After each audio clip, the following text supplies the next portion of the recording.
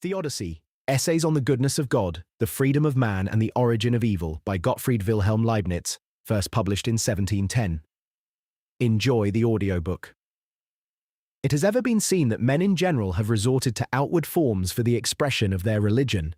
Sound piety, that is to say, light and virtue, has never been the portion of the many. One should not wonder at this. Nothing is so much in accord with human weakness. We are impressed by what is outward, while the inner essence of things requires consideration of such a kind as few persons are fitted to give. As true piety consists in principles and practice, the outward forms of religion imitate these and are of two kinds. The one kind consists in ceremonial practices, and the other in the formularies of belief. Ceremonies resemble virtuous actions, and formularies are like shadows of the truth and approach, more or less, the true light. All these outward forms would be commendable if those who invented them had rendered them appropriate to maintain and to express that which they imitate. If religious ceremonies, ecclesiastical discipline, the rules of communities, human laws were always like a hedge round the divine law, to withdraw us from any approach to vice, to inure us to the good and to make us familiar with virtue. That was the aim of Moses and of other good lawgivers, of the wise men who founded religious orders, and above all of Jesus Christ, divine founder of the purest and most enlightened religion. It is just the same with the formularies of belief. They would be valid provided there were nothing in them inconsistent with truth unto salvation, even though the full truth concerned were not there. But it happens only too often that religion is choked in ceremonial, and that the divine light is obscured by the opinions of men. The pagans who inhabited the earth before Christianity was founded had only one kind of outward form. They had ceremonies in their worship, but they had no articles of faith and had never dreamed of drawing up formularies for their dogmatic theology. They knew not whether their gods were real persons or symbols of the forces of nature, as the sun, the planets, the elements. Their mysteries consisted not in difficult dogmas, but in certain secret observances, whence the profane, namely those who were not initiated, were excluded. These observances were very often ridiculous and absurd, and it was necessary to conceal them in order to guard them against contempt.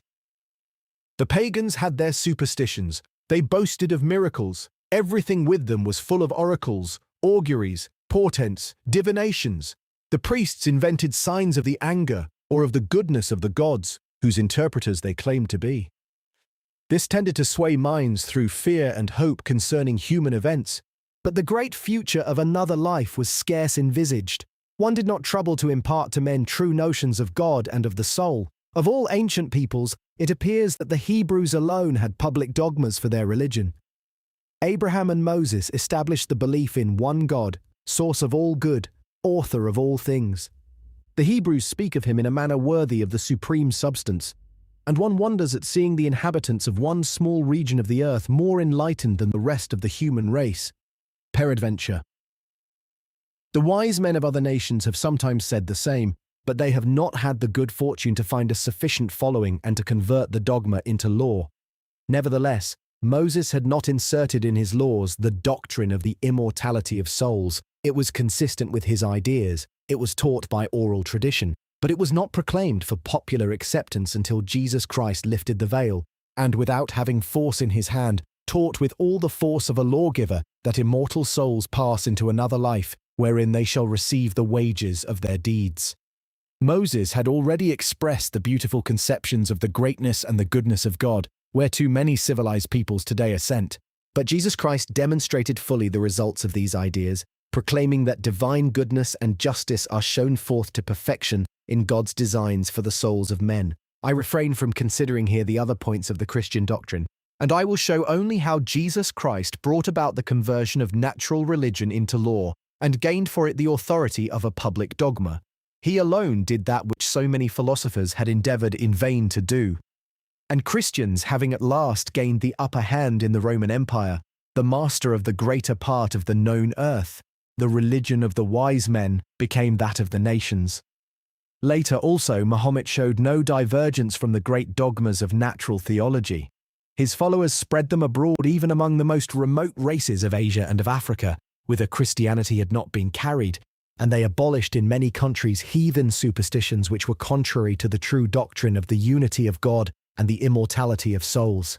it is clear that Jesus Christ, completing what Moses had begun, wished that the divinity should be the object not only of our fear and veneration, but also of our love and devotion. Thus he made men happy by anticipation, and gave them here on earth a foretaste of future felicity. For there is nothing so agreeable as loving that which is worthy of love. Love is that mental state which makes us take pleasure in the perfections of the object of our love, and there is nothing more perfect than God, nor any greater delight than in him.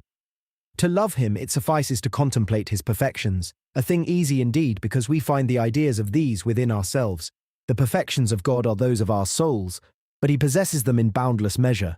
He is an ocean, whereof to us only drops have been granted. There is in us some power, some knowledge, some goodness, but in God they are all in their entirety. Order, proportions, harmony delight us. Painting and music are samples of these. God is all order. He always keeps truth of proportions. He makes universal harmony. All beauty is an effusion of his rays. It follows manifestly that true piety and even true felicity consist in the love of God, but a love so enlightened that its fervour is attended by insight. This kind of love begets that pleasure in good actions which gives relief to virtue, and relating all to God as to the centre transports the human to the divine. For in doing one's duty, in obeying reason, one carries out the orders of supreme reason.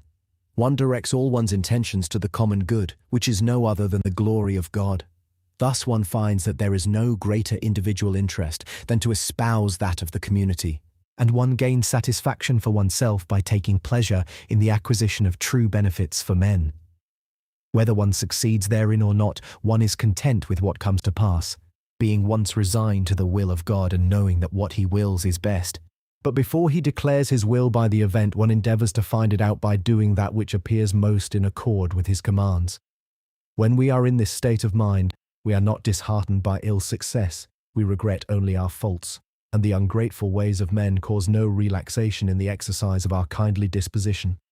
Our charity is humble and full of moderation. It presumes not to domineer. Attentive alike to our own faults and to the talents of others, we are inclined to criticize our own actions and to excuse and vindicate those of others. We must work out our own perfection and do wrong to no man. There is no piety where there is not charity, and without being kindly and beneficent, one cannot show sincere religion. Good disposition, favorable upbringing, association with pious and virtuous persons may contribute much towards such a propitious condition for our souls, but most securely are they grounded therein by good principles. I have already said that insight must be joined to fervour, that the perfecting of our understanding must accomplish the perfecting of our will. The practices of virtue, as well as those of vice, may be the effect of a mere habit. One may acquire a taste for them.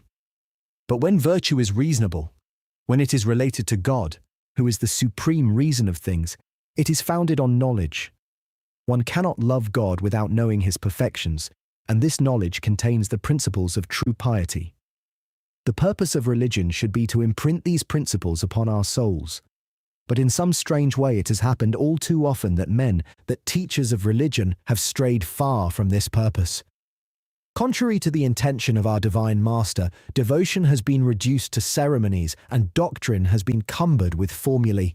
All too often these ceremonies have not been well fitted to maintain the exercise of virtue, and the formulae sometimes have not been lucid. Can one believe it? Some Christians have imagined that they could be devout without loving their neighbour, and pious without loving God. Or else people have thought that they could love their neighbour without serving him and could love God without knowing him. Many centuries have passed without recognition of this defect by the people at large, and there are still great traces of the reign of darkness. There are divers persons who speak much of piety, of devotion, of religion, who are even busied with the teaching of such things, and who yet prove to be by no means versed in the divine perfections. They ill understand the goodness and the justice of the sovereign of the universe. They imagine a God who deserves neither to be imitated nor to be loved. This indeed seemed to me dangerous in its effect, since it is of serious moment that the very source of piety should be preserved from infection. The old errors of those who arraigned the divinity, or who made thereof an evil principle, have been renewed sometimes in our own days. People have pleaded the irresistible power of God when it was a question rather of presenting his supreme goodness, and they have assumed a despotic power when they should rather have conceived of a power ordered by the most perfect wisdom. I have observed that these opinions, apt to do harm, rested especially on confused notions which had been formed concerning freedom, necessity, and destiny. And I have taken up my pen more than once on such an occasion to give explanations on these important matters. But finally, I have been compelled to gather up my thoughts on all these connected questions and to impart them to the public. It is this that I have undertaken in the essays which I offer here on the goodness of God, the freedom of man, and the origin of evil. There are two famous labyrinths where our reason very often goes astray. One concerns the great question of the free and the necessary, above all in the production and the origin of evil. The other consists in the discussion of continuity and of the indivisibles which appear to be the elements thereof, and where the consideration of the infinite must enter in. The first perplexes almost all the human race, the other exercises philosophers only. I shall have perchance at another time an opportunity to declare myself on the second, and to point out that, for lack of a true conception of the nature of substance and matter, people have taken up false positions leading to insurmountable difficulties which should properly be applied to the overthrow of these very positions. But if the knowledge of continuity is important for speculative inquiry, that of necessity is nonetheless so for practical application, and it, together with the questions therewith connected, to wit, the freedom of man and the justice of God, forms the object of this treatise. Men have been perplexed in well-nigh every age by a sophism which the ancients called the lazy reason, because it tended towards doing nothing, or at least towards being careful for nothing, and only following inclination for the pleasure of the moment. For they said, if the future is necessary, that which must happen will happen, whatever I may do. Now the future, so they said, is necessary, whether because the divinity foresees everything, and even pre-establishes it by the control of all things in the universe, or because everything happens of necessity, through the concatenation of causes, or finally, through the very nature of truth, which is determinate in the assertions that can be made on future events, as it is in all assertions, since the assertion must always be true or false in itself, even though we know not always which it is. And all these reasons for determination which appear different converge finally like lines upon one and the same centre. For there is a truth in the future event which is predetermined by the causes, and God pre-establishes it in establishing the causes. The false conception of necessity, being applied in practice, has given rise to what I call Mohammedan fate after the Turkish fashion, because it is said of the Turks that they do not shun danger or even abandon places infected with plague, owing to their use of such reasoning as that just recorded. For what is called Stoic fate was not so black as it is painted. It did not divert men from the care of their affairs, but it tended to give them tranquility in regard to events through the consideration of necessity, which renders our anxieties and our vexations needless. In which respect these philosophers were not far removed from the teaching of our Lord, who deprecates these anxieties in regard to the morrow, comparing them with the needless trouble a man would give himself in labouring to increase his stature. It is true that the teachings of the Stoics, and perhaps also of some famous philosophers of our time, confining themselves to this alleged necessity, can only impart a forced patience, whereas our Lord inspires thoughts more sublime, and even instructs us in the means of gaining contentment by assuring us that since God, being altogether good and wise, has care for everything, even so far as not to neglect one hair of our head, our confidence in him ought to be entire, and thus we should see, if we were capable of understanding him, that it is not even possible to wish for anything better, as much in general as for ourselves, than what he does. It is as if one said to men, "Do your duty and be content with that which shall come of it, not only because you cannot resist divine providence or the nature of things, which may suffice for tranquility, but not for contentment, but also because you have to do with a good master."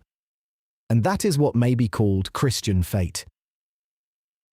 Nevertheless, it happens that most men, and even Christians, introduce into their dealings some mixture of fate after the Turkish fashion, although they do not sufficiently acknowledge it. It is true that they are not inactive or negligent when obvious perils or great and manifest hopes present themselves, for they will not fail to abandon a house that is about to fall and to turn aside from a precipice they see in their path. And they will burrow in the earth to dig up a treasure half uncovered, without waiting for fate to finish dislodging it. But when the good or the evil is remote and uncertain, and the remedy painful or little to our taste, the lazy reason seems to us to be valid. For example, when it is a question of preserving one's health and even one's life by good diet, people to whom one gives advice thereupon very often answer that our days are numbered and that it avails nothing to try to struggle against that which God destines for us. But these same persons run to even the most absurd remedies when the evil they had neglected draws near. One reasons in somewhat the same way when the question for consideration is somewhat thorny, as for instance when one asks oneself, what path of life shall I follow?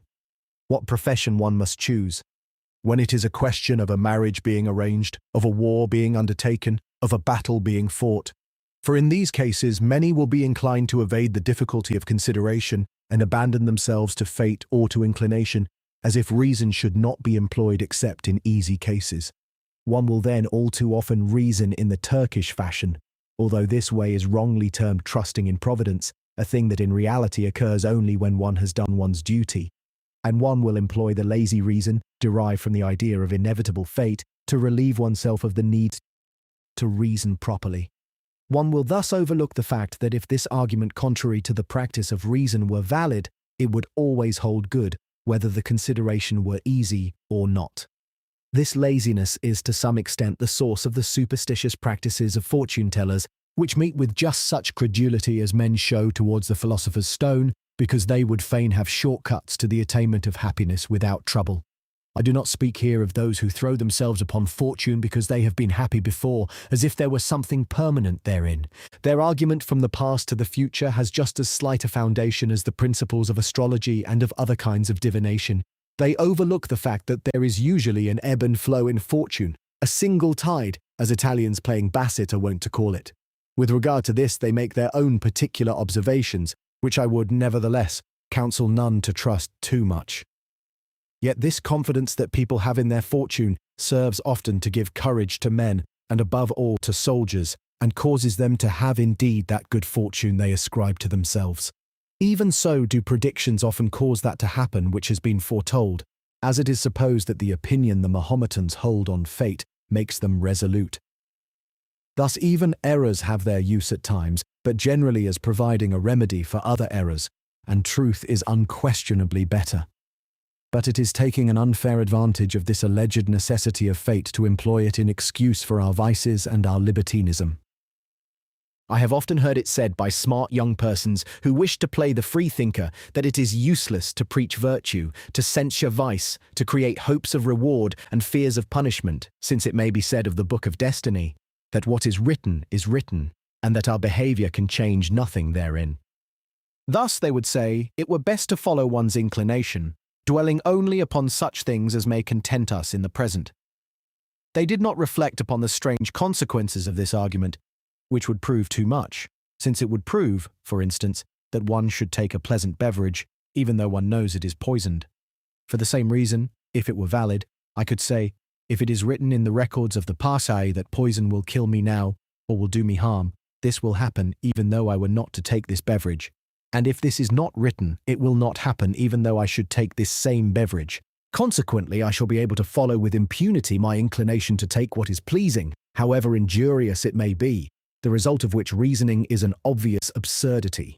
This objection disconcerted them a little, but they always reverted to their argument, phrased in different ways, until they were brought to understand where the fault of the sophism lies. It is untrue that the event happens whatever one may do. It will happen because one does what leads thereto. And if the event is written beforehand, the cause that will make it happen is written also.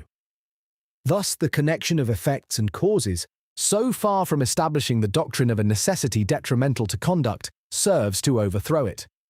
Yet, without having evil intentions inclined towards libertinism, one may envisage differently the strange consequences of an inevitable necessity, considering that it would destroy the freedom of the will, so essential to the morality of action. For justice and injustice, praise and blame, punishment and reward cannot attach to necessary actions, and nobody will be under obligation to do the impossible or to abstain from doing what is absolutely necessary. Without any intention of abusing this consideration in order to favor irregularity, one will nevertheless not escape embarrassment sometimes when it comes to a question of judging the actions of others, or rather of answering objections, amongst which there are some even concerned with the actions of God, whereof I will speak presently.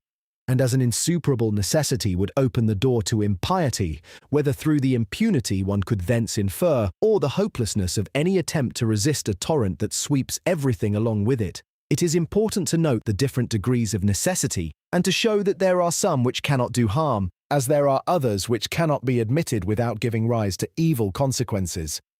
Some go even further. Not content with using the pretext of necessity to prove that virtue and vice do neither good nor ill, they have the hardihood to make the divinity accessory to their licentious way of life, and they imitate the pagans of old, who ascribe to the gods the cause of their crimes, as if a divinity drove them to do evil. The philosophy of Christians, which recognizes better than that of the ancients the dependence of things upon the first author and his cooperation with all the actions of creatures, appears to have increased this difficulty.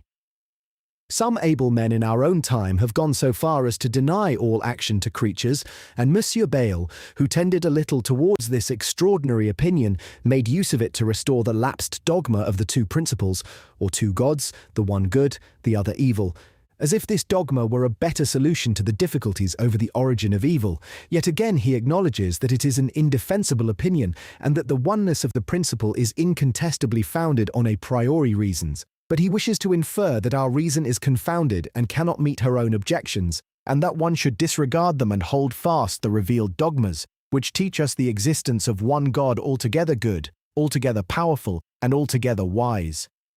But many readers, convinced of the irrefutable nature of his objections and believing them to be at least as strong as the proofs for the truth of religion, would draw dangerous conclusions.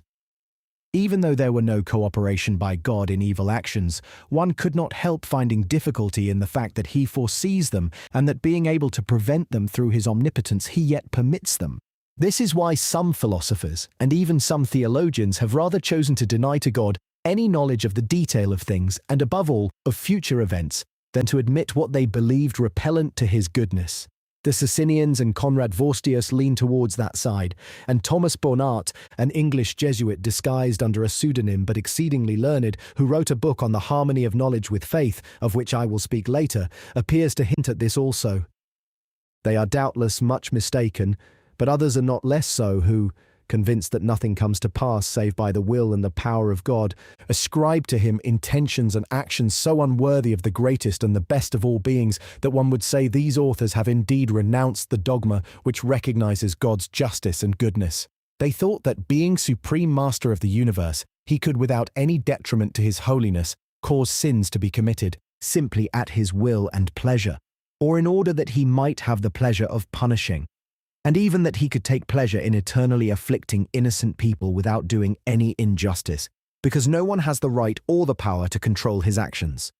Some even have gone so far as to say that God acts thus indeed, and on the plea that we are as nothing in comparison with him, they liken us to earthworms which men crush without heeding as they walk, or in general to animals that are not of our species and which we do not scruple to ill-treat.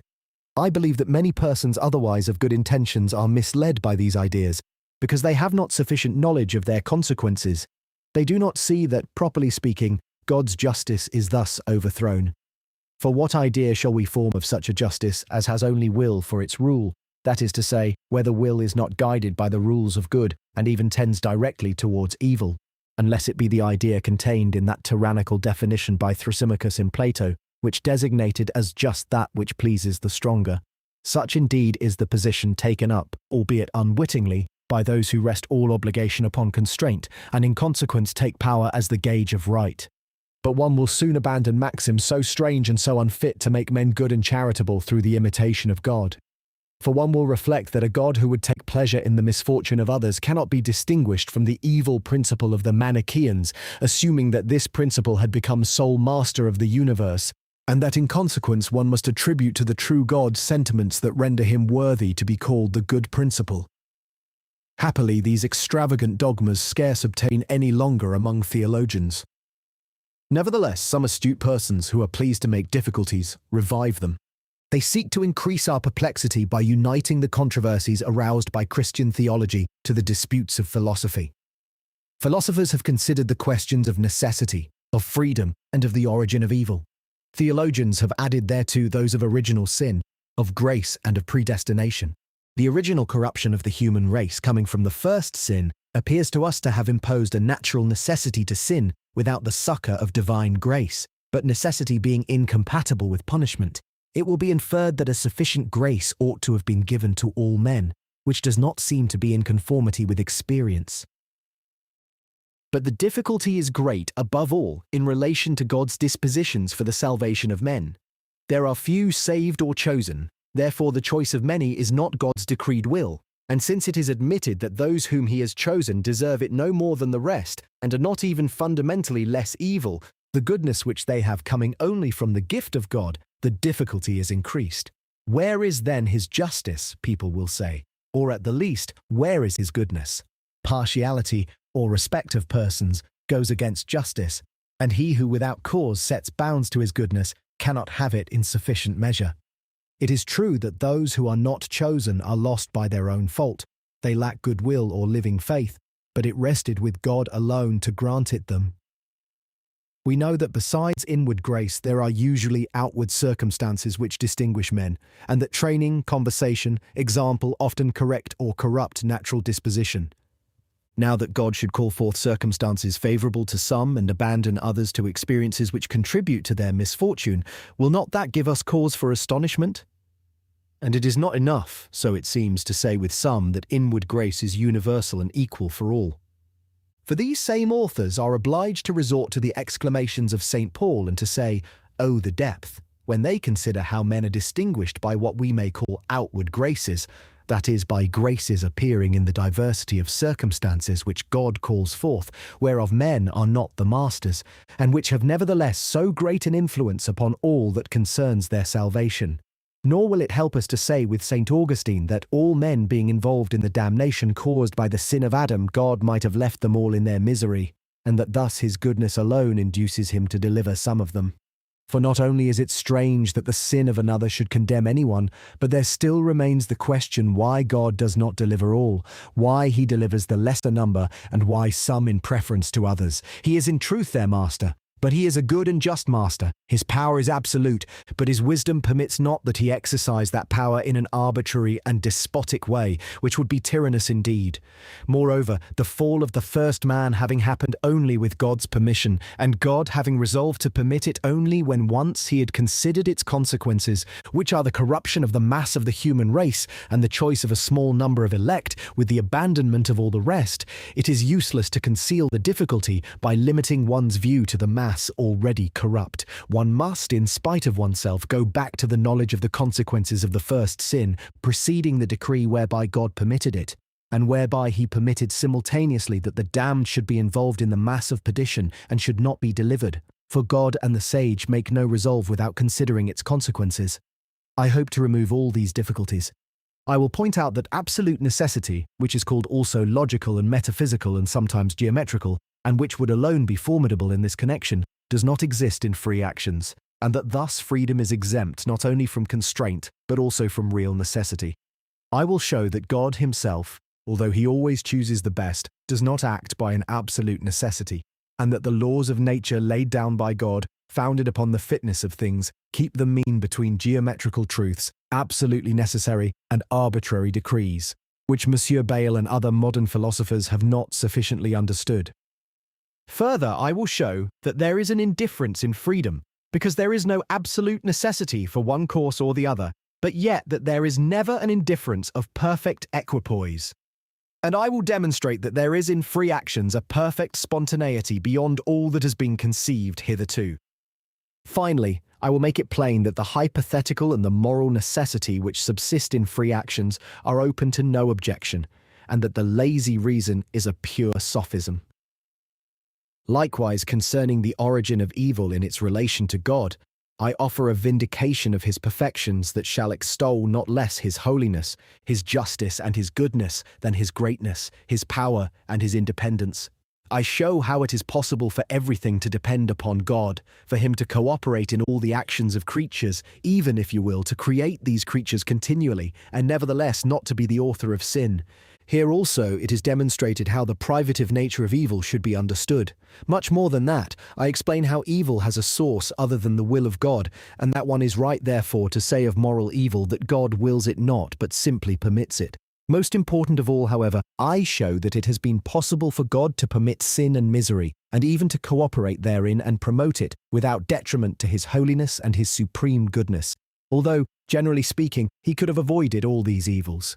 Concerning grace and predestination, I justify the most debatable assertions, as for instance, that we are converted only through the prevenient grace of God, and that we cannot do good except with his aid, that God wills the salvation of all men, and that he condemns only those whose will is evil, that he gives to all a sufficient grace provided they wish to use it, that, Jesus Christ being the source and the center of election, God destined the elect for salvation, because he foresaw that they would cling with a lively faith to the doctrine of Jesus Christ. Yet it is true that this reason for election is not the final reason, and that this very prevision is still a consequence of God's anterior decree. Faith, likewise, is a gift of God, who has predestinated the faith of the elect, for reasons lying in a superior decree which dispenses grace and circumstance in accordance with God's supreme wisdom. Now, as one of the most gifted men of our time, whose eloquence was as great as his acumen, and who gave great proofs of his vast erudition, had applied himself with a strange predilection to call attention to all the difficulties on this subject which I have just touched in general, I found a fine field for exercise in considering the question with him in detail. I acknowledge that Monsieur Bayle, for it is easy to see that I speak of him, has on his side all the advantages except that of the root of the matter, but I hope that truth, which he acknowledges himself to be on our side, by its very plainness, and provided it be fittingly set forth, will prevail over all the ornaments of eloquence and erudition. My hope for success therein is all the greater because it is the cause of God I plead, and because one of the maxims here upheld states that God's help is never lacking for those that lack not goodwill. The author of this discourse believes that he has given proof of this goodwill in the attention he has brought to bear upon this subject. He has meditated upon it since his youth. He has conferred with some of the foremost men of the time, and he has schooled himself by the reading of good authors. And the success which God has given him, according to the opinion of sundry competent judges, in certain other profound meditations, of which some have much influence on this subject, gives him peradventure some right to claim the attention of readers who love truth and are fitted to search after it. The author had, moreover, particular and weighty reasons inducing him to take pen in hand for discussion of this subject. Conversations which he had concerning the same with literary and court personages in Germany and in France, and especially with one of the greatest and most accomplished of princesses, have repeatedly prompted him to this course. He had had the honour of expressing his opinions to this princess upon divers passages of the admirable Dictionary of Monsieur Bayle, wherein religion and reason appear as adversaries, and where Monsieur Bayle wishes to silence reason after having made it speak too loud, which he calls the triumph of faith. The present author declared there and then that he was of a different opinion, but that he was nevertheless well pleased that a man of such great genius had brought about an occasion for going deeply into these subjects as important as they are difficult. He admitted having examined them also for some long time already, and having sometimes been minded to publish upon this matter some reflections whose chief aim should be such knowledge of God as is needed to awaken piety and to foster virtue. This princess exhorted and urged him to carry out his long-cherished intention, and some friends added their persuasions. He was all the more tempted to accede to their requests, since he had reason to hope that in the sequel to his investigation, Monsieur Bayle's genius would greatly aid him to give the subject such illumination as it might receive with his support. But divers obstacles intervened, and the death of the incomparable queen was not the least. It happened, however, that Monsieur Bayle was attacked by excellent men who set themselves to examine the same subject. He answered them fully and always ingeniously. I followed their dispute, and was even on the point of being involved therein. This is how it came about. I had published a new system, which seemed well adapted to explain the union of the soul and the body. It met with considerable applause even from those who were not in agreement with it, and certain competent persons testified that they had already been of my opinion without having reached so distinct an explanation before they saw what I had written on the matter. M. Bayle examined it in his historical and critical dictionary, article Rurarius. He thought that my expositions were worthy of further development. He drew attention to their usefulness in various connections, and he laid stress upon what might still cause difficulty. I could not but reply in a suitable way to expressions so civil and to reflections so instructive as his. In order to turn them to greater account, I published some elucidations in the History of the Works of the Learned, July 1698. Bayle replied to them in the second edition of his dictionary. I sent him a rejoinder which has not yet been published. I know not whether he ever made a further reply. Meanwhile, it happened that Monsieur Leclerc had inserted in his select library an extract from the intellectual system of the late Mr. Cudworth, and had explained therein certain plastic natures which this admirable author applied to the formation of animals. Monsieur Bayle believed that, these natures being without cognition, in establishing them one weakened the argument which proves, through the marvellous formation of things, that the universe must have an intelligent cause. Monsieur Leclerc replied that these natures required to be directed by divine wisdom. Monsieur Bayle insisted, 7th article of the History of the Works of the Learned, August 1704, that direction alone was not sufficient for a cause devoid of cognition, unless one took the cause to be a mere instrument of God, in which case direction would be needless. My system was touched upon in passing, and that gave me an opportunity to send a short essay to the illustrious author of the History of the Works of the Learned, which he inserted in the month of May 1705, Article 9. In this I endeavoured to make clear that in reality mechanism is sufficient to produce the organic bodies of animals without any need of other plastic natures, provided there be added thereto the pre-formation already completely organic in the seeds of the bodies that come into existence, contained in those of the bodies whence they spring, right back to the primary seeds. This could only proceed from the author of things, infinitely powerful and infinitely wise, who, creating all in the beginning in due order, had pre-established their all order and artifice that was to be. There is no chaos in the inward nature of things, and there is organism everywhere in a matter whose disposition proceeds from God. More and more of it would come to light if we press closer our examination of the anatomy of bodies, and we should continue to observe it even if we could go on to infinity, like nature, and make subdivision as continuous in our knowledge as nature has made it in fact. In order to explain this marvel of the formation of animals, I made use of a pre-established harmony, that is to say, of the same means I had used to explain another marvel, namely the correspondence of soul with body, wherein I proved the uniformity and the fecundity of the principles I had employed. It seems that this reminded Monsieur Bayle of my system of accounting for this correspondence, which he had examined formerly. He declared that he did not believe God could give to matter or to any other cause the faculty of becoming organic without communicating to it the idea and the knowledge of organic nature. Also, he was not yet disposed to believe that God, with all his power over nature and with all the foreknowledge which he has of the contingencies that may arrive, could have so disposed things that by the laws of mechanics alone a vessel, for instance, should go to its port of destination without being steered during its passage by some intelligent guide. I was surprised to see that limits were placed on the power of God, without the adduction of any proof and without indication that there was any contradiction to be feared on the side of the object or any imperfection on God's side. Whereas I had shown before in my rejoinder that even men often produce through automata something like the movements that come from reason, and that even a finite mind, but one far above ours, could accomplish what Monsieur Bayle thinks impossible to the divinity. Moreover, as God orders all things at once beforehand, the accuracy of the path of this vessel would be no more strange than that of a fuse passing along a cord in fireworks, since the whole disposition of things preserves a perfect harmony between them by means of their influence one upon the other. This declaration of Monsieur Bayle pledged me to an answer.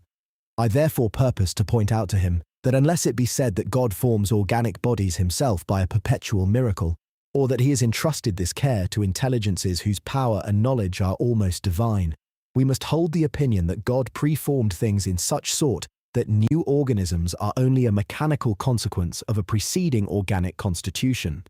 Even so do butterflies come out of silkworms, an instance where Monsieur Swammerdam has shown that there is nothing but development. And I would have added that nothing is better qualified than the preformation of plants and of animals to confirm my system of pre-established harmony between the soul and the body. For in this the body is prompted by its original constitution to carry out with the help of external things all that it does in accordance with the will of the soul. So the seeds by their original constitution carry out naturally the intentions of God, by an artifice greater still than that which causes our body to perform everything in conformity with our will. And since Monsieur Bayle himself deems with reason that there is more artifice in the organism of animals than in the most beautiful poem in the world, or in the most admirable invention whereof the human mind is capable, it follows that my system of the connection between the body and the soul is as intelligible as the general opinion on the formation of animals. For this opinion, which appears to me true, states in effect that the wisdom of God has so made nature that it is competent in virtue of its laws to form animals. I explain this opinion and throw more light upon the possibility of it through the system of preformation, whereafter there will be no cause for surprise that God has so made the body that by virtue of its own laws it can carry out the intentions of the reasoning soul. For all that the reasoning soul can demand of the body is less difficult than the organization which God has demanded of the seeds. M. Bayle says that it is only very recently there have been people who have understood that the formation of living bodies cannot be a natural process. This he could say also, in accordance with his principles, of the communication between the soul and the body, since God affects this whole communication in the system of occasional causes to which this author subscribes. But I admit the supernatural here only in the beginning of things, in respect of the first formation of animals, or in respect of the original constitution of pre-established harmony between the soul and the body. Once that has come to pass, I hold that the formation of animals and the relation between the soul and the body are something as natural now as the other most ordinary operations of nature. A close parallel is afforded by people's ordinary thinking about the instinct and the marvelous behavior of brutes. One recognizes reason there not in the brutes but in him who created them. I am then of the general opinion in this respect, but I hope that my explanation will have added clearness and lucidity, and even a more ample range, to that opinion. Now, when preparing to justify my system in face of the new difficulties of M. Bayle, I purposed at the same time to communicate to him the ideas which I had had for some time already, on the difficulties put forward by him in opposition to those who endeavour to reconcile reason with faith in regard to the existence of evil. Indeed, there are perhaps few persons who have toiled more than I in this matter. Hardly had I gained some tolerable understanding of Latin writings when I had an opportunity of turning over books in a library. I flitted from book to book, and since subjects for meditation pleased me as much as histories and fables, I was charmed by the work of Laurentius Valla against Boethius and by that of Luther against Erasmus, although I was well aware that they had need of some mitigation. I did not omit books of controversy, and amongst other writings of this nature, the records of the Montbéliard conversation, which had revived the dispute, appeared to me instructive. Nor did I neglect the teachings of our theologians, and the study of their opponents, far from disturbing me, served to strengthen me in the moderate opinions of the churches of the Augsburg Confession. I had opportunity on my journeys to confer with some excellent men of different parties, for instance with Bishop Peter von Wallenberg, suffragan of Mainz, with Herr Johann Ludwig Fabricius, premier theologian of Heidelberg, and finally with the celebrated Monsieur Arnauld. To him I even tendered a Latin dialogue of my own composition upon this subject, about the year 1673, wherein already I laid it down that God, having chosen the most perfect of all possible worlds, had been prompted by his wisdom to permit the evil which was bound up with it, but which still did not prevent this world from being, all things considered, the best that could be chosen. I have also since read many and various good authors on these subjects, and I have endeavoured to make progress in the knowledge that seems to me proper for banishing all that could have obscured the idea of supreme perfection which must be acknowledged in God. I have not neglected to examine the most rigorous authors who have extended furthest the doctrine of the necessity of things, as for instance Hobbes and Spinoza, of whom the former advocated this absolute necessity not only in his physical elements and elsewhere, but also in a special book against Bishop Bramhall. And Spinoza insists more or less, like an ancient peripatetic philosopher named Strato, that all has come from the first cause or from primitive nature by a blind and geometrical necessity, with complete absence of capacity for choice, for goodness, and for understanding in this first source of things. I have found the means, so it seems to me, of demonstrating the contrary in a way that gives one a clear insight into the inward essence of the matter. For having made new discoveries on the nature of active force and the laws of motion, I have shown that they have no geometrical necessity, as Spinoza appears to have believed they had. Neither, as I have made plain, are they purely arbitrary, even though this be the opinion of M. Bayle and of some modern philosophers. But they are dependent upon the fitness of things, as I have already pointed out above, or upon that which I call the principle of the best. Moreover, one recognizes therein, as in every other thing, the marks of the first substance, whose productions bear the stamp of a supreme wisdom and make the most perfect of harmonies. I have shown also that this harmony connects both the future with the past and the present with the absent. The first kind of connection unites times and the other places. This second connection is displayed in the union of the soul with the body, and in general in the communication of true substances with one another and with material phenomena. But the first takes place in the pre-formation of organic bodies, or rather of all bodies, since there is organism everywhere, although all masses do not compose organic bodies. So a pond may very well be full of fish or of other organic bodies, although it is not itself an animal or organic body, but only a mass that contains them. Thus I had endeavoured to build upon such foundations, established in a conclusive manner, a complete body of the main articles of knowledge that reason pure and simple can impart to us, a body whereof all the parts were properly connected and capable of meeting the most important difficulties of the ancients and the moderns. I had also in consequence formed for myself a certain system concerning the freedom of man and the cooperation of God. This system appeared to me to be such as would in no wise offend reason and faith, and I desired to submit it to the scrutiny of Monsieur Bayle, as well as of those who are in controversy with him. Now he has departed from us, and such a loss is no small one, a writer whose learning and acumen few have equalled. But since the subject is under consideration and men of talent are still occupied with it, while the public also follows it attentively, I take this to be a fitting moment for the publication of certain of my ideas. It will perhaps be well to add the observation before finishing this preface that in denying the physical influence of the soul upon the body or of the body upon the soul, that is, an influence causing the one to disturb the laws of the other, I by no means deny the union of the one with the other which forms of them a suppositum, but this union is something metaphysical which changes nothing in the phenomena. This is what I have already said in reply to the objection raised against me in the Memoirs of Trevoux by the Reverend Father de Tournemine, whose wit and learning are of no ordinary mould. And for this reason one may say also in a metaphysical sense that the soul acts upon the body and the body upon the soul. Moreover, it is true that the soul is the entelechy or the active principle, whereas the corporeal alone or the mere material contains only the passive. Consequently, the principle of action is in the soul, as I have explained more than once in the Leipzig Journal. More especially does this appear in my answer to the late Herr Sturm, philosopher and mathematician of Altorf, where I have even demonstrated that if bodies contained only the passive, their different conditions would be indistinguishable. Also, I take this opportunity to say that, having heard of some objections made by the gifted author of the book on self-knowledge, in that same book, to my system of pre-established harmony, I sent a reply to Paris, showing that he has attributed to me opinions I am far from holding. On another matter recently, I met with like treatment at the hands of an anonymous doctor of the Sorbonne, and these misconceptions would have become plain to the reader at the outset if my own words which were being taken in evidence had been quoted. This tendency of men to make mistakes in presenting the opinions of others leads me to observe also that when I said somewhere that man helps himself in conversion through the succour of grace, I mean only that he derives advantage from it through the cessation of the resistance overcome, but without any cooperation on his part, just as there is no cooperation in ice when it is broken.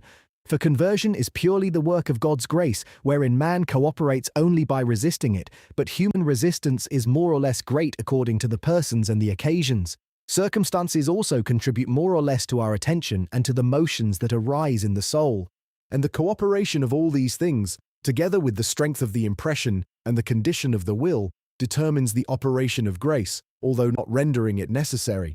I have expounded sufficiently elsewhere that in relation to matters of salvation, unregenerate man is to be considered as dead, and I greatly approve the manner wherein the theologians of the Augsburg Confession declare themselves on this subject. Yet this corruption of unregenerate man is, it must be added, no hindrance to his possession of true moral virtues and his performance of good actions in his civic life, actions which spring from a good principle, without any evil intention and without mixture of actual sin. Wherein I hope I shall be forgiven if I have dared to diverge from the opinion of St. Augustine. He was doubtless a great man, of admirable intelligence, but inclined sometimes, as it seems, to exaggerate things, above all in the heat of his controversies. I greatly esteem some persons who profess to be disciples of St. Augustine, amongst others the Reverend Father Quesnel, a worthy successor of the great Arnaud, in the pursuit of controversies that have embroiled them with the most famous of societies. But I have found that usually in disputes between people of conspicuous merit, of whom there are doubtless some here in both parties, there is right on both sides, although in different points, and it is rather in the matter of defence than attack, although the natural malevolence of the human heart generally renders attack more agreeable to the reader than defence.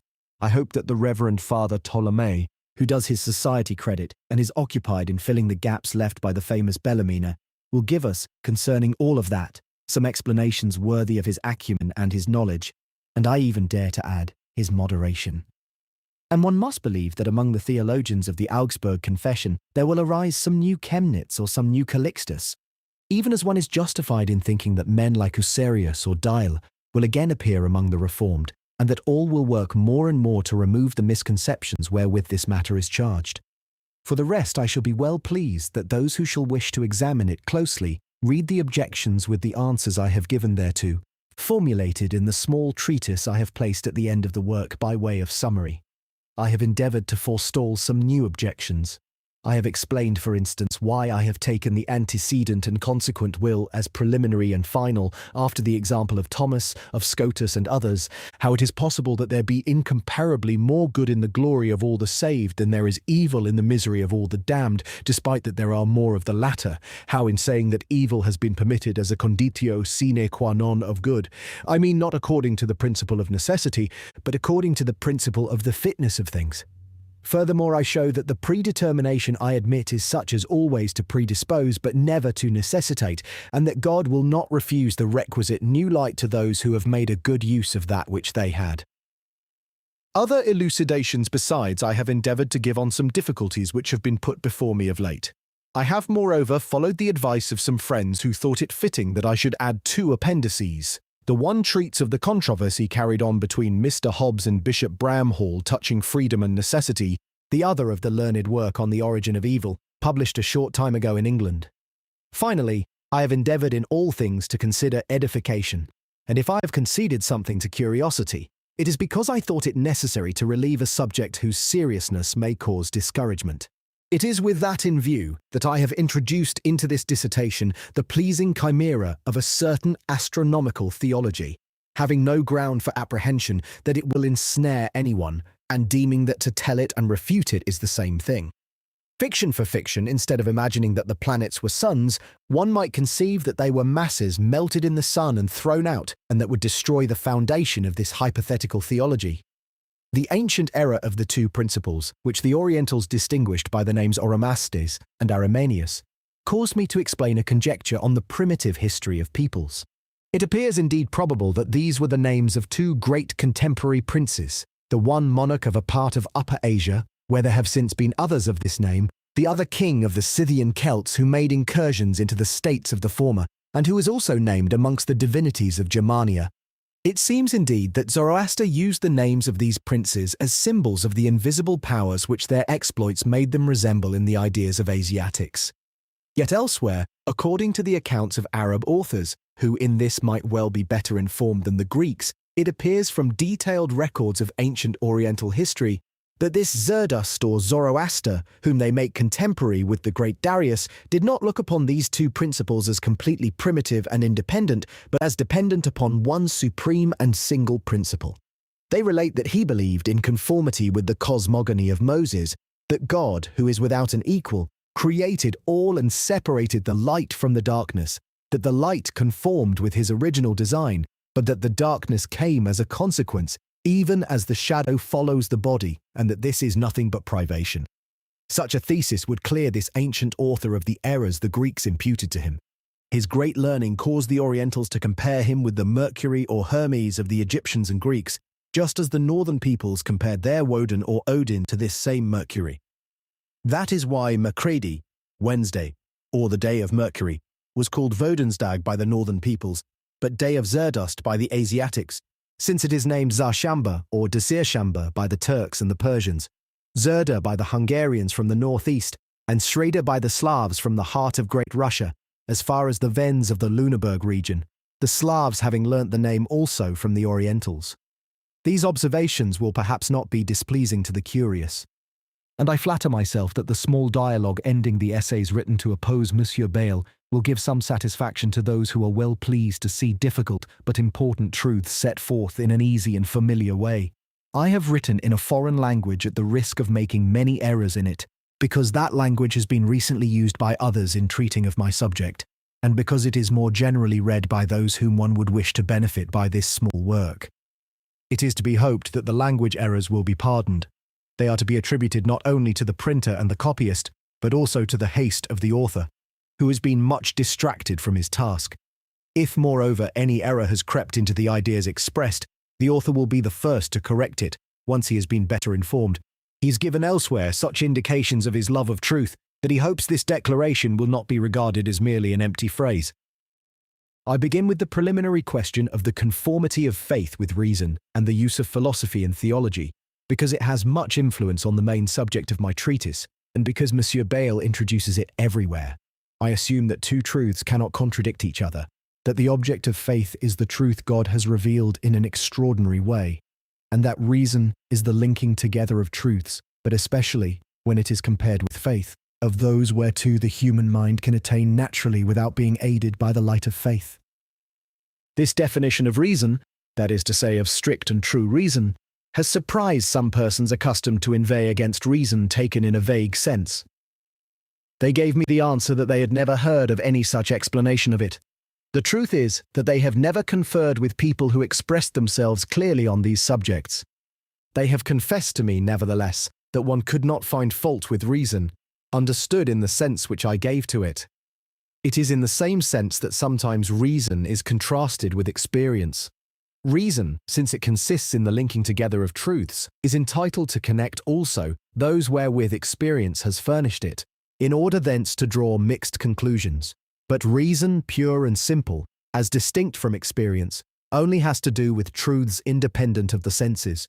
And one may compare faith with experience, since faith, in respect of the motives that give it justification, depends upon the experience of those who have seen the miracles whereon revelation is founded, and upon the trustworthy tradition which has handed them down to us, whether through the Scriptures or by the account of those who have preserved them.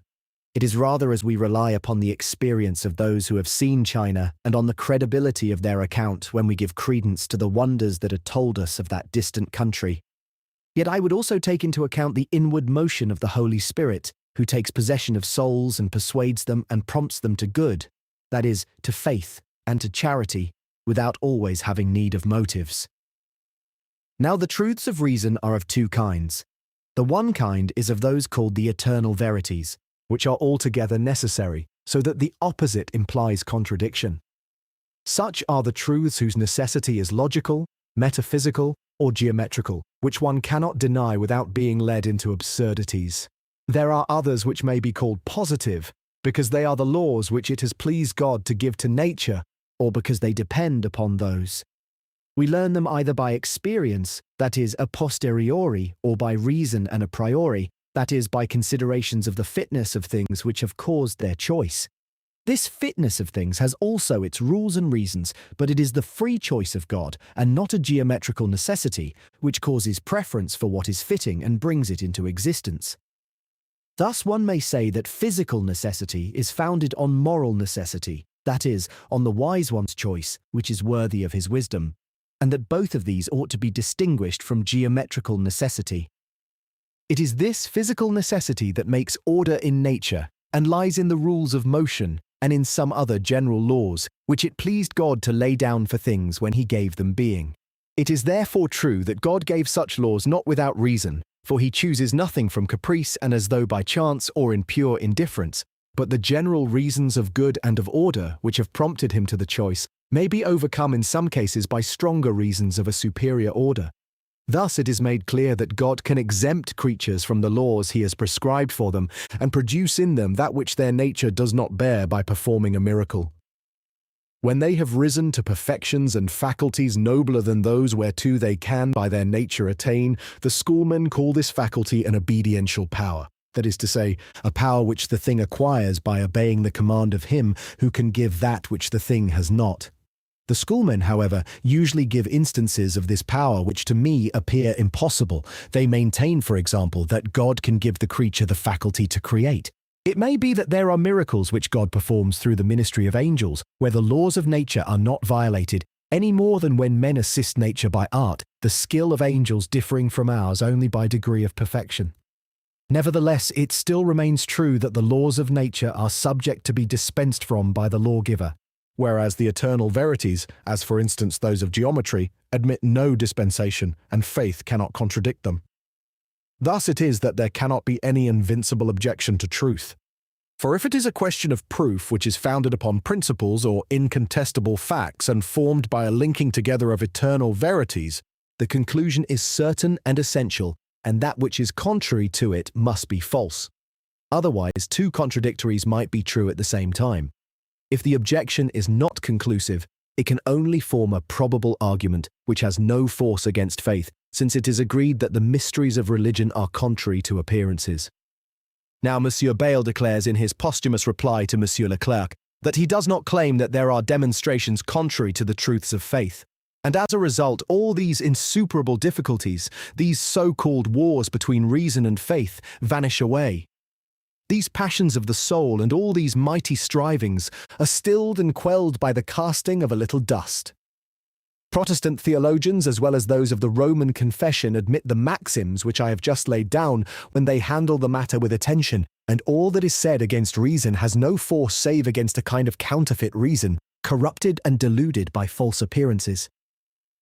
It is the same with our notions of the justice and the goodness of God, which are spoken of sometimes as if we had neither any idea nor any definition of their nature. But in that case, we should have no ground for ascribing these attributes to him or lauding him for them. His goodness and his justice, as well as his wisdom, differ from ours only because they are infinitely more perfect. Thus, the simple notions, the necessary truths, and the conclusive results of philosophy cannot be contrary to revelation. And when some philosophical maxims are rejected in theology, the reason is that they are considered to have only a physical or moral necessity, which speaks only of that which takes place usually and is consequently founded on appearances, but which may be withheld if God so pleases. It seems, according to what I have just said, that there is often some confusion in the expressions of those who set at variance philosophy and theology, or faith and reason. They confuse the terms explain, comprehend, prove, uphold. And I find that Monsieur Bayle, shrewd as he is not always free from this confusion. Mysteries may be explained sufficiently to justify belief in them, but one cannot comprehend them, nor give understanding of how they come to pass. Thus, even in natural philosophy, we explain up to a certain point sundry perceptible qualities, but in an imperfect manner, for we do not comprehend them. Nor is it possible for us either to prove mysteries by reason, for all that which can be proved a priori, or by pure reason, can be comprehended. All that remains for us then, after having believed in the mysteries by reason of the proofs of the truth of religion, which are called motives of credibility, is to be able to uphold them against objections. Without that, our belief in them would have no firm foundation, for all that which can be refuted in a sound and conclusive manner cannot but be false. And such proofs of the truth of religion as can give only a moral certainty would be balanced and even outweighed by such objections as would give an absolute certainty, provided they were convincing and altogether conclusive. This little might suffice me to remove the difficulties concerning the use of reason and philosophy in relation to religion, if one had not to deal all too often with prejudiced persons. But as the subject is important and it has fallen into a state of confusion, it will be well to take it in greater detail. The question of the conformity of faith with reason has always been a great problem. In the primitive church, the ablest Christian authors adapted themselves to the ideas of the Platonists, which were the most acceptable to them, and were at that time most generally in favor. Little by little, Aristotle took the place of Plato, when the taste for systems began to prevail, and when theology itself became more systematic, owing to the decisions of the general councils, which provided precise and positive formularies. St. Augustine, Boethius and Cassiodorus in the West, and St. John of Damascus in the East contributed most towards reducing theology to scientific form, not to mention Bede, Alcuin, St. Anselm, and some other theologians versed in philosophy. Finally came the schoolmen, the leisure of the cloisters giving full scope for speculation, which was assisted by Aristotle's philosophy translated from the Arabic. There was formed at last a compound of theology and philosophy, wherein most of the questions arose from the trouble that was taken to reconcile faith with reason. But this had not met with the full success hoped for, because theology had been much corrupted by the unhappiness of the times, by ignorance and obstinacy. Moreover, philosophy, in addition to its own faults, which were very great, found itself burdened with those of theology, which in its turn was suffering from association with a philosophy that was very obscure and very imperfect. One must confess, notwithstanding with the incomparable Grotius, that there is sometimes gold hidden under the rubbish of the monk's barbarous Latin. I have therefore oft-times wished that a man of talent, whose office had necessitated his learning the language of the schoolman, had chosen to extract thence whatever is of worth, and that another Petau or Tomasius had done in respect of the schoolman what these two learned men have done in respect of the fathers. It would be a very curious work, and very important for ecclesiastical history, and it would continue the history of dogmas up to the time of the revival of letters, owing to which the aspect of things has changed, and even beyond that point. For sundry dogmas, such as those of physical predetermination, of mediate knowledge, philosophical sin, objective precisions, and many other dogmas in speculative theology, and even in the practical theology of cases of conscience, came into currency even after the Council of Trent. A little before these changes, and before the great schism in the West that still endures, there was in Italy a sect of philosophers which disputed this conformity of faith with reason which I maintain. They were dubbed Averroists, because they were adherents of a famous Arab author who was called the commentator by preeminence, and who appeared to be the one of all his race that penetrated furthest into Aristotle's meaning. This commentator, extending what Greek expositors had already taught, maintained that, according to Aristotle, and even according to reason, and at that time the two were considered almost identical, there was no case for the immortality of the soul. Here is his reasoning. The humankind is eternal, according to Aristotle. Therefore, if individual souls die not, one must resort to the metempsychosis rejected by that philosopher. Or if there are always new souls, one must admit the infinity of these souls existing from all eternity, but actual infinity is impossible, according to the doctrine of the same Aristotle. Therefore, it is a necessary conclusion that the souls, that is, the forms of organic bodies, must perish with the bodies, or at least this must happen to the passive understanding that belongs to each one individually. Thus there will only remain the active understanding common to all men, which according to Aristotle comes from outside, and which must work wheresoever the organs are suitably disposed, even as the wind produces a kind of music when it is blown into properly adjusted organ pipes. Nothing could have been weaker than this would-be proof. It is not true that Aristotle refuted metempsychosis, or that he proved the eternity of the humankind, and after all it is quite untrue that an actual infinity is impossible. Yet this proof passed as irresistible amongst Aristotelians, and induced in them the belief that there was a certain sublunary intelligence, and that our active intellect was produced by participation in it. But others who adhered less to Aristotle went so far as to advocate a universal soul forming the ocean of all individual souls, and believed this universal soul alone capable of subsisting, whilst individual souls are born and die. According to this opinion, the souls of animals are born by being separated like drops from their ocean, when they find a body which they can animate. And they die by being reunited to the ocean of souls when the body is destroyed, as streams are lost in the sea. Many even went so far as to believe that God is that universal soul, although others thought that this soul was subordinate and created. This bad doctrine is very ancient and apt to dazzle the common herd. It is expressed in these beautiful lines of Virgil. First, the heaven and the earth and the watery plains, the shining globe of the moon and the Titan stars, a spirit within sustains, and mind infused through all the members, sets the whole mass in motion and mingles with the great body. Thence come the races of men and beasts and the life of winged things. And again elsewhere, for God, they say, pervades all lands and the tracks of the sea and the deep heaven, hence the flocks, the herds, men, and every kind of wild beast, and each at its birth draws its slender life from him. Scilicet hoc redi deinde ac resoluta referi. Plato's soul of the world has been taken in this sense by some, but there is more indication that the Stoics succumb to that universal soul which swallows all the rest. Those who are of this opinion might be called monopsychites, since according to them there is in reality only one soul that subsists. Monsieur Bernier observes that this is an opinion almost universally accepted amongst scholars in Persia and in the states of the Grand Mogul. It appears even that it has gained a footing with the Kabbalists and with the mystics. A certain German of Swabian birth converted to Judaism some years ago, who taught under the name Moses Germanus, having adopted the dogmas of Spinoza, believed that Spinoza revived the ancient Kabbalah of the Hebrews, and a learned man who confuted this proselyte Jew appears to be of the same opinion. It is known that Spinoza recognizes only substance in the world, whereof individual souls are but transient modifications. Valentin Weigel, pastor of Schopau in Saxony, a man of wit, even of excessive wit, although people would have it that he was a visionary, was perhaps to some extent of that opinion, as was also a man known as Johann Angelus Silesius, author of certain quite pleasing little devotional verses in German in the form of epigrams, which have just been reprinted. In general, the mystics' doctrine of deification was liable to such a sinister interpretation. Gerson already has written opposing Ruysbrock, a mystical writer, whose intention was evidently good and whose expressions are excusable.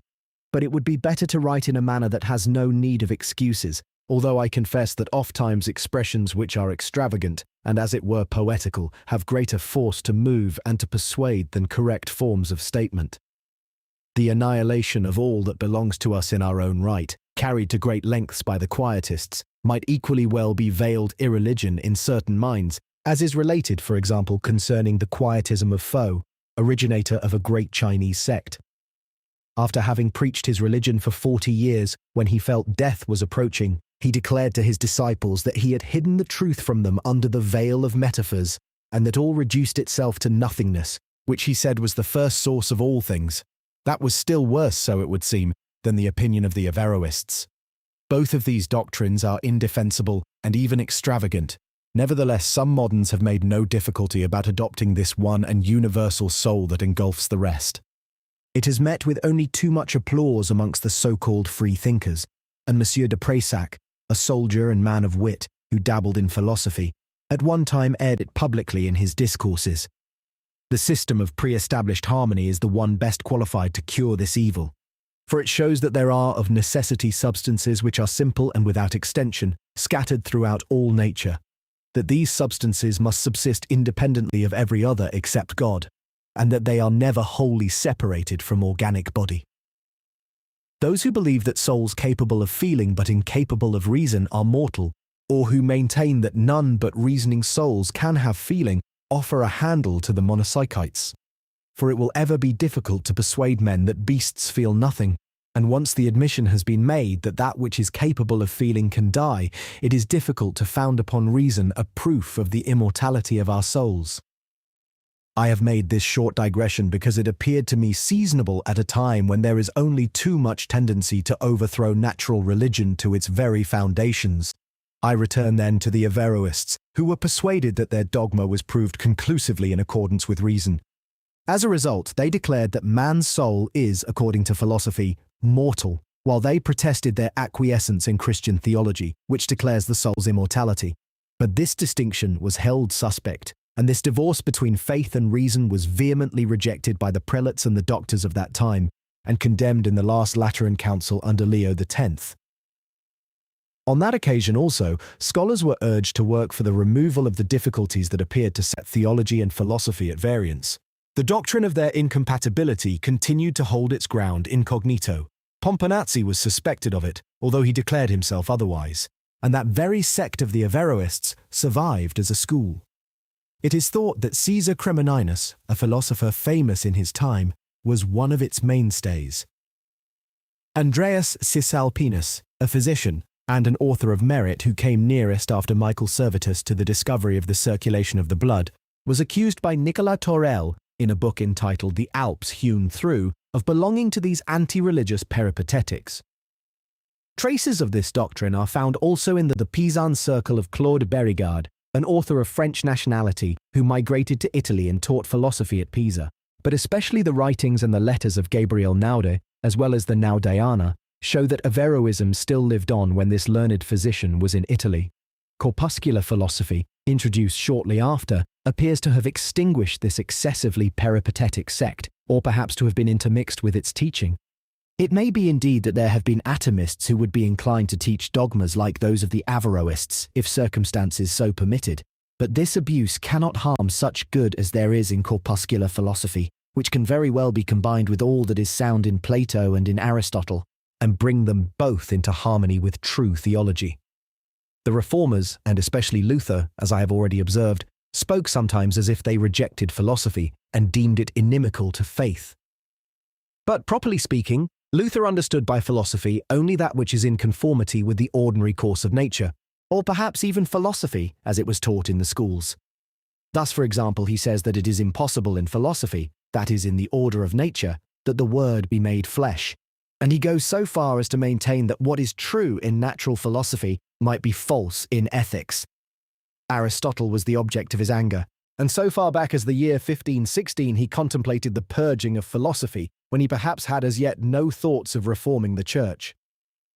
But at last he curbed his vehemence, and in the Apology for the Augsburg Confession allowed a favourable mention of Aristotle and his ethics. Melanchthon, a man of sound and moderate ideas, made little systems from the several parts of philosophy, adapted to the truths of revelation and useful in civic life, which deserve to be read even now. After him, Pierre de la Ramée entered the lists. His philosophy was much in favour. The sect of the Ramists was powerful in Germany, gaining many adherents among the Protestants, and even concerning itself with theology, until the revival of corpuscular philosophy, which caused that of Rami to fall into oblivion and weakened the authority of the Peripatetics. Meanwhile, sundry Protestant theologians, deviating as far as they could from scholastic philosophy, which prevailed in the opposite party, went so far as to despise philosophy itself, which to them was suspect. The controversy blazed up finally owing to the rancour of Daniel Hoffmann. He was an able theologian who had previously gained a reputation at the Conference of Quedlinburg when Tillemann, Hesutius and he had supported Duke Julius of Brunswick in his refusal to accept the Formula of Concord. For some reason or other, Dr. Hoffmann flew into a passion with philosophy instead of being content to find fault with the wrong uses made thereof by philosophers. He was, however, aiming at the famous Cassilius, a man esteemed by the princes and scholars of his time, and Henry Julius, Duke of Brunswick, son of Julius, founder of the university, having taken the trouble himself to investigate the matter, condemned the theologian. There have been some small disputes of the kind since, but it has always been found that they were misunderstandings. Paul Slevogt, a famous professor at Jena in Thuringia, whose still extant treatises prove how well versed he was in scholastic philosophy, as also in Hebrew literature, had published in his youth under the title of Per Vigilium a little book, De Desidio Theologiae et Philosophiae, in utriusque principiis fundato, bearing on the question whether God is accidentally the cause of sin. But it was easy to see that his aim was to demonstrate that theologians sometimes misuse philosophical terms. To come now to the events of my own time, I remember that when in 1666 Louis Meyer, a physician of Amsterdam, published anonymously the book entitled Philosophy the Interpreter of Scripture, by many persons wrongly attributed to Spinoza his friend, the theologians of Holland bestirred themselves, and their written attacks upon this book gave rise to great disputes among them. Divers of them held the opinion that the Cartesians, in confuting the anonymous philosopher, had conceded too much to philosophy. Jean de Labadie, before he had seceded from the Reformed Church, his pretext being some abuses which he said had crept into public observance and which he considered intolerable, attacked the book by Herr von Wolzogen and called it pernicious. On the other hand, Herr Vogelsang, Herr van der Weyer and some other anti-Colchians also assailed the same book with much acrimony, but the accused won his case in a synod. Afterwards in Holland, people spoke of rational and non-rational theologians, a party distinction often mentioned by Monsieur Bayle, who finally declared himself against the former. But there is no indication that any precise rules have yet been defined which the rival parties accept or reject with regard to the use of reason in the interpretation of Holy Scripture. A like dispute has threatened of late to disturb the peace in the churches of the Augsburg Confession. Some masters of arts in the University of Leipzig gave private lessons at their homes to students who sought them out in order to learn what is called Sacra Philologia, according to the practice of this university, and of some others, where this kind of study is not restricted to the faculty of theology. These masters pressed the study of the Holy Scriptures and the practice of piety further than their fellows had been wont to do. It is alleged that they had carried certain things to excess and aroused suspicions of certain doctrinal innovations. This caused them to be dubbed pietists, as though they were a new sect, and this name is one which has since caused a great stir in Germany. It has been applied somehow or other to those whom one suspected, or pretended to suspect, of fanaticism, or even of hypocrisy, concealed under some semblance of reform.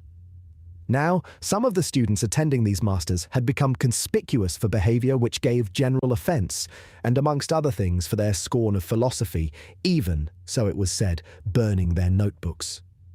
In consequence, the belief arose that their masters rejected philosophy, but they justified themselves very well, nor could they be convicted either of this error or of the heresies that were being imputed to them.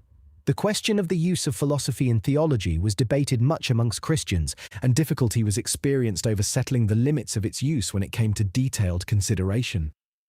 The mysteries of the Trinity, of the Incarnation, and of the Holy Communion gave most occasion for dispute. The New Photinians, disputing the first two mysteries, made use of certain philosophic maxims which Andreas Kessler, a theologian of the Augsburg Confession, summarized in the various treatises that he published on the parts of the Socinian philosophy. But as to their metaphysics, one might instruct oneself better therein by reading the work of Christopher Stegmann the Socinian. It is not yet in print, but I saw it in my youth, and it has been recently again in my hands. Calovius and Scherzer, authors well versed in scholastic philosophy, and sundry other able theologians answered the Socinians at great length and often with success, for they would not content themselves with the general and somewhat cavalier answers that were commonly used against that sect. The drift of such answers was that their maxims were good in philosophy and not in theology, that it was the fault of heterogeneousness called a shift into another kind to apply those maxims to a matter transcending reason, and that philosophy should be treated as a servant and not a mistress in relation to theology, according to the title of the book by a Scot named Robert Baronius, Philosophy the Handmaid of Theology. In fine, philosophy was a Hagar beside Sarah, and must be driven from the house with her Ishmael when she was refractory. There is something good in these answers, but one might abuse them and set natural truths and truths of revelation at variance. Scholars therefore applied themselves to distinguishing between what is necessary and indispensable in natural or philosophic truths and that which is not so. The two Protestant parties are tolerably in agreement when it is a question of making war on the Socinians, and as the philosophy of these sectaries is not of the most exact, in most cases the attack succeeded in reducing it. But the Protestants themselves had dissensions on the matter of the Eucharistic sacrament.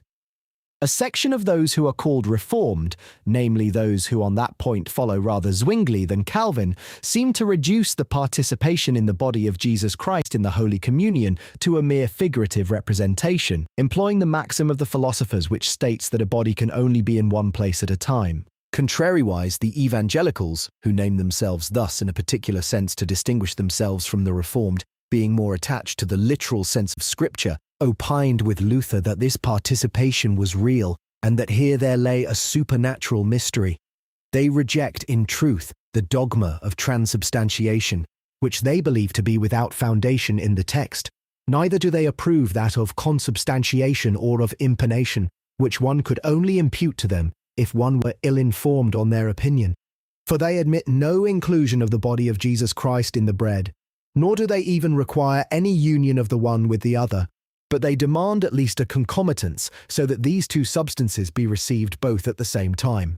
They believe that the ordinary sense of the words of Jesus Christ on an occasion so important as that which concerned the expression of his last wishes ought to be preserved.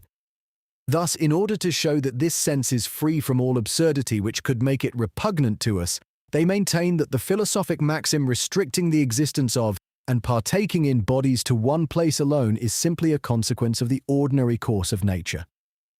They make that no obstacle to the presence, in the ordinary sense of the word, of the body of our Saviour in such form as may be in keeping with the most glorified body.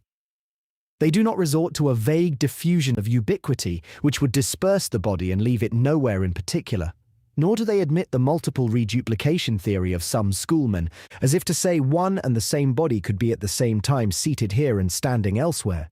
In fine, they so express themselves that many consider the opinion of Calvin, authorized by sundry confessions of faith from the churches that have accepted his teaching, to be not so far removed from the Augsburg Confession as one might think, for he affirmed a partaking in the substance.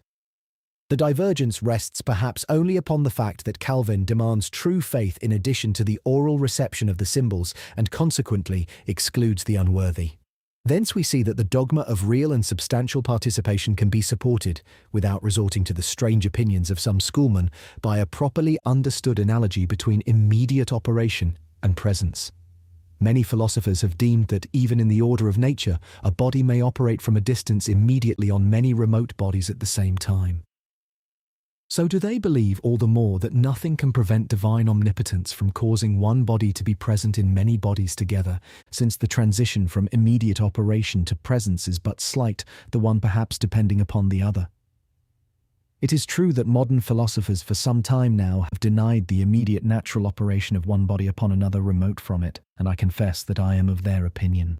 Meanwhile, remote operation has just been revived in England by the admirable Mr. Newton, who maintains that it is the nature of bodies to be attracted and gravitate one towards another in proportion to the mass of each one and the rays of attraction it receives.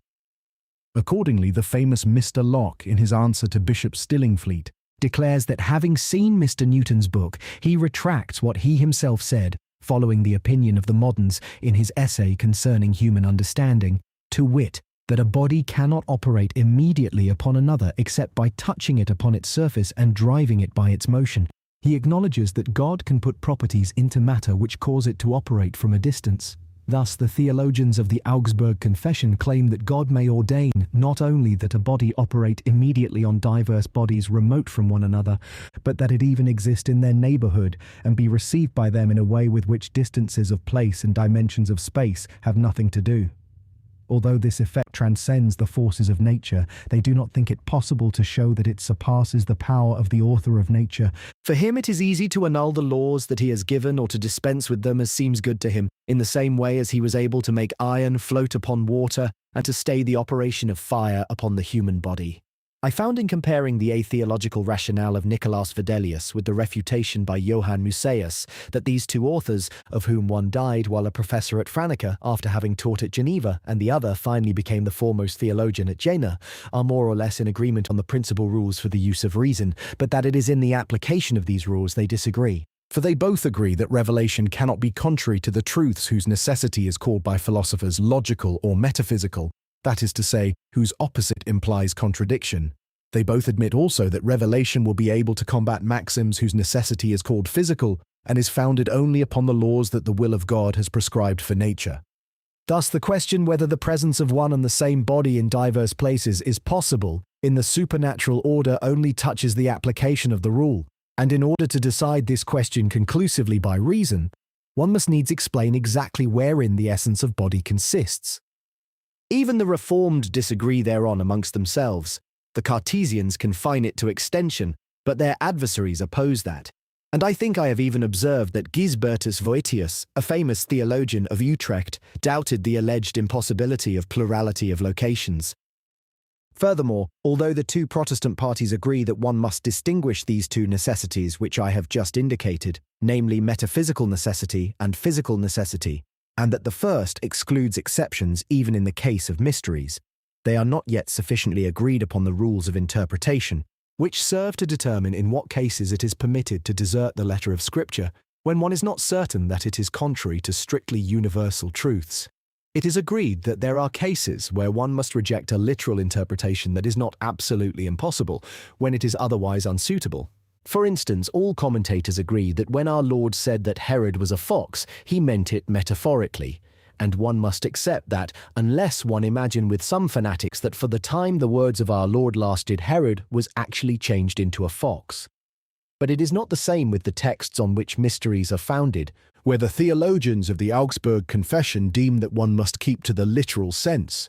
Since, moreover, this discussion belongs to the art of interpretation, and not to that which is the proper sphere of logic, we will not here enter thereon, especially as it has nothing in common with the disputes that have arisen recently upon the conformity of faith with reason. Theologians of all parties, I believe, fanatics alone excepted, agree at least that no article of faith must imply contradiction or contravene proofs as exact as those of mathematics, where the opposite of the conclusion can be reduced ad absurdum, that is, to contradiction. Saint Athanasius, with good reason, made sport of the preposterous ideas of some writers of his time, who maintained that God had suffered without any suffering. He suffered impassibly. O laughable doctrine that builds up and pulls down at once! It follows thence that certain writers have been too ready to grant that the Holy Trinity is contrary to that great principle which states that two things which are the same as a third are also the same as each other. That is to say, if A is the same as B, and if C is the same as B, then A and C must also be the same as each other. For this principle is a direct consequence of that of contradiction, and forms the basis of all logic. And if it ceases, we can no longer reason with certainty. Thus, when one says that the Father is God, that the Son is God, and that the Holy Spirit is God, and that nevertheless there is only one God, although these three persons differ from one another, one must consider that this word God has not the same sense at the beginning as at the end of this statement. Indeed, it signifies now the divine substance and now a person of the Godhead.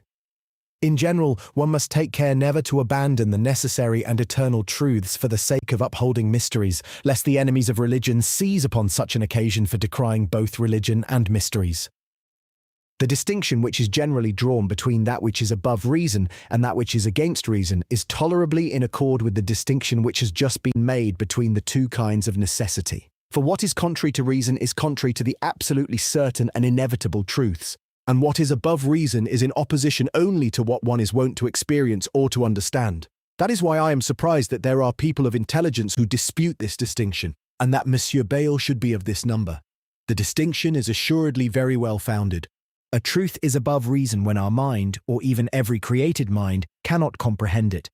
Such is, as it seems to me, the Holy Trinity. Such are the miracles reserved for God alone, as for instance creation. Such is the choice of the order of the universe, which depends upon universal harmony, and upon the clear knowledge of an infinity of things at once. But a truth can never be contrary to reason, and once a dogma has been disputed and refuted by reason, instead of its being incomprehensible, one may say that nothing is easier to understand, nor more obvious, than its absurdity. For I observed at the beginning that by reason here I do not mean the opinions and discourses of men, nor even the habit they have formed of judging things according to the usual course of nature, but rather the inviolable linking together of truths. I must come now to the great question which Monsieur Bayle brought up recently, to wit, whether a truth, and especially a truth of faith, can prove to be subject to irrefutable objections. This excellent author appears to answer with a bold affirmative. He quotes theologians of repute in his party, and even in the Church of Rome, who appear to say the same as he affirms, and he cites philosophers who have believed that there are even philosophical truths whose champions cannot answer the objections that are brought up against them. He believes that the theological doctrine of predestination is of this nature, and in philosophy that of the composition of the continuum. These are indeed the two labyrinths which have ever exercised theologians and philosophers. Libertus Fromundus, a theologian of Louvain, a great friend of Jansenius, whose posthumous book entitled Augustinus he in fact published, who also wrote a book entitled explicitly The Labyrinth of the Composition of the Continuum, experienced in full measure the difficulties inherent in both doctrines, and the renowned Ochino admirably presented what he calls the labyrinths of predestination. But these writers have not denied the possibility of finding thread in the labyrinth. They have recognized the difficulty, but they have surely not turned difficulty into sheer impossibility. As for me, I confess that I cannot agree with those who maintain that a truth can admit of irrefutable objections. For is an objection anything but an argument whose conclusion contradicts our thesis? And is not an irrefutable argument a demonstration? And how can one know the certainty of demonstrations except by examining the argument in detail, the form and the matter, in order to see if the form is good, and then if each premise is either admitted or proved by another argument of like force, until one is able to make do with admitted premises alone? Now, if there is such an objection against our thesis, we must say that the falsity of this thesis is demonstrated, and that it is impossible for us to have reasons sufficient to prove it. Otherwise, two contradictories would be true at once. One must always yield to proofs, whether they be proposed in positive form or advanced in the shape of objections. And it is wrong and fruitless to try to weaken opponents' proofs under the pretext that they are only objections, since the opponent can play the same game and can reverse the denominations, exalting his arguments by naming them proofs and sinking ours under the blighting title of objections. It is another question whether we are always obliged to examine the objections we may have to face, and to retain some doubt in respect of our own opinion, or what is called formido oppositi, until this examination has been made. I would venture to say no, for otherwise one would never attain to certainty, and our conclusion would be always provisional. I believe that able geometricians will scarce be troubled by the objections of Joseph Scaliger against Archimedes, or by those of Mr. Hobbes against Euclid, but that is because they have fully understood and are sure of the proofs. Nevertheless, it is sometimes well to show oneself ready to examine certain objections. On the one hand, it may serve to rescue people from their error, while on the other, we ourselves may profit by it. For specious fallacies often contain some useful solution and bring about the removal of considerable difficulties. That is why I have always liked ingenious objections made against my own opinions, and I have never examined them without profit. Witness those which Monsieur Bayle formerly made against my system of pre-established harmony, not to mention those which Monsieur Arnauld, Monsieur Labafouche, and Father Lamy OSB made to me on the same subject. But to return to the principal question, I conclude from reasons I have just set forth that when an objection is put forward against some truth, it is always possible to answer it satisfactorily. It may be also that Monsieur Bayle does not mean insoluble objections in the sense that I have just explained. I observe that he varies, at least in his expressions, for in his posthumous reply to Monsieur Leclerc, he does not admit that one can bring demonstrations against the truths of faith. It appears, therefore, that he takes the objections to be insoluble only in respect of our present degree of enlightenment. And in this reply, page 35, he even does not despair of the possibility that one day a solution hitherto unknown may be found by someone. Concerning that more will be said later. I hold an opinion, however, that will perchance cause surprise, namely that this solution has been discovered entire and is not even particularly difficult. Indeed, a mediocre intelligence capable of sufficient care and using correctly the rules of common logic is in a position to answer the most embarrassing objection made against truth when the objection is only taken from reason and when it is claimed to be a demonstration. Whatever scorn the generality of moderns have today for the logic of Aristotle, one must acknowledge that it teaches infallible ways of resisting error in these conjunctures. For one has only to examine the argument according to the rules, and it will always be possible to see whether it is lacking in form or whether there are premises such as are not yet proved by a good argument. It is quite another matter when there is only a question of probabilities, for the art of judging from probable reasons is not yet well established, so that our logic in this connection is still very imperfect, and to this very day we have little beyond the art of judging from demonstrations. But this art is sufficient here, for when it is a question of opposing reason to an article of our faith, one is not disturbed by objections that only attain probability. Everyone agrees that appearances are against mysteries, and that they are by no means probable when regarded only from the standpoint of reason, but it suffices that they have in them nothing of absurdity. Thus demonstrations are required if they are to be refuted. And doubtless we are so to understand it when Holy Scripture warns us that the wisdom of God is foolishness before men, and when St. Paul observed that the gospel of Jesus Christ is foolishness unto the Greeks, as well as unto the Jews a stumbling block. For after all, one truth cannot contradict another, and the light of reason is no less a gift of God than that of revelation.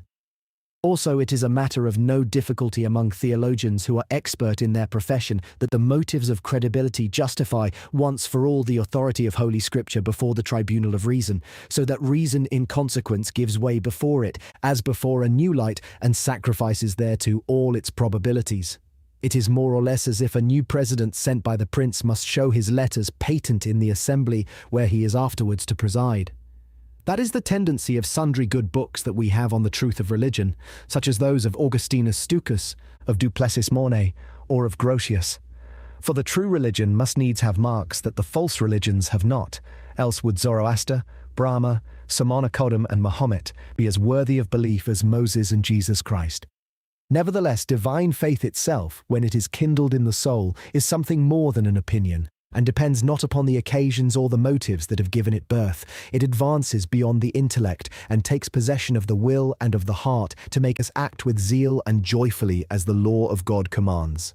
Then we have no further need to think of reasons or to pause over the difficulties of argument which the mind may anticipate. Thus, what we have just said of human reason, which is extolled and decried by turns, and often without rule or measure, may show our lack of exactitude and how much we are accessory to our own errors. Nothing would be so easy to terminate as these disputes on the rights of faith and of reason, if men would make use of the commonest rules of logic and reason, with even a modicum of attention.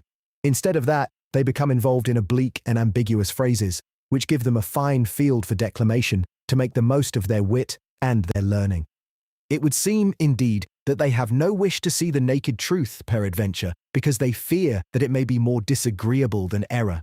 For they know not the beauty of the author of all things, who is the source of truth.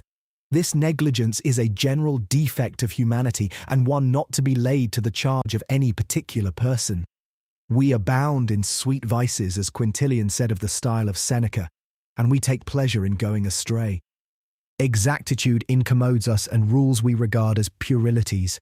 Thus it is that common logic, although it is more or less sufficient for the examination of arguments that tend towards certainty, is relegated to schoolboys. And there is not even a thought for a kind of logic which should determine the balance between probabilities and would be so necessary in deliberations of importance. So true is it that our mistakes for the most part come from scorn or lack of the art of thinking, for nothing is more imperfect than our logic when we pass beyond necessary arguments. The most excellent philosophers of our time, such as the authors of The Art of Thinking, of The Search for Truth, and of the Essay Concerning Human Understanding, have been very far from indicating to us the true means fitted to assist the faculty whose business it is to make us weigh the probabilities of the true and the false, not to mention the art of discovery, in which success is still more difficult of attainment, and whereof we have nothing beyond very imperfect samples in mathematics.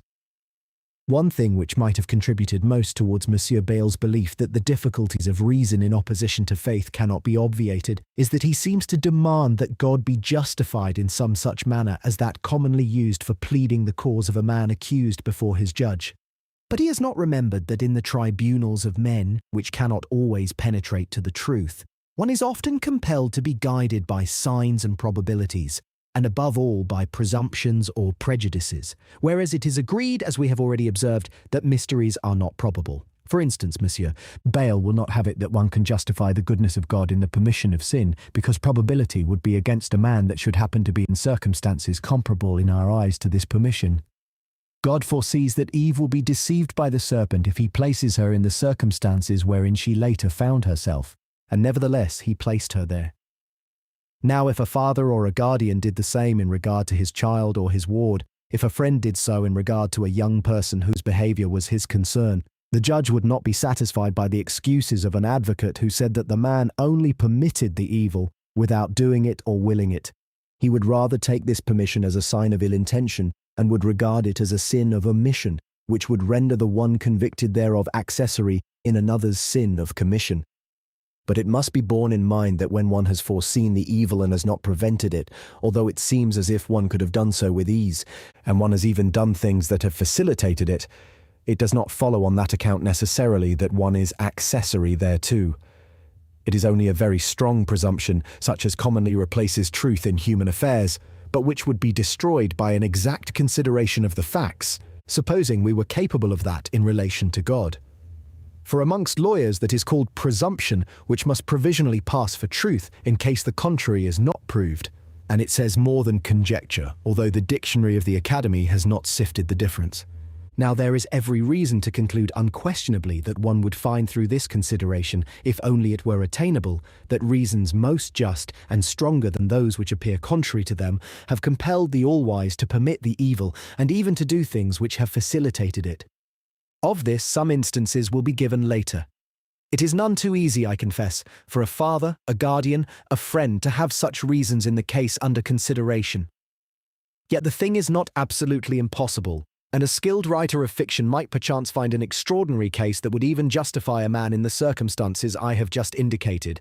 But in reference to God, there is no need to suppose or to establish particular reasons, such as may have induced him to permit the evil. General reasons suffice.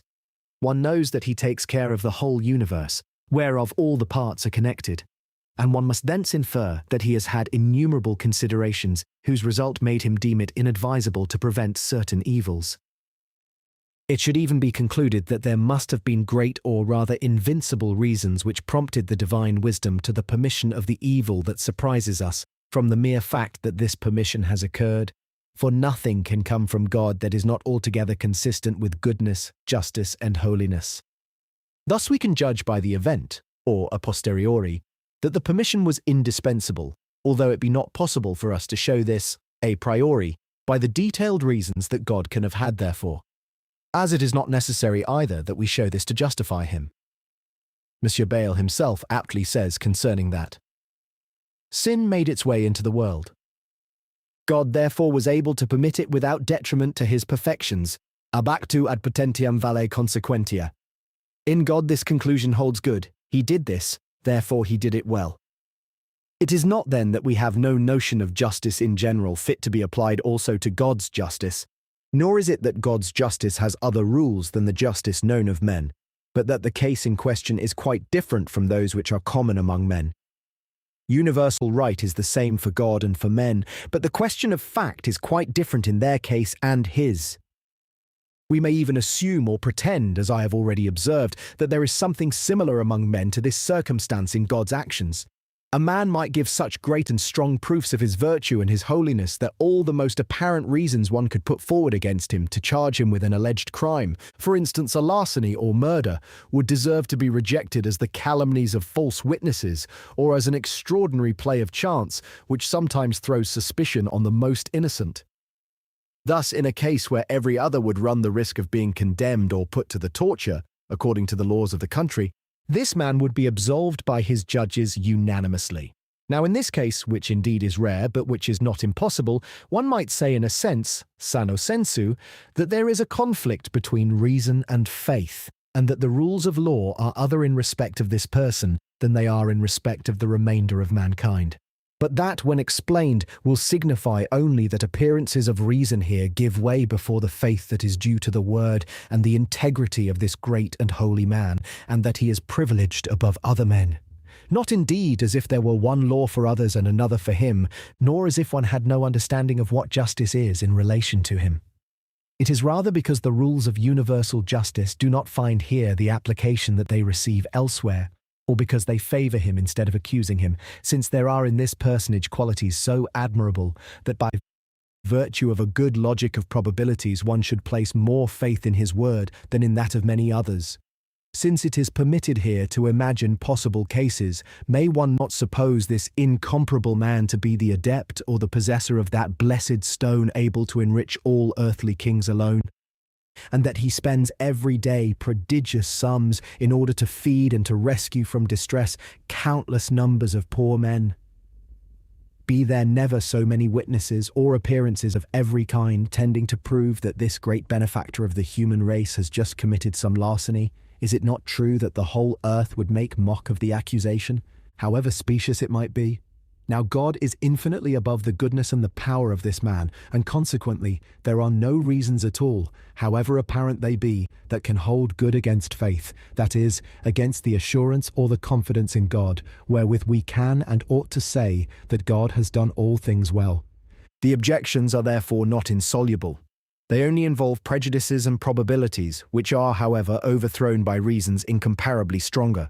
One must not say either that what we call justice is nothing in relation to God, that he is the absolute master of all things even to the point of being able to condemn the innocent without violating his justice, or finally, that justice is something arbitrary where he is concerned. Those are rash and dangerous expressions, whereunto some have been led astray to the discredit of the attributes of God. For if such were the case, there would be no reason for praising his goodness and his justice. Rather would it be as if the most wicked spirit, the prince of evil genii, the evil principle of the Manichaeans, were the sole master of the universe, just as I observed before.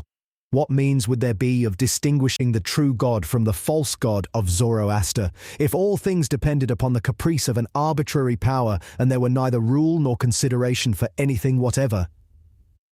It is therefore more than evident that nothing compels us to commit ourselves to a doctrine so strange, since it suffices to say that we have not enough knowledge of the facts when there is a question of answering probabilities which appear to throw doubt upon the justice and the goodness of God, and which would vanish away if the facts were well known to us. We need neither renounce reason in order to listen to faith, nor blind ourselves in order to see clearly, as Queen Christine used to say. It is enough to reject ordinary appearances when they are contrary to mysteries, and this is not contrary to reason, since even in natural things we are very often undeceived about appearances either by experience or by superior reasons. All that has been set down here in advance, only with the object of showing more plainly wherein the fault of the objections and the abuse of reason consists in the present case, where the claim is made that reason has greatest force against faith. We shall come afterwards to a more exact discussion of that which concerns the origin of evil and the permission of sin with its consequences. For now, it will be well to continue our examination of the important question of the use of reason in theology, and to make reflections upon what Monsieur Bayle has said thereon in diverse passages of his works, as he paid particular attention in his historical and critical dictionary to expounding the objections of the Manichaeans and those of the Pyrrhonians, and as this procedure had been criticized by some persons zealous for religion, he placed a dissertation at the end of the second edition of this dictionary, which aimed at showing, by examples, by authorities and by reasons, the innocence and usefulness of his course of action. I am persuaded, as I have said above, that the specious objections one can urge against truth are very useful, and that they serve to confirm and to illuminate, giving opportunity to intelligent persons to find new openings or to turn the old to better account. But Monsieur Bayle seeks therein a usefulness quite the reverse of this. It would be that of displaying the power of faith by showing that the truths it teaches cannot sustain the attacks of reason, and that it nevertheless holds its own into the heart of the faithful. Monsieur Nicole seems to call that the triumph of God's authority over human reason, in the words of his quoted by Monsieur Bayle in the third volume of his reply to the questions of a provincial. But since reason is a gift of God, even as faith is, contention between them would cause God to contend against God. And if the objections of reason against any article of faith are insoluble, then it must be said that this alleged article will be false and not revealed. This will be a chimera of the human mind, and the triumph of this faith will be capable of comparison with bonfires lighted after a defeat. Such is the doctrine of the damnation of unbaptized children, which Monsieur Nicole would have us assume to be a consequence of original sin. Such would be the eternal damnation of adults lacking the light that is necessary for the attainment of salvation.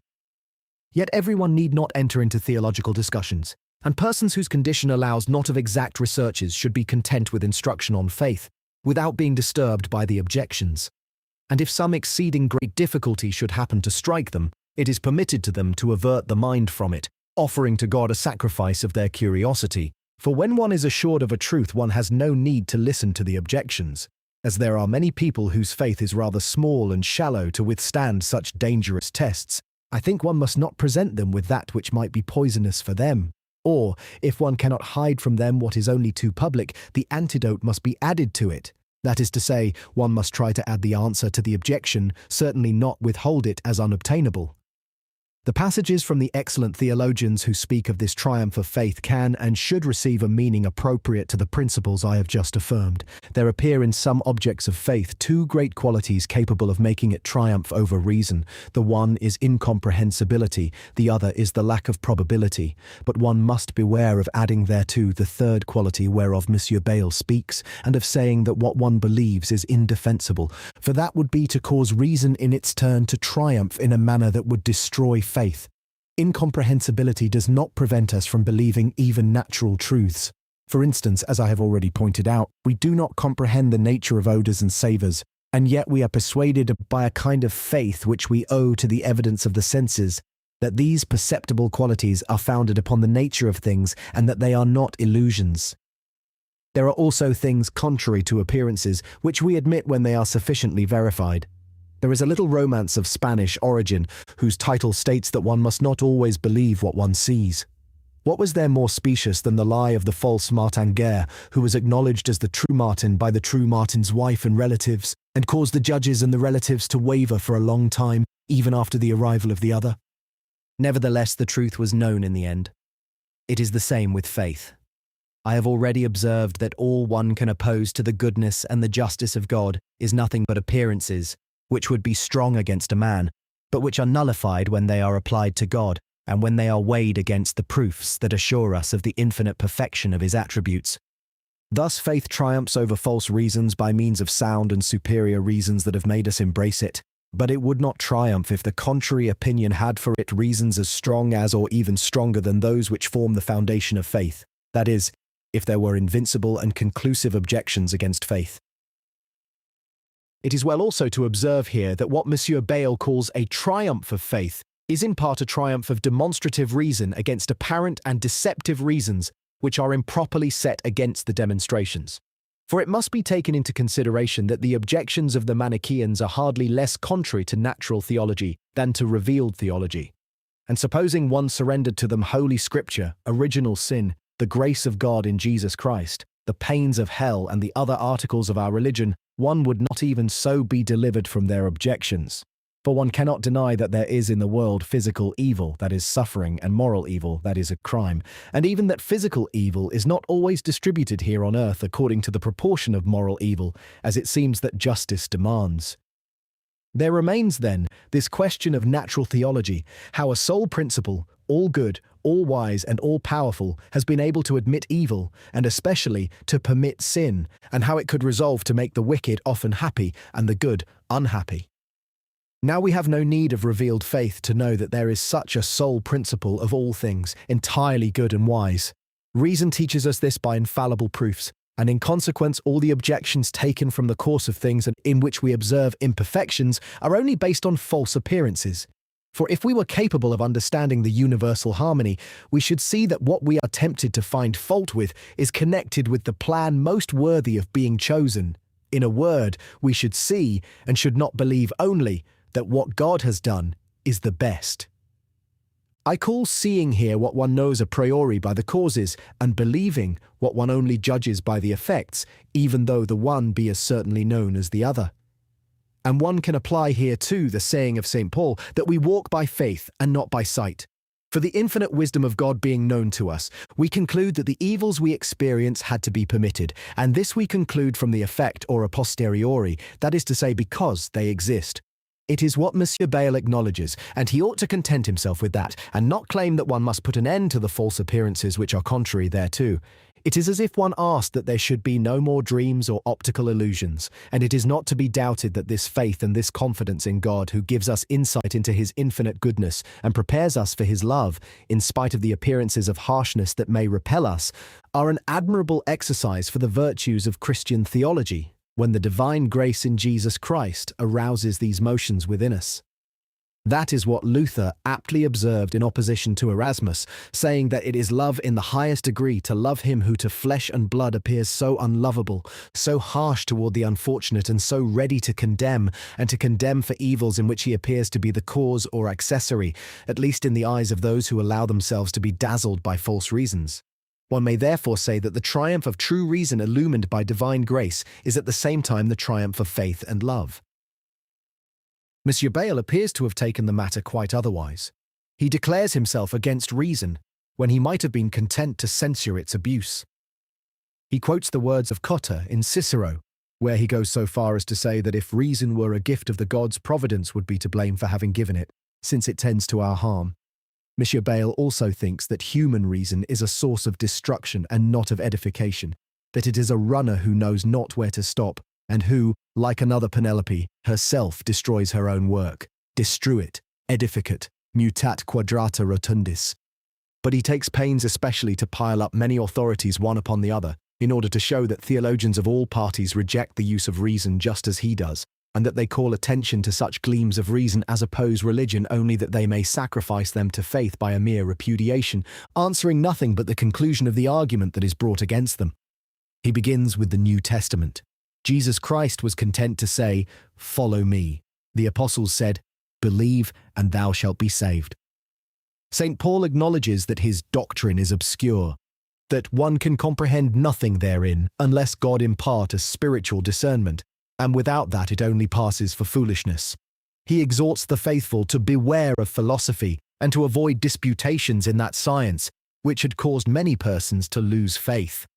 As for the Fathers of the Church, Monsieur Bayle refers us to the collection of passages from them against the use of philosophy and of reason which Monsieur de Launoy made, and especially to the passages from St. Augustine collected by Monsieur Arnaud against Mallet, which state that the judgments of God are inscrutable, that they are not any the less just for that they are unknown to us, that it is a deep abyss which one cannot fathom without running the risk of falling down the precipice, that one cannot without temerity try to elucidate that which God willed to keep hidden, that his will cannot but be just, that many men, having tried to explain this incomprehensible depth, have fallen into vain imaginations and opinions full of error and bewilderment.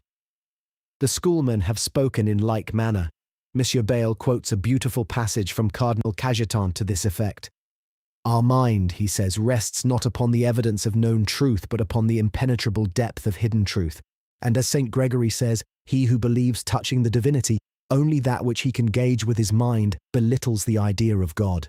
Yet I do not surmise that it is necessary to deny any of the things which we know, or which we see as appertaining to the immutability, the actuality, the certainty, the universality, etc. of God. But I think that there is here some secret, either in regard to the relation which exists between God and the event, or in respect of what connects the event itself with his prevision. Thus, reflecting that the understanding of our soul is the eye of the owl, I find the soul's repose only in ignorance. For it is better both for the Catholic faith and for philosophic faith to confess our blindness than to affirm as evident what does not afford our mind the contentment which self-evidence gives. I do not accuse of presumption on that account all the learned men who stammeringly have endeavoured to suggest, as far as in them lay, the immobility and the sovereign and eternal efficacy of the understanding, of the will and of the power of God, through the infallibility of divine election and divine relation to all events. Nothing of all that interferes with my surmise that there is some depth which is hidden from us. This passage of Cajetan is all the more notable since he was an author competent to reach the heart of that matter. Luther's book against Erasmus is full of vigorous comments hostile to those who desire to submit revealed truths to the tribunal of our reason. Calvin often speaks in the same tone against the inquisitive daring of those who seek to penetrate into the counsels of God. He declares in his treatise on predestination that God had just causes for damning some men, but causes unknown to us. Finally, Monsieur Bayle quotes sundry modern writers who have spoken to the same effect. But all these expressions and innumerable others like them do not prove that the objections opposed to faith are so insoluble as Monsieur Bayle supposes. It is true that the counsels of God are inscrutable, but there is no invincible objection which tends to the conclusion that they are unjust. What appears injustice on the part of God and foolishness in our faith only appears so. The famous passage of Tertullian on the flesh of Christ, the Son of God died. It is to be believed because it is absurd, and being buried he rose again, it is certain because it is impossible, is a sally that can only be meant to concern appearances of absurdity. There are others like them in Luther's book on free will in bondage, as when he says, Si placet tibi Deus indignos coronans, non debet displicere immeritos damnans, which being reduced to more temperate phrasing means, if you approve that God give eternal glory to those who are not better than the rest, you should not disapprove that he abandon those who are not worse than the rest. And to judge that he speaks only of appearances of injustice, one only has to weigh these words of the same author taken from the same book. In all the rest, he says, we recognize in God a supreme majesty. There is only justice that we dare to question, and we will not believe provisionally, tantisper, that he is just, albeit he has promised us that the time shall come when his glory being revealed, all men shall see clearly that he has been, and that he is just. It will be found also that when the fathers entered into a discussion, they did not simply reject reason.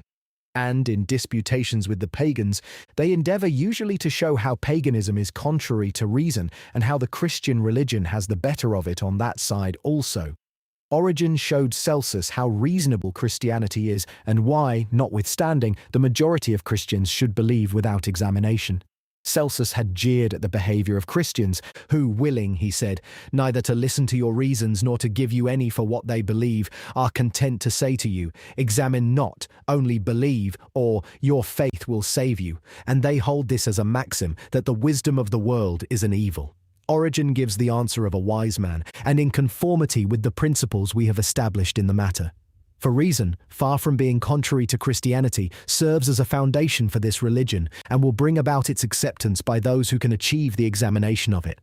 But, as few people are capable of this, the heavenly gift of plain faith tending towards good suffices for men in general. If it were possible, he says, for all men, neglecting the affairs of life, to apply themselves to study and meditation, one need seek no other way to make them accept the Christian religion, for, to say nothing likely to offend anyone. He insinuates that the pagan religion is absurd, but he will not say so explicitly.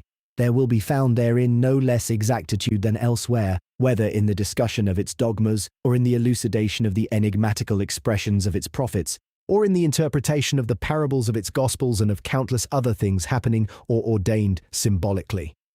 But since neither the necessities of life nor the infirmities of men permit of this application to study, save for a very small number of persons, what means could one find more qualified to benefit everyone else in the world than those Jesus Christ wished to be used for the conversion of the nations? And I would fain ask with regard to the great number of those who believe, and who thereby have withdrawn themselves from the quagmire of vices wherein before they were plunged, which would be the better, to have thus changed one's morals and reformed one's life, believing without examination that there are punishments for sin and rewards for good actions, or to have waited for one's conversion until one not only believed, but had examined with care the foundations of these dogmas. It is certain that, were this method to be followed, few indeed would reach that point whither they are led by their plain and simple faith, but the majority would remain in their corruption. Monsieur Bayle, in his explanation concerning the objections of the Manichaeans, placed at the end of the second edition of the dictionary, takes those words where Origen points out that religion can stand the test of having her dogmas discussed, as if it were not meant in relation to philosophy, but only in relation to the accuracy wherewith the authority and the true meaning of Holy Scripture is established. But there is nothing to indicate this restriction. Origen wrote against a philosopher whom such a restriction would not have suited. And it appears that this father wished to point out that among Christians there was no less exactitude than among the Stoics and some other philosophers who established their doctrine as much by reason as by authorities, as, for example, Chrysippus did, who found his philosophy even in the symbols of pagan antiquity. Celsus brings up still another objection to the Christians, in the same place. If they withdraw, he says, regularly into their examine not, only believe, they must tell me at least what are the things they wish me to believe. Therein he is doubtless right, and that tells against those who would say that God is good and just, and who yet would maintain that we have no notion of goodness and of justice when we attribute these perfections to him. But one must not always demand what I call adequate notions, involving nothing that is not explained, since even perceptible qualities, like heat, light, sweetness, cannot give us such notions. Thus we agreed that mysteries should receive an explanation, but this explanation is imperfect. It suffices for us to have some analogical understanding of a mystery such as the Trinity and the Incarnation, to the end that in accepting them we pronounce not words altogether devoid of meaning. But it is not necessary that the explanation go as far as we would wish, that is, to the extent of comprehension and to the how. It appears strange, therefore, that Monsieur Bayle rejects the tribunal of common notions, as if one should not consult the idea of goodness in answering the Manichaeans, whereas he had declared himself quite differently in his dictionary. Of necessity there must be agreement upon the meaning of good and bad, amongst those who are in dispute over the question whether there is only one principle, altogether good, or whether there are two, the one good and the other bad. We understand something by union when we are told of the union of one body with another, or of a substance with its accident, of a subject with its adjunct, of the place with the moving body, of the act with the potency. We also mean something when we speak of the union of the soul with the body to make thereof one single person. For albeit I do not hold that the soul changes the laws of the body, or that the body changes the laws of the soul, and I have introduced the pre-established harmony to avoid this derangement, I nevertheless admit a true union between the soul and the body, which makes thereof a suppositum. This union belongs to the metaphysical, whereas a union of influence would belong to the physical. But when we speak of the union of the Word of God with human nature, we should be content with an analogical knowledge, such as the comparison of the union of the soul with the body is capable of giving us. We should, moreover, be content to say that the Incarnation is the closest union that can exist between the Creator and the creature. And further, we should not want to go. It is the same with the other mysteries, where moderate minds will ever find an explanation sufficient for belief, but never such as would be necessary for understanding. Ascertain what it is enough for us, but the how, in a manner, is beyond us, and is not necessary for us. One may say concerning the explanations of mysteries which are given out here and there, what the Queen of Sweden inscribed upon a medal concerning the crown she had abandoned, non mi bisogna e non mi basta. Nor have we any need either, as I have already observed, to prove the mysteries a priori, or to give a reason for them. It suffices us that the thing is thus, the fact that it is so, even though we know not the why, the reason why, which God has reserved for himself. These lines, written on that theme by Joseph Scaliger, are beautiful and renowned. Seek not in thy curiosity the causes of all things. Whatsoever the power of the prophets has set down in their books, afflata caelo, plena veraci Deo, nec operta sacri suparo silentii irrumpere aude, sed pudenter praeteri. To be willing not to know what the best master does not wish to teach is a learned ignorance. Monsieur Bayle, who quotes them, holds the likely opinion that Scaliger made them upon the disputes between Arminius and Gomarus. I think Monsieur Bayle repeated them from memory, for he put Socrata instead of afflata. But it is apparently the printer's fault that prudenter stands in place of pudenter, that is modestly, which the meter requires.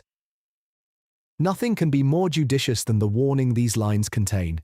And Monsieur Bayle is right in saying that those who claim that the behavior of God with respect to sin and the consequences of sin contains nothing but what they can account for, deliver themselves up to the mercy of their adversary. But he is not right in combining here two very different things, to account for a thing and to uphold it against objections, as he does when he presently adds, they are obliged to follow him, their adversary, everywhere, whither he shall wish to lead them, and it would be to retire ignominiously and ask for quarter if they were to admit that our intelligence is too weak to remove completely all the objections advanced by a philosopher. It seems here that according to Monsieur Bayle, accounting for comes short of answering objections, since he threatens one who should undertake the first with the resulting obligation to pass on to the second. But it is quite the opposite. He who maintains a thesis, the respondens, is not bound to account for it, but he is bound to meet the objections of an opponent. A defendant in law is not bound, as a general rule, to prove his right or to produce his title to possession, but he is obliged to reply to the arguments of the plaintiff. I have marvelled many times that a writer so precise and so shrewd as Monsieur Bayle so often here confuses things where so much difference exists as between these three acts of reason, to comprehend, to prove, and to answer objections, as if when it is a question of the use of reason in theology, one term were as good as another. Thus he says in his Posthumous Conversations, page 73, there is no principle which Monsieur Bayle has more often inculcated than this, that the incomprehensibility of a dogma and the insolubility of the objections that oppose it provide no legitimate reason for rejecting it. This is true as regards the incomprehensibility, but it is not the same with the insolubility. And it is indeed just as if one said that an invincible reason against a thesis was not a legitimate reason for rejecting it. For what other legitimate reason for rejecting an opinion can one find if an invincible opposing argument is not such an one? And what means shall one have thereafter of demonstrating the falsity and even the absurdity of any opinion? It is well to observe also that he who proves a thing a priori accounts for it through the efficient cause, and whosoever can thus account for it in a precise and adequate manner is also in a position to comprehend a thing. Therefore it was that the scholastic theologians had already censured Raymond Lully for having undertaken to demonstrate the Trinity by philosophy. This so-called demonstration is to be found in his works, and Bartholomeus Keckerman, a writer renowned in the Reformed party, having made an attempt of just the same kind upon the same mystery, has been no less censured for it by some modern theologians. Therefore censure will fall upon those who shall wish to account for this mystery and make it comprehensible. But praise will be given to those who shall toil to uphold it against the objections of adversaries. I have said already that theologians usually distinguish between what is above reason and what is against reason. They place above reason that which one cannot comprehend and which one cannot account for. But against reason will be all opinion that is opposed by invincible reasons, or the contrary of which can be proved in a precise and sound manner.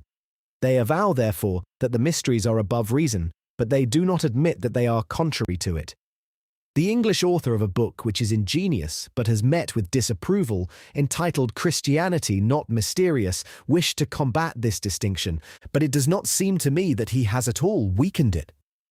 Monsieur Bayle also is not quite satisfied with this accepted distinction. This is what he says on the matter. Firstly, he distinguishes, together with Monsieur Saurin, between these two theses. The one, all the dogmas of Christianity are in conformity with reason. The other, human reason knows that they are in conformity with reason. He affirms the first and denies the second. I am of the same opinion, if in saying that a dogma conforms to reason, one means that it is possible to account for it or to explain its how by reason, for God could doubtless do so and we cannot. But I think that one must affirm both theses if by knowing that a dogma conforms to reason, One means that we can demonstrate, if need be, that there is no contradiction between this dogma and reason, repudiating the objections of those who maintain that this dogma is an absurdity. Monsieur Bayle explains himself here in a manner not at all convincing. He acknowledges fully that our mysteries are in accordance with the supreme and universal reason that is in the divine understanding, or with reason in general, yet he denies that they are in accordance with that part of reason which man employs to judge things.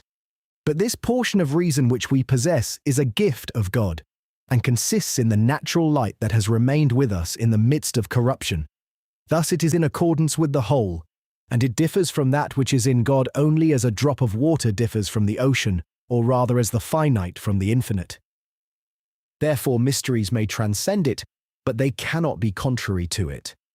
One cannot be contrary to one part without being contrary to the whole. That which contradicts a proposition of Euclid is contrary to the elements of Euclid. That which in us is contrary to the mysteries is not reason, nor is it the natural light or the linking together of truths.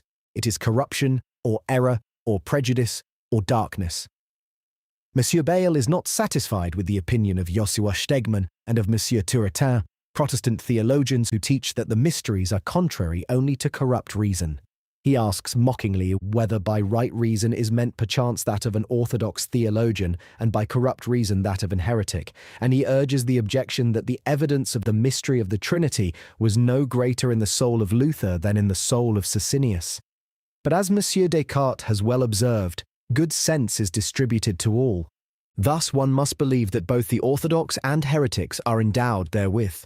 Right reason is a linking together of truths.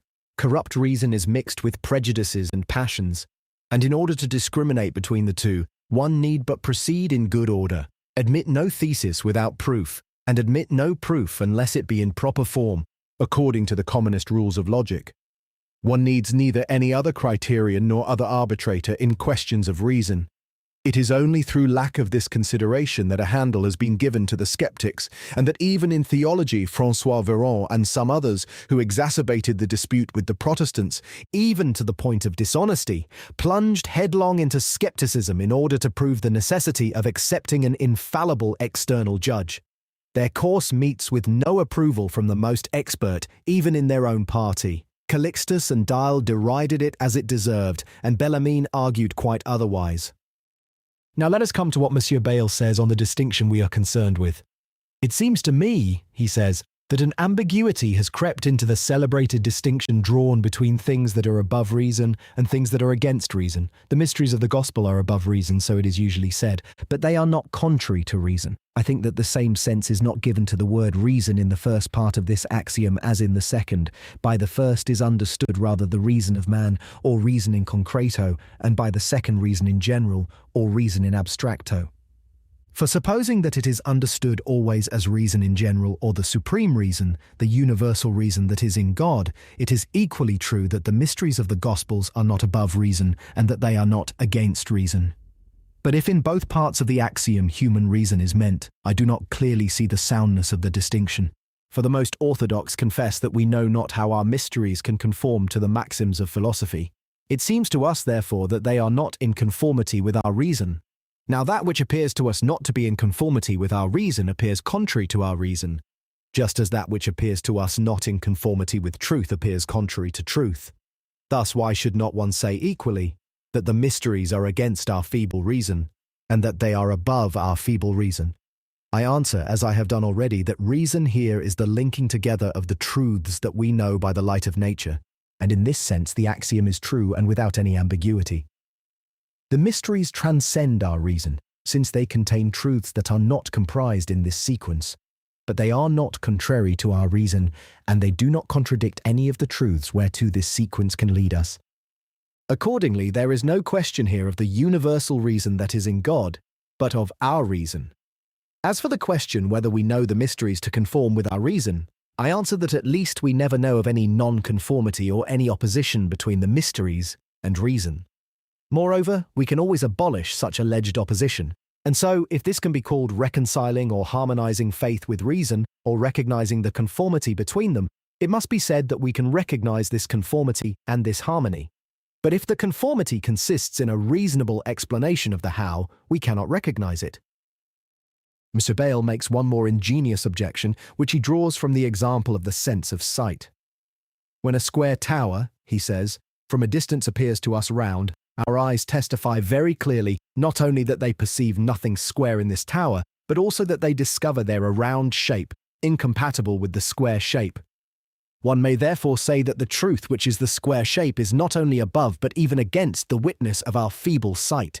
It must be admitted that this observation is correct, and although it be true that the appearance of roundness comes simply from the effacement of the angles, which distance causes to disappear, it is true notwithstanding that the round and the square are opposites.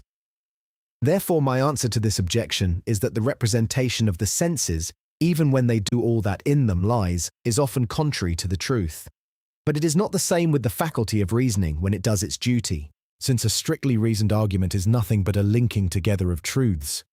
And as for the sense of sight in particular, it is well to consider that there are yet other false appearances which come not from the feebleness of our eyes, nor from the loss of visibility brought about by distance, but from the very nature of vision, however perfect it be.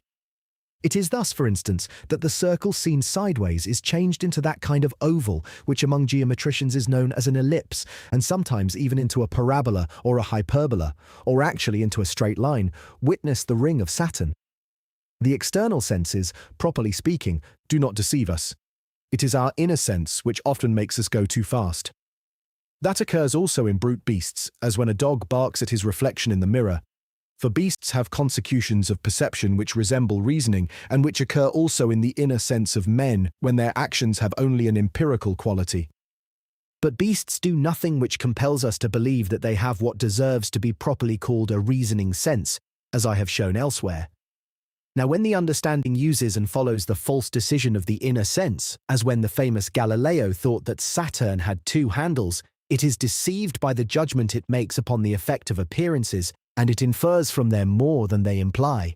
For the appearances of the senses do not promise us absolutely the truth of things, any more than dreams do. It is we who deceive ourselves by the use we make of them, that is, by our consecutions. Indeed, we allow ourselves to be deluded by probable arguments, and we are inclined to think that phenomena such as we have found linked together often are so always. Thus, as it happens usually that which appears without angles has none, we readily believe it to be always thus. Such an error is pardonable and sometimes inevitable when it is necessary to act promptly and choose that which appearances recommend, but when we have the leisure and the time to collect our thoughts, we are in fault if we take for certain that which is not so. It is therefore true that appearances are often contrary to truth, but our reasoning never is when it proceeds strictly in accordance with the rules of the art of reasoning. If by reason one meant generally the faculty of reasoning whether well or ill, I confess that it might deceive us, and does indeed deceive us, and the appearances of our understanding are often as deceptive as those of the senses. But here it is a question of the linking together of truths and of objections in due form, and in this sense it is impossible for reason to deceive us. Thus it may be seen from all I have just said that Monsieur Bayle carries too far the being above reason, as if it included the insoluble nature of objections. For according to him, once a dogma is above reason, philosophy can neither explain it nor comprehend it, nor meet the difficulties that are urged against it. I agree with regard to comprehension, but I have already shown that the mysteries receive a necessary verbal explanation, to the end that the terms employed be not sine mente soni, words signifying nothing. I have shown also that it is necessary for one to be capable of answering the objections, and that otherwise one must needs reject the thesis. He adduces the authority of theologians who appear to recognize the insoluble nature of the objections against the mysteries. Luther is one of the chief of these, but I have already replied in section 12 to the passage where he seems to say that philosophy contradicts theology. There is another passage where he says that the apparent injustice of God is proved by arguments taken from the adversity of good people and the prosperity of the wicked, an argument irresistible both for all reason and for natural intelligence, led astray by such arguments, against which no reason or light of nature can avail resister. But soon afterwards, he shows that he means it only of those who know nothing of the life to come, since he adds that an expression in the gospel dissipates this difficulty, teaching us that there is another life, where that which has not been punished and rewarded in this life shall receive its due.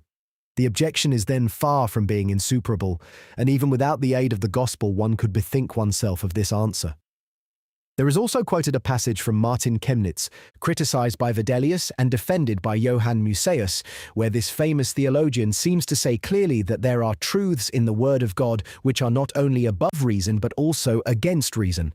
But this passage must be taken as referring only to the principles of reason that are in accordance with the order of nature, as Musaeus also interprets it. It is true, nevertheless, that Monsieur Bayle finds some authorities who are more favourable to him, Monsieur Descartes being one of the chief. This great man says positively that we shall have not the slightest trouble in ridding ourselves of the difficulty, which one may have in harmonizing the freedom of our will with the order of the eternal providence of God. If we observe that our thought is finite, and that the knowledge and the omnipotence of God, whereby he has not only known from all eternity all that which is or which can be, but also has willed it, is infinite. We have therefore quite enough intelligence to recognize clearly and distinctly that this knowledge and this power are in God. But we have not enough so to comprehend their scope that we can know how they leave the actions of men entirely free and undetermined. Yet the power and the knowledge of God must not prevent us from believing that we have a free will. For we should be wrong to doubt of that whereof we are inwardly conscious, and which we know by experience to be within us, simply because we do not comprehend some other thing which we know to be incomprehensible in its nature. This passage from Monsieur Descartes, followed by his adherents who rarely think of doubting what he asserts, has always appeared strange to me, not content with saying that, as for him, he sees no way of reconciling the two dogmas. He puts the whole human race and even all rational creatures in the same case. Yet could he have been unaware that there is no possibility of an insuperable objection against truth? For such an objection could only be a necessary linking together of other truths, whose result would be contrary to the truth that one maintains, and consequently there would be contradiction between the truths, which would be an utter absurdity. Moreover, albeit our mind is finite and cannot comprehend the infinite of the infinite, nevertheless it has proofs whose strength or weakness it comprehends. Why then should it not have the same comprehension in regard to the objections? And since the power and the wisdom of God are infinite and comprehend everything, there is no pretext for doubting their scope. Further, Monsieur Descartes demands a freedom which is not needed by his insistence that the actions of the will of man are altogether undetermined, a thing which never happens. Finally, Monsieur Bayle himself maintains that this experience or this inward sense of our independence upon which Monsieur Descartes founds the proof of our freedom does not prove it. For from the fact that we are not conscious of the causes whereon we depend, it does not follow, according to Monsieur Bayle, that we are independent.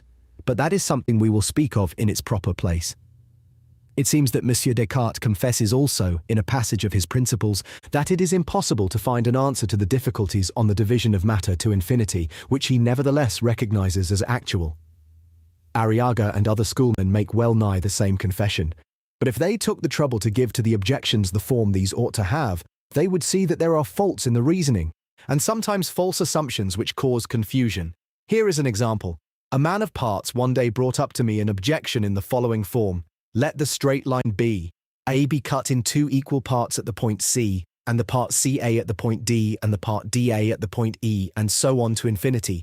All the halves BC, CD, DE, etc. together make the whole BA, therefore there must be a last half, since the straight line BA finishes at A.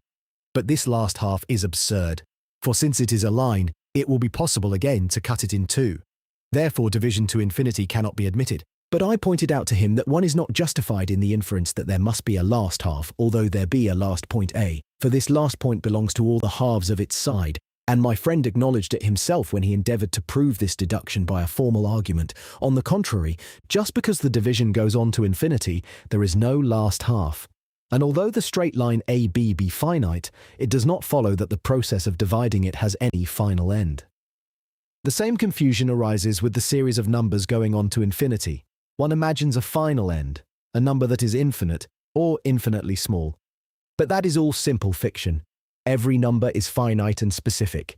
Every line is so likewise, and the infinite or infinitely small signify only magnitudes that one may take as great or as small as one wishes, to show that an error is smaller than that which has been specified, that is to say, that there is no error.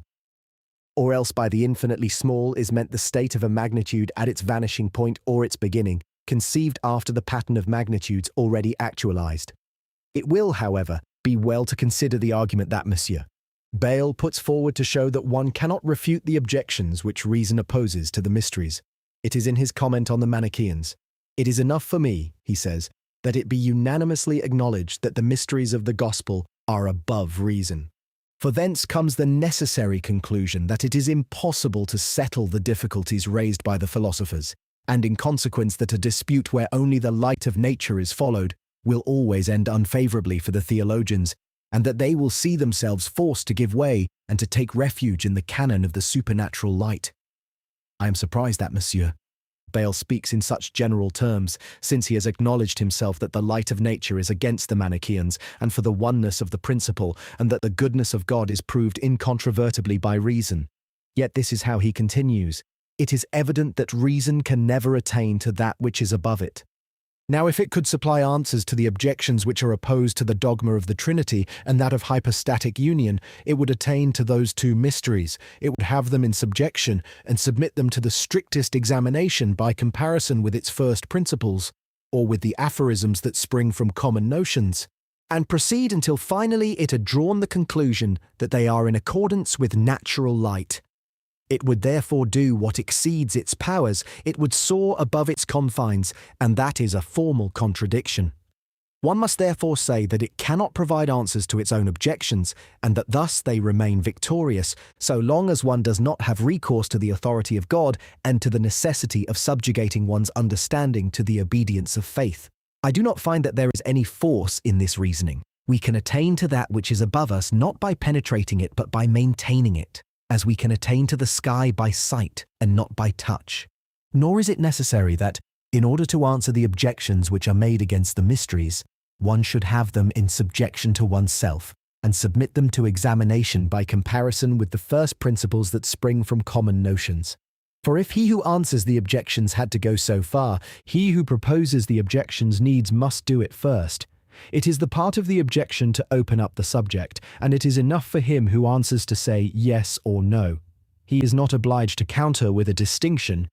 It will do, in case of need, if he denies the universality of some proposition in the objection or criticizes its form, and one may do both these things without penetrating beyond the objection.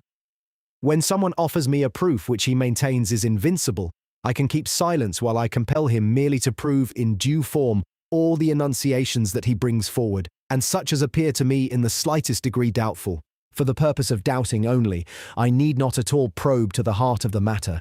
On the contrary, the more ignorant I am, the more shall I be justified in doubting. Monsieur Bayle continues thus: "Let us endeavour to clarify that.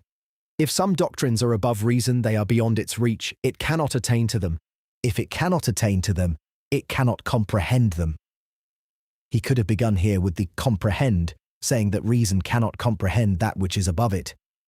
If it cannot comprehend them, it can find in them no idea, non vale consequentia. For to comprehend something, it is not enough that one have some ideas thereof. One must have all the ideas of everything that goes to make it up, and all these ideas must be clear, distinct, adequate. There are 1,000 objects in nature in which we understand something, but which we do not therefore necessarily comprehend. We have some ideas on the rays of light, we demonstrate upon them up to a certain point, but there ever remains something which makes us confess that we do not yet comprehend the whole nature of light, nor any principle such as may give rise to a solution. Why should not evident principles be found mingled with obscure and confused knowledge? And consequently the objections that reason has made will remain unanswered. By no means. The difficulty is rather on the side of the opposer. It is for him to seek an evident principle such as may give rise to some objection, and the more obscure the subject, the more trouble he will have in finding such a principle. Moreover, when he has found it, he will have still more trouble in demonstrating an opposition between the principle and the mystery. For if it happened that the mystery was evidently contrary to an evident principle, it would not be an obscure mystery, it would be a manifest absurdity. Or what is the same thing, answer will be made with some distinction as obscure as the very thesis that will have been attacked. One can do without distinctions, if need be, by denying either some premise or some conclusion, and when one is doubtful of the meaning of some term used by the opposer, one may demand of him its definition. Thus, the defender has no need to incommode himself when it is a question of answering an adversary who claims that he is offering us an invincible proof. But even supposing that the defender, perchance being kindly disposed, or for the sake of brevity, or because he feels himself strong enough, should himself vouchsafe to show the ambiguity concealed in the objection and to remove it by making some distinction, this distinction need not of necessity lead to anything clearer than the first thesis, since the defender is not obliged to elucidate the mystery itself. Now, it is certain, so M. Bayle continues, that an objection which is founded on distinct notions remains equally victorious, whether you give to it no answer, or you make an answer where none can comprehend anything. Can the contest be equal between a man who alleges in objection to you that which you and he very clearly conceive, and you, who can only defend yourself by answers wherein neither of you understands anything? It is not enough that the objection be founded on quite distinct notions, it is necessary also that one apply it in contradiction of the thesis. And when I answer someone by denying some premise in order to compel him to prove it, or some conclusion, to compel him to put it in good form, it cannot be said that I answer nothing or that I answer nothing intelligible. For as it is the doubtful premise of the adversary that I deny, my denial will be as intelligible as his affirmation. Finally, when I am so obliging as to explain myself by means of some distinction, it suffices that the terms I employ have some meaning, as in the mystery itself. Thus something in my answer will be comprehended, but one need not of necessity comprehend all that it involves, otherwise one would comprehend the mystery also. M. Bayle continues thus. Every philosophical dispute assumes that the disputant parties agree on certain definitions. This would be desirable, but usually it is only in the dispute itself that one reaches such a point, if the necessity arises. And that they admit the rules of syllogisms and the signs for the recognition of bad arguments. After that, everything lies in the investigation as to whether a thesis conforms mediately or immediately to the principles one is agreed upon, which is done by means of the syllogisms of him who makes objections, whether the premises of a proof, advanced by the opposer, are true, whether the conclusion is properly drawn, whether a four-term syllogism has been employed, whether some aphorism of the chapter on opposites or on sophistical refutations, etc., has not been violated. It is enough, putting it briefly, to deny some premise or some conclusion, or finally to explain or get explained some ambiguous term. One comes off victorious, either by showing that the subject of dispute has no connection with the principles which had been agreed upon, that is to say, by showing that the objection proves nothing, and then the defender wins the case, or by reducing the defender to absurdity, when all the premises and all the conclusions are well proved. Now one can reduce him to that point either by showing him that the conclusions of his thesis are yes and no at once, or by constraining him to say only intelligible things in answer. This last embarrassment he can always avoid because he has no need to advance new theses. The aim in disputes of this kind is to throw light upon obscurities and to arrive at self-evidence. It is the aim of the opposer, for he wishes to demonstrate that the mystery is false. But this cannot here be the aim of the defender, for in admitting mystery he agrees that one cannot demonstrate it. This leads to the opinion that during the course of the proceedings, victory sides more or less with the defender or with the opposer, according to whether there is more or less clarity in the propositions of the one than in the propositions of the other. That is speaking as if the defender and the opposer were equally unprotected. But the defender is like a besieged commander, covered by his defense works, and it is for the attacker to destroy them. The defender has no need here of self-evidence, and he seeks it not, but it is for the opposer to find it against him and to break through with his batteries in order that the defender may be no longer protected. Finally, it is judged that victory goes against him, whose answers are such that one comprehends nothing in them. It is a very equivocal sign of victory. For then one must needs ask the audience if they comprehend anything in what has been said, and often their opinions would be divided. The order of formal disputes is to proceed by arguments in due form, and to answer them by denying or making a distinction. And who confesses that they are incomprehensible? It is permitted to him who maintains the truth of a mystery to confess that this mystery is incomprehensible. And if this confession were sufficient for declaring him vanquished, there would be no need of objection. It will be possible for a truth to be incomprehensible, but never so far as to justify the statement that one comprehends nothing at all therein. It would be in that case what the ancient schools called syndapsus or bletiri, that is, words devoid of meaning. He is condemned thenceforth by the rules for awarding victory, and even when he cannot be pursued in the mist wherewith he has covered himself, and which forms a kind of abyss between him and his antagonists, he is believed to be utterly defeated and is compared to an army which, having lost the battle, steals away from the pursuit of the victor only under cover of night. Matching allegory with allegory, I will say that the defender is not vanquished so long as he remains protected by his entrenchments. And if he risks some sortie beyond his need, it is permitted to him to withdraw within his fort, without being open to blame for that. I was especially at pains to analyse this long passage where Monsieur Bayle has put down his strongest and most skillfully reasoned statements in support of his opinion, and I hope that I have shown clearly how this excellent man has been misled. That happens all too easily to the ablest and shrewdest persons when they give free rein to their wit without exercising the patience necessary for delving down to the very foundations of their systems. The details we have entered into here will serve as answer to some other arguments upon the subject which are dispersed through the works of Monsieur Bayle, as for instance when he says in his reply to the questions of a provincial, to prove that one has brought reason and religion into harmony, one must show not only that one has philosophic maxims favourable to our faith, but also that the particular maxims cast up against us as not being consistent with our catechism are in reality consistent with it in a clearly conceived way. I do not see that one has need of all that, unless one aspire to press reasoning as far as the how of the mystery. When one is content to uphold its truth, without attempting to render it comprehensible, one has no need to resort to philosophic maxims, general or particular, for the proof. And when another brings up some philosophic maxims against us, it is not for us to prove clearly and distinctly that these maxims are consistent with our dogma, but it is for our opponent to prove that they are contrary thereto. Monsieur Bayle continues thus in the same passage. For this result we need an answer as clearly evident as the objection.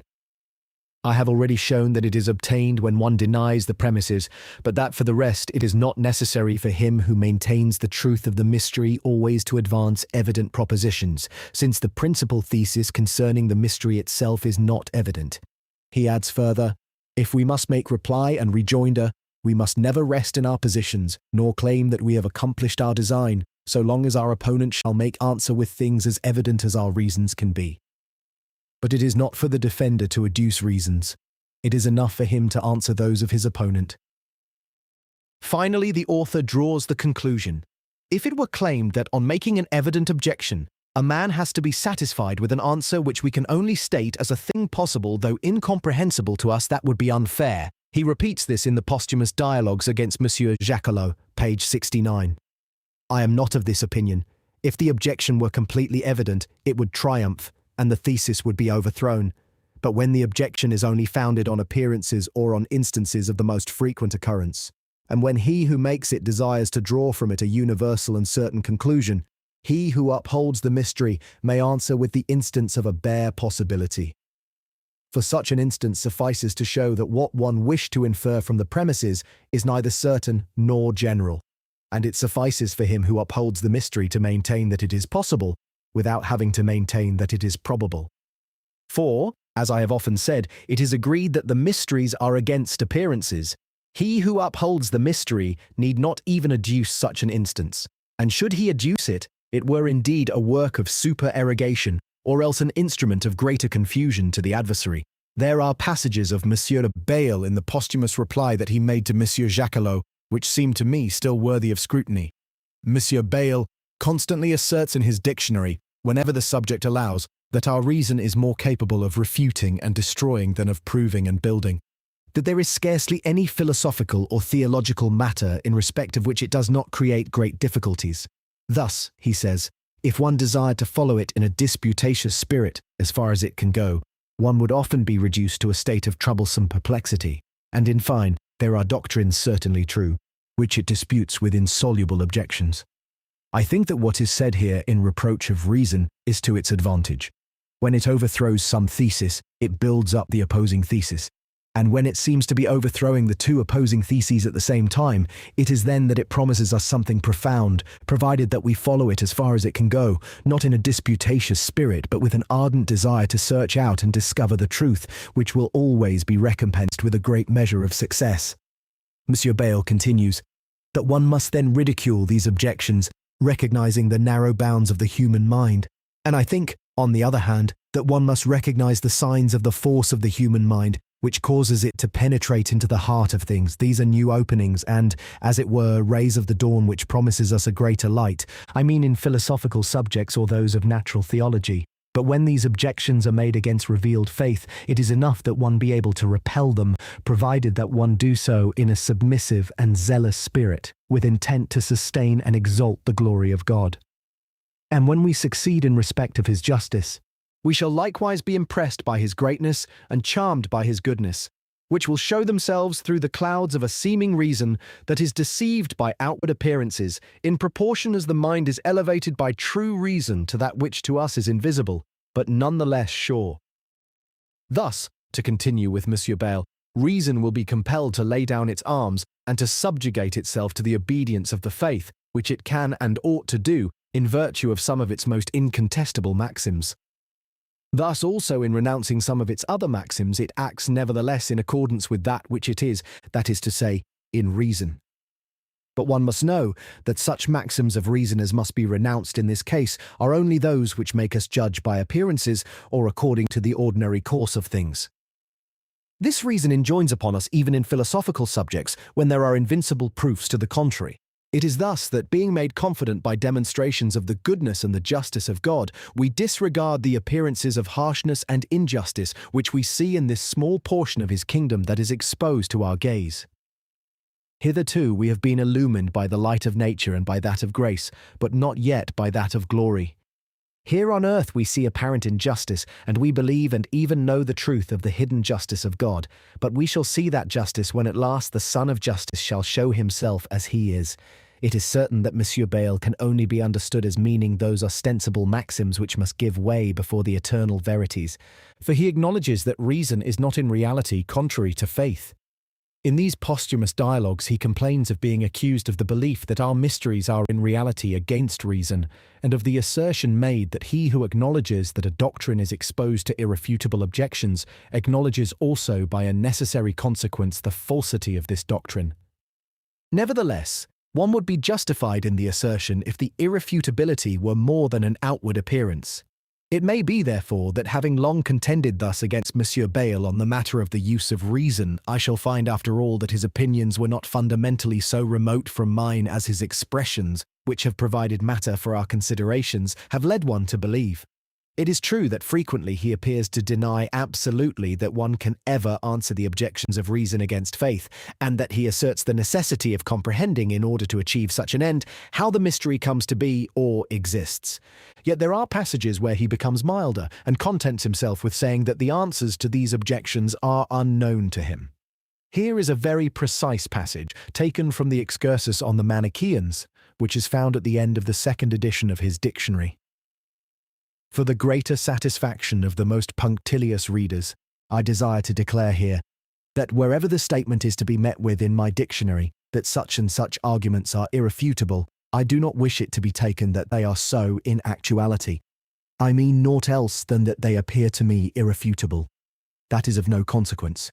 Each one will be able to imagine, if he pleases, that if I deem thus of a matter, it is owing to my lack of acumen. I do not imagine such a thing. His great acumen is too well known to me, but I think that after having applied his whole mind to magnifying the objections, he had not enough attention left over for the purpose of answering them. M. Bayle confesses, moreover, in his posthumous work against M. Leclerc, that the objections against faith have not the force of proofs. It is therefore ad hominem only, or rather ad homines, that is, in relation to the existing state of the human race, that he deems these objections irrefutable and the subject unexplainable. There is even a passage where he implies that he despairs not of the possibility that the answer or the explanation may be found, and even in our time. For here is what he says in his posthumous reply to M. Leclerc. M. Bayle dared to hope that his toil would put on their mettle some of those great men of genius who create new systems, and that they could discover a solution hitherto unknown. It seems that by this solution he means such an explanation of mystery as would penetrate to the how, but that is not necessary for replying to the objections. Many have undertaken to render this how comprehensible, and to prove the possibility of mysteries. A certain writer named Thomas Bonatis Nordtanus Anglus, in his On the Harmony of Knowledge with Faith, claimed to do so.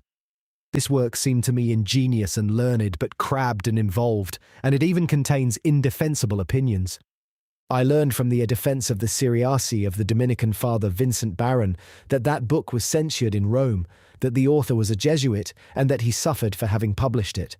The Reverend Father de Bosses, who now teaches theology in the Jesuit College of Hildesheim and who has combined rare erudition with great acumen which he displays in philosophy and theology, has informed me that the real name of Bonatis was Thomas Barton, and that after leaving the society he retired to Ireland, where the manner of his death brought about a favourable verdict on his last opinions. I pity the men of talent who bring trouble upon themselves by their toil and their zeal. Something of like nature happened in time past to Pierre Abelard, to Gilbert de la Porree, to John Wycliffe, and in our day to the Englishman Thomas Albius, as well as to some others who plunged too far into the explanation of the mysteries. St. Augustine, however, as well as Monsieur Bayle, does not despair of the possibility that the desired solution may be found upon earth, but this father believes it to be reserved for some holy man illumined by a peculiar grace. There is perhaps some more hidden cause reserved for those who are better and holier, by reason of his grace rather than of their merits. Luther reserves the knowledge of the mystery of election for the Academy of Heaven. Illic, God, sheds grace and mercy upon the unworthy, and upon others sheds wrath and severity, though they have not deserved it, in both seeming to men excessive and unjust, but in his own sight just and truthful. For how it can be just that he should crown the unworthy is for the present incomprehensible, yet we shall see it when we come thither, where it will no longer be believed but beheld with unveiled face. Likewise, how it can be just that he should condemn the undeserving is for the present incomprehensible, yet it is believed until the Son of Man shall be revealed. It is to be hoped that Monsieur Bayle now finds himself surrounded by that light which is lacking to us here below, since there is reason to suppose that he was not lacking in goodwill. Virgil. In radiant white he marvels at the unfamiliar threshold of Olympus, and beneath his feet Daphnis beholds the clouds and the stars. Lucan. Illic postquam se lumine vero he filled his mind, and marvels at the wandering planets and the stars fixa polis, vidit quanta sub nocte jaceret nostra dies. Having so settled the rights of faith and of reason, as rather to place reason at the service of faith than in opposition to it, we shall see how they exercise these rights to support and harmonize what the light of nature and the light of revelation teach us of God and of man in relation to evil. The difficulties are distinguishable into two classes. The one kind springs from man's freedom, which appears incompatible with the divine nature, and nevertheless freedom is deemed necessary, in order that man may be deemed guilty and open to punishment. The other kind concerns the conduct of God, and seems to make him participate too much in the existence of evil, even though man be free, and participate also therein. And this conduct appears contrary to the goodness, the holiness, and the justice of God, since God cooperates in evil as well physical as moral, and cooperates in each of them both morally and physically. And since it seems that these evils are manifested in the order of nature as well as in that of grace, and in the future and eternal life as well as, nay, more than, in this transitory life. To present these difficulties in brief, it must be observed that freedom is opposed, to all appearance, by determination or certainty of any kind whatever. And nevertheless, the common dogma of our philosophers states that the truth of contingent futurities is determined. The foreknowledge of God renders all the future certain and determined, but his providence and his foreordinance, whereon foreknowledge itself appears founded, do much more. For God is not as a man, able to look upon events with unconcern and to suspend his judgment, since nothing exists save as a result of the decrees of his will and through the action of his power. And even though one leave out of account the cooperation of God, all is perfectly connected in the order of things, since nothing can come to pass unless there be a cause so disposed as to produce the effect, this taking place no less involuntary than in all other actions. According to which it appears that man is compelled to do the good and evil that he does, and in consequence that he deserves therefore neither recompense nor chastisement. Thus is the morality of actions destroyed, and all justice, divine and human, shaken. But even though one should grant to man this freedom wherewith he arrays himself to his own hurt, the conduct of God could not but provide matter for a criticism supported by the presumptuous ignorance of men, who would wish to exculpate themselves wholly or in part at the expense of God. It is objected that all the reality and what is termed the substance of the act in sin itself is a production of God, since all creatures and all their actions derive from him that reality they have. Whence one could infer not only that he is the physical cause of sin, but also that he is its moral cause, since he acts with perfect freedom and does nothing without a complete knowledge of the thing and the consequences that it may have. Nor is it enough to say that God has made for himself a law to cooperate with the wills or resolutions of man, whether we express ourselves in terms of the common opinion or in terms of the system of occasional causes. Not only will it be found strange that he should have made such a law for himself, of whose results he was not ignorant, but the principal difficulty is that it seems the evil will itself cannot exist without cooperation, and even without some predetermination on his part, which contributes towards begetting this will in man or in some other rational creature. For an action is not, for being evil, the less dependent on God. Whence one will come at last to the conclusion that God does all, the good and the evil, indifferently, unless one pretend with the Manichaeans that there are two principles, the one good and the other evil. Moreover, according to the general opinion of theologians and philosophers, conservation being a perpetual creation, it will be said that man is perpetually created corrupt and erring. There are, furthermore, modern Cartesians who claim that God is the sole agent, of whom created beings are only the purely passive organs, and Monsieur Bayle builds not a little upon that idea. But even granting that God should cooperate in actions only with a general cooperation, or even not at all, at least in those that are bad, it suffices, so it is said, to inculpate him and to render him the moral cause that nothing comes to pass without his permission. To say nothing of the fall of the angels, he knows all that which will come to pass. If, having created man, he places him in such and such circumstances, and he places him there notwithstanding. Man is exposed to a temptation to which it is known that he will succumb, thereby causing an infinitude of frightful evils, by which the whole human race will be infected and brought, as it were, into a necessity of sinning, a state which is named original sin. Thus the world will be brought into a strange confusion, by this means death and diseases being introduced, with 1,000 other misfortunes and miseries that in general afflict the good and the bad. Wickedness will even hold sway, and virtue will be oppressed on earth, so that it will scarce appear that a providence governs affairs. But it is much worse when one considers the life to come, since but a small number of men will be saved, and since all the rest will perish eternally.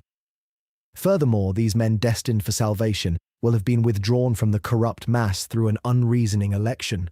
Whether it be said that God in choosing them has had regard to their future actions, to their faith or to their works, or one claim that he has been pleased to give them these good qualities and these actions because he has predestined them to salvation.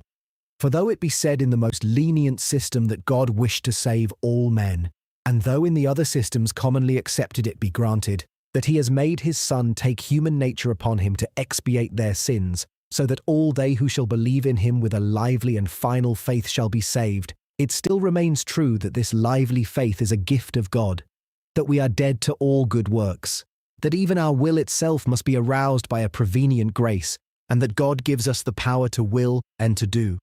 And whether that be done through a grace efficacious of itself, that is to say, through a divine inward motion which wholly determines our will to the good that it does, or whether there be only a sufficient grace, but such as does not fail to attain its end, and to become efficacious in the inward and outward circumstances wherein the man is and has been placed by God, one must return to the same conclusion that God is the final reason of salvation, of grace, of faith, and of election in Jesus Christ. And be the election the cause or the result of God's design to give faith, it still remains true that he gives faith or salvation to whom he pleases, without any discernible reason for his choice, which falls upon but few men. So it is a terrible judgment that God, giving his only Son for the whole human race and being the sole author and master of the salvation of men, yet saves so few of them and abandons all others to the devil, his enemy, who torments them eternally and makes them curse their Creator, though they have all been created to diffuse and show forth his goodness, his justice, and his other perfections. And this outcome inspires all the more horror, as the sole cause why all these men are wretched to all eternity is God's having exposed their parents to a temptation that he knew they would not resist.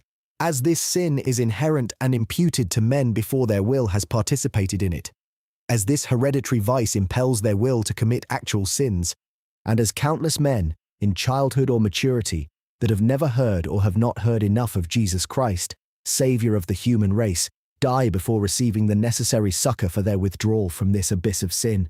These men too are condemned to be forever rebellious against God and plunged in the most horrible miseries, with the wickedest of all creatures, though in essence they have not been more wicked than others, and several among them have perchance been less guilty than some of that little number of elect, who were saved by a grace without reason, and who thereby enjoy an eternal felicity which they had not deserved.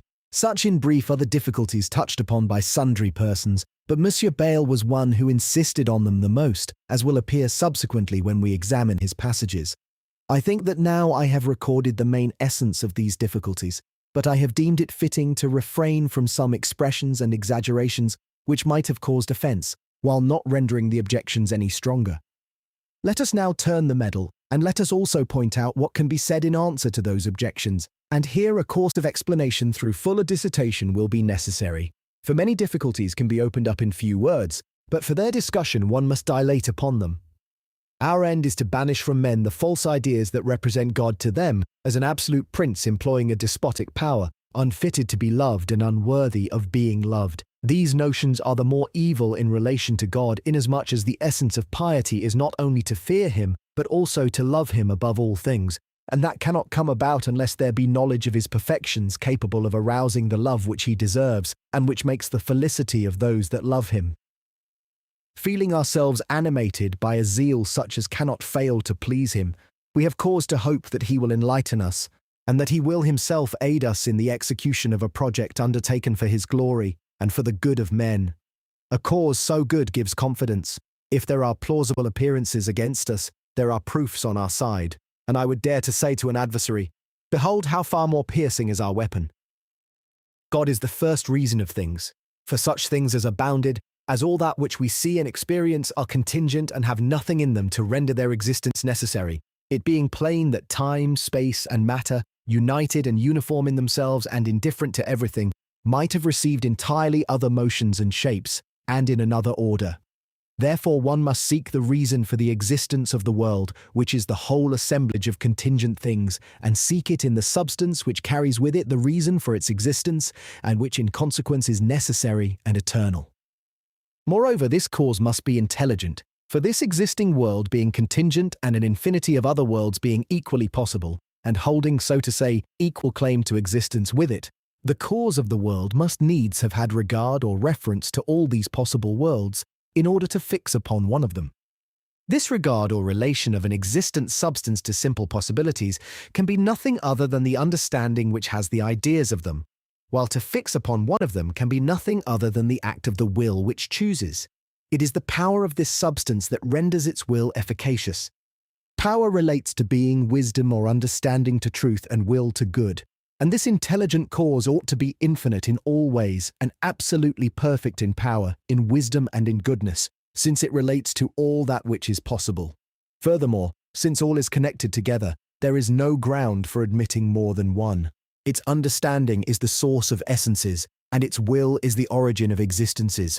There, in few words, is the proof of one only God with his perfections, and through him of the origin of things.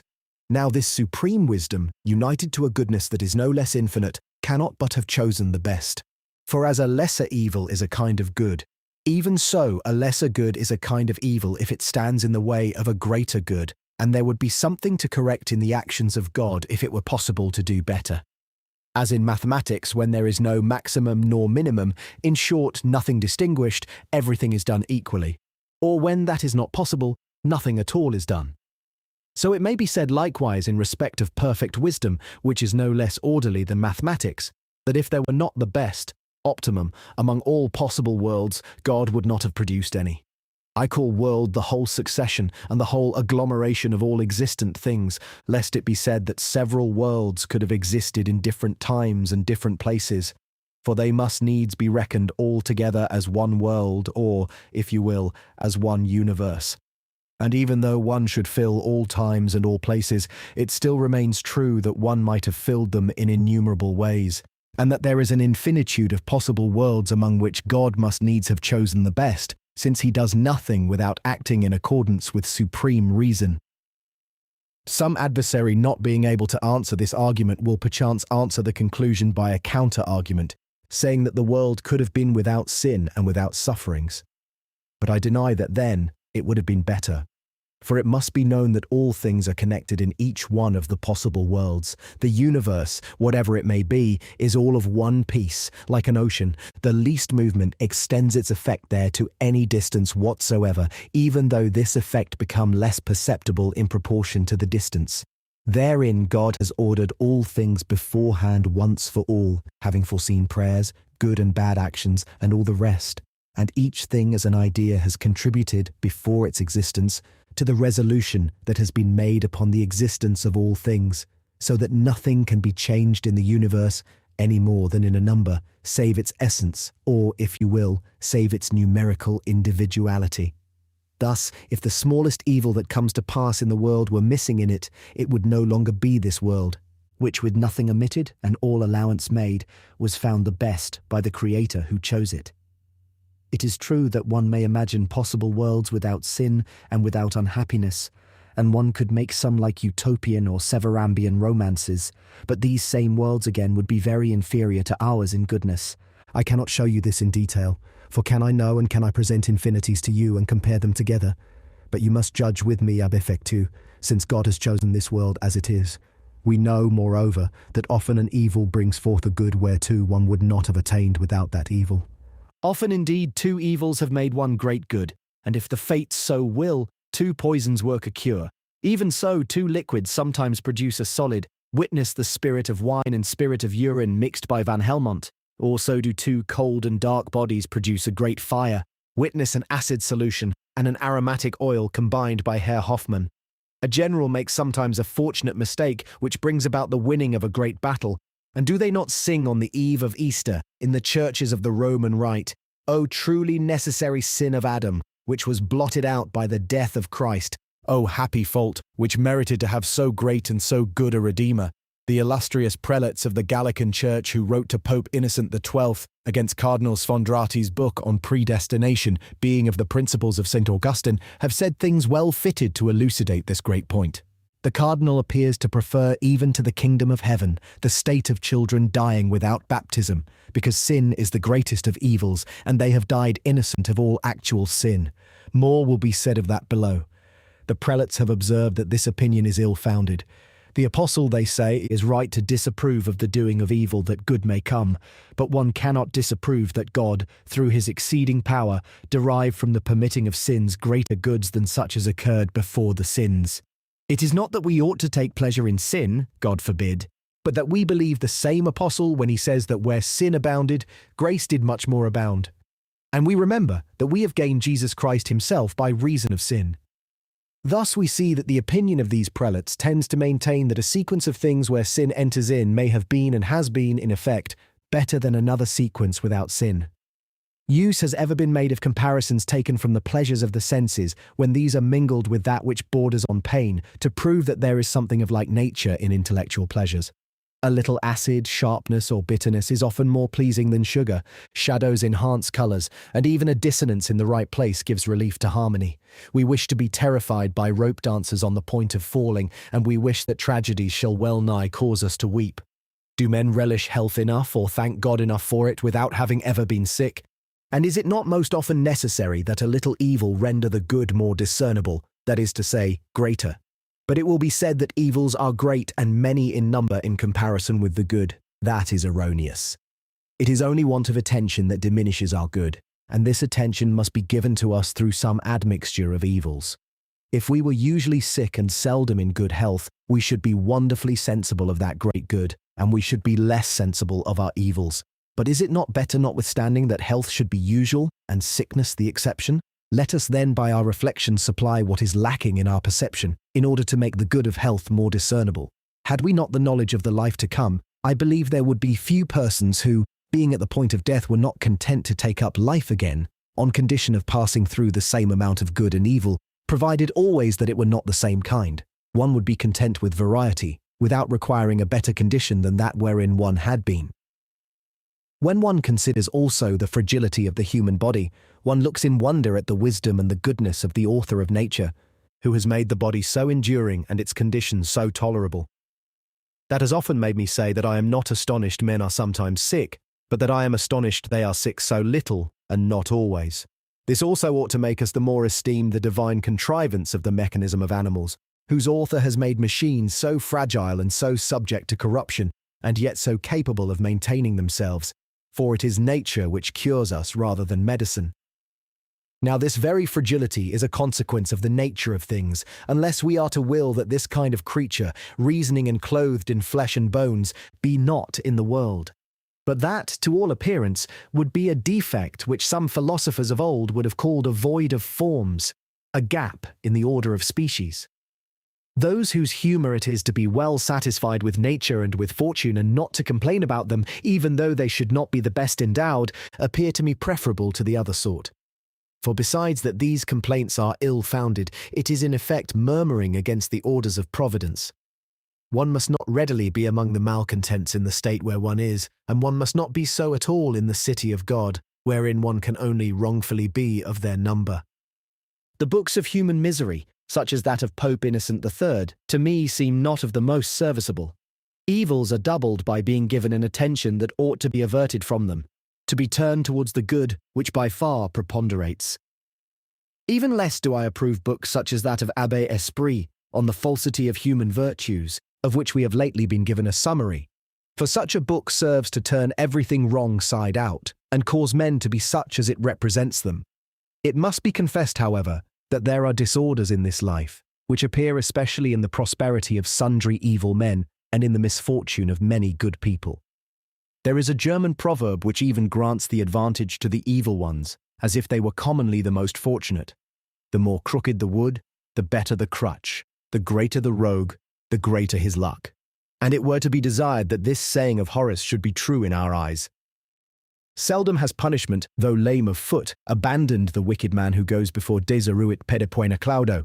Yet it often comes to pass also, though this perchance not the most often, that in the world's eyes heaven is justified, and that one may say with Claudian, abstulit hunc tandem rufini poena tumultum, and he acquits the gods. But even though that should not happen here, the remedy is all prepared in the other life. Religion and reason itself teach us that, and we must not murmur against a respite which the supreme wisdom has thought fit to grant to men for repentance. Yet their objections multiply on another side when one considers salvation and damnation, for it appears strange that, even in the great future of eternity, evil should have the advantage over good, under the supreme authority of him who is the sovereign good, since there will be many that are called and few that are chosen or are saved. It is true that one sees from some lines of Prudentius, him ante somnum, yet the same in his kindness, ultor rotundit iram, and but few of the unrighteous does he suffer to perish forever. The divers men believed in his time that the number of those wicked enough to be damned would be very small. To some indeed it seems that men believed at that time in a sphere between hell and paradise, that this same Prudentius speaks as if he were satisfied with this sphere, that St. Gregory of Nyssa also inclines in that direction, and that St. Jerome leans towards the opinion according whereunto all Christians would finally be taken into grace. A saying of St. Paul, which he himself gives out as mysterious, stating that all Israel will be saved, has provided much food for reflection. Sundry pious persons, learned also, but daring, have revived the opinion of Origen, who maintains that good will predominate in due time, in all and everywhere, and that all rational creatures, even the bad angels, will become at last holy and blessed. The Book of the Eternal Gospel, published lately in German, and supported by a great and learned work entitled The Restoration of All Things, has caused much stir over this great paradox. Monsieur Leclerc also has ingeniously pleaded the cause of the Origenists, but without declaring himself for them. There is a man of wit who, pushing my principle of harmony even to arbitrary suppositions that I in no wise approve, has created for himself a theology well-nigh astronomical. He believes that the present confusion in this world below began when the presiding angel of the globe of the earth, which was still a sun, that is, a star that was fixed and luminous of itself, committed a sin with some lesser angels of his department, perhaps rising inopportunely against an angel of a greater sun, that simultaneously, by the pre-established harmony of the realms of nature and of grace, and consequently by natural causes occurring at the appointed time, our globe was covered with stains, rendered opaque and driven from its place. which has made it become a wandering star or planet, that is, a satellite of another sun, and even perhaps of that one whose superiority its angel refused to recognize, and that therein consists the fall of Lucifer. Now the chief of the bad angels, who in Holy Scripture is named the Prince, and even the God of this world, being, with the angels of his train, envious of that rational animal which walks on the surface of this globe, and which God has set up there perhaps to compensate himself for their fall, strives to render it accessory in their crimes, and a participator in their misfortunes. Whereupon Jesus Christ came to save men. He is the eternal Son of God, even as he is his only Son. But, according to some ancient Christians, and according to the author of this hypothesis, having taken upon him at first, from the beginning of things, the most excellent nature among created beings, to bring them all to perfection, he set himself amongst them. And this is the second filiation, whereby he is the firstborn of all creatures. This is he whom the Kabbalists called Adam Kadmon. Haply he had planted his tabernacle in that great sun which illumines us, but he came at last into this globe where we are. He was born of the Virgin, and took human nature upon him to save mankind from the hands of their enemy and his. And when the time of judgment shall draw near, when the present face of our globe shall be about to perish, he will return to it in visible form, thence to withdraw the good, transplanting them, it may be, into the sun, and to punish here the wicked with the demons that have allured them.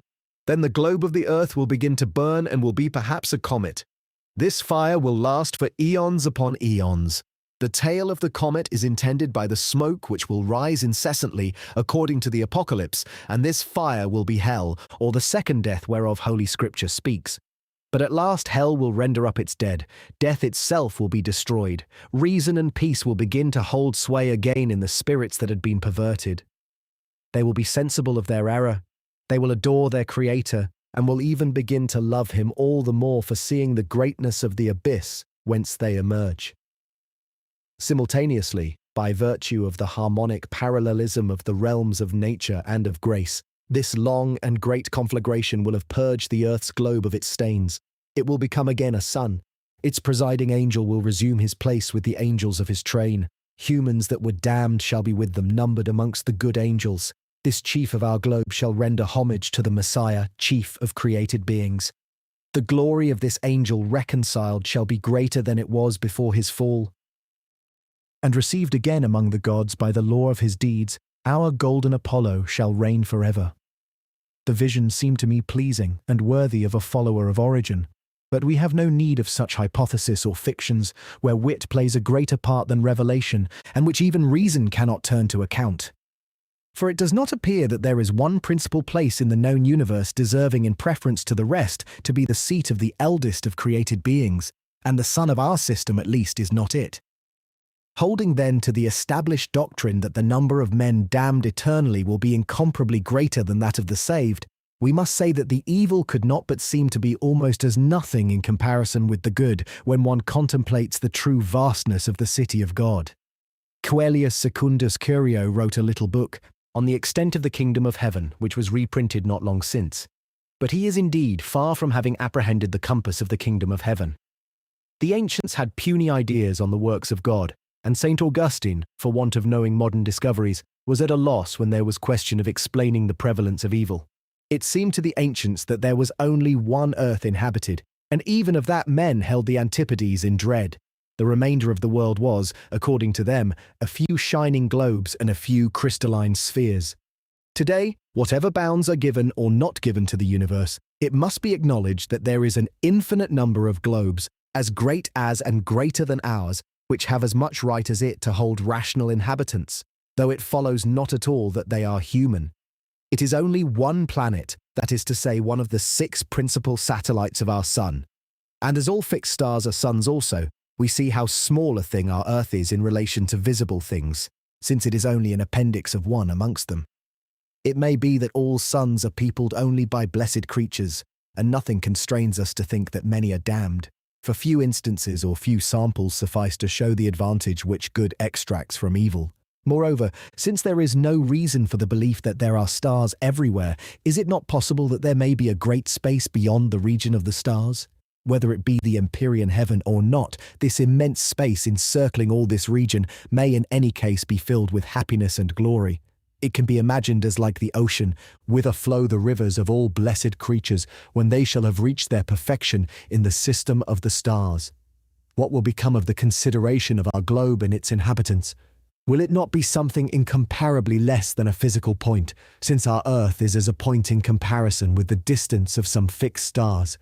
Thus, since the proportion of that part of the universe which we know is almost lost in nothingness compared with that which is unknown, and which we yet have cause to assume, and since all the evils that may be raised in objection before us are in this near nothingness, haply it may be that all evils are almost nothingness in comparison with the good things which are in the universe.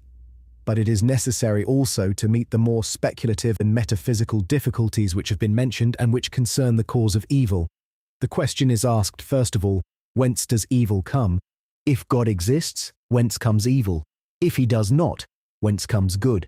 The ancients attributed the cause of evil to matter, which they believed uncreate and independent of God. But we, who derive all being from God, where shall we find the source of evil? The answer is that it must be sought in the ideal nature of the creature, insofar as this nature is contained in the eternal verities which are in the understanding of God, independently of his will. For we must consider that there is an original imperfection in the creature before sin, because the creature is limited in its essence, whence ensues that it cannot know all, and that it can deceive itself and commit other errors. Plato said in Timaeus that the world originated in understanding united to necessity. Others have united God and nature. This can be given a reasonable meaning. God will be the understanding, and the necessity, that is, the essential nature of things, will be the object of the understanding, insofar as this object consists in the eternal verities. But this object is inward and abides in the divine understanding, and therein is found not only the primitive form of good, but also the origin of evil. The region of the eternal verities must be substituted for matter when we are concerned with seeking out the source of things. This region is the ideal cause of evil, as it were, as well as of good, but properly speaking, the formal character of evil has no efficient cause, for it consists in privation, as we shall see, namely, in that which the efficient cause does not bring about. That is why the schoolmen are wont to call the cause of evil deficient. Evil may be taken metaphysically, physically, and morally. Metaphysical evil consists in mere imperfection, physical evil in suffering, and moral evil in sin. Now, although physical evil and moral evil be not necessary, it is enough that by virtue of the eternal verities they be possible. And as this vast region of verities contains all possibilities, it is necessary that there be an infinitude of possible worlds, that evil enter into divers of them, and that even the best of all contain a measure thereof. Thus has God been induced to permit evil. But someone will say to me, why speak you to us of permitting? Is it not God that doeth the evil, and that willeth it? Here it will be necessary to explain what permission is, so that it may be seen how this term is not employed without reason. But before that one must explain the nature of will, which has its own degrees. Taking it in the general sense, one may say that will consists in the inclination to do something in proportion to the good it contains. This will is called antecedent when it is detached, and considers each good separately in the capacity of a good. In this sense it may be said that God tends to all good, as good, ad perfectionem simplicitas simplicem, to speak like the schoolman, and that by an antecedent will. He is earnestly disposed to sanctify and to save all men, to exclude sin and to prevent damnation. It may even be said that this will is efficacious of itself per se, that is, in such sort that the effect would ensue if there were not some stronger reason to prevent it. For this will does not pass into final exercise to the utmost endeavour, else it would never fail to produce its full effect, God being the master of all things. Success entire and infallible belongs only to the consequent will, as it is called. This it is which is complete, and in regard to it this rule obtains that one never fails to do what one wills when one has the power. Now this consequent will, final and decisive, results from the conflict of all the antecedent wills, of those which tend towards good, even as of those which repel evil, and from the concurrence of all these particular wills comes the total will. So in mechanics, compound movement results from all the tendencies that concur in one and the same moving body, and satisfies each one equally, insofar as it is possible to do all at one time. It is as if the moving body took equal account of these tendencies, as I once showed in one of the Paris journals when giving the general law of the compositions of movement. In this sense also, it may be said that the antecedent will is efficacious in a sense and even effective with success. Thence it follows that God wills antecedently the good and consequently the best. And as for evil, God wills moral evil not at all, and physical evil or suffering he does not will absolutely. Thus it is that there is no absolute predestination to damnation, and one may say of physical evil that God wills it often as a penalty owing to guilt, and often also as a means to an end, that is, to prevent greater evils or to obtain greater good. The penalty serves also for amendment and example. Evil often serves to make us savour good the more. Sometimes, too, it contributes to a greater perfection in him who suffers it, as the seed that one sows is subject to a kind of corruption before it can germinate. This is a beautiful similitude which Jesus Christ himself used. Concerning sin or moral evil, although it happens very often that it may serve as a means of obtaining good or of preventing another evil, it is not this that renders it a sufficient object of the divine will or a legitimate object of a created will. It must only be admitted or permitted in so far as it is considered to be a certain consequence of an indispensable duty. As for instance, if a man who was determined not to permit another's sin were to fail of his own duty, or as if an officer on guard at an important post were to leave it, especially in time of danger, in order to prevent a quarrel in the town between two soldiers of the garrison who wanted to kill each other. The rule which states, "Evil must not be done that good may come," and which even forbids the permission of a moral evil with the end of obtaining a physical good, far from being violated, is here proved, and its source and its reason are demonstrated. One will not approve the action of a queen who, under the pretext of saving the state, commits or even permits a crime. The crime is certain, and the evil for the state is open to question. Moreover, this manner of giving sanction to crimes, if it were accepted, would be worse than a disruption of some one country, which is liable enough to happen in any case, and would perchance happen all the more by reason of such means chosen to prevent it. But in relation to God, nothing is open to question. Nothing can be opposed to the rule of the best, which suffers neither exception nor dispensation. It is in this sense that God permits sin, for he would fail in what he owes to himself, in what he owes to his wisdom, his goodness, his perfection, if he followed not the grand result of all his tendencies to good, and if he chose not that which is absolutely the best, notwithstanding the evil of guilt, which is involved therein by the supreme necessity of the eternal verities. Hence the conclusion that God wills all good in himself antecedently, that he wills the best consequently as an end, that he wills what is indifferent and physical evil, sometimes as a means, but that he will only permit moral evil as the sine qua non, or as a hypothetical necessity which connects it with the best. Therefore the consequent will of God, which has sin for its object, is only permissive. It is again well to consider that moral evil is an evil so great only because it is a source of physical evils, a source existing in one of the most powerful of creatures, who is also most capable of causing those evils. For an evil will is in its department what the evil principle of the Manichaeans would be in the universe, and reason, which is an image of the divinity, provides for evil souls great means of causing much evil. One single Caligula, one Nero, has caused more evil than an earthquake. An evil man takes pleasure in causing suffering and destruction, and for that there are only too many opportunities. But God being inclined to produce as much good as possible, and having all the knowledge and all the power necessary for that, it is impossible that in him there be fault or guilt or sin. And when he permits sin, it is wisdom, it is virtue. It is indeed beyond question that we must refrain from preventing the sin of others when we cannot prevent their sin without sinning ourselves. But someone will perhaps bring up the objection that it is God himself who acts and who affects all that is real in the sin of the creature. This objection leads us to consider the physical cooperation of God with the creature, after we have examined the moral cooperation, which was the more perplexing.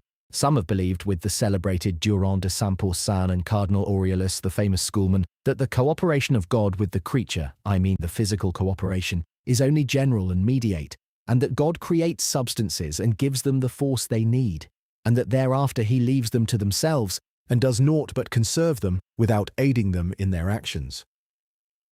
This opinion has been refuted by the greater number of scholastic theologians, and it appears that in the past it met with disapproval in the writings of Pelagius.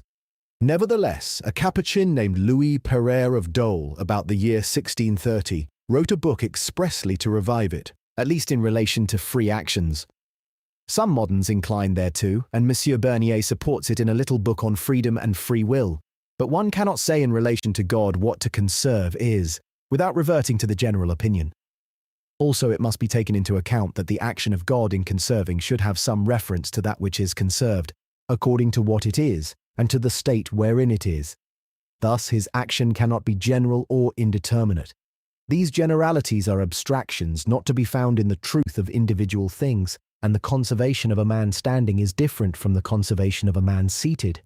This would not be so if conservation consisted only in the act of preventing and warding off some foreign cause which could destroy that which one wishes to conserve, as often happens when men conserve something. But apart from the fact that we are obliged ourselves sometimes to maintain that which we conserve, we must bear in mind that conservation by God consists in the perpetual immediate influence which the dependence of creatures demands.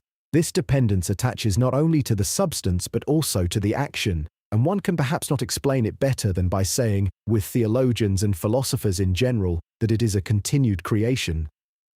The objection will be made that God therefore now creates man a sinner, he that in the beginning created him innocent. But here it must be said, with regard to the moral aspect, that God, being supremely wise, cannot fail to observe certain laws and to act according to the rules, as well physical as moral, that wisdom has made him choose. And the same reason that has made him create man innocent, but liable to fall, makes him recreate man when he falls. For God's knowledge causes the future to be for him as the present, and prevents him from rescinding the resolutions made. As for physical cooperation, here one must consider the truth which has made already so much stir in the schools since St. Augustine declared it, that evil is a privation of being, whereas the action of God tends to the positive. This answer is accounted a quibble, and even something chimerical in the minds of many people. But here is an instance somewhat similar, which will serve to disabuse them. The celebrated Kepler and Monsieur Descartes, in his letters, after him, have spoken of the natural inertia of bodies. And it is something which may be regarded as a perfect image and even as a sample of the original limitation of creatures, and to show that privation constitutes the formal character of the imperfections and disadvantages that are in substance as well as in its actions. Let us suppose that the current of one and the same river carried along with it various boats, which differ among themselves only in the cargo, some being laden with wood, others with stone, and some more, the others less. That being so, it will come about that the boats most heavily laden will go more slowly than the others, provided it be assumed that the wind or the oar, or some other similar means, assist them not at all. It is not, properly speaking, weight which is the cause of this retardation, since the boats are going down and not upwards. But it is the same cause which also increases the weight in bodies that have greater density, which are, that is to say, less porous and more charged with matter that is proper to them, for the matter which passes through the pores, not receiving the same movement, must not be taken into account.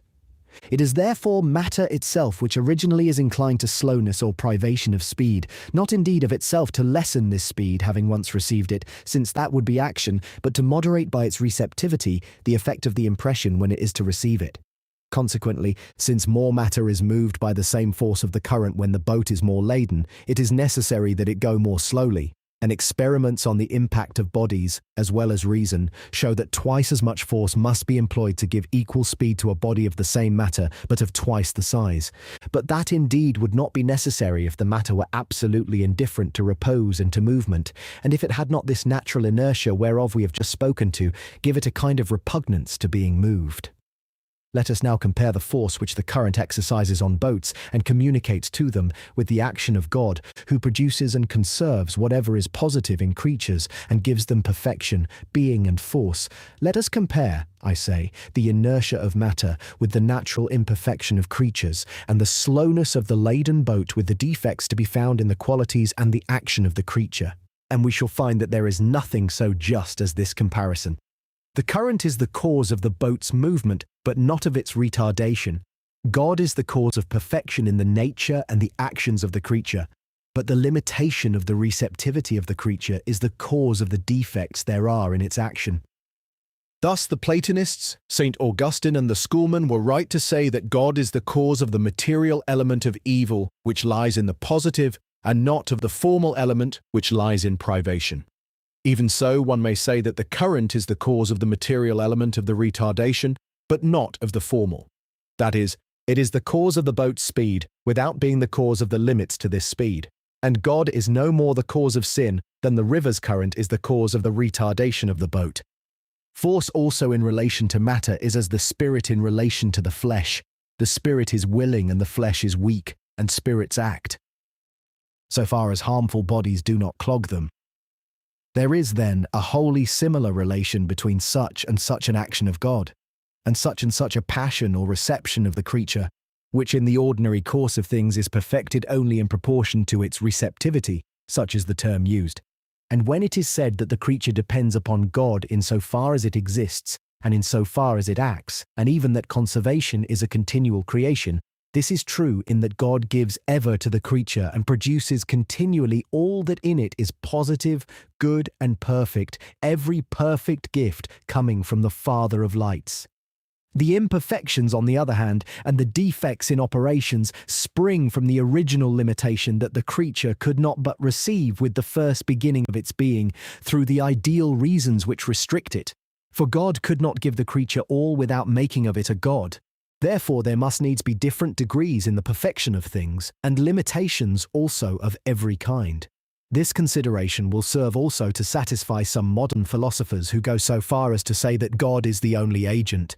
It is true that God is the only one whose action is pure and without admixture of what is termed to suffer. But that does not preclude the creature's participation in actions, since the action of the creature is a modification of the substance, flowing naturally from it and containing a variation not only in the perfections that God has communicated to the creature, but also in the limitations that the creature, being what it is, brings with it. Thus we see that there is an actual distinction between the substance and its modification or accidents, contrary to the opinion of some moderns, and in particular of the late Duke of Buckingham, who spoke of that in a little discourse on religion recently reprinted. Evil is therefore like darkness, and not only ignorance but also error, and malice consist formally in a certain kind of privation. Here is an example of error which we have already employed. I see a tower which from a distance appears round, although it is square. The thought that the tower is what it appears to be flows naturally from that which I see, and when I dwell on this thought it is an affirmation, it is a false judgment. But if I pursue the examination, if some reflection causes me to perceive that appearances deceive me, lo and behold, I abandon my error. To abide in a certain place, or not to go further, not to espy some landmark, these are privations. It is the same in respect of malice or ill will. The will tends towards good in general. It must strive after the perfection that befits us, and the supreme perfection is in God. All pleasures have within themselves some feeling of perfection, but when one is limited to the pleasures of the senses, or to other pleasures to the detriment of greater good, as of health, of virtue, of union with God, of felicity, it is in this privation of a further aspiration that the defect consists. In general, perfection is positive. It is an absolute reality. Defect is privative. It comes from limitation and tends towards new privations. This saying is therefore as true as it is ancient. Good comes from a cause entire, evil from any single defect, as also that which states, evil has a cause not efficient, but deficient. And I hope that the meaning of these axioms will be better apprehended after what I have just said. The physical cooperation of God and of creatures with the will contributes also to the difficulties existing in regard to freedom. I am of opinion that our will is exempt not only from constraint, but also from necessity. Aristotle has already observed that there are two things in freedom, to wit, spontaneity and choice, and therein lies our mastery over our actions. When we act freely, we are not being forced, as would happen if we were pushed onto a precipice and thrown from top to bottom. And we are not prevented from having the mind free when we deliberate, as would happen if we were given a draught to deprive us of discernment. There is contingency in 1,000 actions of nature, but when there is no judgment in him who acts, there is no freedom. And if we had judgment not accompanied by any inclination to act, our soul would be an understanding without will. It is not to be imagined, however, that our freedom consists in an indetermination or an indifference of equipoise, as if one must needs be inclined equally to the side of yes and of no, and in the direction of different courses, when there are several of them to take. This equipoise in all directions is impossible, for if we were equally inclined towards the courses A, B, and C, we could not be equally inclined towards A and towards not A. This equipoise is also absolutely contrary to experience, and in scrutinizing oneself one will find that there has always been some cause or reason inclining us towards the course taken, although very often we be not aware of that which prompts us, just in the same way one is hardly aware why, on issuing from a door, one has placed the right foot before the left or the left before the right. But let us pass to the difficulties. Philosophers agree today that the truth of contingent futurities is determinate. That is to say that contingent futurities are future, or that they will happen, for it is as sure that the future will be as it is sure that the past has been. It was true already 100 years ago that I should write today, as it will be true after 100 years that I have written. Thus the contingent is not, because it is future, any the less contingent, and determination, which would be called certainty if it were known, is not incompatible with contingency. Often the certain and the determinate are taken as one thing, because a determinate truth is capable of being known. Thus it may be said that determination is an objective certainty. This determination comes from the very nature of truth, and cannot injure freedom, but there are other determinations taken from elsewhere, and in the first place from the foreknowledge of God, which many have held to be contrary to freedom. They say that what is foreseen cannot fail to exist, and they say so truly, but it follows not that what is foreseen is necessary, for necessary truth is that whereof the contrary is impossible or implies contradiction. Now this truth which states that I shall write tomorrow is not of that nature, it is not necessary. Yet supposing that God foresees it, it is necessary that it come to pass. That is, the consequence is necessary, namely, that it exist, since it has been foreseen, for God is infallible. This is what is termed a hypothetical necessity. But our concern is not this necessity. It is an absolute necessity that is required to be able to say that an action is necessary, that it is not contingent, that it is not the effect of a free choice. Besides, it is very easily seen that foreknowledge in itself adds nothing to the determination of the truth of contingent futurities, save that this determination is known. And this does not augment the determination or the futurition, as it is termed of these events, that whereon we agreed at the outset. This answer is doubtless very correct. It is agreed that foreknowledge in itself does not make truth more determinate. Truth is foreseen because it is determinate, because it is true. But it is not true because it is foreseen, and therein the knowledge of the future has nothing that is not also in the knowledge of the past or of the present. But here is what an opponent will be able to say. I grant you that foreknowledge in itself does not make truth more determinate, but it is the cause of the foreknowledge that makes it so. For it needs must be that the foreknowledge of God have its foundation in the nature of things, and this foundation, making the truth predeterminate, will prevent it from being contingent and free. It is this difficulty that has caused two parties to spring up, one of the predeterminators, the other of the supporters of mediate knowledge. The Dominicans and the Augustinians are for predetermination. The Franciscans and the modern Jesuits, on the other hand, are for mediate knowledge. These two parties appeared towards the middle of the 16th century and a little later. Molina himself, who is perhaps one of the first, with Fonseca, to have systematized this point, and from whom the others derived their name of Molinists, says in the book that he wrote on the reconciliation of free will with grace about the year 1570 that the Spanish doctors, he means principally the Thomists, who had been writing then for 20 years, finding no other way to explain how God could have a certain knowledge of contingent futurities, had introduced predetermination as being necessary to free actions. As for himself, he thought to have found another way. He considers that there are three objects of divine knowledge: the possibles, the actual events, and the conditional events that would happen in consequence of a certain condition if it were translated into action. The knowledge of possibilities is what is called the knowledge of mere intelligence. That of events occurring actually in the progress of the universe is called the knowledge of intuition. And as there is a kind of mean between the merely possible and the pure and absolute event, to wit the conditional event, it can be said also, according to Molina, that there is a mediate knowledge between that of intuition and that of intelligence. Instance is given of the famous example of David asking the divine oracle whether the inhabitants of the town of Keilah, where he designed to shut himself in, would deliver him to Saul, supposing that Saul should besiege the town. God answered yes, whereupon David took a different course. Now, some advocates of this mediate knowledge are of opinion that God, foreseeing what men would do of their own accord, supposing they were placed in such and such circumstances, and knowing that they would make ill use of their free will, decrees to refuse them grace and favourable circumstances. And he may justly so decree, since in any case these circumstances and these aids would not have served them aught. But Molina contents himself with finding therein generally a reason for the decrees of God, founded on what the free creature would do in such and such circumstances. I will not enter into all the detail of this controversy. It will suffice for me to give one instance. Certain older writers, not acceptable to St. Augustine and his first disciples, appear to have had ideas somewhat approaching those of Molina. The Thomists and those who call themselves disciples of St. Augustine, but whom their opponents call Jansenists, combat this doctrine on philosophical and theological grounds. Some maintain that mediate knowledge must be included in the knowledge of mere intelligence. But the principal objection is aimed at the foundation of this knowledge. For what foundation can God have for seeing what the people of Keeler would do? A simple contingent and free act has nothing in itself to yield a principle of certainty, unless one look upon it as predetermined by the decrees of God and by the causes that are dependent upon them.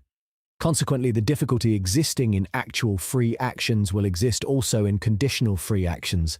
That is to say, God will know them only under the condition of their causes and of his decrees, which are the first causes of things, and it will not be possible to separate such actions from those causes so as to know a contingent event in a way that is independent of the knowledge of its causes. Therefore, all must of necessity be traced back to the predetermination of God's decrees, and this mediate knowledge, so it will be said, will offer no remedy. The theologians who profess to be adherents of St. Augustine claim also that the system of the Molinists would discover the source of God's grace in the good qualities of man, and this they deem an infringement of God's honour and contrary to St. Paul's teaching. It would be long and wearisome to enter here into the replies and rejoinders coming from one side and the other, and it will suffice for me to explain how I conceive that there is truth on both sides. For this result I resort to my principle of an infinitude of possible worlds represented in the region of eternal verities, that is, in the object of the divine intelligence, where all conditional futurities must be comprised. For the case of the siege of Keeler forms part of a possible world, which differs from ours only in all that is connected with this hypothesis, and the idea of this possible world represents that which would happen in this case. Thus we have a principle for the certain knowledge of contingent futurities, whether they happen actually or must happen in a certain case. For in the region of the possibles they are represented as they are, namely as free contingencies. Therefore neither the foreknowledge of contingent futurities nor the foundation for the certainty of this foreknowledge should cause us perplexity or seem to prejudice freedom. And though it were true and possible that contingent futurities consisting in free actions of reasonable creatures were entirely independent of the decrees of God and of external causes, there would still be means of foreseeing them. For God would see them as they are in the region of the possibles before he decrees to admit them into existence. But if the foreknowledge of God has nothing to do with the dependence or independence of our free actions, it is not so with the foreordinance of God, his decrees, and the sequence of causes which, as I believe, always contribute to the determination of the will. And if I am for the Molinists in the first point, I am for the predeterminators in the second, provided always that predetermination be taken as not necessitating. In a word, I am of opinion that the will is always more inclined towards the course it adopts, but that it is never bound by the necessity to adopt it. That it will adopt this course is certain, but it is not necessary. The case corresponds to that of the famous saying, "The stars incline, they do not necessitate," although here the similarity is not complete. For the event towards which the stars tend, to speak with the common herd, as if there were some foundation for astrology, does not always come to pass, whereas the course towards which the will is more inclined never fails to be adopted. Moreover, the stars would form only a part of the inclinations that cooperate in the event, but when one speaks of the greater inclination of the will, one speaks of the result of all the inclinations. It is almost as we have spoken above of the consequent will in God, which results from all the antecedent wills. Nevertheless, objective certainty or determination does not bring about the necessity of the determinate truth. All philosophers acknowledge this, asserting that the truth of contingent futurities is determinate, and that nevertheless they remain contingent. The thing indeed would imply no contradiction in itself if the effect did not follow, and therein lies contingency.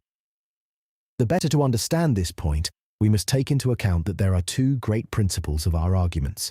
The one is the principle of contradiction, stating that of two contradictory propositions the one is true, the other false. The other principle is that of the determinate reason.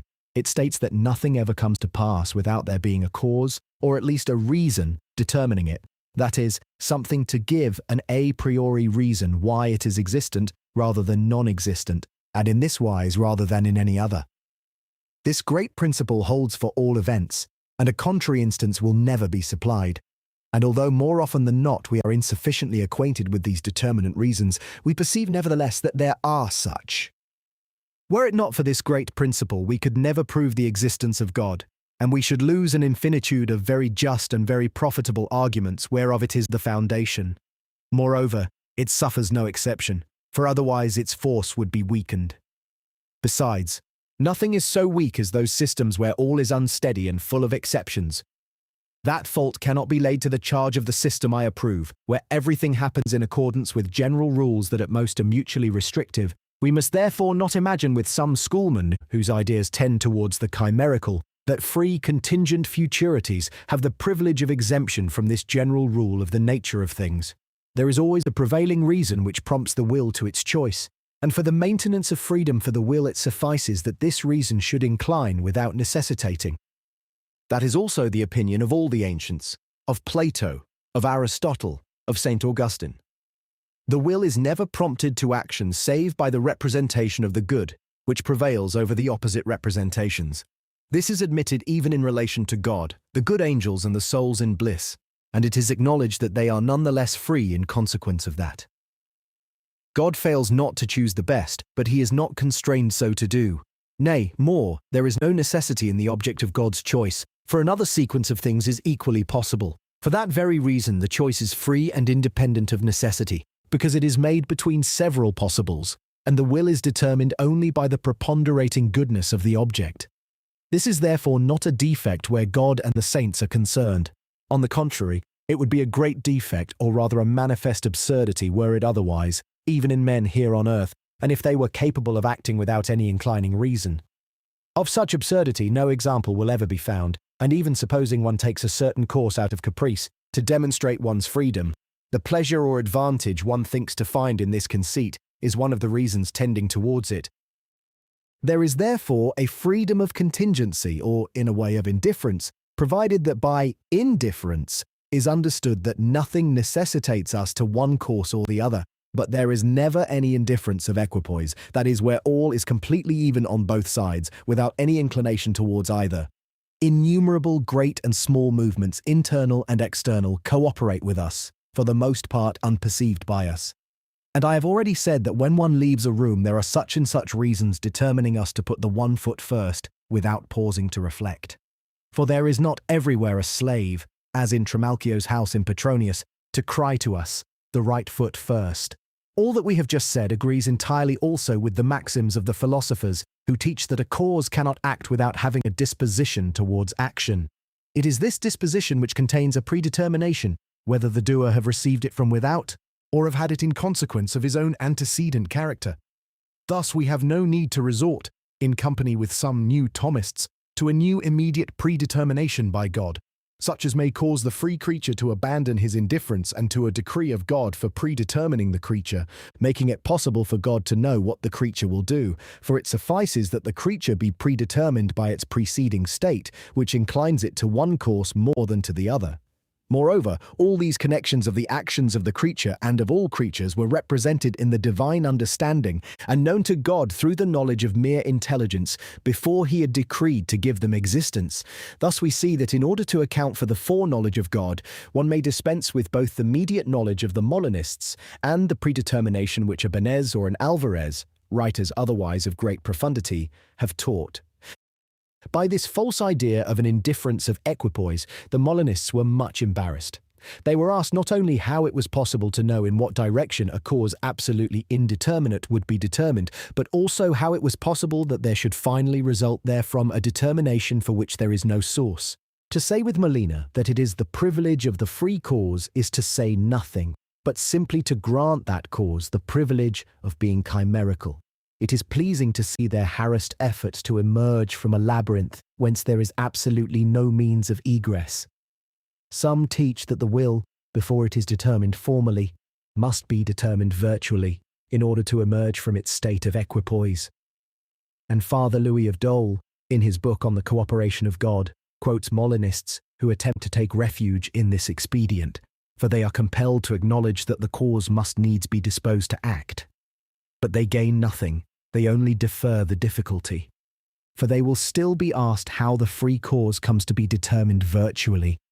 They will therefore never extricate themselves without acknowledging that there is a predetermination in the preceding state of the free creature, which inclines it to be determined. In consequence of this, the case also of Buridan's ass between two meadows, impelled equally towards both of them, is a fiction that cannot occur in the universe, in the order of nature, although Monsieur Bayle be of another opinion. It is true that if the case were possible, one must say that the ass would starve himself to death, but fundamentally the question deals in the impossible, unless it be that God bring the thing about expressly. For the universe cannot be halved by a plane drawn through the middle of the ass, which is cut vertically through its length so that all is equal and alike on both sides, in the manner wherein an ellipse, and every plane figure of the number of those I term ambidexter, can be thus halved by any straight line passing through its centre. Neither the parts of the universe nor the viscera of the animal are alike, nor are they evenly placed on both sides of this vertical plane. There will therefore always be many things in the ass and outside the ass, although they be not apparent to us, which will determine him to go on one side rather than the other. And although man is free, and the ass is not, nevertheless for the same reason it must be true that in man likewise the case of a perfect equipoise between two courses is impossible. Furthermore, it is true that an angel, or God certainly, could always account for the course man has adopted, by assigning a cause or a predisposing reason which has actually induced him to adopt it. Yet this reason would often be complex and incomprehensible to ourselves because the concatenation of causes linked together is very long. Hence it is that the reason Monsieur Descartes has advanced to prove the independence of our free actions by what he terms an intense inward sensation has no force. We cannot, properly speaking, be sensible of our independence, and we are not aware always of the causes, often imperceptible, whereon our resolution depends. It is as though the magnetic needle took pleasure in turning towards the north, for it would think that it was turning independently of any other cause, not being aware of the imperceptible movements of the magnetic matter. Nevertheless, we shall see later in what sense it is quite true that the human soul is altogether its own natural principle in relation to its actions, dependent upon itself and independent of all other creatures. As for volition itself, to say that it is an object of free will is incorrect. We will to act, strictly speaking, and we do not will to will. Else we could still say that we will to have the will to will, and that would go on to infinity. Besides, we do not always follow the latest judgment of practical understanding when we resolve to will, but we always follow in our willing the result of all the inclinations that come from the direction both of reasons and passions, and this often happens without an express judgment of the understanding. All is therefore certain and determined beforehand in man, as everywhere else, and the human soul is a kind of spiritual automaton, although contingent actions in general and free action in particular are not on that account necessary with an absolute necessity, which would be truly incompatible with contingency. Thus neither futurition in itself, certain as it is, nor the infallible provision of God, nor the predetermination either of causes or of God's decrees, destroys this contingency and this freedom. That is acknowledged in respect of futurition and prevision, as has already been set forth. Since, moreover, God's decree consists solely in the resolution he forms, after having compared all possible worlds, to choose that one which is the best, and bring it into existence together with all that this world contains by means of the all-powerful word fiat, it is plain to see that this decree changes nothing in the constitution of things. God leaves them just as they were in the state of mere possibility, that is, changing nothing either in their essence or nature, or even in their accidents, which are represented perfectly already in the idea of this possible world. Thus, that which is contingent and free remains no less so under the decrees of God than under his prevision. But could God himself, it will be said, then change nothing in the world, Assuredly, he could not now change it without derogation to his wisdom, since he has foreseen the existence of this world and of what it contains, and since likewise he has formed this resolution to bring it into existence. For he cannot be mistaken nor repent, and it did not behoove him to from an imperfect resolution applying to one part and not the whole. Thus, all being ordered from the beginning, it is only because of this hypothetical necessity, recognized by everyone, that after God's prevision or after his resolution, nothing can be changed. And yet the events in themselves remain contingent. For, setting aside this supposition of the futurition of the thing, and of the prevision or of the resolution of God, a supposition which already lays it down as a fact that the thing will happen, and in accordance with which one must say, each thing, when it is, must be, or each thing, if indeed it is to be, must be going to be. The event has nothing in it to render it necessary, and to suggest that no other thing might have happened in its stead. And as for the connection between causes and effects, it only inclined without necessitating the free agency, as I have just explained. Thus it does not produce even a hypothetical necessity, save in conjunction with something from outside, to wit, this very maxim, that the prevailing inclination always triumphs. It will be said also that, if all is ordered, God cannot then perform miracles. But one must bear in mind that the miracles which happen in the world were also enfolded and represented as possible in this same world considered in the state of mere possibility. And God, who has since performed them, when he chose this world, had even then decreed to perform them. Again, the objection will be made that vows and prayers, merits and demerits, good and bad actions avail nothing, since nothing can be changed. This objection causes most perplexity to people in general, and yet it is purely a sophism. These prayers, these vows, these good or bad actions that occur today were already before God when he formed the resolution to order things. Those things which happen in this existing world were represented, with their effects and their consequences, in the idea of this same world. While it was still possible only, they were represented therein, attracting God's grace whether natural or supernatural, requiring punishments or rewards, just as it has happened actually in this world since God chose it. The prayer or the good action were even then an ideal cause or condition, that is, an inclining reason able to contribute to the grace of God, or to the reward, as it now does in reality. Since, moreover, all is wisely connected together in the world, it is clear that God, foreseeing that which would happen freely, ordered all other things on that basis beforehand, or, what is the same, he chose that possible world in which everything was ordered in this fashion. This consideration demolishes at the same time what the ancients called the lazy sophism, the lazy argument, which ended in a decision to do nothing. For, people would say, if what I ask is to happen, it will happen even though I should do nothing. And if it is not to happen, it will never happen, no matter what trouble I take to achieve it. This necessity, supposedly existent in events and detached from their causes, might be termed Mohammedan fate, as I have already observed above, because a similar line of reasoning, so it is said, causes the Turks not to shun places ravaged by plague. But the answer is quite ready. The effect being certain, the cause that shall produce it is certain also, and if the effect comes about, it will be by virtue of a proportionate cause. Thus your laziness perchance will bring it about that you will obtain naught of what you desire, and that you will fall into those misfortunes which you would by acting with care have avoided.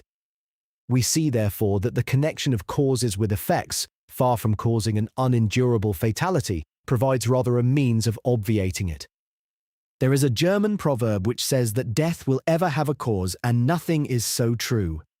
You will die on that day. Let us presume it is so, and that God foresees it. Yes, without doubt, but it will be because you will do what shall lead you thither. It is likewise with the chastisements of God, which also depend upon their causes.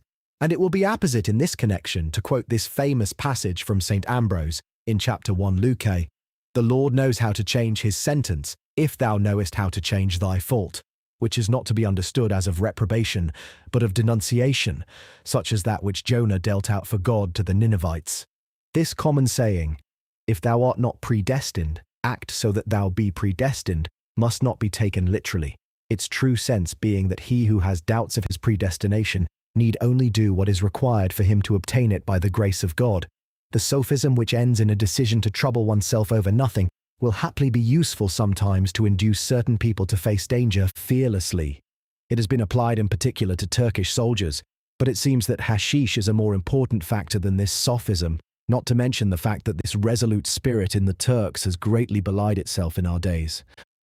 A learned physician of Holland named Johann van Beverwyck took the trouble to write on the term of life and to collect sundry answers, letters, and discourses of some learned men of his time on this subject. This collection has been printed, and it is astonishing to see there how often people are misled, and how they have confused a problem which, properly speaking, is the easiest in the world. After that, it is no wonder that there are very many doubts which the human race cannot abandon. The truth is that people love to lose themselves, and this is a kind of ramble of the mind, which is unwilling to subject itself to attention, to order, to rules. It seems as though we are so accustomed to games and jesting that we play the fool even in the most serious occupations, and when we least think to do so.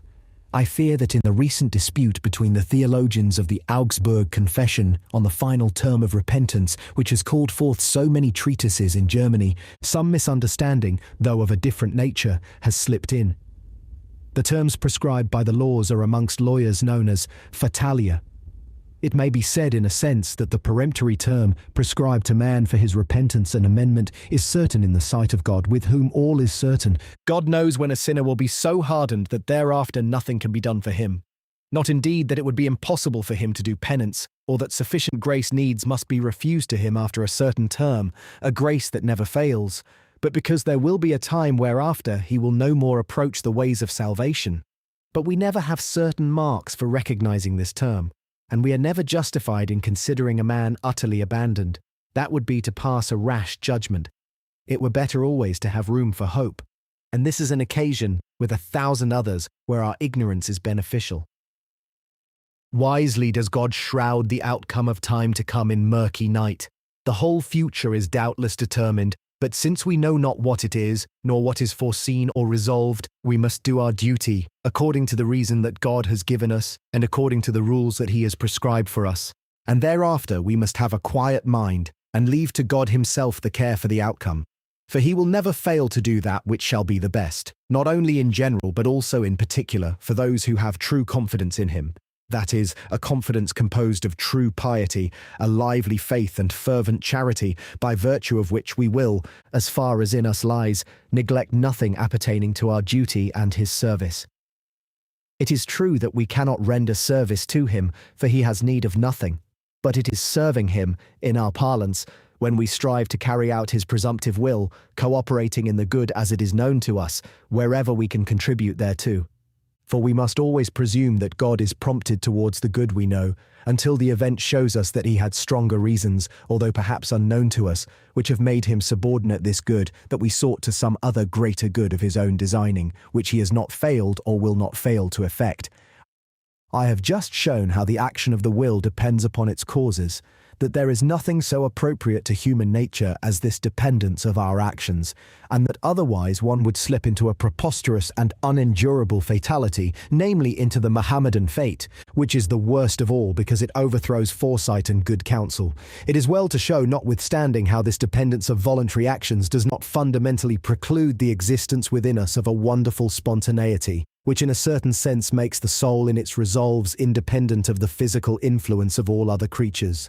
This spontaneity, hitherto little recognized, which exalts our command over our actions to the highest pitch, is a consequence of the system of pre-established harmony, of which I must give some explanation here. The scholastic philosophers believed that there was a reciprocal physical influence between body and soul, but since it has been recognized that thought and dimensional mass have no mutual connection and that they are creatures differing toto genere, many moderns have acknowledged that there is no physical communication between soul and body, despite the metaphysical communication always subsisting, which causes soul and body to compose one and the same suppositum, or what is called a person. This physical communication, if there were such, would cause the soul to change the degree of speed and the directional line of some motions that are in the body, and vice versa the body to change the sequence of the thoughts that are in the soul. But this effect cannot be inferred from any notion conceived in the body and in the soul, though nothing be better known to us than the soul, since it is inmost to us, that is to say, inmost to itself. Monsieur Descartes wished to compromise and to make a part of the body's action dependent upon the soul. He believed in the existence of a rule of nature to the effect, according to him, that the same quantity of movement is conserved in bodies. He deemed it not possible that the influence of the soul should violate this law of bodies, but he believed that the soul notwithstanding might have power to change the direction of the movements that are made in the body. Much as a rider, though giving no force to the horse he mounts, nevertheless controls it by guiding that force in any direction he pleases, but as that is done by means of the bridle, the bit, the spurs and other material aids, it is conceivable how that can be. There are, however, no instruments such as the soul may employ for this result, nothing indeed either in the soul or in the body, that is, either in thought or in the mass, which may serve to explain this change of the one by the other. In a word, that the soul should change the quantity of force and that it should change the line of direction, both these things are equally inexplicable. Moreover, two important truths on this subject have been discovered since M. Descartes' day. The first is that the quantity of absolute force which is in fact conserved is different from the quantity of movement, as I have demonstrated elsewhere. The second discovery is that the same direction is still conserved in all bodies together that are assumed as interacting in whatever way they come into collision. If this rule had been known to M. Descartes, he would have taken the direction of bodies to be as independent of the soul as their force, and I believe that that would have led direct to the hypothesis of pre-established harmony, whither these same rules have led me. For apart from the fact that the physical influence of one of these substances on the other is inexplicable, I recognize that without a complete derangement of the laws of nature, the soul could not act physically upon the body. And I did not believe that one could here listen to philosophers, competent in other respects, who produce a god, as it were, ex machina, to bring about the final solution of the piece, maintaining that God exerts himself deliberately to move bodies as the soul pleases, and to give perceptions to the soul as the body requires. For this system, which is called that of occasional causes, because it teaches that God acts on the body at the instance of the soul, and vice versa, besides introducing perpetual miracles to establish communication between these two substances, does not obviate the derangement of the natural laws obtaining in each of these same substances, which in the general opinion their mutual influence would cause.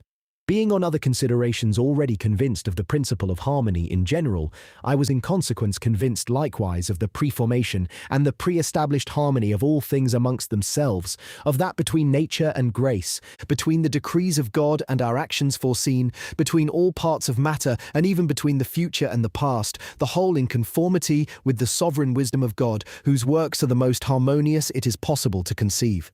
Thus I could not fail to arrive at the system which declares that God created the soul in the beginning in such a fashion that it must produce and represent to itself successively that which takes place within the body, and the body also in such a fashion that it must do of itself that which the soul ordains. Consequently, the laws that connect the thoughts of the soul, in the order of final causes, and in accordance with the evolution of perceptions, must produce pictures that meet and harmonize with the impressions of bodies on our organs. And likewise, the laws of movements in the body, which follow one another in the order of efficient causes, meet and so harmonize with the thoughts of the soul that the body is induced to act at the time when the soul wills it. Far from its being prejudicial, nothing can be more favorable to freedom than that system. And M. Jacquelot has demonstrated well in his book on the conformity of faith with reason, that it is just as if he who knows all that I shall order a servant to do the whole day long on the morrow made an automaton entirely resembling this servant, to carry out tomorrow at the right moment all that I should order, and yet that would not prevent me from ordering freely all that I should please, although the action of the automaton that would serve me would not be in the least free. Moreover, since all that passes in the soul depends, according to this system, only upon the soul, and its subsequent state is derived only from it, and from its present state, how can one give it a greater independence? It is true that there still remains some imperfection in the constitution of the soul. All that happens to the soul depends upon it, but depends not always upon its will. That were too much. Nor are such happenings even recognized always by its understanding or perceived with distinctness. For there is in the soul not only an order of distinct perceptions, forming its dominion, but also a series of confused perceptions or passions, forming its bondage, and there is no need for astonishment at that. The soul would be a divinity if it had none but distinct perceptions. It has nevertheless some power over these confused perceptions also, even if in an indirect manner. For although it cannot change its passions forthwith, it can work from afar towards that end with enough success, and endue itself with new passions and even habits. It even has a like power over the more distinct perceptions, being able to endue itself indirectly with opinions and intentions, and to hinder itself from having this one or that, and stay or hasten its judgment. For we can seek means beforehand to arrest ourselves when occasion arises on the sliding step of a rash judgment. We can find some incident to justify postponement of our resolution, even at the moment when the matter appears ready to be judged. Although our opinion and our act of willing be not directly objects of our will, as I have already observed, one sometimes takes measures nevertheless to will and even to believe in due time that which one does not will or believe now. So great is the profundity of the spirit of man. And now, to bring to a conclusion this question of spontaneity, it must be said that, on a rigorous definition, the soul has within it the principle of all its actions, and even of all its passions, and that the same is true in all the simple substances scattered throughout nature, although there be freedom only in those that are intelligent. In the popular sense notwithstanding, speaking in accordance with appearances, we must say that the soul depends in some way upon the body and upon the impressions of the senses, much as we speak with Ptolemy and Tycho in everyday converse, and think with Copernicus when it is a question of the rising and the setting of the sun. One may, however, give a true and philosophic sense to this mutual dependence which we suppose between the soul and the body. It is that the one of these two substances depends upon the other ideally, in so far as the reason of that which is done in the one can be furnished by that which is in the other. This had already happened when God ordered beforehand the harmony that there would be between them. Even so would that automaton, that should fulfill the servant's function, depend upon me ideally, in virtue of the knowledge of him who, foreseeing my future orders, would have rendered it capable of serving me at the right moment all through the morrow.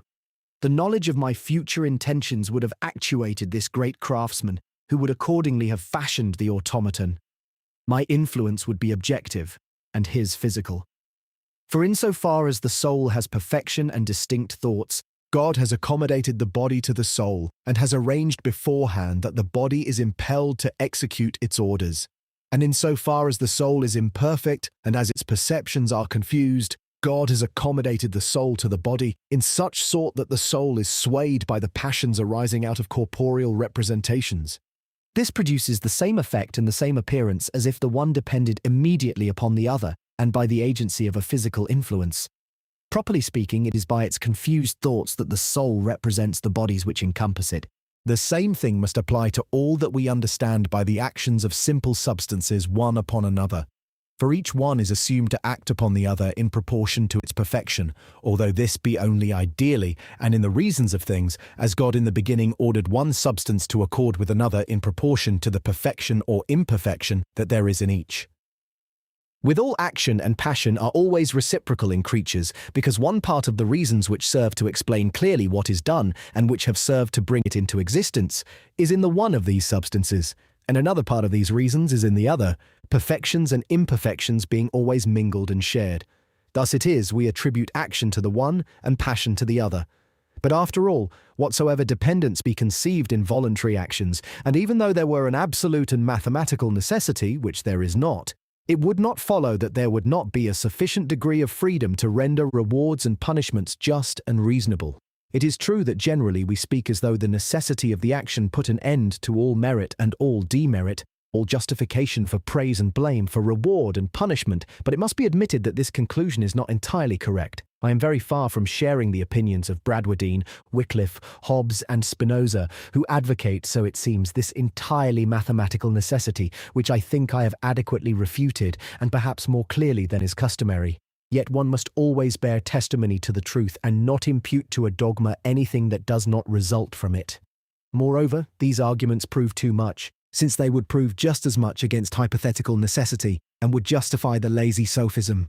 For the absolute necessity of the sequence of causes would in this matter add nothing to the infallible certainty of a hypothetical necessity. In the first place, therefore, it must be agreed that it is permitted to kill a madman when one cannot by other means defend oneself. It will be granted also that it is permitted, and often even necessary, to destroy venomous or very noxious animals, although they be not so by their own fault. Secondly, One inflicts punishments upon a beast, despite its lack of reason and freedom, when one deems that this may serve to correct it. Thus one punishes dogs and horses, and indeed with much success. Rewards serve us no less in the managing of animals. When an animal is hungry, the food that is given to him causes him to do what otherwise would never be obtained from him. Thirdly, one would inflict even on beasts capital punishments, where it is no longer a question of correcting the beast that is punished, if this punishment could serve as an example, or inspire terror in others to make them cease from evil doing. Rurarius, in his book on Reason in Beasts, says that in Africa they crucified lions in order to drive away other lions from the towns and frequented places, and that he had observed in passing through the province of Jülich that they hanged wolves there in order to ensure greater safety for the sheepfolds. There are people in the villages also who nail birds of prey to the doors of houses, with the idea that other birds of the same kind will then not so readily appear. These measures would always be justified if they were of any avail. Then in the fourth place, since experience proves that the fear of chastisements and the hope of rewards serves to make men abstain from evil and strive to do good, one would have good reason to avail oneself of such, even though men were acting under necessity, whatever the necessity might be. The objection will be raised that if good or evil is necessary, it is useless to avail oneself of means to obtain it or to hinder it. But the answer has already been given above in the passage combating the lazy sophism. If good or evil were a necessity without these means, then such means would be unavailing, but it is not so. These goods and evils come only with the aid of these means, and if these results were necessary, the means would be a part of the causes rendering them necessary, since experience teaches us that often fear or hope hinders evil or advances good. This objection then differs hardly at all from the lazy sophism, which we raise against the certainty as well as the necessity of future events. Thus one may say that these objections are directed equally against hypothetical necessity and absolute necessity, and that they prove as much against the one as against the other, that is to say, nothing at all. There was a great dispute between Bishop Bramhall and Mr. Hobbes, which began when they were both in Paris, and which was continued after their return to England. All the parts of it are to be found collected in a quarto volume published in London in the year 1656. They are all in English and have not been translated as far as I know, nor inserted in the collection of works in Latin by Mr. Hobbes. I had already read these writings and have obtained them again since. And I had observed at the outset that he had not at all proved the absolute necessity of all things, but had shown sufficiently that necessity would not overthrow all the rules of divine or human justice and would not prevent altogether the exercise of this virtue. There is, however, a kind of justice and a certain sort of rewards and of punishments which appear not so applicable to those who should act by an absolute necessity, supposing such necessity existed. It is that kind of justice which has for its goal neither improvement nor example nor even redress of the evil. This justice has its foundation only in the fitness of things, which demands a certain satisfaction for the expiation of an evil action.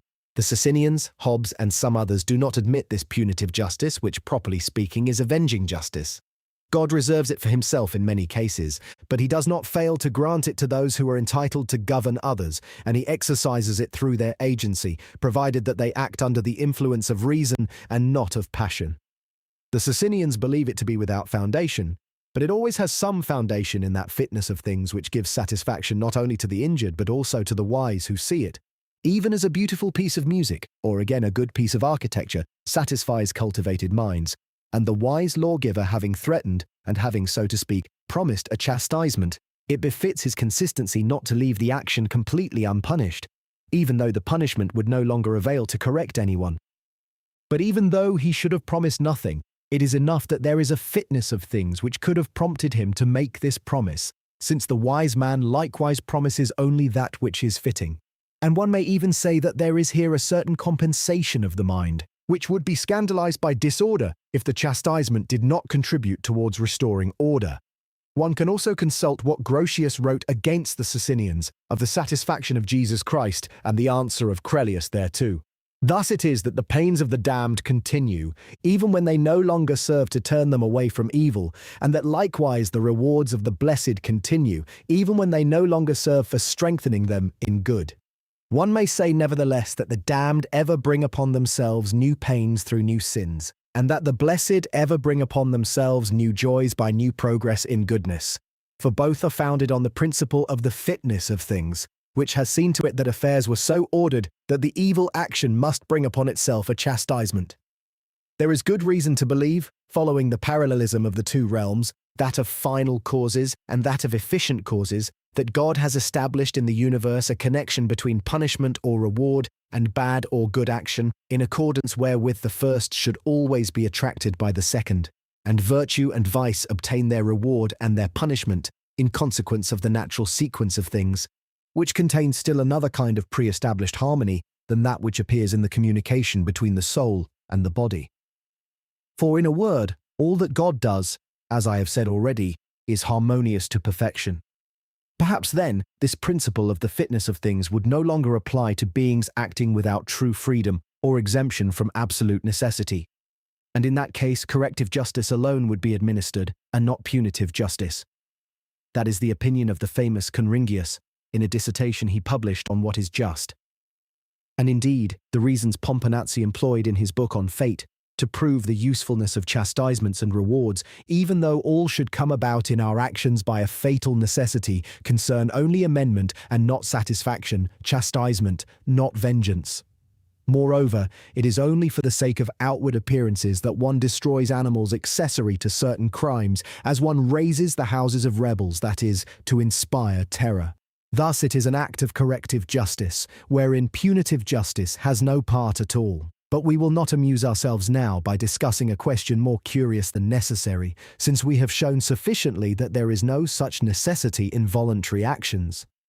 Nevertheless, it was well to show that imperfect freedom alone, that is, freedom which is exempt only from constraint, would suffice as foundation for chastisements and rewards of the kind conducive to the avoidance of evil and to amendment. One sees also from this that some persons of intelligence, who persuade themselves that everything is necessary, are wrong in saying that none must be praised or blamed, rewarded or punished. Apparently they say so only to exercise their wit. The pretext is that all being necessary, nothing would be in our power. But this pretext is ill-founded. Necessary actions would be still in our power, at least insofar as we could perform them or omit them, when the hope or the fear of praise or blame, of pleasure or pain prompted our will thereto, whether they prompted it of necessity, or in prompting it they left spontaneity, contingency and freedom all alike unimpaired. Thus praise and blame, rewards and punishments would preserve always a large part of their use, even though there were a true necessity in our actions. We can praise and blame also natural good and bad qualities, where the will has no part, in a horse, in a diamond, in a man. And he who said of Cato of Utica that he acted virtuously through the goodness of his nature, and that it was impossible for him to behave otherwise, thought to praise him the more. The difficulties which I have endeavoured up to now to remove have been almost all common to natural and revealed theology. Now it will be necessary to come to a question of revealed theology, concerning the election or the reprobation of men, with the dispensation or use of divine grace in connection with these acts of the mercy or the justice of God.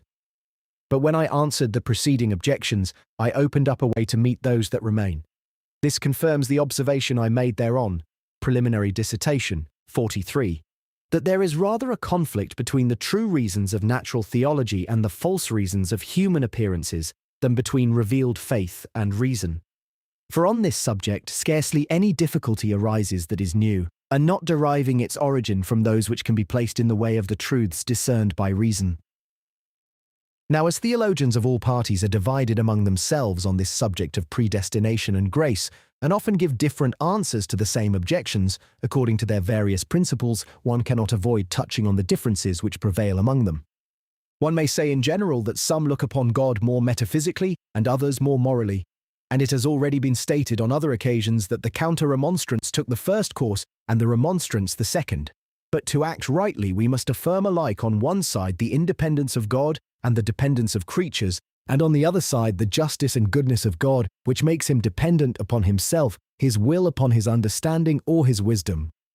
Some gifted and well-intentioned authors, desiring to show the force of the reasons advocated by the two principal parties in order to persuade them to a mutual tolerance, deem that the whole controversy is reduced to this essential point, namely, what was God's principal aim in making his decrees with regard to man? Did he make them solely in order to show forth his glory by manifesting his attributes and forming to that end the great plan of creation and providence?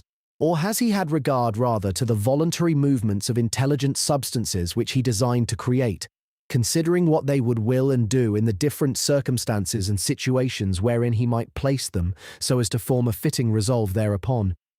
It appears to me that the two answers to this great question thus given as opposites to one another are easy to reconcile, and that in consequence the two parties would be agreed in principle, without any need of tolerance, if all were reduced to this point.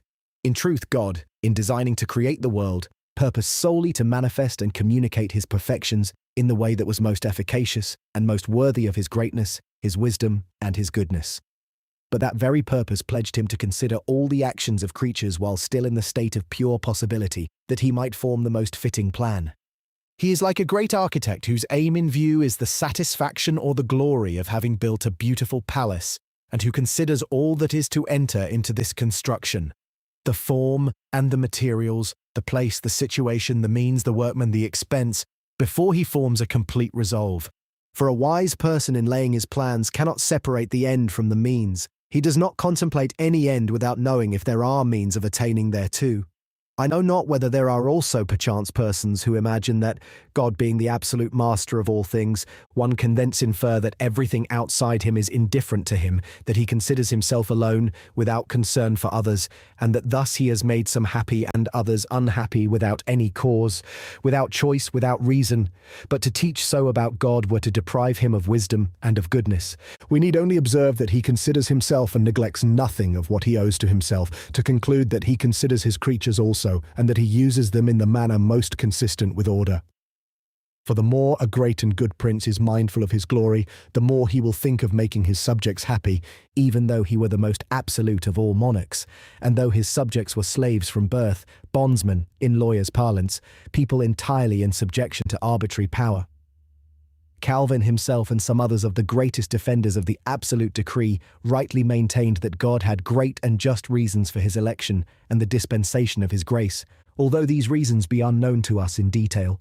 And we must judge charitably that the most rigid predestinators have too much reason and too much piety to depart from this opinion. There will therefore be no argument for debate on that point, as I hope, with people who are at all reasonable. But there will always be argument among those who are called universalists and particularists, according to what they teach of the grace and the will of God. Yet I am somewhat inclined to believe that the heated dispute between them on the will of God to save all men, and on that which depends upon it, when one keeps separate the doctrine on the aids of grace, or of the assistance of grace, rests rather in expressions than in things.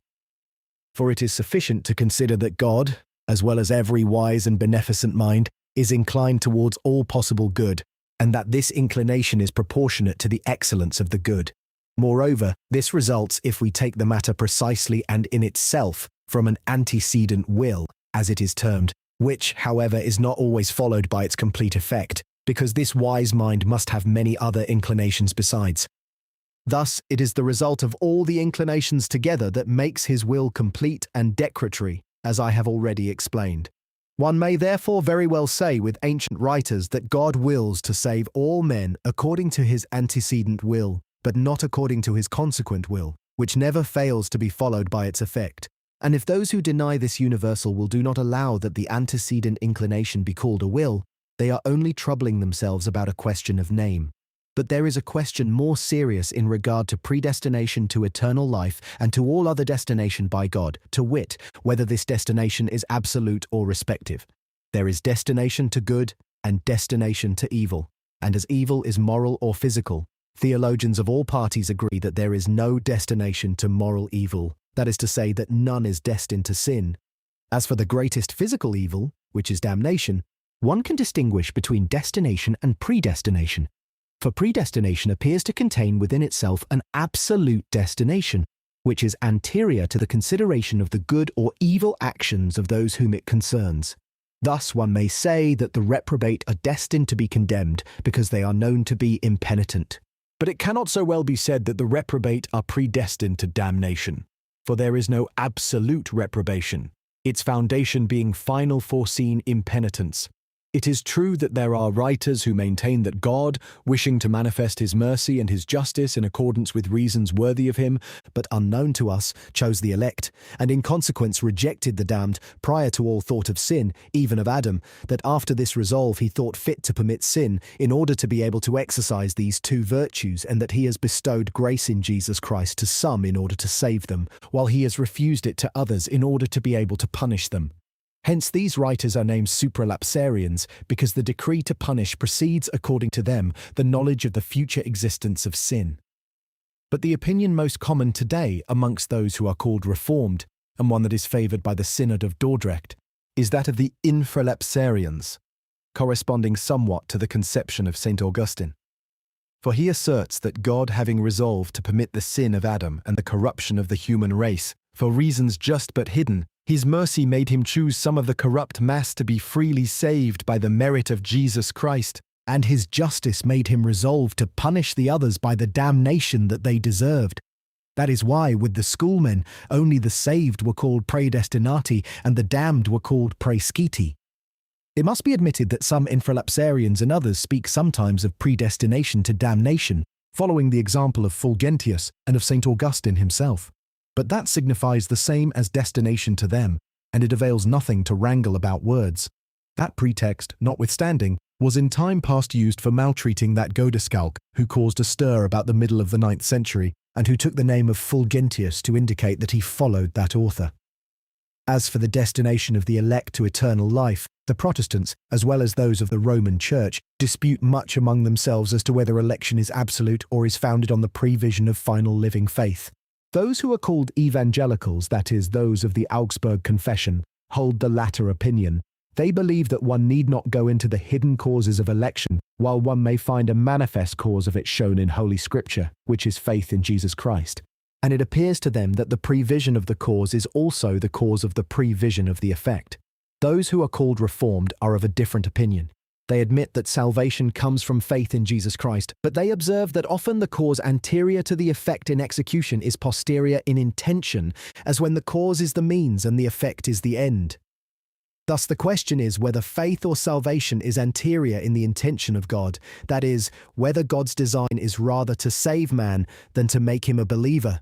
Hence we see that the question between the supralapsarians and the infralapsarians in part, and again between them and the evangelicals, comes back to a right conception of the order that is in God's decrees. Perhaps one might put an end to this dispute at once by saying that, properly speaking, all the decrees of God that are here concerned are simultaneous, not only in respect of time, as everyone agrees, but also in the order of reason or in the order of nature. And indeed the formula of concord, building upon some passages of St. Augustine, comprised in the same decree of election salvation and the means that conduce to it. To demonstrate this synchronism of destinations or of decrees with which we are concerned, we must revert to the expedient that I have employed more than once, which states that God, before decreeing anything, considered among other possible sequences of things that one which he afterwards approved. In the idea of this is represented how the first parents sin and corrupt their posterity, how Jesus Christ redeems the human race, how some, aided by such and such graces, attain to final faith and to salvation, and how others, with or without such or other graces, do not attain thereto, continue in sin, and are damned. God grants his sanction to this sequence only after having entered into all its detail, and thus pronounces nothing final as to those who shall be saved or damned without having pondered upon everything and compared it with other possible sequences. Thus, God's pronouncement concerns the whole sequence at the same time. He simply decrees its existence. In order to save other men or in a different way, he must needs choose an altogether different sequence, seeing that all is connected in each sequence. In this conception of the matter, which is that most worthy of the all-wise, all whose actions are connected together to the highest possible degree, there would be only one total decree, which is to create such a world. This total decree comprises equally all the particular decrees, without setting one of them before or after another. Yet one may say also that each particular act of antecedent will entering into the total result has its value and order. in proportion to the good whereto this act inclines. But these acts of antecedent will are not called decrees, since they are not yet inevitable, the outcome depending upon the total result. According to this conception of things, all the difficulties that can here be made amount to the same as those I have already stated and removed in my inquiry concerning the origin of evil. There remains only one important matter of discussion, which has its peculiar difficulties. It is that of the dispensation of the means and circumstances contributing to salvation and to damnation. This comprises, amongst others, the subject of the aids of grace, on which Rome, since the Congregation on the Aids of Grace under Clement VIII, when a debate took place between the Dominicans and the Jesuits, does not readily permit books to be published. Everyone must agree that God is altogether good and just, that his goodness makes him contribute the least possible to that which can render men guilty, and the most possible to that which serves to save them, possible, I say, subject to the general order of things.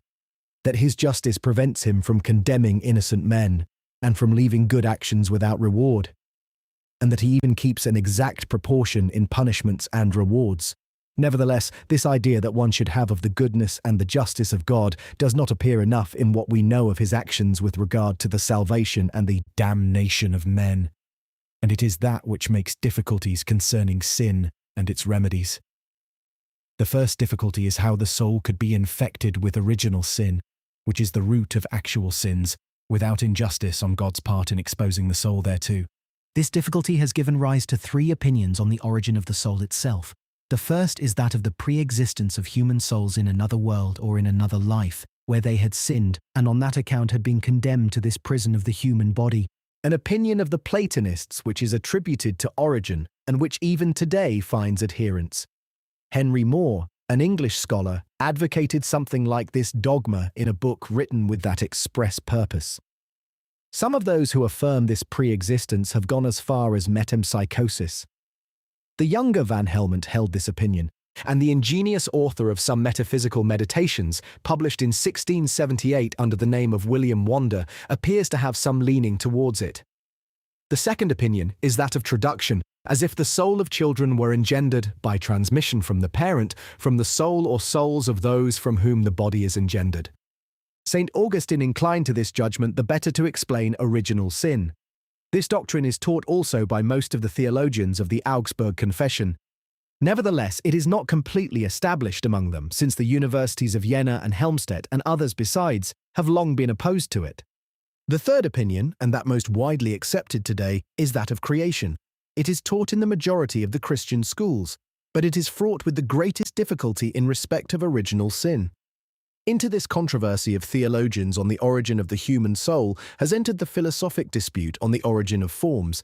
Aristotle and scholastic philosophy after him called form that which is a principle of action and is found in that which acts. This inward principle is either substantial, being then termed soul when it is in an organic body, or accidental, and customarily termed quality.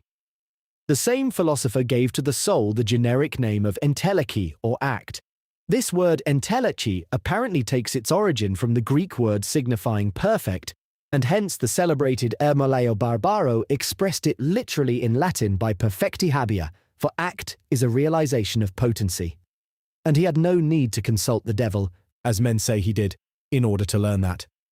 Now the philosopher of Stagira supposes that there are 2 kinds of act, the permanent act and the successive act. The permanent or lasting act is nothing but the substantial or accidental form. The substantial form, as for example the soul, is altogether permanent, at least according to my judgment, and the accidental is only so for a time. But the altogether momentary act, whose nature is transitory, consists in action itself. I have shown elsewhere that the notion of entelechy is not altogether to be scorned, and that being permanent, it carries with it not only a mere faculty for action, but also that which is called force, effort, conatus, from which action itself must follow if nothing prevents it. Faculty is only an attribute, or rather sometimes a mode, but force, when it is not an ingredient of substance itself, that is, force which is not primitive but derivative, is a quality which is distinct and separable from substance. I have shown also how one may suppose that the soul is a primitive force which is modified and varied by derivative forces or qualities and exercised in actions. Now, philosophers have troubled themselves exceedingly on the question of the origin of substantial forms. For to say that the compound of form and matter is produced, and that the form is only comproduced, means nothing. The common opinion was that forms were derived from the potency of matter, this being called eduction. That also meant in fact nothing, but it was explained in a sense by a comparison with shapes, for that of a statue is produced only by removal of the superfluous marble. This comparison might be valid if form consisted in a mere limitation, as in the case of shape. Some have thought that forms were sent from heaven, and even created expressly, when bodies were produced. Julius Scaliger hinted that it was possible that forms were rather derived from the active potency of the efficient cause, that is to say, either from that of God in the case of creation, or from that of other forms in the case of generation, than from the passive potency of matter, and that, in the case of generation, meant a return to traduction. Daniel Sennert, a famous doctor and physicist at Wittenberg, cherished this opinion, particularly in relation to animate bodies which are multiplied through seed. A certain Julius Caesar della Galla, an Italian living in the Low Countries, and a doctor of Groningen named Johann Freytag, wrote with much vehemence in opposition to Sennert. Johann Sperling, a professor at Wittenberg, made a defense of his master and finally came into conflict with Johann Zeisold, a professor at Jena, who upheld the belief that the human soul is created. But traduction and eduction are equally inexplicable when it is a question of finding the origin of the soul. It is not the same with accidental forms, since they are only modifications of the substance, and their origin may be explained by eduction, that is, by variation of limitations, in the same way as the origin of shapes. But it is quite another matter when we are concerned with the origin of a substance, whose beginning and destruction are equally difficult to explain. Sennert and Sperling did not venture to admit the subsistence and the indestructibility of the souls of beasts or of other primitive forms, although they allowed that they were indivisible and immaterial. But the fact is that they confused indestructibility with immortality, whereby is understood in the case of man that not only the soul but also the personality subsists. In saying that the soul of man is immortal, one implies the subsistence of what makes the identity of the person, something which retains its moral qualities, conserving the consciousness, or the reflective inward feeling, of what it is. Thus it is rendered susceptible to chastisement or reward. But this conservation of personality does not occur in the souls of beasts. That is why I prefer to say that they are imperishable, rather than to call them immortal. Yet this misapprehension appears to have been the cause of a great inconsistency in the doctrine of the Thomists and of other good philosophers. They recognize the immateriality or indivisibility of all souls, without being willing to admit their indestructibility, greatly to the prejudice of the immortality of the human soul.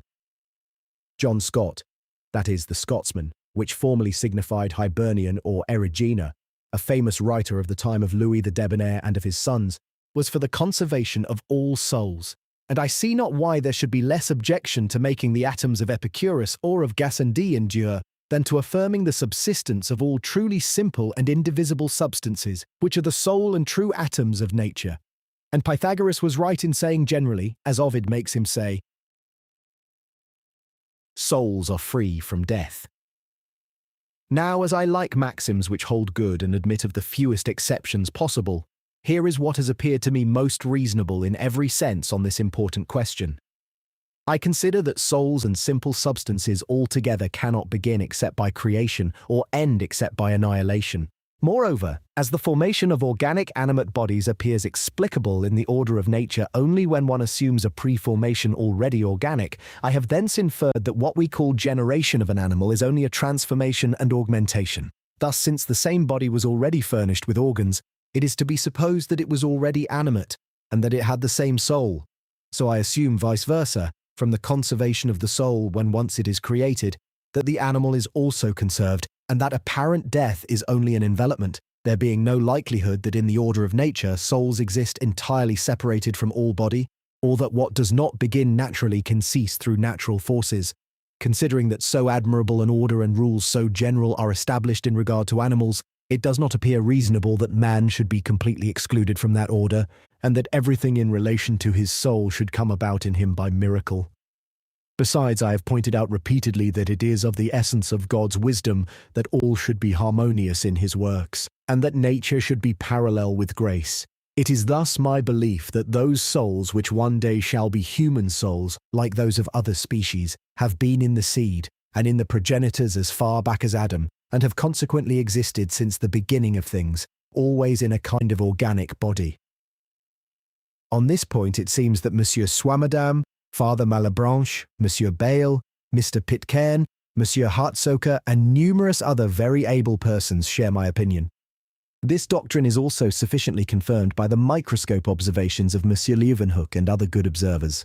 But it also, for diverse reasons, appears likely to me that they existed then as sentient or animal souls only, endowed with perception and feeling, and devoid of reason. Further, I believe that they remained in this state up to the time of the generation of the man to whom they were to belong, but that then they received reason. Whether there be a natural means of raising a sentient soul to the degree of a reasoning soul, a thing I find it difficult to imagine, or whether God may have given reason to this soul through some special operation, or, if you will, by a kind of transcreation. This latter is easier to admit, inasmuch as Revelation teaches much about other forms of immediate operation by God upon our souls. This explanation appears to remove the obstacles that beset this matter in philosophy or theology, for the difficulty of the origin of forms thus disappears completely, and besides it is much more appropriate to divine justice to give the soul, already corrupted physically or on the animal side by the sin of Adam, a new perfection which is reason, than to put a reasoning soul, by creation or otherwise, in a body wherein it is to be corrupted morally.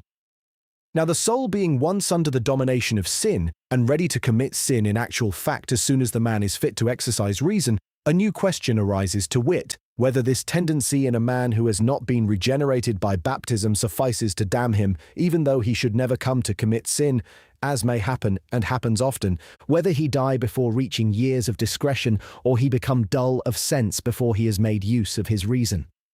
St. Gregory of Nazianzos is supposed to have denied this oration on baptism, but St. Augustine is for the affirmative and maintains that original sin of itself is sufficient to earn the flames of hell, although this opinion is, to say the least, very harsh. When I speak here of damnation or of hell, I mean pains, and not mere deprivation of supreme felicity. I mean poenam sensus non damni. Gregory of Rimini, general of the Augustinians, with a few others followed St. Augustine in opposition to the accepted opinion of the schools of his time, and for that reason he was called the torturer of children, the tormentor of infants. The schoolmen, instead of sending them into the flames of hell, have assigned to them a special limbo, where they do not suffer, and are only punished by privation of the beatific vision. The revelations of St. Birgitta, as they are called, much esteemed in Rome, also uphold this dogma.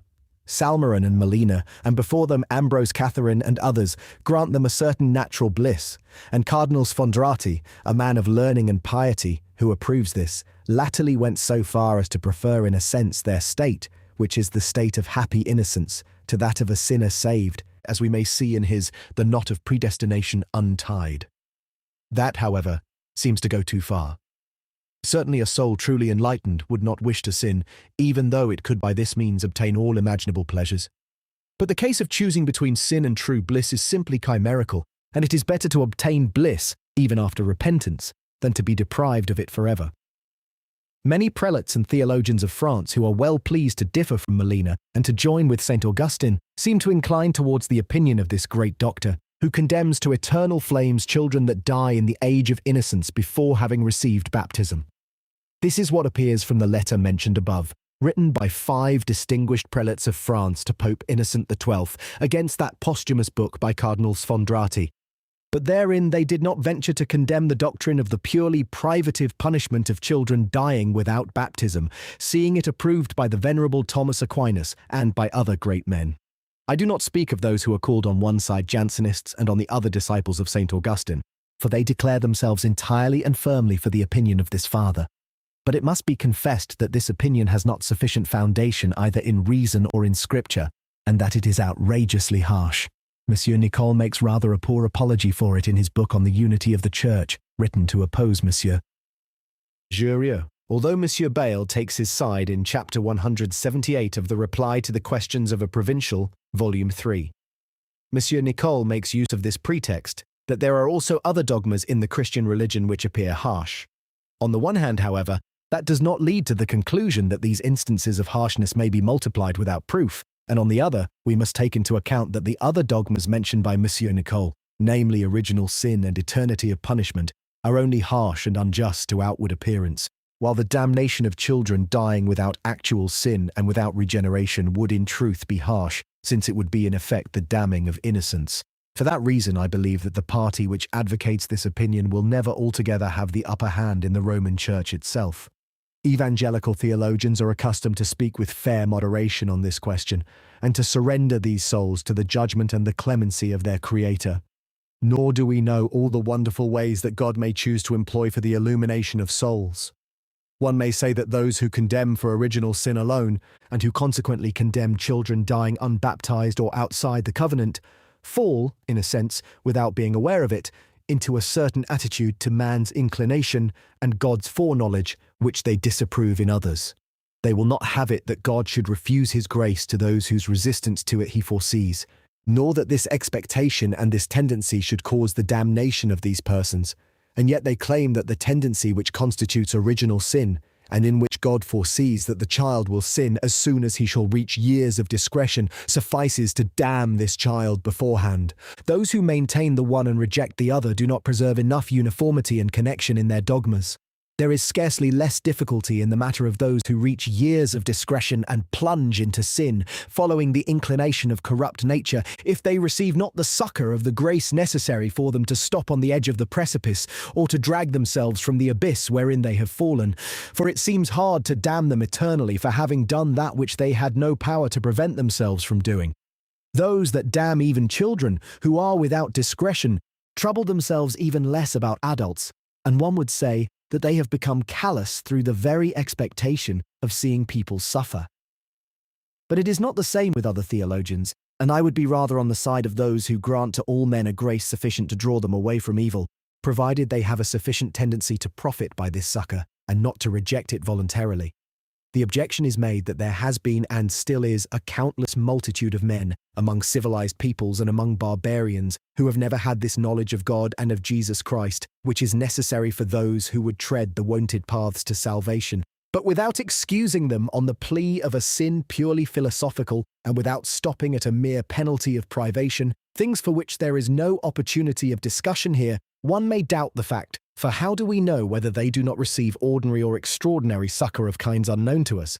This maxim, to him that does what is in him, the grace needful is not denied, appears to me to have eternal truth. Thomas Aquinas, Archbishop Bradwardine, and others have hinted that, in regard to this, something comes to pass of which we are not aware. Tom Quest 14 on Truth, Artic 11 ad 1 et alibi. Bradwardine on the cause of God non procul ab initio. And sundry theologians of great authority in the Roman Church itself have taught that a sincere act of the love of God above all things, when the grace of Jesus Christ arouses it, suffices for salvation. Father Francis Xavier answered the Japanese that if their ancestors had used well their natural light, God would have given them the grace necessary for salvation. And the Bishop of Geneva, Francis of Sales, gives full approval to this answer. This I pointed out some time ago to the excellent M. Pellisson, to show him that the Roman Church, going further than the Protestants, does not damn utterly those who are outside its communion, and even outside Christianity, by using as its only criterion explicit faith. Nor did he refute it, properly speaking, in the very kind answer he gave me, and which he published in the 4th part of his Reflections, also doing me the honour of adding to it my letter. I offered him then for consideration what a famous Portuguese theologian, by name Jacques Paiva Andradius, envoy to the Council of Trent, wrote concerning this in opposition to Chemnitz during this same council. And now, without citing many other authors of eminence, I will content myself with naming Father Friedrich Spee, the Jesuit, one of the most excellent in his society, who also held this common opinion upon the efficacy of the love of God, as is apparent in the preface to the admirable book which he wrote in Germany on the Christian virtues. He speaks of this observation as of a highly important secret of piety, and expatiates with great clearness upon the power of divine love to blot out sin, even without the intervention of the sacraments of the Catholic Church, provided one scorn them not, for that would not at all be compatible with this love, and a very great personage, whose character was one of the most lofty to be found in the Roman Church, was the first to make me acquainted with it. Father Spee was of a noble family of Westphalia, it may be said in passing, and he died in the odour of sanctity, according to the testimony of him who published this book in Cologne, with the approval of the superiors. The memory of this excellent man ought to be still precious to persons of knowledge and good sense, because he is the author of the book entitled A Caution for Prosecutors Concerning Trials Against Witches, which has caused much stir and has been translated into several languages. I learnt from the Grand Elector of Mainz, Johann Philipp von Schönborn, uncle of His Highness the present Elector, who walks gloriously in the footsteps of that worthy predecessor, the story that follows. That father was in Franconia when there was a frenzy there for burning alleged sorcerers. He accompanied even to the pyre many of them, all of whom he recognized as being innocent, from their confessions and the researches that he had made thereon. Therefore, in spite of the danger incurred at that time by one telling the truth in this matter, he resolved to compile this work, without however naming himself. It bore great fruit, and on this matter converted that Elector, at that time still a simple canon, and afterwards Bishop of Würzburg, finally also Archbishop of Mainz, who, as soon as he came to power, put an end to these burnings.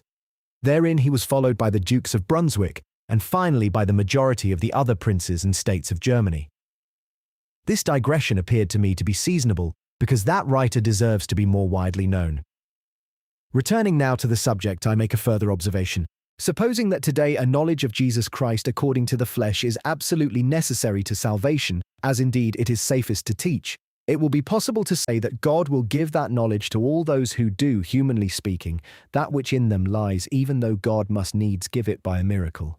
Moreover, we cannot know what passes in souls at the point of death, and if sundry learned and serious theologians claim that children receive in baptism a kind of faith, although they do not remember it afterwards when they are questioned about it, why should one maintain that nothing of a like nature or even more definite could come about in the dying, whom we cannot interrogate after their death? Thus there are countless paths open to God, giving him means of satisfying his justice and his goodness, and the only thing one may allege against this is that we know not what way he employs, which is far from being a valid objection. Let us pass on to those who lack not power to amend, but good will. They are doubtless not to be excused, but there always remains a great difficulty concerning God, since it rested with him to give them this same good will. He is the master of wills. The hearts of kings and those of all other men are in his hand. Holy Scripture goes so far as to say that God at times hardened the wicked in order to display his power by punishing them. This hardening is not to be taken as meaning that God inspires men with a kind of anti-grace, that is, a kind of repugnance to good, or even an inclination towards evil, just as the grace that he gives is an inclination towards good. It is rather that God, having considered the sequence of things that he established, found it fitting, for superior reasons, to permit that Pharaoh, for example, should be in such circumstances as should increase his wickedness, and divine wisdom willed to derive a good from this evil. Thus it all often comes down to circumstances, which form a part of the combination of things. There are countless examples of small circumstances serving to convert or to pervert. Nothing is more widely known than the tolle lege, take and read cry which St. Augustine heard in a neighbouring house, when he was pondering on what side he should take among the Christians divided into sects, and saying to himself, "What path of life shall I follow?" This brought him to open at random the book of the Holy Scriptures which he had before him, and to read what came before his eyes, and these were words which finally induced him to give up Manichaeism. The good Steno, a Dane who was titular bishop of Ticinopoli, vicar apostolic, as they say, of Hanover and the region around, when there was a duke regent of his religion, told us that something of that kind had happened to him. He was a great anatomist and deeply versed in natural science. But he unfortunately gave up research therein, and from being a great physicist he became a mediocre theologian. He would almost listen to nothing more about the marvels of nature, and an express order from the Pope in virtue of holy obedience was needed to extract from him the observations M. Thévenot asked of him. He told us then that what had greatly helped towards inducing him to place himself on the side of the Roman Church had been the voice of a lady in Florence, who had cried out to him from a window, "Go not on the side where you are about to go, sir. Go on the other side." That voice struck me, he told us, because I was just meditating upon religion. This lady knew that he was seeking a man in the house where she was, and when she saw him making his way to the other house, wished to point out where his friend's room was. Father John Davidius, the Jesuit, wrote a book entitled The Truthful Christian, which is like a kind of bibliomancy, where one takes passages at random after the pattern of the Tolle, Liege of St. Augustine, and it is like a devotional game. But the chances to which, in spite of ourselves, we are subject, play only too large a part in what brings salvation to men, or removes it from them. Let us imagine twin Polish children, the one taken by the Tartars, sold to the Turks, brought to apostasy, plunged in impiety, dying in despair, the other saved by some chance, falling then into good hands to be educated properly, permeated by the soundest truths of religion, exercised in the virtues that it commends to us, dying with all the feelings of a good Christian. One will lament the misfortune of the former, prevented perhaps by a slight circumstance from being saved like his brother, and one will marvel that this slight chance should have decided his fate for eternity. Someone will perchance say that God foresaw by mediate knowledge that the former would have been wicked and damned even if he had remained in Poland. There are perhaps conjunctures wherein something of the kind takes place, but will it therefore be said that this is a general rule, and that not one of those who were damned amongst the pagans would have been saved if he had been amongst Christians? Would that not be to contradict our Lord, who said that Tyre and Sidon would have profited better by his preaching if they had had the good fortune to hear it than Capernaum? But were one to admit even here this use of mediate knowledge against all appearances, this knowledge still implies that God considers what a man would do in such and such circumstances, and it always remains true that God could have placed him in other circumstances more favourable, and given him inward or outward succour, capable of vanquishing the most abysmal wickedness existing in any soul. I shall be told that God is not bound to do so, but that is not enough. It must be added that greater reasons prevent him from making all his goodness felt by all. Thus there must needs be choice, but I do not think one must seek the reason altogether in the good or bad nature of men. For if with some people one assume that God, choosing the plan which produces the most good, but which involves sin and damnation, has been prompted by his wisdom to choose the best natures in order to make them objects of his grace, this grace would not sufficiently appear to be a free gift. Accordingly, man will be distinguishable by a kind of inborn merit, and this assumption seems remote from the principles of St. Paul, and even from those of supreme reason. It is true that there are reasons for God's choice, and the consideration of the object, that is, the nature of man, must needs enter therein. But it does not seem that this choice can be subjected to a rule such as we are capable of conceiving, and such as may flatter the pride of men. Some famous theologians believe that God offers more grace, and in a more favourable way, to those whose resistance he foresees will be less, and that he abandons the rest to their self-will. We may readily suppose that this is often the case, and this expedient, among those which make man distinguishable by anything favourable in his nature, is the farthest removed from Pelagianism. But I would not venture, notwithstanding, to make of it a universal rule. Moreover, that we may not have cause to vaunt ourselves, it is necessary that we be ignorant of the reasons for God's choice. Those reasons are too diverse to become known to us, and it may be that God at times shows the power of his grace by overcoming the most obstinate resistance, to the end that none may have cause either to despair or to be puffed up. St. Paul, as it would seem, had this in mind when he offered himself as an example. God, he said, has had mercy upon me to give a great example of his patience. It may be that fundamentally all men are equally bad, and consequently incapable of being distinguished the one from the other through their good or less bad natural qualities, but they are not bad all in the same way, for there is an inherent individual difference between souls, as the pre-established harmony proves. Some are more or less inclined towards a particular good or a particular evil, or towards their opposites, all in accordance with their natural dispositions. But since the general plan of the universe, chosen by God for superior reasons, causes men to be in different circumstances, those who meet with such as are more favourable to their nature will become more readily the least wicked, the most virtuous, the most happy. Yet it will be always by aid of the influence of that inward grace which God unites with the circumstances. Sometimes it even comes to pass, in the progress of human life, that a more excellent nature succeeds less for lack of cultivation or opportunities.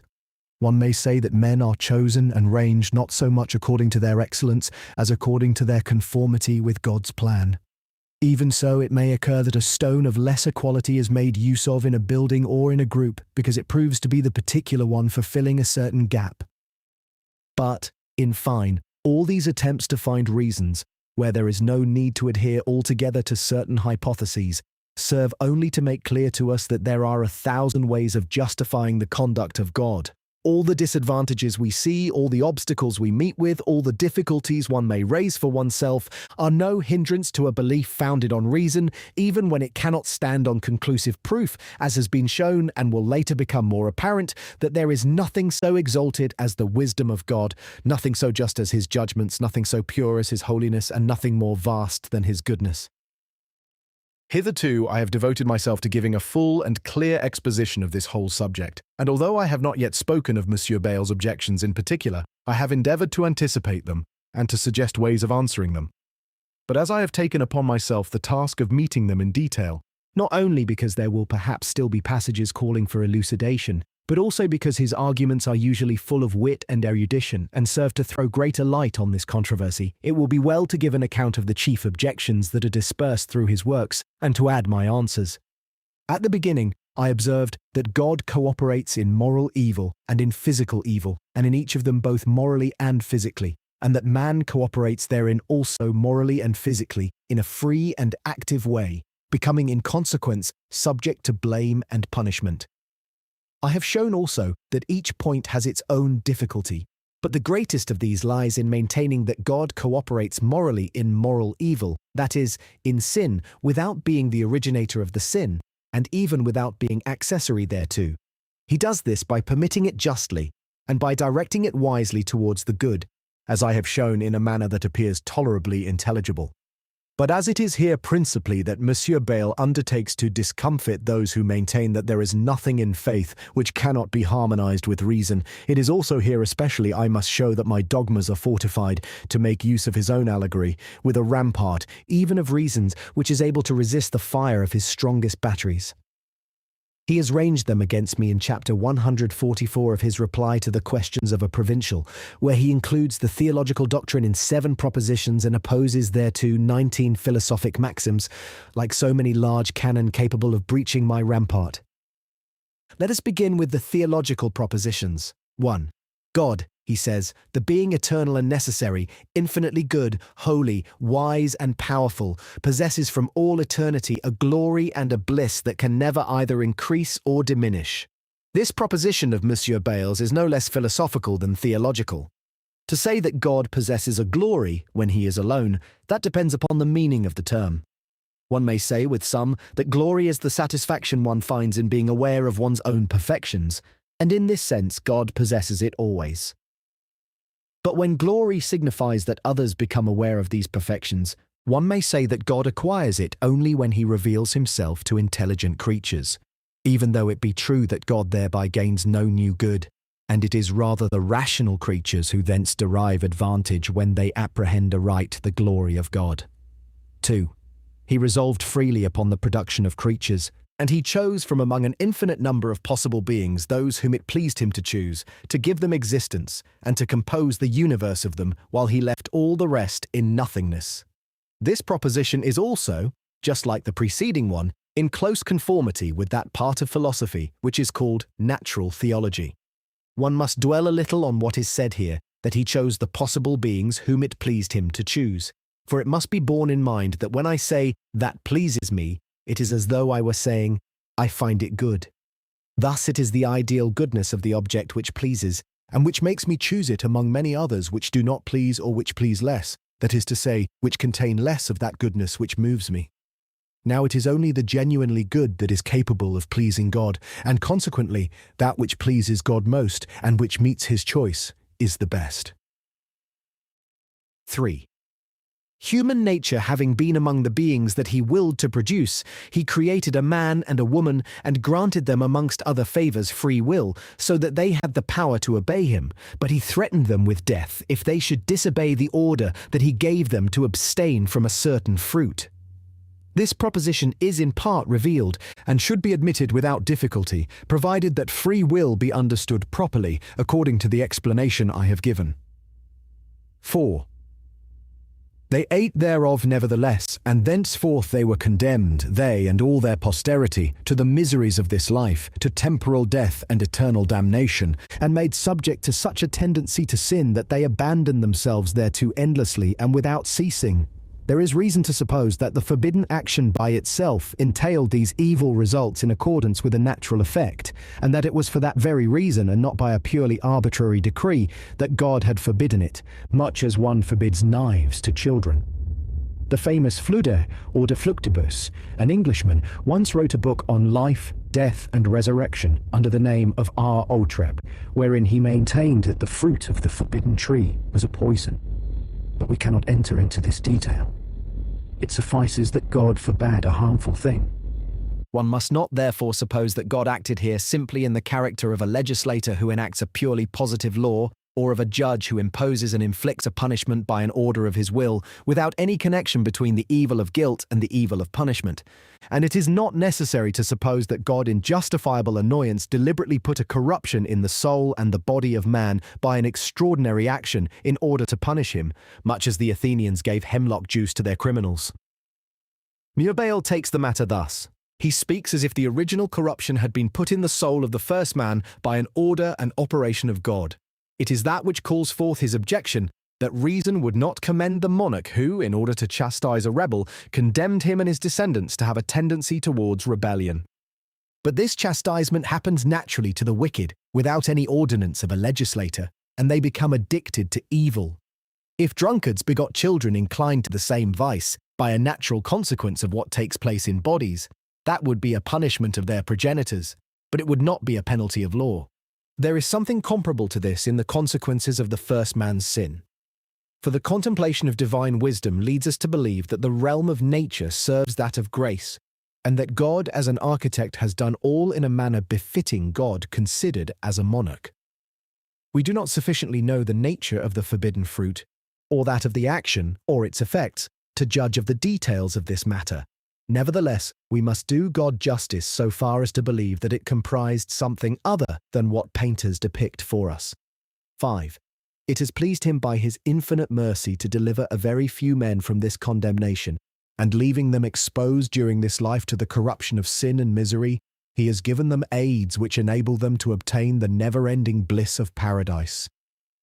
Many in the past have doubted, as I have already observed, whether the number of the damned is so great as is generally supposed, and it appears that they believed in the existence of some intermediate state between eternal damnation and perfect bliss. But we have no need of these opinions, and it is enough to keep to the ideas accepted in the Church.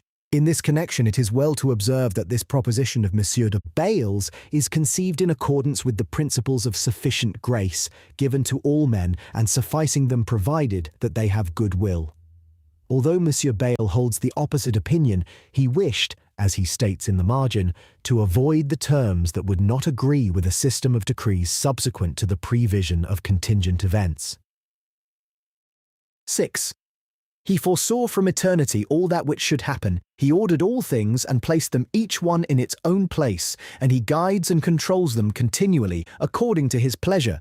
Thus nothing is done without his permission or against his will, and he can prevent, as seems good to him, as much and as often as seems good to him, all that does not please him, and in consequence sin, which is the thing in the world that most offends him and that he most detests, and he can produce in each human soul all the thoughts that he approves. This thesis is also purely philosophic, that is recognizable by the light of natural reason. It is opportune also, as one has dwelt in Thesis 2 on that which pleases, to dwell here upon that which seems good, that is, upon that which God finds good to do. He can avoid or put away as seems good to him all that does not please him.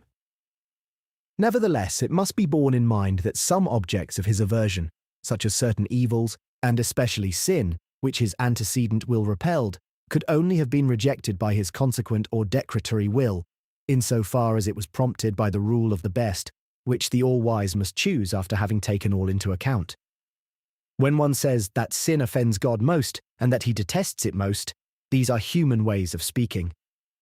God cannot, properly speaking, be offended, that is, injured, disturbed, disquieted, or angered, and he detests nothing of that which exists, in the sense that to detest something is to look upon it with abomination and in a way that causes us disgust, that greatly pains and distresses us.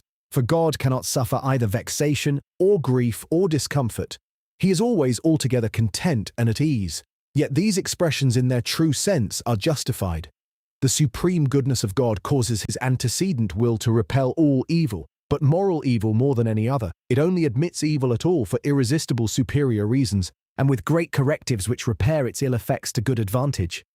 It is true also that God could produce in each human soul all the thoughts that he approves, but this would be to act by miracles, more than his most perfectly conceived plan admits. 7. He offers grace to people that he knows are destined not to accept it, and so destined by this refusal to make themselves more criminal than they would be if he had not offered them that grace. He assures them that it is his ardent wish that they accept it, and he does not give them the grace which he knows they would accept. It is true that these people become more criminal through their refusal than if one had offered them nothing, and that God knows this. Yet it is better to permit their crime than to act in a way which would render God himself blameworthy and provide the criminals with some justification for the complaint that it was not possible for them to do better, even though they had or might have wished it. God desires that they receive such grace from him as they are fit to receive, and that they accept it, and he desires to give them in particular that grace whose acceptance by them he foresees. But it is always by a will antecedent, detached or particular, which cannot always be carried out in the general plan of things. This thesis also is among the number of those which philosophy establishes no less than revelation, like 3 others of the 7 that we have just stated here, the 3rd, 4th and 5th being the only ones where revelation is necessary. Here now are the 19 philosophic maxims which Monsieur Bayle opposes to the 7 theological propositions. 1. As the infinitely perfect being finds in himself a glory and a bliss that can never either diminish or increase, his goodness alone has determined him to create this universe. Neither the ambition to be praised nor any interested motive of preserving or augmenting his bliss and his glory has had any part therein. This maxim is very good. Praises of God do him no service, but they are of service to the men who praise him, and he desired their good. Nevertheless, when one says that goodness alone determined God to create this universe, it is well to add that his goodness prompted him antecedently to create and to produce all possible good, but that his wisdom made the choice and caused him to select the best consequently, and finally, that his power gave him the means to carry out actually the great design which he had formed. 2. The goodness of the infinitely perfect being is infinite, and would not be infinite if one could conceive of a goodness greater than this. This characteristic of infinity is proper also to all his other perfections, to love of virtue, hatred of vice, etc. They must be the greatest one can imagine. This maxim is altogether to my liking, and I draw from it this conclusion, that God does the very best possible. Otherwise the exercise of his goodness would be restricted, and that would be restricting his goodness itself, if it did not prompt him to the best, if he were lacking in goodwill. Or again, it would be restricting his wisdom and his power, if he lacked the knowledge necessary for discerning the best and for finding the means to obtain it, or if he lacked the strength necessary for employing these means. There is, however, ambiguity in the assertion that love of virtue and hatred of vice are infinite in God. If that were absolutely and unreservedly true, in practice there would be no vice in the world, but although each one of God's perfections is infinite in itself, it is exercised only in proportion to the object and as the nature of things prompts it. Thus, love of the best in the whole carries the day over all other individual inclinations or hatreds. It is the only impulse whose very exercise is absolutely infinite, nothing having power to prevent God from declaring himself for the best, and some vice being combined with the best possible plan, God permits it. 3. An infinite goodness having guided the Creator in the production of the world, all the characteristics of knowledge, skill, power, and greatness that are displayed in his work are destined for the happiness of intelligent creatures. He wished to show forth his perfections only to the end that creatures of this kind should find their felicity in the knowledge, the admiration, and the love of the Supreme Being. This maxim appears to me not sufficiently exact. I grant that the happiness of intelligent creatures is the principal part of God's design, for they are most like him, but nevertheless I do not see how one can prove that to be his sole aim. It is true that the realm of nature must serve the realm of grace, but since all is connected in God's great design, we must believe that the realm of grace is also in some way adapted to that of nature, so that nature preserves the utmost order and beauty to render the combination of the two the most perfect that can be. And there is no reason to suppose that God, for the sake of some lessening of moral evil, would reverse the whole order of nature. Each perfection or imperfection in the creature has its value, but there is none that has an infinite value. Thus, the moral or physical good and evil of rational creatures does not infinitely exceed the good and evil which is simply metaphysical, namely that which lies in the perfection of the other creatures, and yet one would be bound to say this if the present maxim was strictly true. When God justified to the prophet Jonah the pardon that he had granted to the inhabitants of Nineveh, he even touched upon the interest of the beasts who would have been involved in the ruin of this great city. No substance is absolutely contemptible or absolutely precious before God, and the abuse or the exaggerated extension of the present maxim appears to be in part the source of the difficulties that Monsieur Bayle puts forward. It is certain that God sets greater store by a man than a lion. Nevertheless, it can hardly be said with certainty that God prefers a single man in all respects to the whole of lion-kind. Even should that be so, it would by no means follow that the interest of a certain number of men would prevail over the consideration of a general disorder diffused through an infinite number of creatures. This opinion would be a remnant of the old and somewhat discredited maxim that all is made solely for man. 4. The benefits he imparts to the creatures that are capable of felicity tend only to their happiness. He therefore does not permit that these should serve to make them unhappy, and, if the wrong use that they made of them were capable of destroying them, he would give them sure means of always using them well. Otherwise they would not be true benefits, and his goodness would be smaller than that we can conceive of in another benefactor. I mean, in a cause that united with its gifts the sure skill to make good use of them. There already is the abuse or the ill effect of the preceding maxim. It is not strictly true, though it appear plausible, that the benefits God imparts to the creatures who are capable of felicity tend solely to their happiness. All is connected in nature, and if a skilled artisan, an engineer, an architect, a wise politician often makes one and the same thing serve several ends, if he makes a double hit with a single throw, when that can be done conveniently, one may say that God, whose wisdom and power are perfect, does so always. That is husbanding the ground, the time, the place, the material, which make up, as it were, his outlay. Thus, God has more than one purpose in his projects. The felicity of all rational creatures is one of the aims he has in view, but it is not his whole aim, nor even his final aim. Therefore, it happens that the unhappiness of some of these creatures may come about by concomitance, and as a result of other greater goods. This I have already explained, and Monsieur Bayle has to some extent acknowledged it. The goods as such, considered in themselves, are the object of the antecedent will of God. God will produce as much reason and knowledge in the universe as his plan can admit. One can conceive of a mean between an antecedent will altogether pure and primitive, and a consequent and final will. The primitive antecedent will has as its object each good and each evil in itself, detached from all combination, and tends to advance the good and prevent the evil.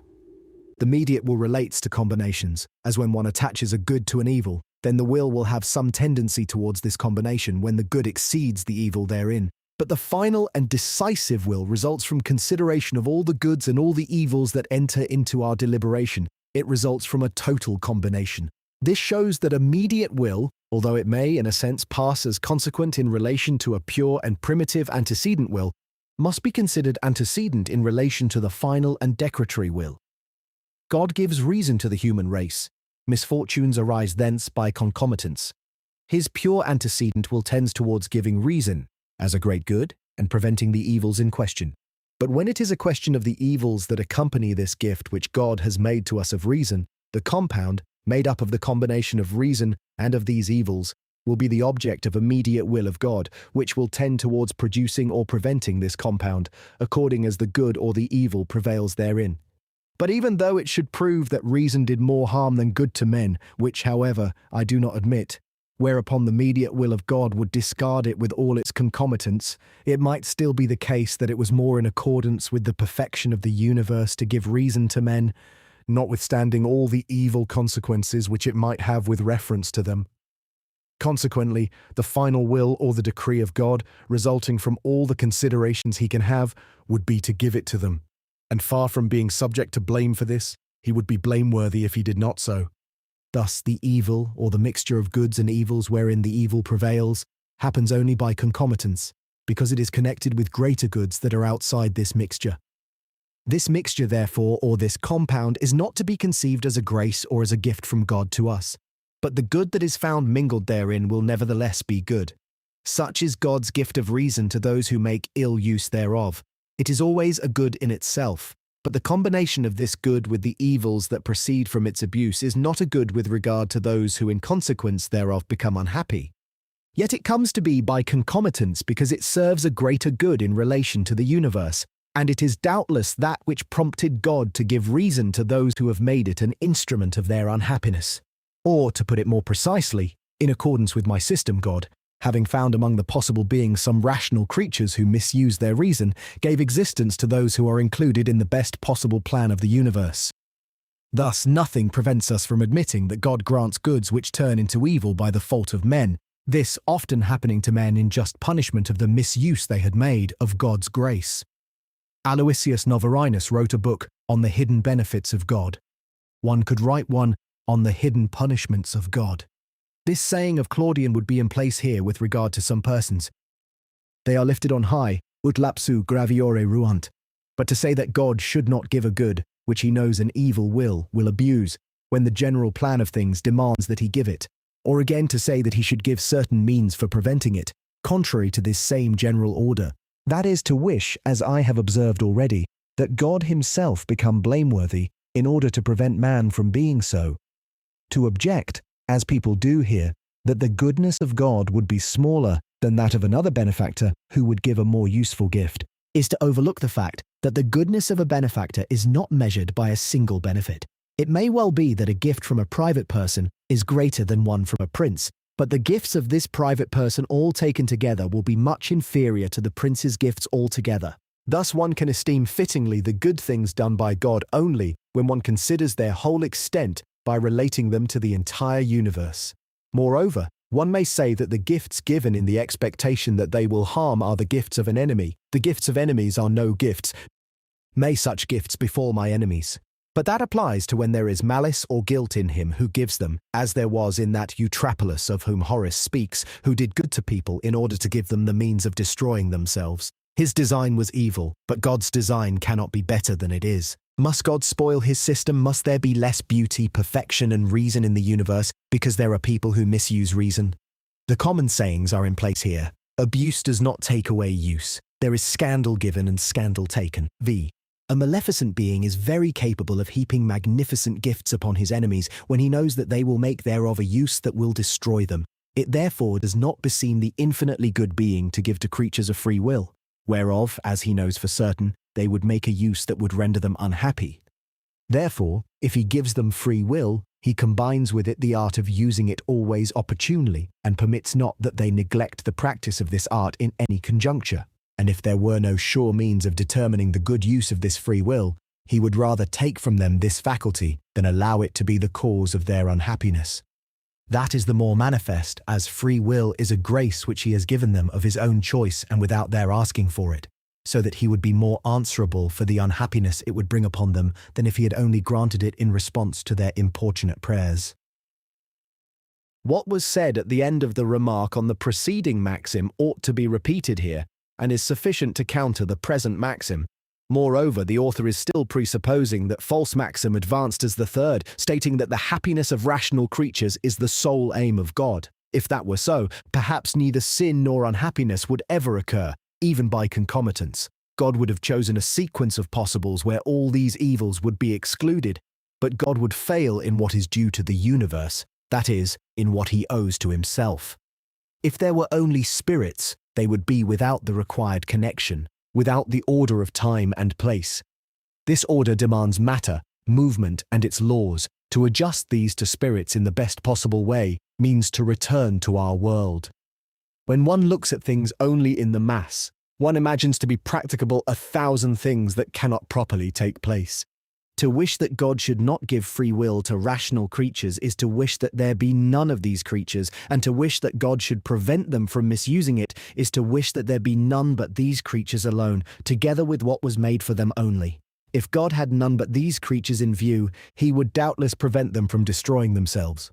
One may say, in a sense, however, that God has given to these creatures the art of always making good use of their free will, for the natural light of reason is this art. But it would be necessary always to have the will to do good, and often creatures lack the means of giving themselves the will they ought to have. Often they even lack the will to use those means which indirectly give a good will. Of this I have already spoken more than once. This fault must be admitted, and one must even acknowledge that God would perhaps have been able to exempt creatures from that fault, since there is nothing to prevent, so it seems, the existence of some whose nature it would be always to have good will. But I reply that it is not necessary, and that it was not feasible for all rational creatures to have so great a perfection, and such as would bring them so close to the divinity. It may even be that that can only be made possible by a special divine grace, but in this case, would it be proper for God to grant it to all, that is, always to act miraculously in respect of all rational creatures? Nothing would be less rational than these perpetual miracles. There are degrees among creatures. The general order requires it. And it appears quite consistent with the order of divine government that the great privilege of strengthening in the good should be granted more easily to those who had a good will when they were in a more imperfect state, in the state of struggle and of pilgrimage, in the church militant, in the state of wayfarers. The good angels themselves were not created incapable of sin. Nevertheless, I would not dare to assert that there are no blessed creatures born, or such as are sinless and holy by their nature. There are perhaps people who give this privilege to the Blessed Virgin, since moreover the Roman Church today places her above the angels. But it suffices us that the universe is very great and very varied. To wish to limit it is to have little knowledge thereof. But Monsieur Bayle goes on, God has given free will to creatures capable of sinning, without their having asked him for this grace. And he who gave such a gift would be more answerable for the unhappiness that it brought upon those who made use of it, than if he had granted it only in response to their importunate prayers. But importunity in prayers makes no difference to God. He knows better than we what we need, and he only grants what serves the interest of the whole.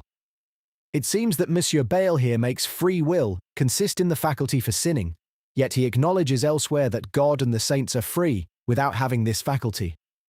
However that may be, I have already shown fully that God, doing what his wisdom and his goodness combined ordain, is not answerable for the evil that he permits. Even men, when they do their duty, are not answerable for consequences, whether they foresee them or not. 6. It is as sure a means of taking a man's life to give him a silk cord that one knows certainly he will make use of freely to strangle himself as to plant a few dagger thrusts in his body. One desires his death not less when one makes use of the first way than when one employs the second. It even seems as though one desires it with a more malicious intention, since one tends to leave to him the whole trouble and the whole blame of his destruction. Those who write treatises on duties, de officiis, as if, for instance, Cicero, St. Ambrose, Grotius, Opolinius, Sharrock, Rachelius, Pufendorf, as well as the casuists, teach that there are cases where one is not obliged to return to its owner a thing deposited. For example, one will not give back a dagger when one knows that he who has deposited it is about to stab someone. Let us pretend that I have in my hands the fatal draught that Meleager's mother will make use of to kill him, the magic javelin that Cephalus will unwittingly employ to kill his Procris, the horses of Theseus that will tear to pieces Hippolytus, his son. These things are demanded back from me, and I am right in refusing them, knowing the use that will be made of them. But how will it be if a competent judge orders me to restore them, when I cannot prove to him what I know of the evil consequences that restitution will have, Apollo perchance having given to me, as to Cassandra, the gift of prophecy under the condition that I shall not be believed? I should then be compelled to make restitution, having no alternative other than my own destruction. Thus, I cannot escape from contributing towards the evil. Another comparison. Jupiter promises Semele, the sun Phaeton, Cupid's Psyche, to grant whatever favour the other shall ask. They swear by the Styx, by whose godhead the gods fear to swear and to deceive. One would gladly stop, but too late, the request half heard, God willed to stop the mouth of the speaker, yet already the hurried word had passed out into the air. One would gladly draw back after the request was made, making vain remonstrances. But they press you, they say to you, "Do you make oaths that you will not keep?" The law of the sticks is inviolable. One must needs submit to it. If one has erred in making the oath, one would err more in not keeping it. The promise must be fulfilled, however harmful it may be to him who exacts it. It would be ruinous to you if you did not fulfill it. It seems as though the moral of these fables implies that a supreme necessity may constrain one to comply with evil. God in truth knows no other judge that can compel him to give what may turn to evil. He is not like Jupiter who fears the sticks. But his own wisdom is the greatest judge that he can find. There is no appeal from its judgments. They are the decrees of destiny.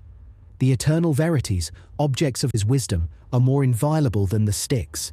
These laws and this judge do not constrain. They are stronger, for they persuade. Wisdom only shows God the best possible exercise of his goodness. After that, the evil that occurs is an inevitable result of the best. I will add something stronger. To permit the evil, as God permits it, is the greatest goodness. Had he taken away the evils, he would not have been good. One would need to have a bent towards perversity to say after this that it is more malicious to leave to someone the whole trouble and the whole blame of his destruction.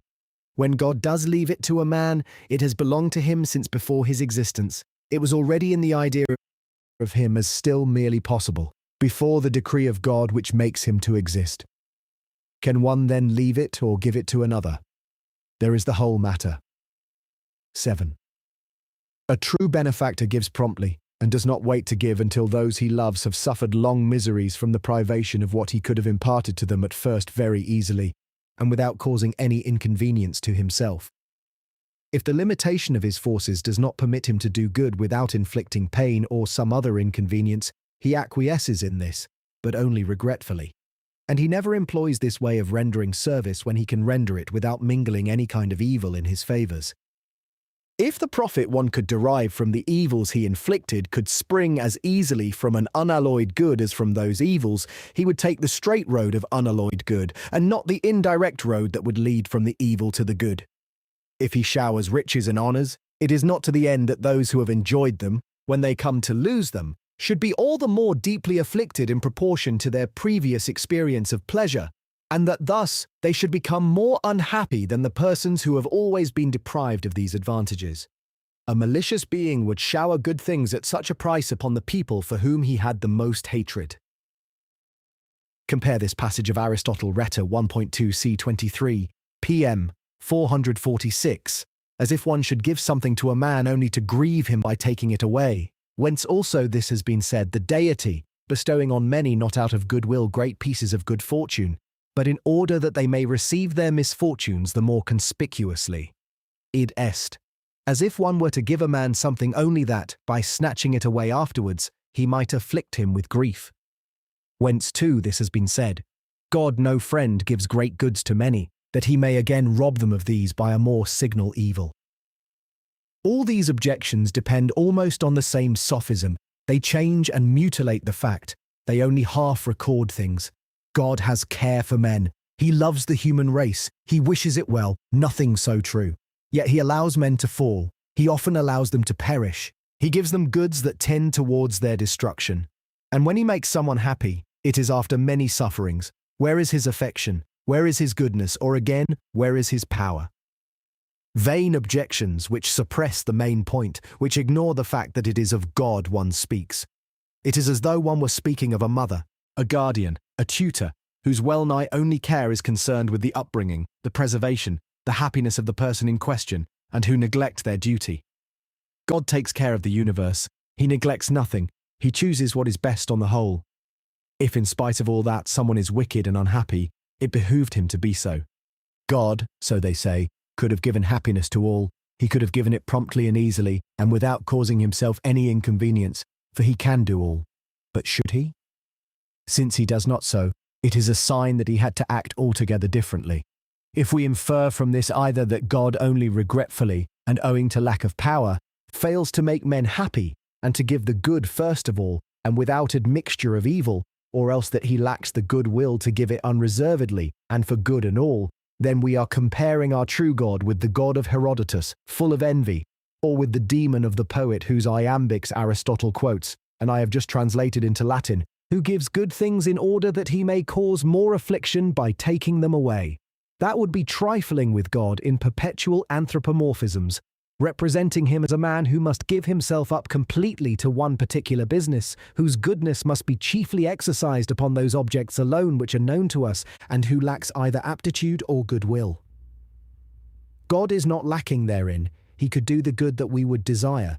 He even wishes it, taking it separately, but he must not do it in preference to other greater goods which are opposed to it. Moreover, one has no cause to complain of the fact that usually one attains salvation only through many sufferings and by bearing the cross of Jesus Christ. These evils serve to make the elect imitators of their Master and to increase their happiness. 8. The greatest and the most substantial glory that he who is the master of others can gain is to maintain amongst them virtue, order, peace, contentment of mind. The glory that he would derive from their unhappiness can be nothing but a false glory. If we knew the city of God just as it is, we should see that it is the most perfect state which can be devised, that virtue and happiness reign there as far as is possible in accordance with the laws of the best, that sin and unhappiness, whose entire exclusion from the nature of things reasons of the supreme order did not permit, are well nigh nothing there in comparison with the good, and even are of service for greater good. Now since these evils were to exist, there must needs be some appointed to be subject to them, and we are those people. If it were others, would there not be the same appearance of evil? Or rather, would not these others be those known as we? When God derives some glory from the evil through having made it serve a greater good, it was proper that he should derive that glory. It is not therefore a false glory, as would be that of a prince who overthrew his state in order to have the honor of setting it up again. 9. The way whereby that master can give proof of greatest love for virtue is to cause it, if he can, to be always practiced without any mixture of vice. If it is easy for him to procure for his subjects this advantage, and nevertheless he permits vice to raise its head, save that he punishes it finally after having long tolerated it, his affection for virtue is not the greatest one can conceive, it is therefore not infinite. I am not yet halfway through the 19 maxims, and already I am weary of refuting, and making the same answer always. Monsieur Bayle multiplies unnecessarily his so-called maxims in opposition to my dogmas. If things connected together may be separated, the parts from their whole, the humankind from the universe, God's attributes the one from the other, power from wisdom, it may be said that God can cause virtue to be in the world without any mixture of vice, and even that he can do so easily. But, since he has permitted vice, it must be that that order of the universe which was found preferable to every other plan required it. One must believe that it is not permitted to do otherwise, since it is not possible to do better. It is a hypothetical necessity, a moral necessity which, far from being contrary to freedom, is the effect of its choice. We must hold that what is contrary to reason cannot even be done by the all-wise. The objection is made here that God's affection for virtue is therefore not the greatest which can be conceived, that it is not infinite. To that an answer has already been given on the second maxim, in the assertion that God's affection for any created thing whatsoever is proportionate to the value of the thing. Virtue is the noblest quality of created things, but it is not the only good quality of creatures. There are innumerable others which attract the inclination of God. From all these inclinations there results the most possible good, and it turns out that if there were only virtue, if there were only rational creatures, there would be less good. Midas proved to be less rich when he had only gold, and besides, wisdom must vary. To multiply one and the same thing only would be superfluity, and poverty too. To have 1,000 well-bound Virgils in one's library, always to sing the airs from the opera of Cadmus and Hermione, to break all the china in order only to have cups of gold, to have only diamond buttons, to eat nothing but partridges, to drink only Hungarian or Shiraz wine, would one call that reason? Nature had need of animals, plants, inanimate bodies. There are in these creatures devoid of reason, marvels which serve for exercise of the reason. What would an intelligent creature do if there were no unintelligent things? What would it think of if there were neither movement nor matter nor sense? If it had only distinct thoughts, it would be a god, its wisdom would be without bounds. That is one of the results of my meditations. As soon as there is a mixture of confused thoughts, there is sense, there is matter. For these confused thoughts come from the relation of all things one to the other by way of duration and extent. Thus it is that in my philosophy there is no rational creature without some organic body, and there is no created spirit entirely detached from matter. But these organic bodies vary no less in perfection than the spirits to which they belong. Therefore, since God's wisdom must have a world of bodies, a world of substances capable of perception and incapable of reason, since, in short, it was necessary to choose from all the things possible what produced the best effect together, and since vice entered in by this door, God would not have been altogether good, altogether wise if he had excluded it. 10. The way to evince the greatest hatred for vice is not indeed to allow it to prevail for a long time and then chastise it, but to crush it before its birth. That is, prevent it from showing itself anywhere. A king, for example, who put his finances in such good order that no malversation was ever committed, would thus display more hatred for the wrong done by factionaries than if, after having suffered them to batten on the blood of the people, he had them hanged.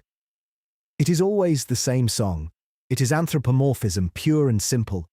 A king should generally have nothing so much at heart as to keep his subjects free from oppression. One of his greatest interests is to bring good order into his finances. Nevertheless, there are times when he is obliged to tolerate vice and disorders. He has a great war on his hands. He is in a state of exhaustion. He has no choice of generals. It is necessary to humour those he has, those possessed of great authority with the soldiers, a Braccio, a Sforza, a Wallenstein. He lacks money for the most pressing needs. It is necessary to turn to great financiers who have an established credit, and he must at the same time connive at their malversations. It is true that this unfortunate necessity arises most often from previous errors. It is not the same with God. He has need of no man. He commits no error. He always does the best. One cannot even wish that things may go better when one understands them. And it would be a vice in the author of things if he wished to change anything whatsoever in them, if he wished to exclude the vice that was found there. Is this state with perfect government, where good is willed and performed as far as it is possible, where evil even serves the greatest good, comparable with the state of a prince whose affairs are in ruin and who escapes as best he can, or with that of a prince who encourages oppression in order to punish it, and who delights to see the little men with begging bowls and the great on scaffolds? 11. A ruler devoted to the interests of virtue and to the good of his subjects takes the utmost care to ensure that they never disobey his laws, and if he must needs chastise them for their disobedience, he sees to it that the penalty cures them of the inclination to evil and restores in their soul a strong and constant tendency towards good. So far is he from any desire that the penalty for the error should incline them more and more towards evil. To make men better, God does all that is due, and even all that can be done on his side without detriment to what is due. The most usual aim of punishment is amendment, but it is not the sole aim, nor that which God always intends. I have said a word on that above. Original sin, which disposes men towards evil, is not merely a penalty for the first sin, it is a natural consequence thereof. On that too a word has been said in the course of an observation on the fourth theological proposition. It is like drunkenness, which is a penalty for excess in drinking, and is at the same time a natural consequence that easily leads to new sins. 12. To permit the evil that one could prevent is not to care whether it be committed or not, or is even to wish that it be committed. By no means. How many times do men permit evils which they could prevent if they turned all their efforts in that direction? But other more important cares prevent them from doing so. One will rarely resolve upon adjusting irregularities in the coinage while one is involved in a great war. And the action of an English Parliament in this direction a little before the Peace of Ryswick will be rather praised than imitated. Can one conclude from this that the state has no anxiety about this irregularity, or even that it desires it? God has a far stronger reason, and one far more worthy of him, for tolerating evils. Not only does he derive from them greater goods, but he finds them connected with the greatest goods of all those that are possible, so that it would be a fault not to permit them. 13. It is a very great fault in those who govern, if they do not care whether there be disorder in their states or not. The fault is still greater if they wish and even desire disorder there, if by hidden and indirect, but infallible, ways they stirred up a sedition in their states to bring them to the brink of ruin, in order to gain for themselves the glory of showing that they have the courage and the prudence necessary for saving a great kingdom on the point of perishing, they would be most deserving of condemnation. But if they stirred up this sedition because there were no other means than that of averting the total ruin of their subjects and of strengthening on new foundations, and for several centuries the happiness of nations, one must needs lament the unfortunate necessity to which they were reduced, and praise them for the use that they made thereof. This maxim, with divers others set forth here, is not applicable to the government of God, not to mention the fact that it is only the disorders of a very small part of his kingdom which are brought up in objection. It is untrue that he has no anxiety about evils, that he desires them, that he brings them into being to have the glory of allaying them. God wills order and good, but it happens sometimes that what is disorder in the part is order in the whole. I have already stated this legal axiom, in civile est nisi tota lege inspecta judicare. The permission of evils comes from a kind of moral necessity. God is constrained to this by his wisdom and by his goodness. This necessity is happy, whereas that of the prince spoken of in the maxim is unhappy. His state is one of the most corrupt, and the government of God is the best state possible. 14.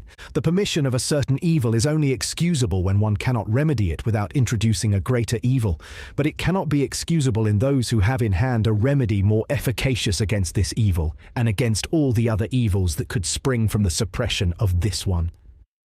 The maxim is true, but it cannot be brought forward against the government of God. Supreme reason constrains him to permit the evil. If God chose what would not be the best absolutely and in all, that would be a greater evil than all the individual evils which he could prevent by this means. This wrong choice would destroy his wisdom and his goodness. 15. The being infinitely powerful, creator of matter and of spirits, makes whatever he wills of this matter and these spirits. There is no situation or shape that he cannot communicate to spirits. If he then permitted a physical or a moral evil, this would not be for the reason that otherwise some other still greater physical or moral evil would be altogether inevitable. None of those reasons for the mixture of good and evil which are founded on the limitation of the forces of benefactors can apply to him.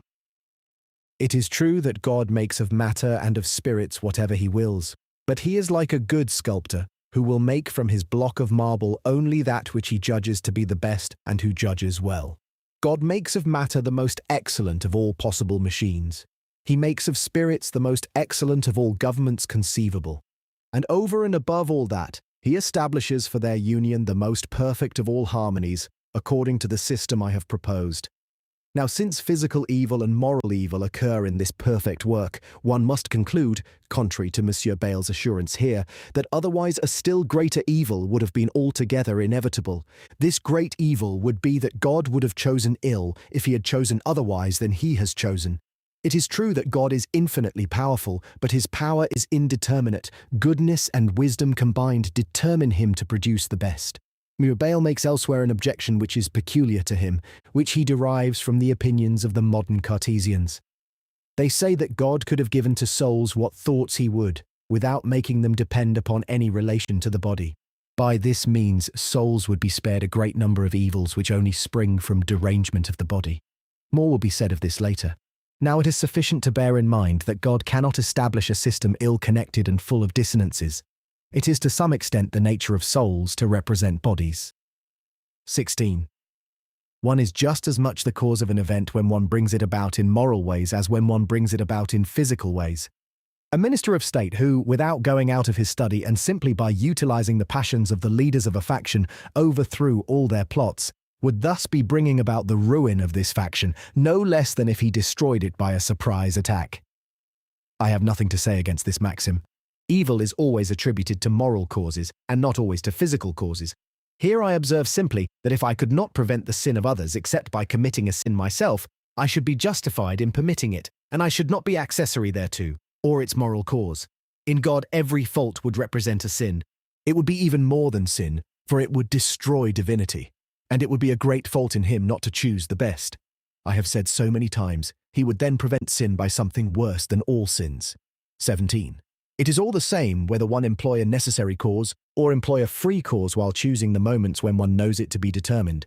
If I imagine that gunpowder has the power to ignite or not to ignite when fire touches it, and if I know for certain that it will be disposed to ignite at 8 o'clock in the morning, I shall be just as much the cause of its effects if I apply the fire to it at that hour, as I should be in assuming, as is the case, that it is a necessary cause. For where I am concerned, it would no longer be a free cause. I should be catching it at the moment when I knew it to be necessitated by its own choice. It is impossible for a being to be free or indifferent with regard to that to which it is already determined, and at the time when it is determined thereto, all that which exists exists of necessity while it exists. That what is when it is, and that what is not when it is not, is of necessity. It is necessary that what is when it is should be, and that what is not when it is not should not be. Arist, on Interpretation, Captain 9. The nominalists have adopted this maxim of Aristotle. Scotus and sundry other schoolmen appear to reject it, but fundamentally their distinctions come to the same thing. See the Jesuits of Coimbra on this passage from Aristotle, page 380 et seq. This maxim may pass also. I would wish only to change something in the phraseology. I would not take free and indifferent for one and the same thing, and would not place free and determined in antithesis. One is never altogether indifferent with an indifference of equipoise. One is always more inclined and consequently more determined on one side than on another, but one is never necessitated to the choice that one makes. I mean here a necessity absolute and metaphysical, for it must be admitted that God, that wisdom, is prompted to the best by a moral necessity. It must be admitted also that one is necessitated to the choice by a hypothetical necessity, when one actually makes the choice, and even before one is necessitated thereto by the very truth of the futurition, since one will do it. These hypothetical necessities do no harm. I have spoken sufficiently on this point already. 18. When a whole great people has become guilty of rebellion, it is not showing clemency to pardon the 100,000th part, and to kill all the rest, not excepting even babes and sucklings. It seems to be assumed here that there are 100,000 times more damned than saved, and that children dying unbaptized are included among the former. Both these points are disputed, and especially the damnation of these children. I have spoken of this above. Monsieur Bayle urges the same objection elsewhere. We see clearly, he says, that the sovereign who wishes to exercise both justice and clemency when a city has revolted must be content with the punishment of a small number of mutineers, and pardon all the rest. For if the number of those who are chastised is as 1,000 to 1, in comparison with those whom he freely pardons, he cannot be accounted mild, but on the contrary, cruel. He would assuredly be accounted an abominable tyrant if he chose punishments of long duration, and if he eschewed bloodshed only because he was convinced that men would prefer death to a miserable life, and if, finally, the desire to take revenge were more responsible for his severities than the desire to turn to the service of the common weal, the penalty that he would inflict on almost all the rebels.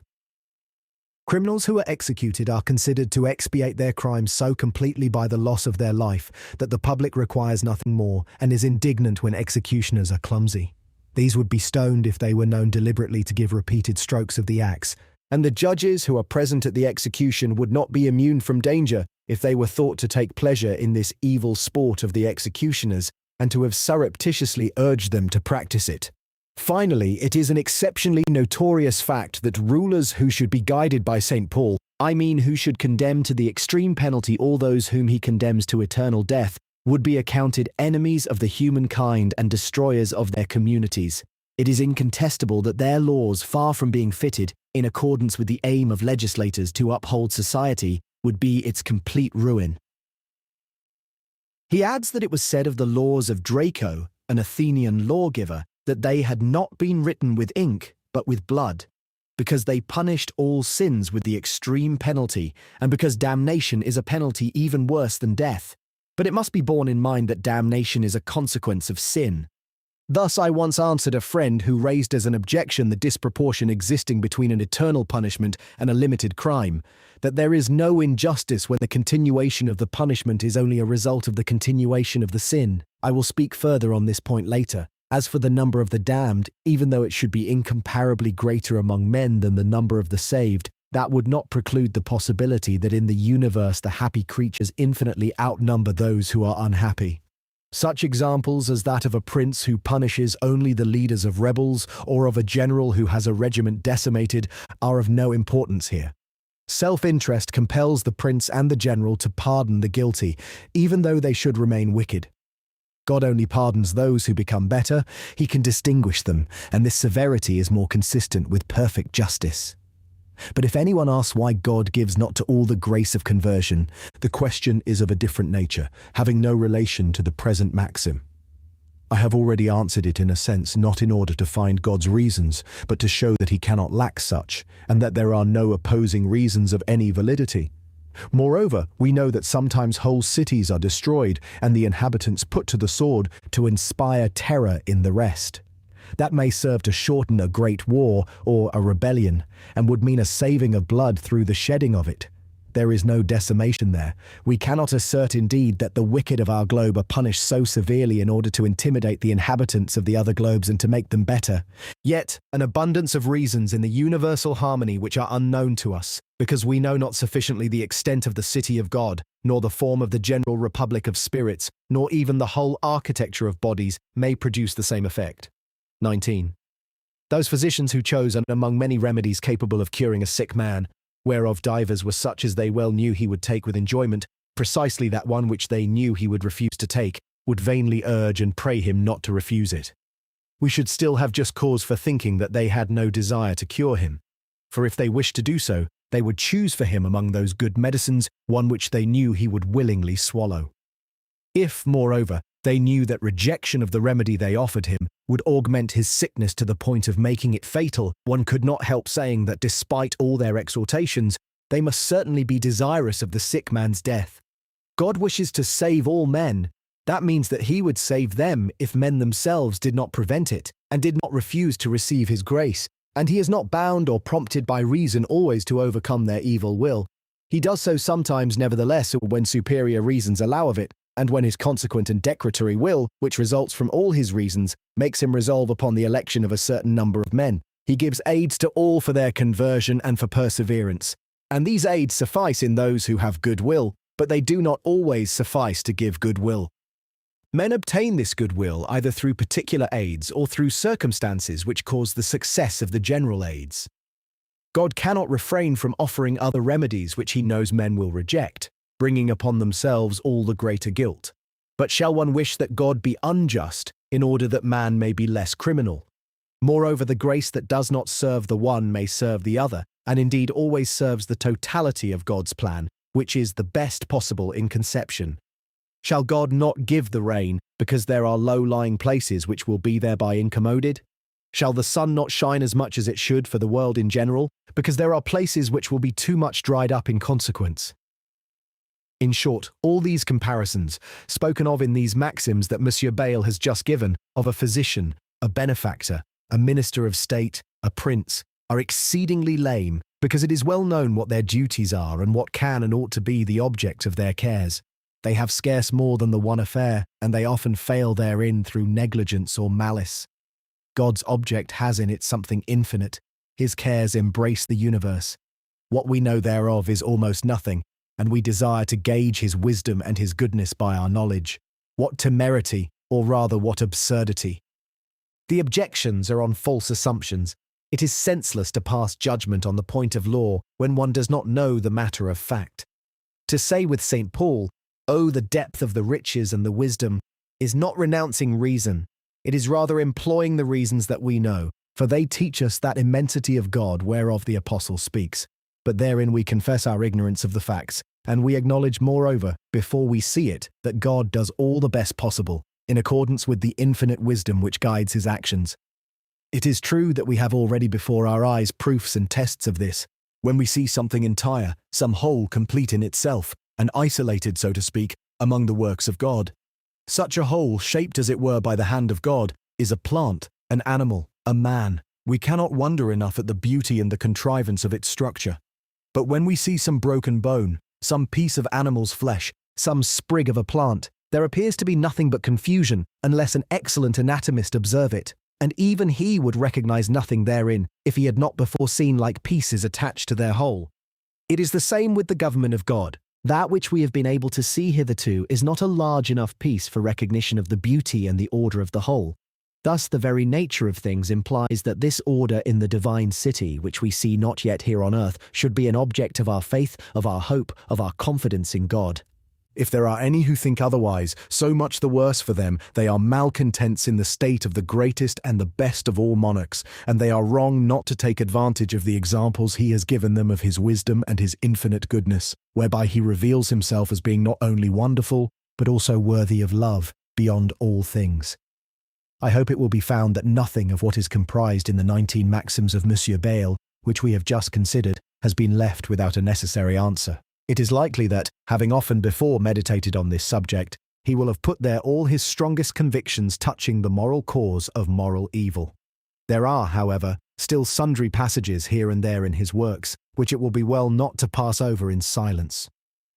Very often he exaggerates the difficulty which he assumes with regard to freeing God from the imputation of sin. He observes that Molina, if he reconciled free will with foreknowledge, did not reconcile the goodness and the holiness of God with sin. He praises the sincerity of those who bluntly declare, as he claims Piscator did, that everything is to be traced back to the will of God, and who maintain that God could not but be just, even though he were the author of sin, even though he condemned innocence. And on the other side, or in other passages, he seems to show more approval of the opinions of those who preserve God's goodness at the expense of his greatness, as Plutarch does in his book against the Stoics. It was more reasonable, he says, to say, with the Epicureans, that innumerable parts, or atoms flying about at haphazard through an infinite space, by their force prevailed over the weakness of Jupiter, and in spite of him, and against his nature and will, did many bad and irrational things, than to agree that there is neither confusion nor wickedness, but he is the author thereof. What may be said for both these parties, Stoics and Epicureans, appears to have led Monsieur Bayle to suspend judgment of the Pyrrhonians, the suspension of his judgment in respect of reason, so long as faith is set apart, and to that he professes sincere submission. Pursuing his arguments, however, he has gone as far as attempting almost to revive and reinforce those of the disciples of Manes, a Persian heretic of the 3rd century after Christ, or of a certain Paul, chief of the Manichaeans in Armenia in the 7th century, from whom they were named Paulicians. All these heretics renewed what an ancient philosopher of Upper Asia, known under the name of Zoroaster, had taught, so it is said, of two intelligent principles of all things, the one good, the other bad, a dogma that had perhaps come from the Indians. Among them, numbers of people still cling to their error, one that is exceedingly prone to overtake human ignorance and superstition, since very many barbarous peoples, even in America, have been deluded by it, without having had need of philosophy. The Slavs, according to Helmold, had their Zernebog or black god. The Greeks and Romans, wise as they seem to be, had a Vejovis or anti-Jupiter, otherwise called Pluto, and numerous other maleficent divinities. The goddess Nemesis took pleasure in abasing those who were too fortunate, and Herodotus in some passages hints at his belief that all divinity is envious, which, however, is not in harmony with the doctrine of the two principles. Plutarch, in his treatise on Isis and Osiris, knows of no writer more ancient than Zoroaster the magician, as he calls him, that is likely to have taught the two principles. Trogus or Justin makes him a king of the Bactrians who was conquered by Ninus or Semiramis. He attributes to him the knowledge of astronomy and the invention of magic, but this magic was apparently the religion of the fire worshippers, and it appears that he looked upon light and heat as the good principle, while he added the evil, that is to say, opacity, darkness, cold. Pliny cites the testimony of a certain Hermippus, an interpreter of Zoroaster's books, according to whom Zoroaster was a disciple in the art of magic to one named Azonicus, unless indeed this be a corruption of Oromas's, of whom I shall speak presently, and whom Plato in the Alcibiades names as the father of Zoroaster. Modern Orientals give the name Zerdust to him whom the Greeks named Zoroaster. He is regarded as corresponding to Mercury, because with some nations Wednesday, Mercredi, takes its name from him. It is difficult to disentangle the story of Zoroaster and know exactly when he lived. Suidas puts him 500 years before the taking of Troy. Some ancients cited by Pliny and Plutarch took it to be 10 times as far back. But Xanthus the Lydian, in the preface to Diogenes Laertius, put him only 600 years before the expedition of Xerxes. Plato declares in the same passage, as Monsieur Bayle observes, that the magic of Zoroaster was nothing but the study of religion.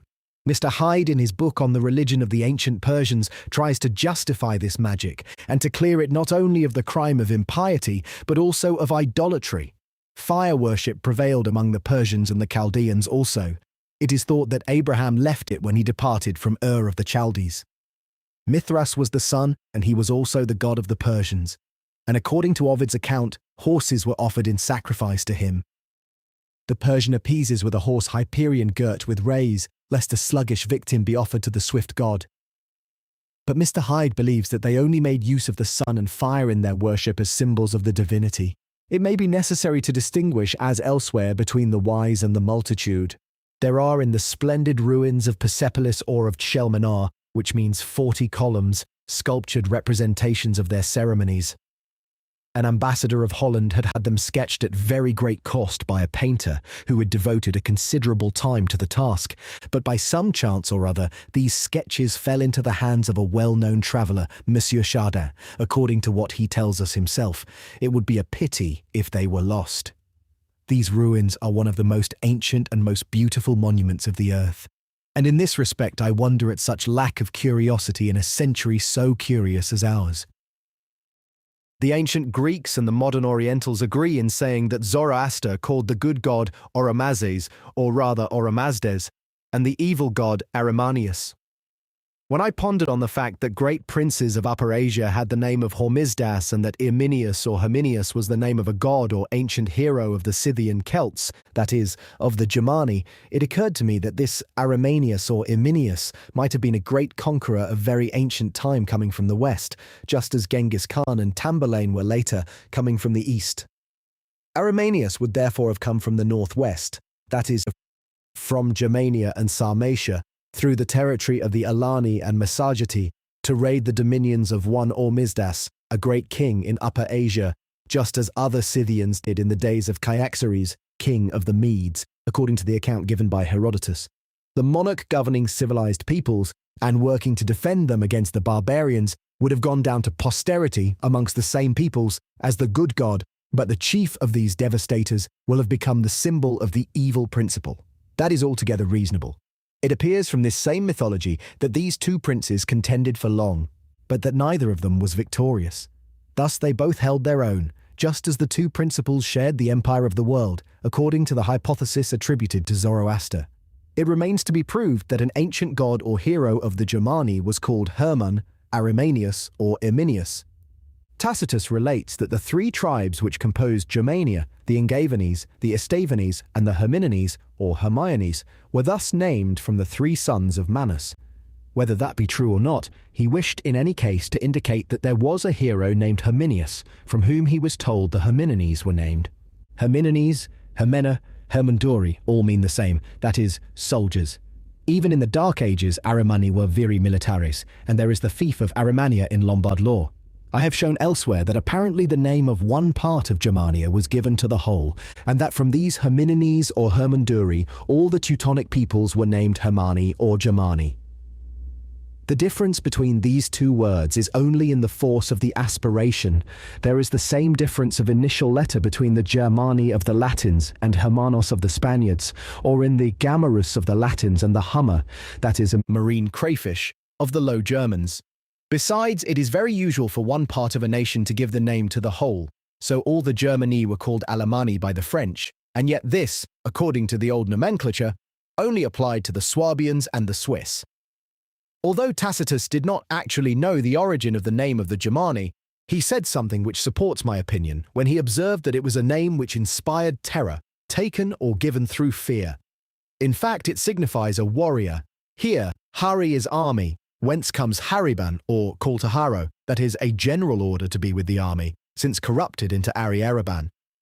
Thus, Harriman or Ariman, German German, is a soldier.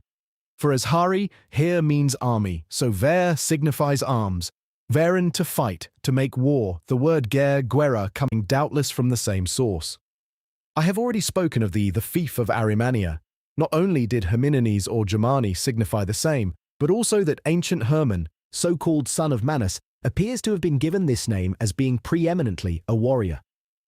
Now it is not the passage in Tacitus only which indicates for us this god or hero, We cannot doubt the existence of one of this name among these peoples, since Charlemagne found and destroyed near the Weser the column called Irminsaula, erected in honor of this god, and that combined with the passage in Tacitus leaves us with the conclusion that it was not that famous Arminius who was an enemy of the Romans, but a much greater and more ancient hero that this cult concerned.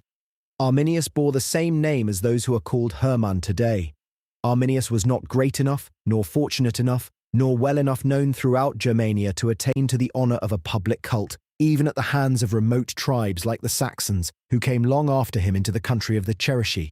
And our Arminius, taken by the Asiatics for the evil god, provides ample confirmation of my opinion. For in these matters conjectures confirm one another without any logical circle, when their foundations tend towards one and the same end.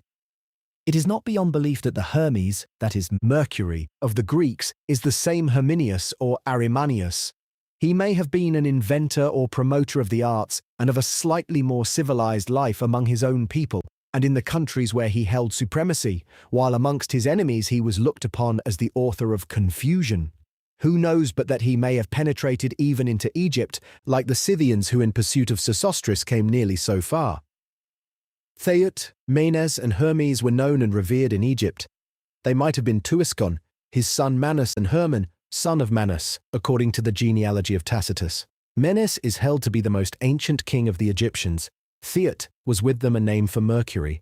At least Theut or Tuiscon, from whom Tacitus derives the descent of the Germani, and from whom the Teutons, Tuicia, that is Germani, even today have their name, is the same as that Teutates, who according to Lucan was worshipped by the Gauls, and whom Caesar took pro dite patre, for Pluto, because of the resemblance between his Latin name and that of Teut or Tiet, Titan, Theodon. This in ancient times signified men, people, and also an excellent man, like the word baron. In short, a prince. There are authorities for all these significations, but one must not delay over this point. Herr Otto Sperling, who is well known for various learned writings, but has many more in readiness to appear, in a special dissertation, has treated the question of this Teutates, god of the Celts. Some observations which I imparted to him on that subject have been published with his reply in the Literary News of the Baltic Sea. He interprets this passage from Lucan somewhat otherwise than I do. Teutates, and Jesus mighty with his savage altars, and Tyrannus, whose altar is no gentler than that of Scythian Diana. Jesus was, it appears, the god of war, who was called Ares by the Greeks, and Eric by the ancient Germani, whence still remains Erichtag, Tuesday. The letters R and S, which are produced by the same organ, are easily interchanged, for instance, Mor and Mus, Geren and Gesen, Ervar and Erwaz, Fair, Hiero, Aaron, Eisen, likewise Papicius, Valesius, Fusius instead of Papirius, Valerius, Furius, with the ancient Romans. As for Taramis, or perhaps Tyrannus, one knows that Taran was the thunder, or the god of thunder, with the ancient Celts, called Thor by the Germani of the north, whence the English have preserved the name Thursday, Judy, the day of Jupiter. And the passage from Lucan means that the altar of Taran, god of the Celts, was not less cruel than that of Diana in Taurus, that the altar of Tyrannus was no gentler than the altar of Scythian Diana. It is also not impossible that there was a time when the Western or Celtic princes made themselves masters of Greece, of Egypt, and a good part of Asia, and that their cult remained in those countries. When one considers with what rapidity the Huns, the Saracens, and the Tartars gained possession of a great part of our continent, one will be the less surprised at this, and it is confirmed by the great number of words in the Greek and German tongues which correspond so closely. Callimachus, in a hymn in honor of Apollo, seems to imply that the Celts who attacked the temple at Delphi, under their Brennus, or chief, were descendants of the ancient Titans and giants who made war on Jupiter and the other gods, that is to say, on the princes of Asia and of Greece. It may be that Jupiter is himself descended from the Titans or Theodons, that is, from the earlier Celto-Scythian princes, and the material collected by the late Abbé de la Charmoille in his Celtic origins conforms to that possibility. Yet there are opinions on other matters in this work by this learned writer which to me do not appear probable, especially when he excludes the Germani from the number of the Celts, not having recalled sufficiently the facts given by ancient writers and not being sufficiently aware of the relation between the ancient Gallic and Germanic tongues. Now the so-called giants, who wished to scale the heavens, were new Celts who followed the path of their ancestors, and Jupiter, although of their kindred as it were, was constrained to resist them. Just so did the Visigoths established in Gallic territory resist, together with the Romans, other peoples of Germania and Scythia who succeeded them under Attila, their leader, he being at that time in control of the Scythian, Sarmatic, and Germanic tribes from the frontiers of Persia up to the Rhine. But the pleasure one feels when one thinks to find in the mythologies of the gods some trace of the old history of fabulous times has perhaps carried me too far, and I know not whether I shall have been any more successful than Goropius Becanus, Shriekius, Herr Rudbeck, and the Abbé de la Charmoille. Let us return to Zoroaster, who led us to Oromasdes and Aramanius, the sources of good and evil, and let us assume that he looked upon them as two eternal principles opposed to each other, although there is reason to doubt this assumption. It is thought that Marcion, disciple of Cerdon, was of this opinion before Marnes. Monsieur Bayle acknowledges that these men used lamentable arguments, but he thinks that they did not sufficiently recognize their advantages or know how to apply their principal instrument, which was the difficulty over the origin of evil. He believes that an able man on their side would have thoroughly embarrassed the orthodox, and it seems as though he himself, failing any other, wished to undertake a task so unnecessary in the opinion of many people. All the hypotheses that Christians have established parry but poorly the blows aimed at them. They all triumph when they act on the offensive, but they lose their whole advantage when they have to sustain the attack.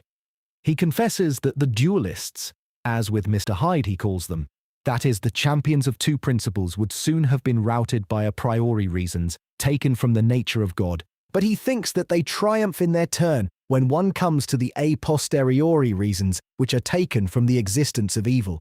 He treats of the matter with abundant detail in his dictionary, article Manichaeans, page 2025, which we must examine a little in order to throw greater light upon this subject. The surest and clearest ideas of order teach us, he says, that a being who exists through himself, who is necessary, who is eternal, must be single, infinite, all-powerful, and endowed with all kinds of perfections. This argument deserves to have been developed more completely. Now it is necessary to see, he goes on, if the phenomena of nature can be conveniently explained by the hypothesis of one single principle. I have explained it sufficiently by showing that there are cases where some disorder in the part is necessary for producing the greatest order in the whole. But it appears that Monsieur Bayle asks a little too much. He wishes for a detailed exposition of how evil is connected with the best possible scheme for the universe. That would be a complete explanation of the phenomena, but I do not undertake to give it, nor am I bound to do so, for there is no obligation to do that which is impossible for us in our existing state.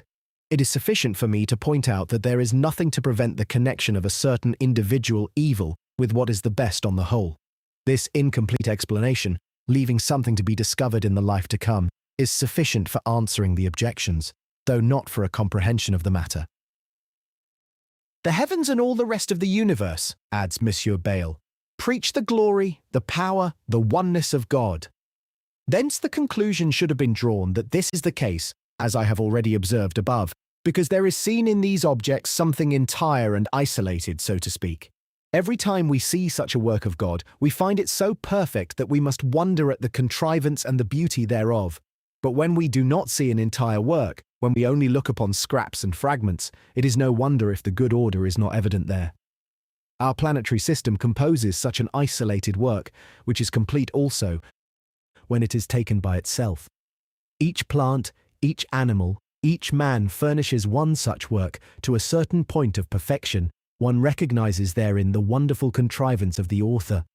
But the humankind, so far as it is known to us, is only a fragment, only a small portion of the city of God or of the republic of spirits, which has an extent too great for us, and whereof we know too little, to be able to observe the wonderful order therein. Man alone, says Monsieur Bayle, that masterpiece of his creator among things visible, man alone, I say, gives rise to great objections with regard to the oneness of God. Claudian made the same observation, unburdening his heart in these well-known lines, Sepe mihi dubiam, traxit sententia mentem, etc. But the harmony existing in all the rest allows of a strong presumption that it would exist also in the government of men, and generally in that of spirits, if the whole were known to us. One must judge the works of God as wisely as Socrates judged those of Heraclitus in these words. What I have understood thereof pleases me. I think that the rest would please me no less if I understood it. Here is another particular reason for the disorder apparent in that which concerns man. It is that God, in giving him intelligence, has presented him with an image of the divinity. He leaves him to himself in a sense in his small department, that he adorn the Sparta which has fallen to his lot. He enters there only in a secret way, for he supplies being, force, life, reason, without showing himself. It is there that free will plays its game, and God makes game, so to speak, of these little gods that he has thought good to produce, as we make game of children who follow pursuits which we secretly encourage or hinder according as it pleases us. Thus man is there like a little god in his own world or microcosm, which he governs after his own fashion. He sometimes performs wonders therein, and his art often imitates nature. When Jupiter beheld the heavens within a little glass, he smiled and spoke such words to the gods above: "Has the power of mortals advanced so far, O gods? Now my labour is mimicked upon a fragile globe. The laws of the sky, the faithfulness of things, the ordinances of the gods, all these the old man of Syracuse has reproduced by his art. Quid falso in sontem tonitru salmonea mira." A little hand has been found that rivals nature. But he also commits great errors because he abandons himself to the passions, and because God abandons him to his own way.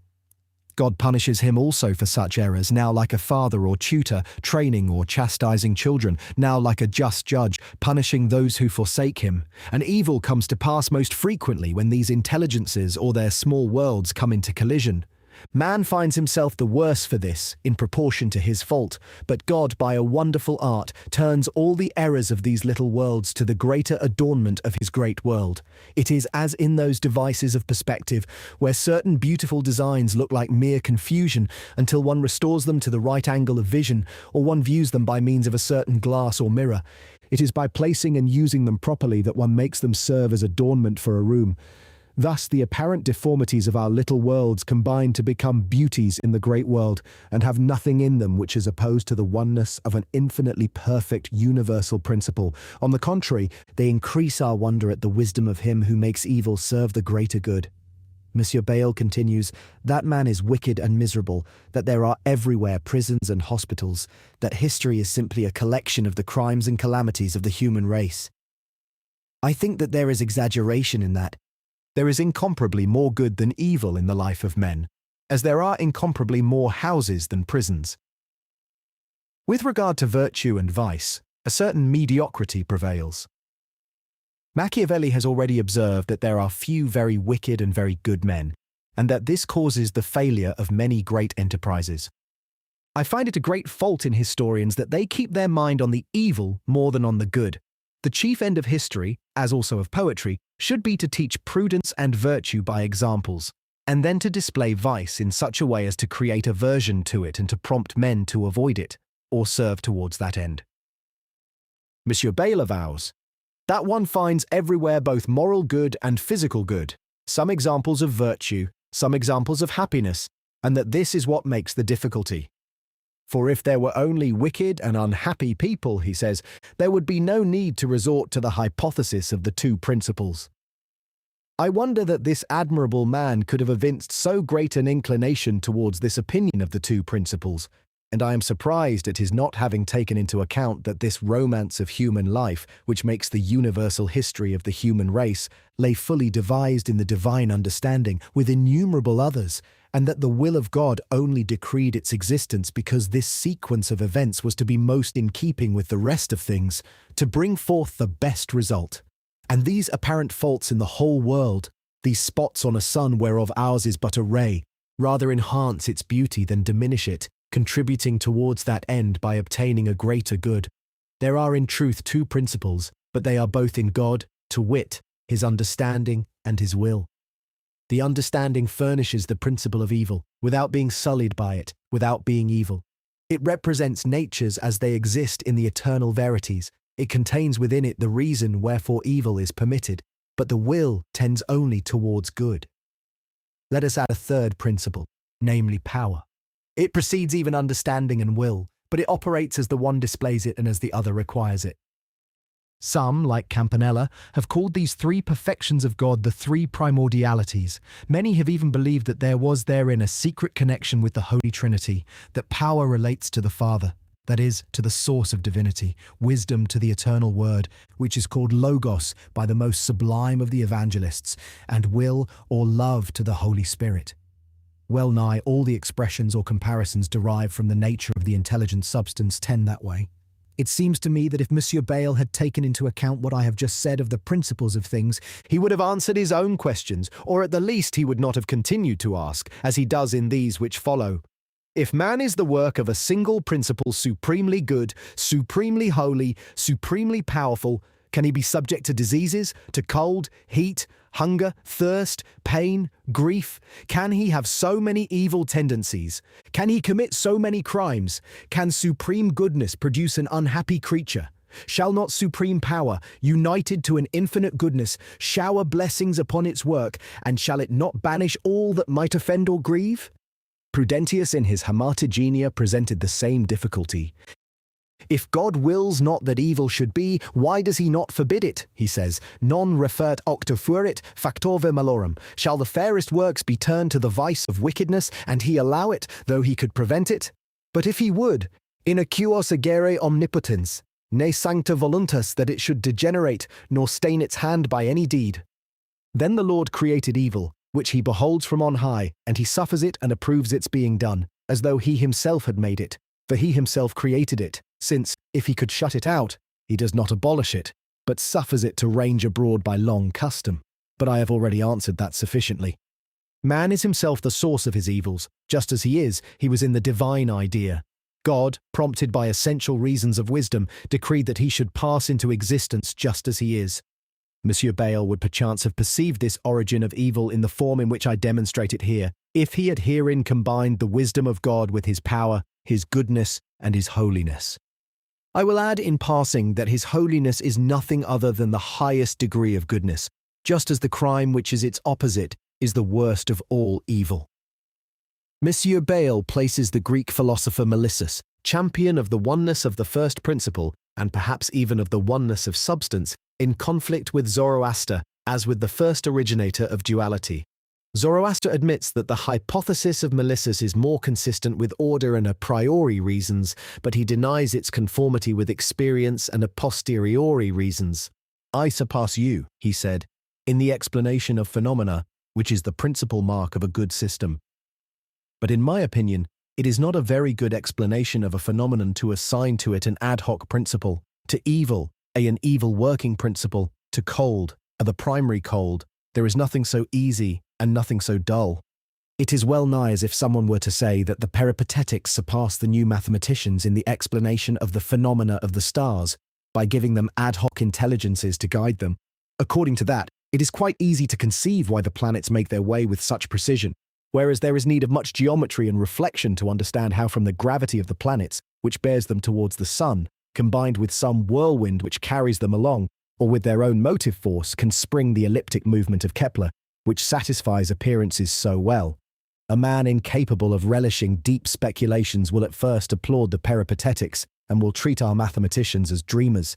Some old Galenist will do the same with regard to the faculties of the schoolman. He will admit a chylophic, a chymific, and a sanguific, and he will assign one of these ad hoc to each operation. He will think he has worked wonders and will laugh at what he will call the chimeras of the moderns, who claim to explain through mechanical structure what passes in the body of an animal. The explanation of the cause of evil by a particular principle, through an evil working principle, is of the same nature. Evil needs no such explanation, any more than do cold and darkness. There is neither the primary cold nor principle of darkness. Evil itself comes only from privation. The positive enters therein only by concomitance, as the active enters by concomitance into cold. We see that water in freezing is capable of breaking a gun barrel wherein it is confined, and yet cold is a certain privation of force. It only comes from the diminution of a movement which separates the particles of fluids. When this separating motion becomes weakened in the water by the cold, the particles of compressed air concealed in the water collect, and becoming larger, they become more capable of acting outwards through their buoyancy. The resistance which the surfaces of the proportions of air meet in the water, and which opposes the force exerted by these portions towards dilation, is far less, and consequently the effect of the air greater in large air bubbles than in small, even though these small bubbles combined should form as great a mass as the large. For the resistances, that is, the surfaces, increase by the square, and the forces, that is, the contents or the volumes of the spheres of compressed air, increase by the cube of their diameters. Thus it is by accident that privation involves action and force. I have already shown how privation is enough to cause error and malice, and how God is prompted to permit them, despite that there be no malignity in him. Evil comes from privation. The positive and action spring from it by accident, as force springs from cold. The statement that Monsieur Bayle attributes to the Paulicians, page 2323, is not conclusive, to wit, that free will must come from two principles, to the end that it may have power to turn towards good and towards evil. For being simple in itself, it should rather have come from a neutral principle, if this argument held good. But free will tends towards good, and if it meets with evil, it is by accident, for the reason that this evil is concealed beneath the good, and masked, as it were. These words which Ovid ascribes to Medea, video meliora proboque deteriora sequa, imply that the morally good is mastered by the agreeably good, which makes more impression on souls when they are disturbed by the passions. Furthermore, Monsieur Bayle himself supplies Melissus with a good answer, but a little later he disputes it. Here are his words, page 2025.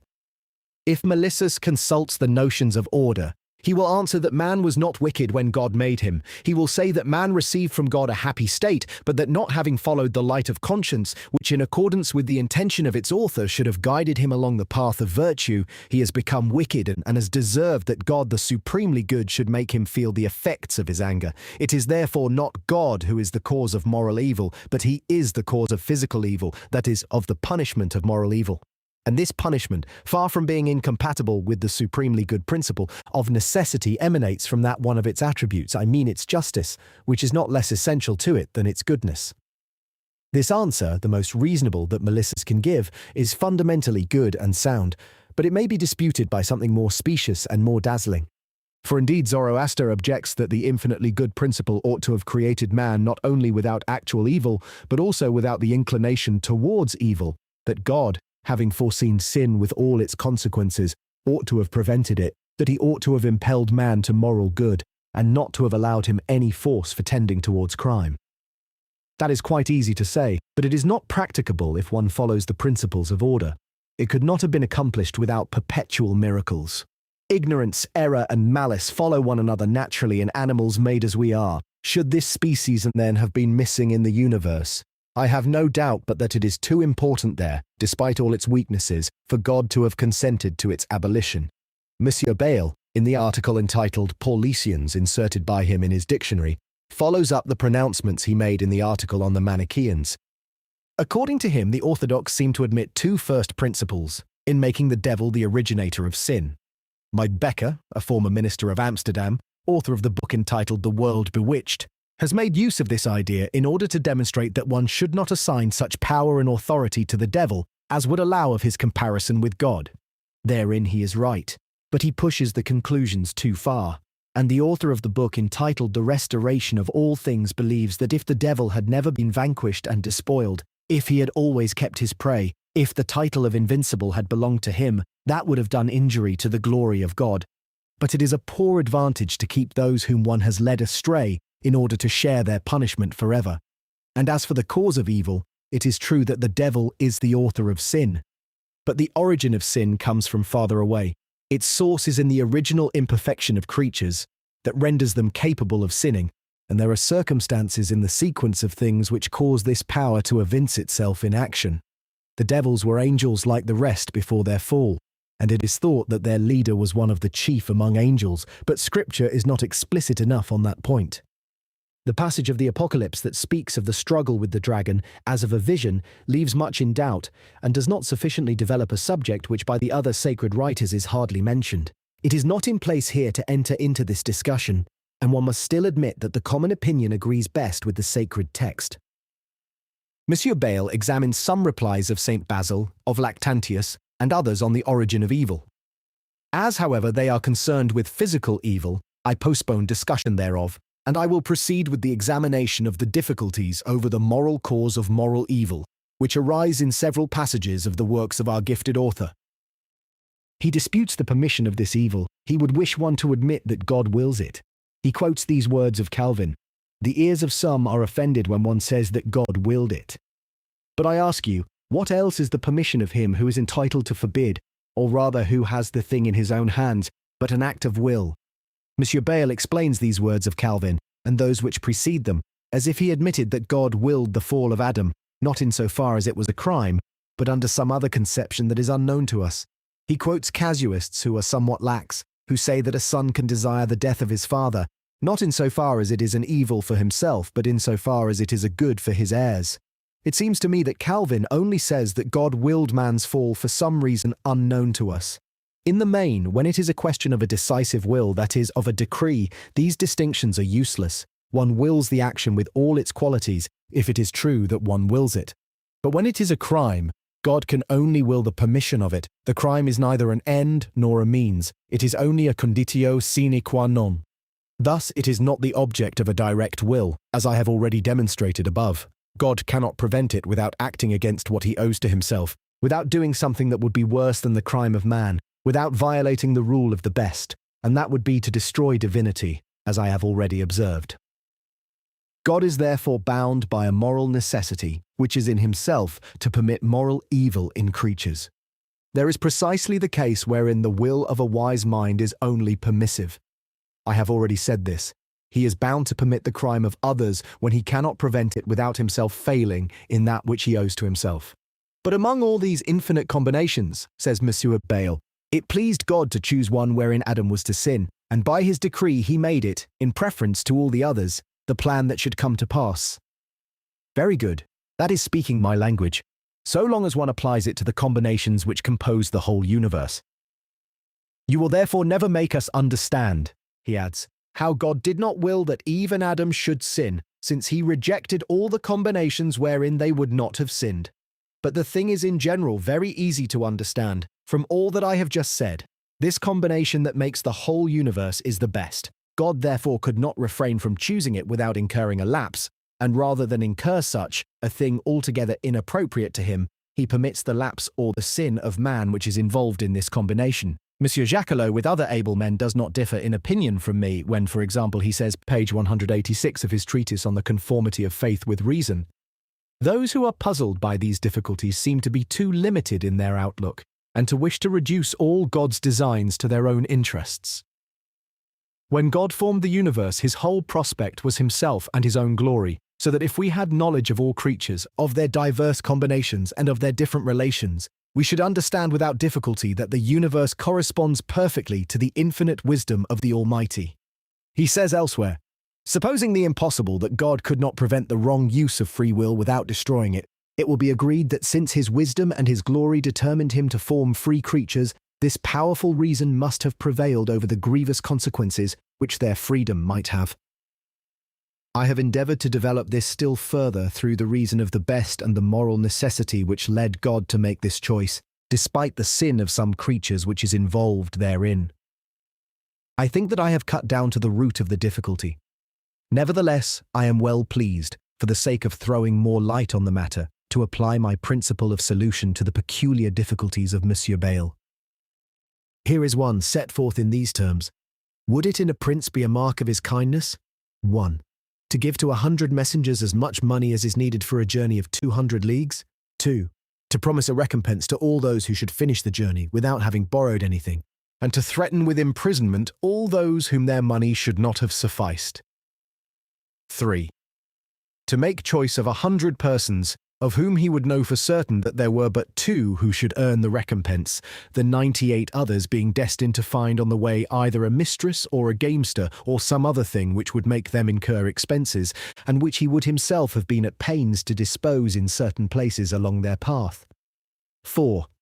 To imprison actually 98 of these messengers on the moment of their return, is it not abundantly evident that he would have no kindness for them, and that on the contrary he would intend for them not the proposed recompense, but prison?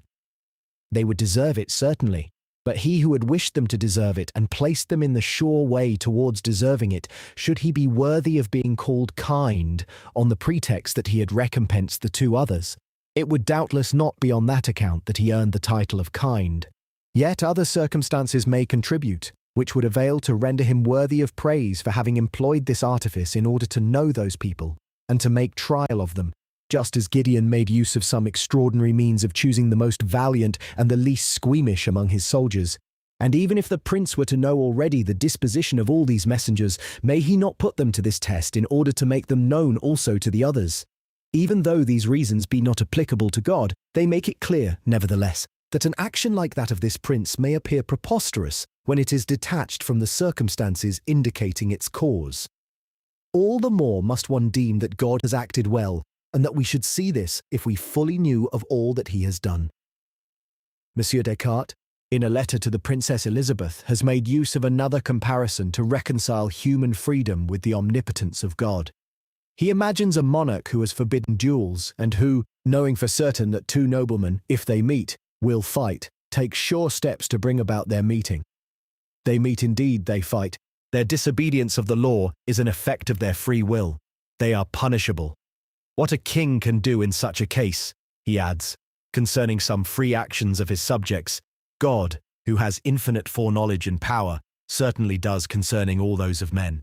Before he sent us into this world, he knew exactly what all the tendencies of our will would be. He has endued us therewith. He also has disposed all other things that are outside us to cause such and such objects to present themselves to our senses at such and such a time.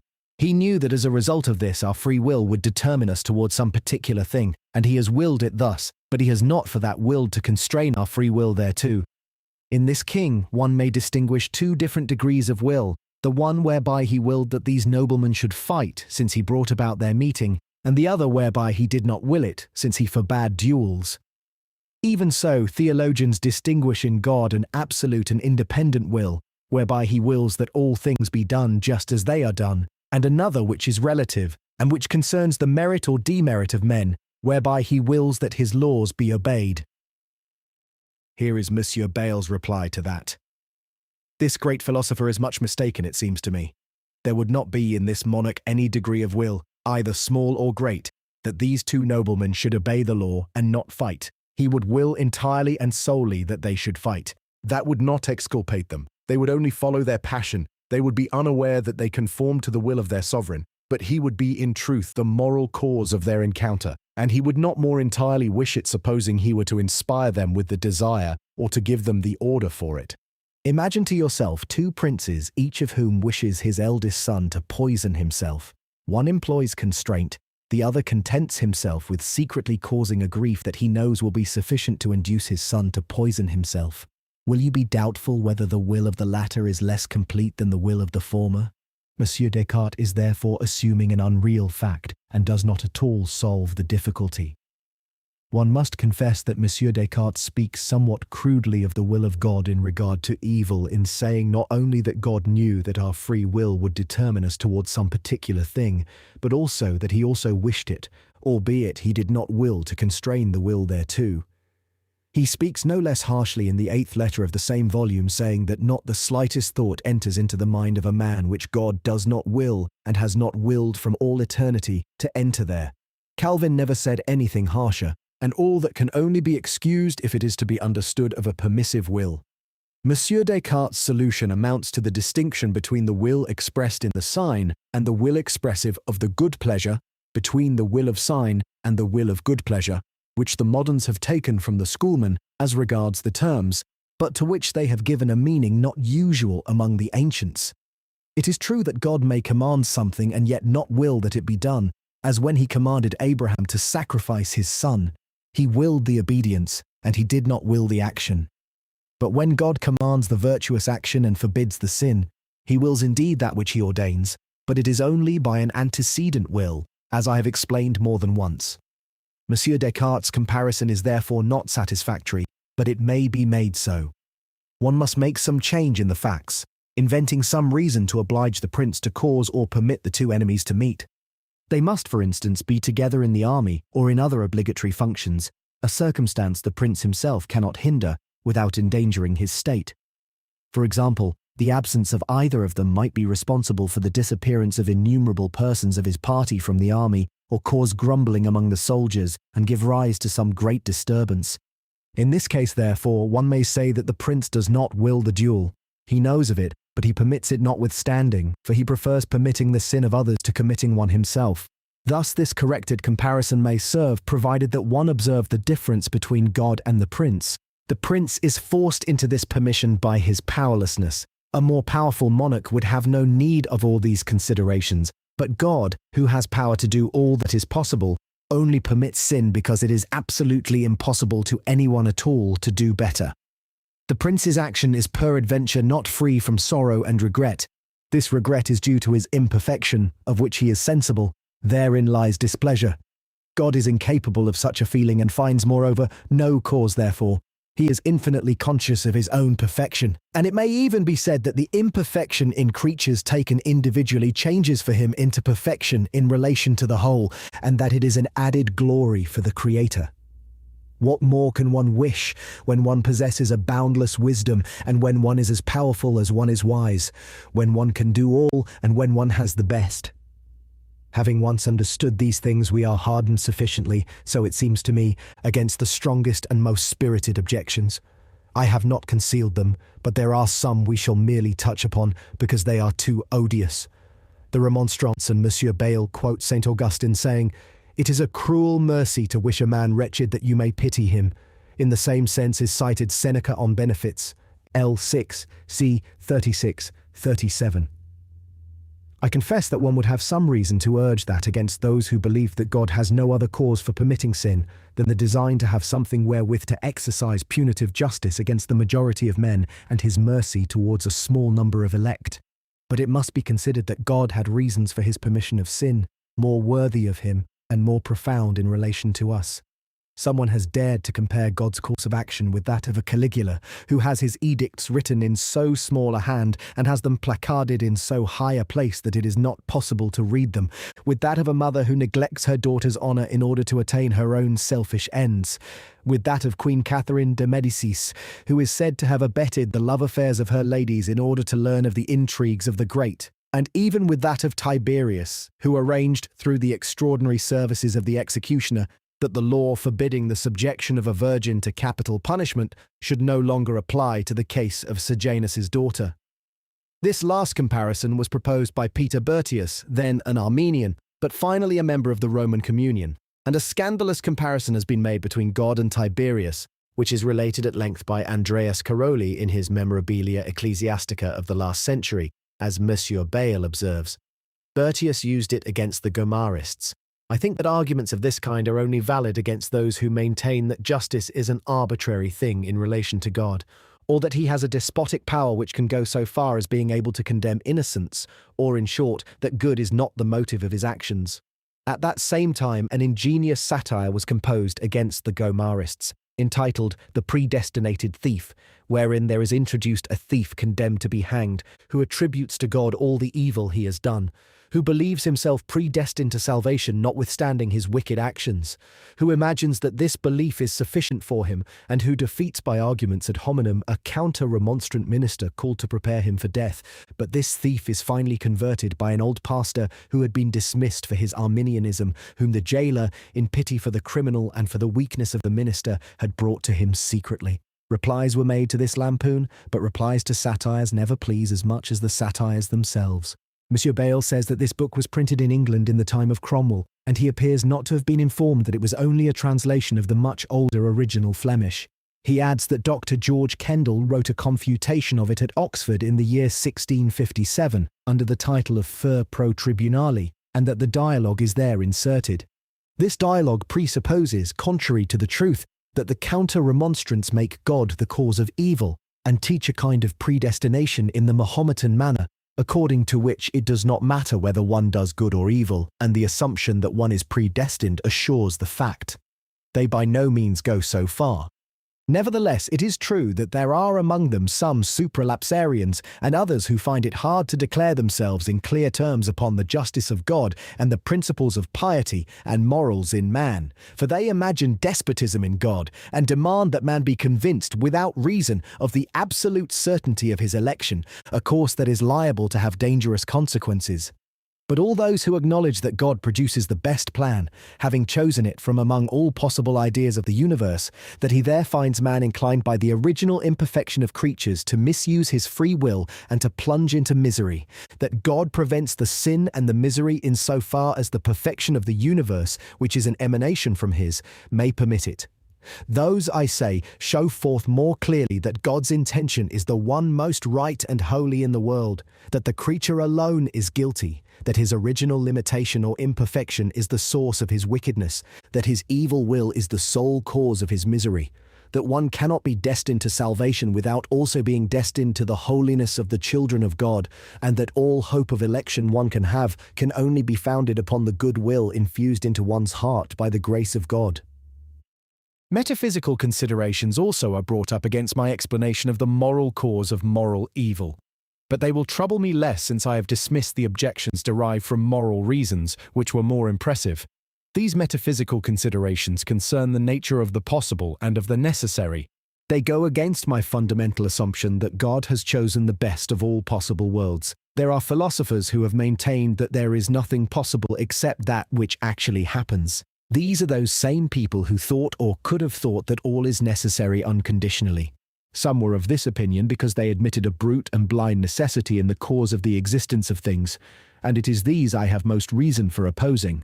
But there are others who are mistaken only because they misuse terms. They confuse moral necessity with metaphysical necessity.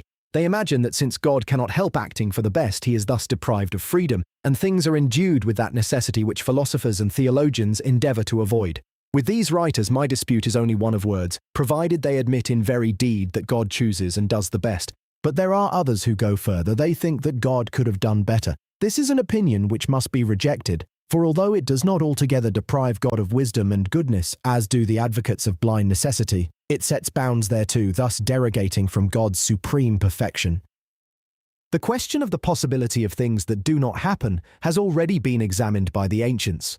It appears that Epicurus, to preserve freedom and to avoid an absolute necessity, maintained after Aristotle that contingent futurities were not susceptible of determinate truth. For if it was true yesterday that I should write today, it could therefore not fail to happen. It was already necessary, and for the same reason, it was from all eternity. Thus, all that which happens is necessary, and it is impossible for anything different to come to pass. But since that is not so, it would follow, according to him, that contingent futurities have no determinate truth. To uphold this opinion, Epicurus went so far as to deny the first and the greatest principle of the truths of reason. He denied that every assertion was either true or false. Here is the way they confounded him. You deny that it was true yesterday that I should write today. It was therefore false. The good man, not being able to admit this conclusion, was obliged to say that it was neither true nor false. After that, he needs no refutation, and Chrysippus might have spared himself the trouble he took to prove the great principle of contradictories, following the account by Cicero in his book On Fate. Contendit Chrysippus strains every nerve to persuade us that every proposition is either true or false. For as Epicurus fears that, if he grant this, he must grant that whatever happens happens by fate, since if either alternative is true from eternity, it is also certain, and if certain, also necessary, and thus he thinks both necessity and fate are established. So Chrysippus fears that, if he does not maintain that everything stated is either true or false, all things may come to pass by fate out of the eternal causes of future things. M. Bayle observes that neither of these two great philosophers, Epicurus and Chrysippus, understood that the truth of this maxim, every proposition is true or false, is independent of what is called fatum. It could not therefore serve as proof of the existence of the fatum, as Chrysippus maintained, and as Epicurus feared. Chrysippus could not have conceded, without damaging his own position, that there are propositions which are neither true nor false. But he gained nothing by asserting the contrary, for whether there be free causes or not, it is equally true that this proposition, the Grand Mogul will go hunting tomorrow, is true or false. Men rightly regarded as ridiculous this speech of Tiresias. All that I shall say will happen or not, for great Apollo confers on me the faculty of prophesying. If, assuming the impossible, there were no God, it would yet be certain that everything the greatest fool in the world should predict would happen or would not happen. That is what neither Chrysippus nor Epicurus has taken into consideration.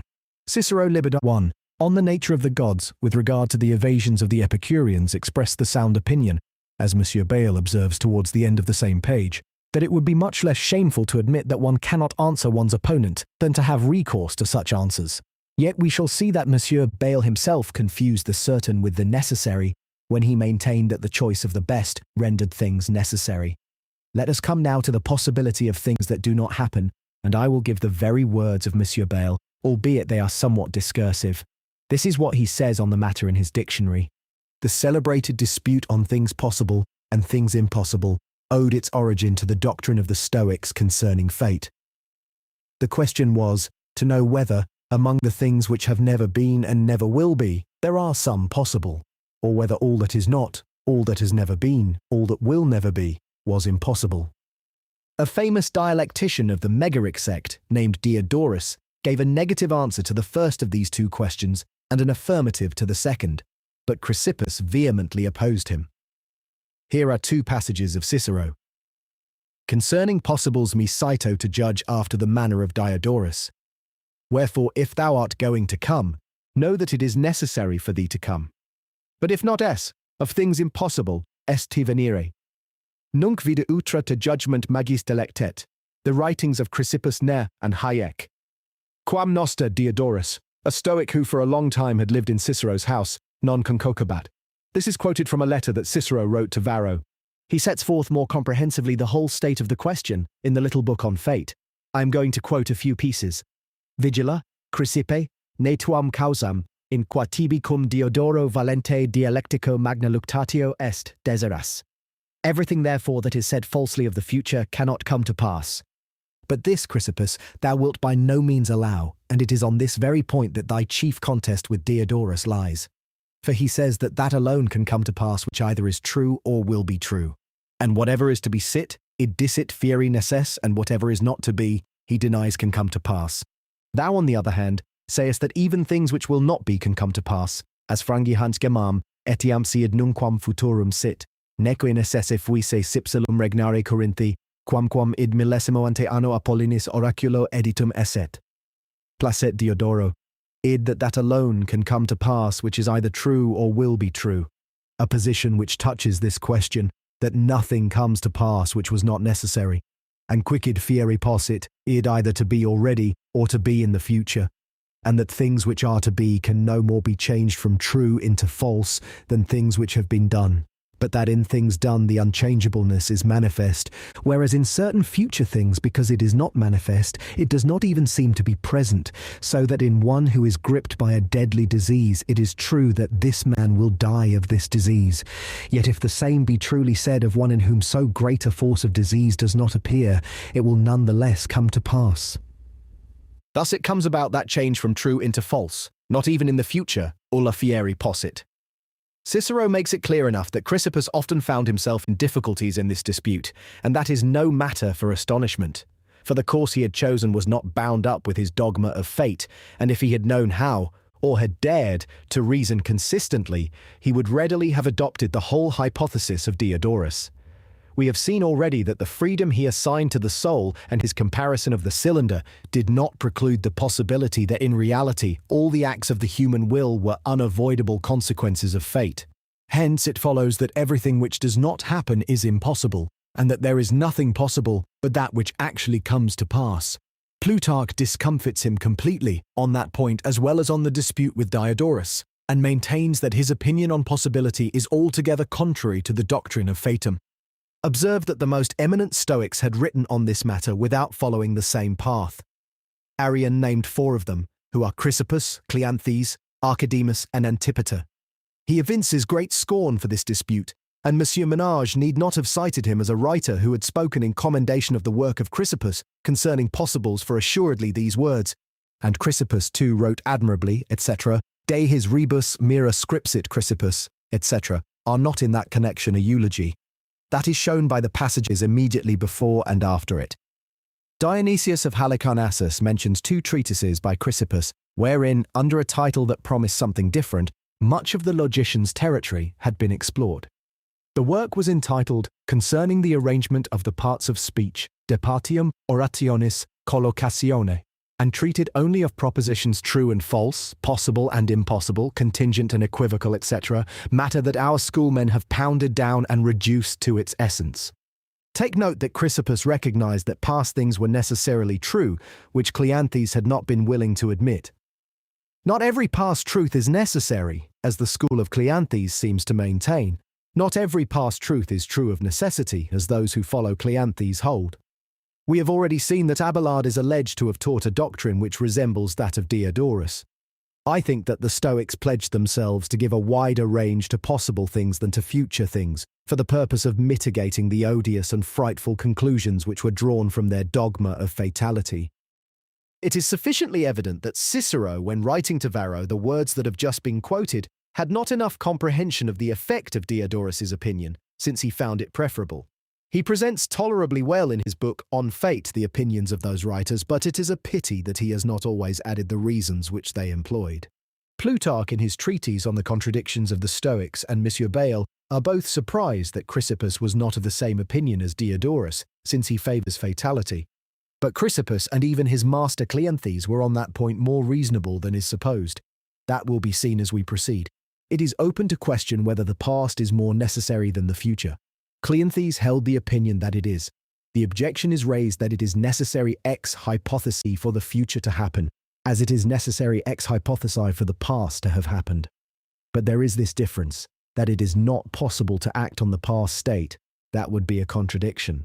But it is possible to produce some effect on the future. Yet the hypothetical necessity of both is the same. The one cannot be changed, the other will not be. And once that is past, it will not be possible for it to be changed either. The famous Pierre Abelard expressed an opinion resembling that of Diodorus in the statement that God can do only that which he does. It was the third of the 14 propositions taken from his works which were censured at the Council of Sens. It had been taken from the third book of his Introduction to Theology, where he treats especially of the power of God. The reason he gave for his statement was that God can do only that which he wills. Now God cannot will to do anything other than that which he does, because of necessity he must will whatever is fitting. Hence it follows that all that which he does not is not fitting, that he cannot will to do it, and consequently that he cannot do it. Abelard admits himself that this opinion is peculiar to him, that hardly anyone shares in it, that it seems contrary to the doctrine of the saints and to reason and derogatory to the greatness of God. It appears that this author was a little too much inclined to speak and to think differently from others, for in reality this was only a dispute about words. He was changing the use of terms. Power and will are different faculties, whose objects also are different. It is confusing them to say that God can do only that which he wills. On the contrary, among various possibles, he wills only that which he finds the best. For all possibles are regarded as objects of power, but actual and existing things are regarded as the objects of his decretory will. Abelard himself acknowledged it. He raises this objection for himself. A reprobate can be saved, but he can only be saved if God saves him.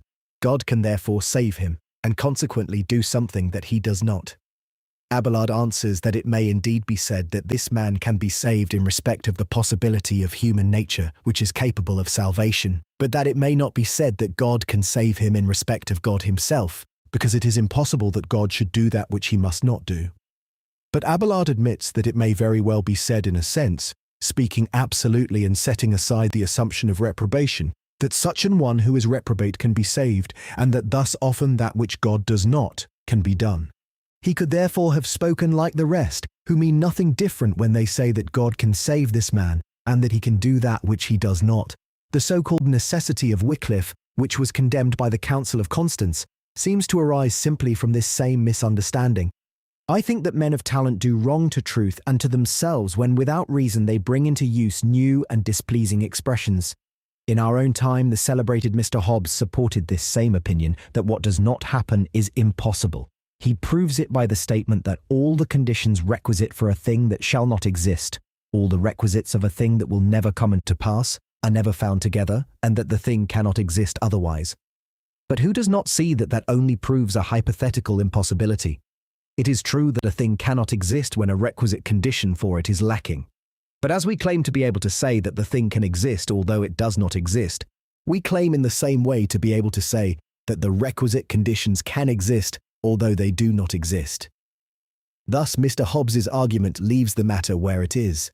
The opinion which was held concerning Mr. Hobbes that he taught an absolute necessity of all things brought upon him much discredit and would have done him harm even had it been his only error. Spinoza went further. He appears to have explicitly taught a blind necessity, having denied to the author of things understanding and will, and assuming that good and perfection relate to us only, and not to him. It is true that Spinoza's opinion on this subject is somewhat obscure, for he grants God thought. After having divested him of understanding, he grants thought to God, but not understanding. There are even passages where he relents on the question of necessity. Nevertheless, as far as one can understand him, he acknowledges no goodness in God, properly speaking, and he teaches that all things exist through the necessity of the divine nature, without any act of choice by God. We will not waste time here in refuting an opinion so bad, and indeed so inexplicable.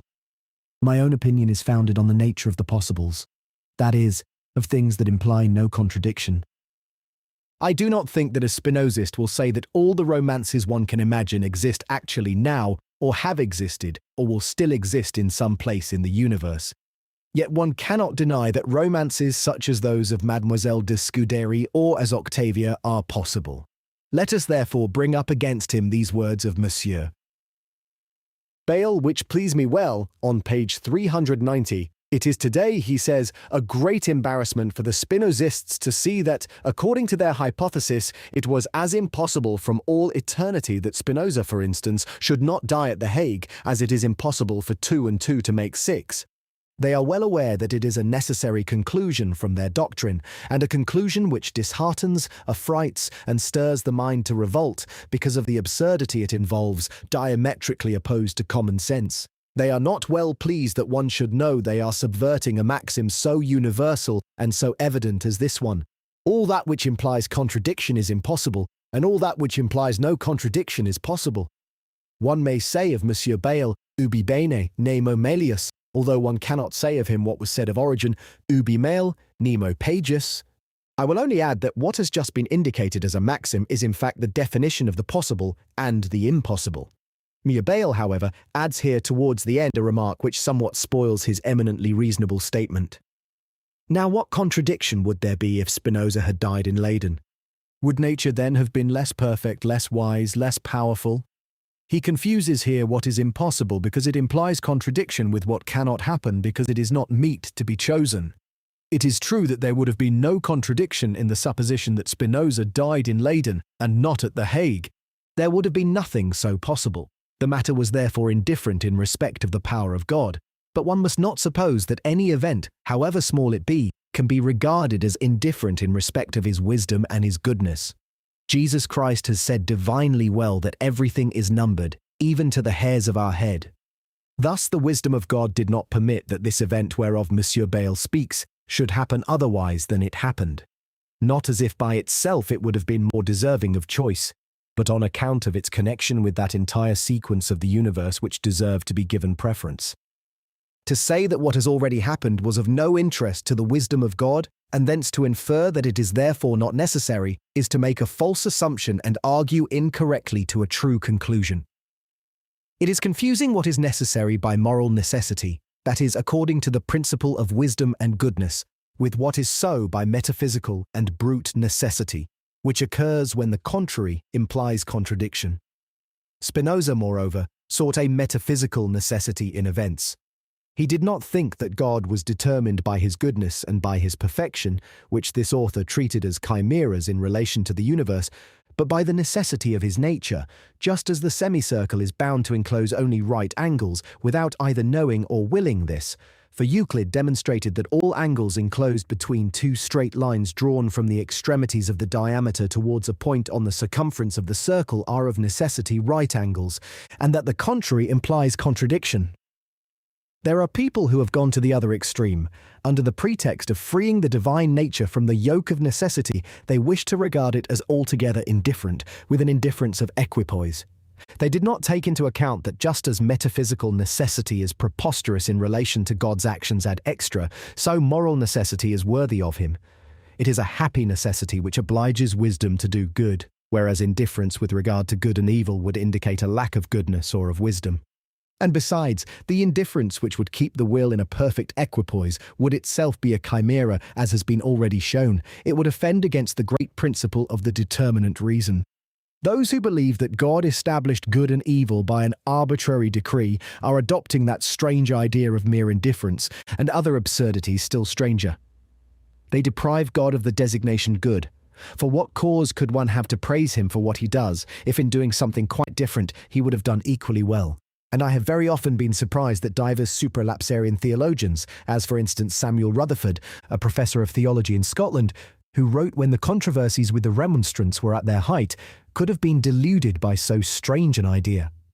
Rutherford, in his apologetic exercises in defense of grace, says positively that nothing is unjust or morally bad in God's eyes before he has forbidden it. Thus, without this prohibition, it would be a matter of indifference whether one murdered or saved a man, loved God or hated him, praised or blasphemed him. Nothing is so unreasonable as that. One may teach that God established good and evil by a positive law, or one may assert that there was something good and just before his decree, but that he is not required to conform to it, and that nothing prevents him from acting unjustly and from perhaps condemning innocence. But it all comes to the same thing, offering almost equal dishonor to God. For if justice was established arbitrarily and without any cause, if God came upon it by a kind of hazard, as when one draws lots, his goodness and his wisdom are not manifested in it, and there is nothing at all to attach him to it.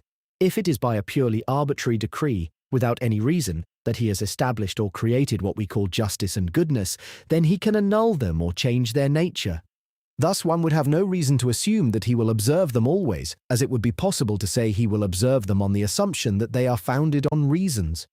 The same would hold good more or less if his justice were different from ours, if, for example, it were written in his code that it is just to make the innocent eternally unhappy. According to these principles also, nothing would compel God to keep his word or would assure us of its fulfillment.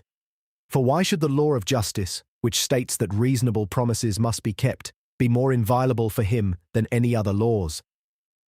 All these three dogmas, albeit a little different from one another, namely, that the nature of justice is arbitrary, that it is fixed, but it is not certain that God will observe it, and finally, that the justice we know is not that which he observes, destroy the confidence in God that gives us tranquility, and the love of God that makes our happiness. There is nothing to prevent such a God from behaving as a tyrant and an enemy of honest folk, and from taking pleasure in that which we call evil. Why should he not, then, just as well be the evil principle of the Manichaeans as the single good principle of the Orthodox? At least he would be neutral, and, as it were, suspended between the two, or even sometimes the one and sometimes the other. That would be as if someone were to say that Oromasdes and Arimaeus reign in turns, according to which of the two is the stronger or the more adroit. It is like the saying of a certain Mogul woman. She, so it seems, having heard it said that formerly under Genghis Khan and his successors, her nation had had dominion over most of the north and east, told the Muscovites recently, when Monsieur Isbrand went to China on behalf of the Tsar through the country of those Tartars, that the god of the Moguls had been driven from heaven, but that one day he would take his own place again. The true God is always the same. Natural religion itself demands that he be essentially as good and wise as he is powerful.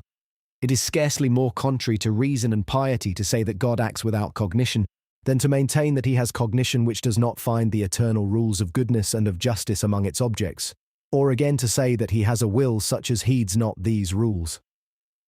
Some theologians who have written of God's right over creatures appear to have conceded to him an unrestricted right, an arbitrary and despotic power. They thought that would be placing divinity on the most exalted level that may be imagined for it, and that it would abase the creature before the Creator to such an extent that the Creator is bound by no laws of any kind with respect to the creature. There are passages from Twiss, Rutherford, and some other supralapsarians which imply that God cannot sin whatever he may do because he is subject to no law. Monsieur Bayle himself considers that this doctrine is monstrous and contrary to the holiness of God.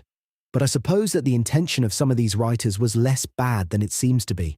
Apparently they meant by the term right, freedom from all accountability, a state wherein one is responsible to none for one's actions. But they will not have denied that God owes to himself what goodness and justice demand of him. On that matter one may see Monsieur Amiraut's apology for Calvin. It is true that Calvin appears orthodox on this subject, and that he is by no means one of the extreme supralapsarians. Thus, when Monsieur Bayle says somewhere that St. Paul extricates himself from predestination only through the consideration of God's absolute right and the incomprehensibility of his ways, it is implied that, if one understood them, one would find them consistent with justice, God not being able to use his power otherwise. St. Paul himself says that it is a depth, but a depth of wisdom, the depth of wisdom, and justice is included in the goodness of the all-wise. I find that Monsieur Bayle speaks very well elsewhere on the application of our notions of goodness to the actions of God. One must not assert here, he says, that the goodness of the infinite being is not subject to the same rules as the goodness of the creature, for if there is in God an attribute that can be called goodness, the marks of goodness in general must apply to him. Now, when we reduce goodness to the most general abstraction, we find therein the will to do good. Divide and subdivide into as many kinds as you shall please this general goodness, into infinite goodness, finite goodness, kingly goodness, goodness of a father, goodness of a husband, goodness of a master. You will find in each, as an inseparable attribute, the will to do good. I find also that Monsieur Bayle combats admirably the opinion of those who assert that goodness and justice depend solely upon the arbitrary choice of God, who suppose, moreover, that if God had been determined by the goodness of things themselves to act, he would be entirely subjected to necessity in his actions, a state incompatible with freedom. That is confusing metaphysical necessity with moral necessity. Here is what Monsieur Bayle says in objection to this error. The consequence of this doctrine will be that before God resolved upon creating the world, he saw nothing better in virtue than in vice, and that his ideas did not show him that virtue was more worthy of his love than vice. That leaves no distinction between natural right and positive right. There will no longer be anything unalterable or inevitable in morals. It will have been just as possible for God to command people to be vicious as to command them to be virtuous, and one will have no certainty that the moral laws will not one day be abrogated, as the ceremonial laws of the Jews were. This, in a word, leads us straight to the belief that God was the free author, not only of goodness and of virtue, but also of truth and of the essence of things. That is what certain of the Cartesians assert, and I confess that their opinion might be of some avail in certain circumstances. Yet it is open to dispute for so many reasons, and subject to consequences so troublesome, see chapter 152 of the same continuation, that there are scarcely any extremes it were not better to suffer rather than plunge into that one. It opens the door to the most exaggerated Pyrrhonism, for it leads to the assertion that this proposition, 3 and 3 make 6, is only true where and during the time when it pleases God, that it is perhaps false in some parts of the universe, and that perhaps it will be so among men in the coming year. All that depends on the free will of God could have been limited to certain places and certain times, like the Judaic ceremonies. This conclusion will be extended to all the laws of the Decalogue if the actions they command are in their nature divested of all goodness to the same degree as the actions they forbid. To say that God, having resolved to create man just as he is, could not but have required of him piety, sobriety, justice, and chastity, because it is impossible that the disorders capable of overthrowing or disturbing his work can please him, that is to revert in effect to the common opinion. Virtues are virtues only because they serve perfection or prevent the imperfection of those who are virtuous, or even of those who have to do with them, and they have that power by their nature and by the nature of rational creatures before God decrees to create them. To hold a different opinion would be as if someone were to say that the rules of proportion and harmony are arbitrary with regard to musicians, because they occur in music only when one has resolved to sing or to play some instrument. But that is exactly what is meant by being essential to good music. For those rules belong to it already in the ideal state, even when none yet thinks of singing, since it is known that they must of necessity belong to it as soon as one shall sing.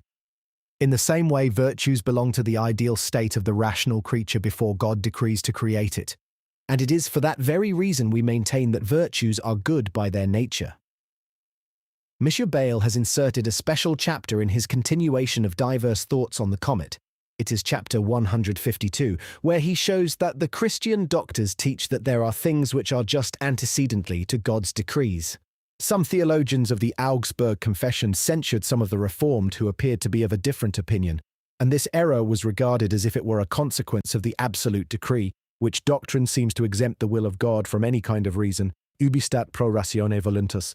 But, as I have observed already on various occasions, Calvin himself acknowledged that the decrees of God are in conformity with justice and wisdom, although the reasons that might prove this conformity in detail are unknown to us.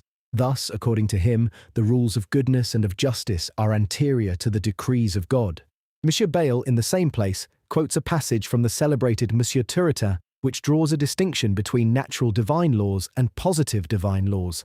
Moral laws are of the first kind and ceremonial of the second. Samuel Desmarestes, a celebrated theologian formerly at Groningen, and Herr Strenesius, who is still at Frankfurt on the Oder, advocated this same distinction, and I think that it is the opinion most widely accepted even among the Reformed. Thomas Aquinas and all the Thomists were of the same opinion, with the bulk of the schoolmen and the theologians of the Roman Church. The casuists also held to that idea. I count Grotius among the most eminent of them, and he was followed in this point by his commentators. Herr Pufendorf appeared to be of a different opinion, which he insisted on maintaining in the face of censure from some theologians, but he need not be taken into account, not having advanced far enough in subjects of this kind. He makes a vigorous protest against the absolute decree in his The Divine Herald, and yet he approves what is worst in the opinions of the champions of this decree, and without which this decree, as others of the Reformed explain, becomes endurable. Aristotle was very orthodox on this matter of justice, and the schoolmen followed him. They distinguish, just as Cicero and the jurists do, between perpetual right, which is binding on all and everywhere, and positive right, which is only for certain times and certain peoples. I once read with enjoyment the Euthyphro of Plato, who makes Socrates uphold the truth on that point, and Monsieur Bayle has called attention to the same passage. Monsieur Bayle himself upholds this truth with considerable force in a certain passage, which it will be well to quote here in its entirety, long as it is. According to the teaching of countless writers of importance, he says, "There is in nature and in the essence of certain things a moral good or evil that precedes the divine decree. They prove this doctrine principally through the frightful consequences that attend the opposite dogma. Thus, from the proposition that to do wrong to no man would be a good action, not in itself but by an arbitrary dispensation of God's will, it would follow that God could have given to man a law directly opposed at all points to the commandments of the Decalogue." That is horrifying. But here is a more direct proof, one derived from metaphysics. One thing is certain, that the existence of God is not an effect of his will. He exists not because he wills his existence, but through the necessity of his infinite nature. His power and his knowledge exist through the same necessity. He is all-powerful. He knows all things, not because he wills it thus, but because these are attributes necessarily identified with him. The dominion of his will relates only to the exercise of his power. He gives effect outside himself only to that which he wills, and he leaves all the rest in the state of mere possibility. Thence it comes that this dominion extends only over the existence of creatures and not over their essential being. God was able to create matter, a man, a circle, or leave them in nothingness, but he was not able to produce them without giving them their essential properties. He had of necessity to make man a rational animal and to give the round shape to a circle, since, according to his eternal ideas, independent of the free decrees of his will, the essence of man lay in the properties of being animal and rational, and since the essence of the circle lay in having a circumference equally distant from the centre as to all its parts. This is what has caused the Christian philosophers to acknowledge that the essences of things are eternal, and that there are propositions of eternal truth. Consequently, that the essences of things and the truth of the first principles are immutable. That is to be understood not only of theoretical, but also of practical first principles, and of all the propositions that contain the true definition of creatures. These essences and these truths emanate from the same necessity of nature as the knowledge of God. Since therefore it is by the nature of things that God exists, that he is all-powerful, and that he has perfect knowledge of all things, it is also by the nature of things that matter. The triangle, man, and certain actions of man, etc., have such and such properties essentially. God saw from all eternity and in all necessity the essential relations of numbers and the identity of the subject and predicate in the propositions that contain the essence of each thing. He saw likewise that the term just is included in these propositions. To esteem what is estimable, be grateful to one's benefactor, fulfill the conditions of a contract and so on, with many others relating to morals. One is therefore justified in saying that the precepts of natural law assume the reasonableness and justice of that which is enjoined, and that it would be man's duty to practice what they contain, even though God should have been so indulgent as to ordain nothing in that respect. Pray observe that in going back with our visionary thoughts to that ideal moment when God has yet decreed nothing, we find in the ideas of God the principles of morals under terms that imply an obligation. We understand these maxims as certain and derived from the eternal and immutable order. It beseems the rational creature to conform to reason. A rational creature conforming to reason is to be commended, but not conforming thereto is blameworthy. You would not dare to deny that these truths impose upon man a duty in relation to all acts which are in conformity with strict reason, such as these. One must esteem all that is estimable, render good for good, do wrong to no man, honor one's father, render to every man that which is his due, etc. Now, since by the very nature of things, and before the divine laws, the truths of morality impose upon man certain duties, Thomas Aquinas and Grotius were justified in saying that if there were no God, we should nevertheless be obliged to conform to natural law. Others have said that even supposing all rational beings in existence were to perish, true propositions would remain true. Cajetan maintained that if he remained alone in the universe, all other things without any exception having been destroyed, the knowledge that he had of the nature of a rose would nevertheless subsist. The late Jacob Thomasius, a celebrated professor at Leipzig, made the apt observation in his elucidations of the philosophic rules of Daniel Stahl, a Jena professor, that it is not advisable to go altogether beyond God, and that one must not say with some Scotists that the eternal verities would exist even though there were no understanding, not even that of God. For it is, in my judgment, the divine understanding which gives reality to the eternal verities, albeit God's will have no part therein. All reality must be founded on something existent. It is true that an atheist may be a geometrician, but if there were no God, geometry would have no object. And without God, not only would there be nothing existent, but there would be nothing possible. That, however, does not hinder those who do not see the connection of all the things one with another and with God from being able to understand certain sciences without knowing their first source, which is in God. Aristotle, although he also scarcely knew that source, nevertheless said something of the same kind which was very apposite. He acknowledged that the principles of individual forms of knowledge depend on a superior knowledge which gives the reason for them, and this superior knowledge must have being, and consequently God, the source of being, for its object. Herr Dreyer of Königsberg has aptly observed that the true metaphysics which Aristotle sought, and which he called the very point in question, his desideratum, was theology. Yet the same Monsieur Bayle, who says so much that is admirable in order to prove that the rules of goodness and justice, and the eternal verities in general exist by their nature, and not by an arbitrary choice of God, has spoken very hesitatingly about them in another passage. After having given an account of the opinion of Monsieur Descartes and a section of his followers, who maintain that God is the free cause of truths and of essences, he adds, "I have done all that I could to gain true understanding of this dogma and to find the solution of the difficulties surrounding it.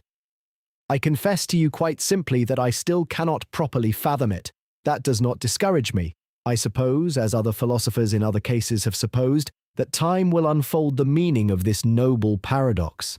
I wish that Father Malebranche had thought fit to defend it, but he took other measures. Is it possible that the enjoyment of doubt can have such influence upon a gifted man as to make him wish and hope for the power to believe that two contradictories never exist together for the sole reason that God forbade them to, and moreover, that God could have issued them an order to ensure that they always walked together? There is indeed a noble paradox. Father Malebranche showed great wisdom in taking other measures. I cannot even imagine that Monsieur Descartes can have been quite seriously of this opinion, although he had adherents who found this easy to believe, and would in all simplicity follow him where he only made pretence to go. It was apparently one of his tricks, one of his philosophic feints. He prepared for himself some loophole, as when, for instance, he discovered a trick for denying the movement of the earth while he was a Copernican in the strictest sense. I suspect that he had in mind here another extraordinary manner of speaking, of his own invention, which was to say that affirmations and negations and acts of inner judgment in general are operations of the will. Through this artifice, the eternal verities, which until the time of Descartes had been named an object of the divine understanding, suddenly became an object of God's will. Now the acts of his will are free, therefore God is the free cause of the verities. That is the outcome of the matter, admitted to the show. A slight change in the meaning of terms has caused all this commotion. But if the affirmations of necessary truths were actions of the will of the most perfect mind, these actions would be anything but free, for there is nothing to choose. It seems that Monsieur Descartes did not declare himself sufficiently on the nature of freedom, and that his conception of it was somewhat unusual. For he extended it so far that he even held the affirmations of necessary truths to be free in God. That was preserving only the name of freedom. Monsieur Bayle, who with others conceives this to be a freedom of indifference, that God had had to establish, for instance, the truths of numbers, and to ordain that 3 times 3 made 9, whereas he could have commanded them to make 10, imagines in this strange opinion as supposing it were possible to defend it, some kind of advantage gained against the Stratonists. Strato was one of the leaders of the school of Aristotle and the successor of Theophrastus. He maintained, according to Cicero's account, that this world had been formed such as it is by nature or by a necessary cause devoid of cognition. I admit that that might be so if God had so preformed matter as to cause such an effect by the laws of motion alone.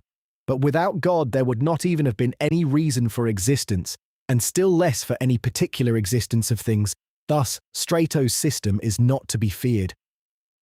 Nevertheless, Monsieur Bayle is in difficulties over this. He will not admit plastic natures devoid of cognition, which Mr. Cudworth and others had introduced, for fear that the modern Stratonists, that is, the Spinozists, take advantage of it. This has involved him in disputes with Monsieur Leclerc. Under the influence of this error, that a non-intelligent cause can produce nothing where contrivance appears, he is far from conceding to me that preformation which produces naturally the organs of animals and the system of a harmony pre-established by God in bodies, to make them respond in accordance with their own laws to the thoughts and the wills of souls. But it ought to have been taken into account that this non-intelligent cause which produces such beautiful things in the grains and seeds of plants and animals and affects the actions of bodies as the will ordains them was formed by the hand of God. And God is infinitely more skillful than a watchmaker who himself makes machines and automata that are capable of producing as wonderful effects as if they possessed intelligence. Now to come to Monsieur Bayle's apprehensions concerning the Stratonists, in case one should admit truths that are not dependent upon the will of God. He seems to fear lest they may take advantage against us of the perfect regularity of the eternal verities.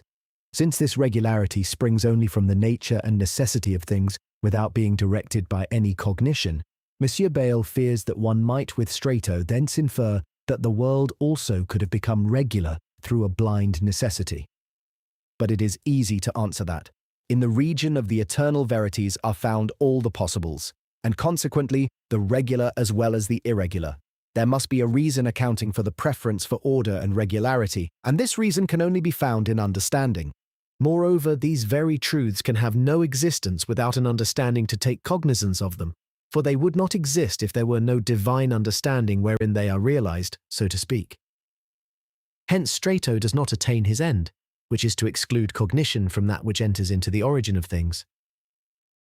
The difficulty that Monsieur Bayle has imagined in connection with Strato seems a little too subtle and far-fetched.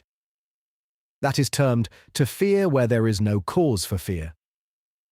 He makes another difficulty, which has just as slight a foundation, namely, that God would be subjected to a kind of fatum. Here are his words. If they are propositions of eternal truth, which are such by their nature and not by God's institution, if they are not true by a free decree of his will, but if on the contrary, he has recognized them as true of necessity, because such was their nature, there is a kind of fatum to which he is subjected. There is an absolutely insurmountable natural necessity. Thence comes also the result that the divine understanding in the infinity of its ideas has always and at the outset hit upon their perfect conformity with their objects, without the guidance of any cognition, for it would be a contradiction to say that any exemplary cause had served as a plan for the acts of God's understanding. One would never that way find eternal ideas or any first intelligence. One must say then that a nature which exists of necessity always finds its way, without any need for it to be shown. How then shall we overcome the obstinacy of a Stratonist? But again, it is easy to answer. This so-called fatum, which binds even the divinity, is nothing but God's own nature, his own understanding, which furnishes the rules for his wisdom and his goodness. It is a happy necessity, without which he would be neither good nor wise. Is it to be desired that God should not be bound to be perfect and happy? Is our condition, which renders us liable to fail, worth envying?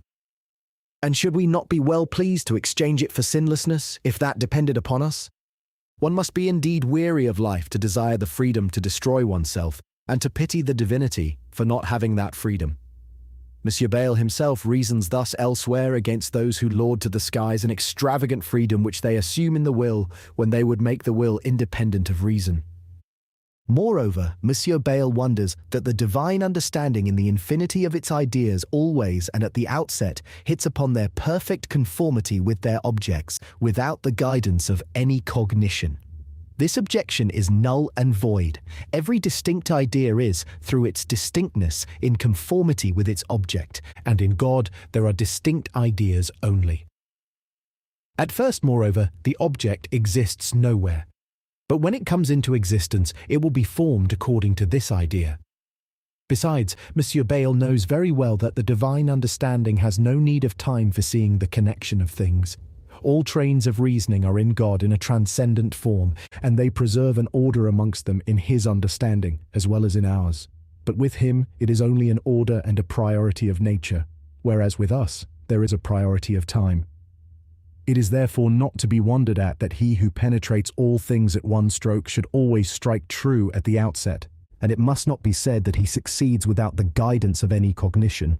On the contrary, it is because his knowledge is perfect that his voluntary actions are also perfect.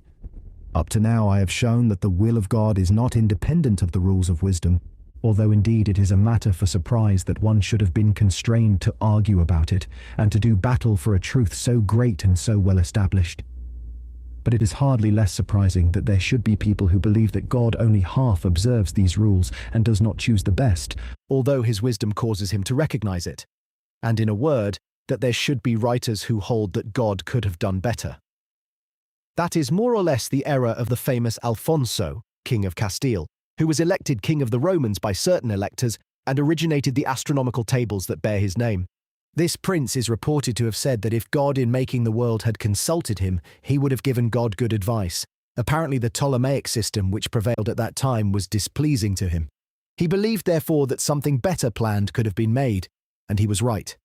But if he had known the system of Copernicus, with the discoveries of Kepler, now extended by knowledge of the gravity of the planets, he would indeed have confessed that the contrivance of the true system is marvelous. We see, therefore, that here the question concerned the more or less only. Alfonso maintained that better could have been done, and his opinion was censured by everyone. Yet philosophers and theologians dare to support dogmatically such a belief, and I have many times wondered that gifted and pious persons should have been capable of setting bounds to the goodness and the perfection of God. For to assert that he knows what is best, that he can do it, and that he does it not, is to avow that it rested with his will only to make the world better than it is, but that is what one calls lacking goodness. It is acting against that axiom already quoted. The lesser good has the character of an evil. If some adduce experience to prove that God could have done better, they set themselves up as ridiculous critics of his works. To such will be given the answer given to all those who criticize God's course of action, and who from this same assumption, that is, the alleged defects of the world, would infer that there is an evil God, or at least a God neutral between good and evil. And if we hold the same opinion as King Alfonso, we shall, I say, receive this answer. You have known the world only since the day before yesterday. You see scarce farther than your nose, and you carp at the world. Wait until you know more of the world and consider therein especially the parts which present a complete whole, as do organic bodies, and you will find there a contrivance and a beauty transcending all imagination. Let us thence draw conclusions as to the wisdom and the goodness of the author of things, even in things that we know not. We find in the universe some things which are not pleasing to us, but let us be aware that it is not made for us alone. It is nevertheless made for us if we are wise. It will serve us if we use it for our service. We shall be happy in it if we wish to be. Someone will say that it is impossible to produce the best because there is no perfect creature, and that it is always possible to produce one which would be more perfect. I answer that what can be said of a creature or of a particular substance which can always be surpassed by another is not to be applied to the universe, which, since it must extend through all future eternity, is an infinity. Moreover, there is an infinite number of creatures in the smallest particle of matter because of the actual division of the continuum to infinity. An infinity, that is to say the accumulation of an infinite number of substances, is, properly speaking, not a whole any more than the infinite number itself, whereof one cannot say whether it is even or uneven. That is just what serves to confute those who make of the world a god, or who think of God as the soul of the world. For the world or the universe cannot be regarded as an animal or as a substance. It is therefore not a question of a creature, but of the universe, and the adversary will be obliged to maintain that one possible universe may be better than the other to infinity. But there he would be mistaken, and it is that which he cannot prove. If this opinion were true, it would follow that God had not produced any universe at all, for he is incapable of acting without reason, and that would be even acting against reason. It is as if one were to suppose that God had decreed to make a material sphere with no reason for making it of any particular size. This decree would be useless. It would carry with it that which would prevent its effect.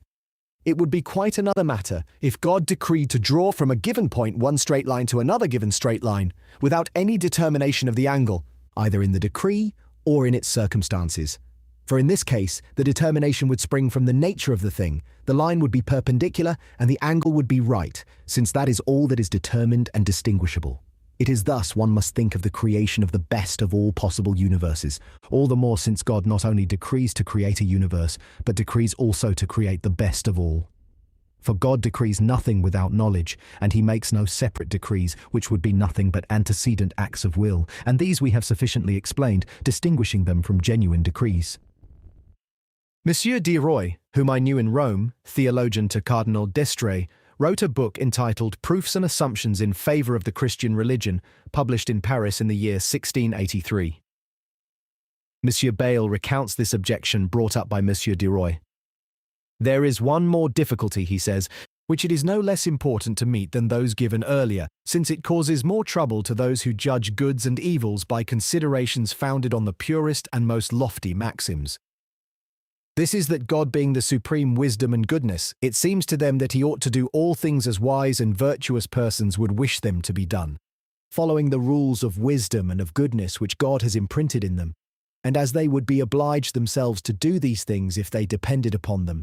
Thus, seeing that the affairs of the world do not go so well as in their opinion they might go, and as they would go if they interfered themselves, they conclude that God, who is infinitely better and wiser than they, or rather wisdom and goodness itself, does not concern himself with these affairs. Monsieur de Roy makes some apt remarks concerning this, which I will not repeat, since I have sufficiently answered the objection in more than one passage, and that has been the chief end of all my discourse. But he makes one assertion with which I cannot agree. He claims that the objection proves too much. One must again quote his own words with Monsieur Bayle, page 1059. If it does not behoove the supreme wisdom and goodness to fail to do what is best and most perfect, it follows that all beings are eternally, immutably, and essentially as perfect and as good as they can be, since nothing can change except by passing either from a state less good to a better, or from a better to a less good. Now that cannot happen if it does not behove God to fail to do that which is best and most perfect when he can do it. It will therefore be necessary that all beings be eternally and essentially filled with a knowledge and a virtue as perfect as God can give them. Now all that which is eternally and essentially as perfect as God can make it proceeds essentially from him. In a word, is eternally and essentially good as he is, and consequently it is God as he is. That is the bearing of this maxim, that it is repugnant to supreme justice and goodness not to make things as good and perfect as they can be. For it is essential to essential wisdom and goodness to banish all that is repugnant to it altogether. One must therefore assert as a primary truth concerning the conduct of God in relation to creatures that there is nothing repugnant to this goodness and this wisdom in making things less perfect than they could be, or in permitting the goods that it has produced either completely to cease to be or to change and deteriorate. For it causes no offence to God that there should be other beings than he, That is, beings who can be not what they are, and do not what they do or do what they do not. Monsieur Bayle calls this answer paltry, but I find his counter-objection involved. Monsieur Bayle will have those who are for the two principles to take their stand chiefly on the assumption of the supreme freedom of God. For if he were compelled to produce all that which he can, he would produce also sins and sorrows.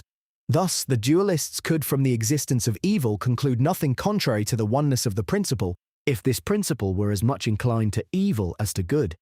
There Monsieur Bayle carries the notion of freedom too far, for even though God be supremely free, it does not follow that he maintains an indifference of equipoise, and even though he be inclined to act, it does not follow that he is compelled by this inclination to produce all that which he can.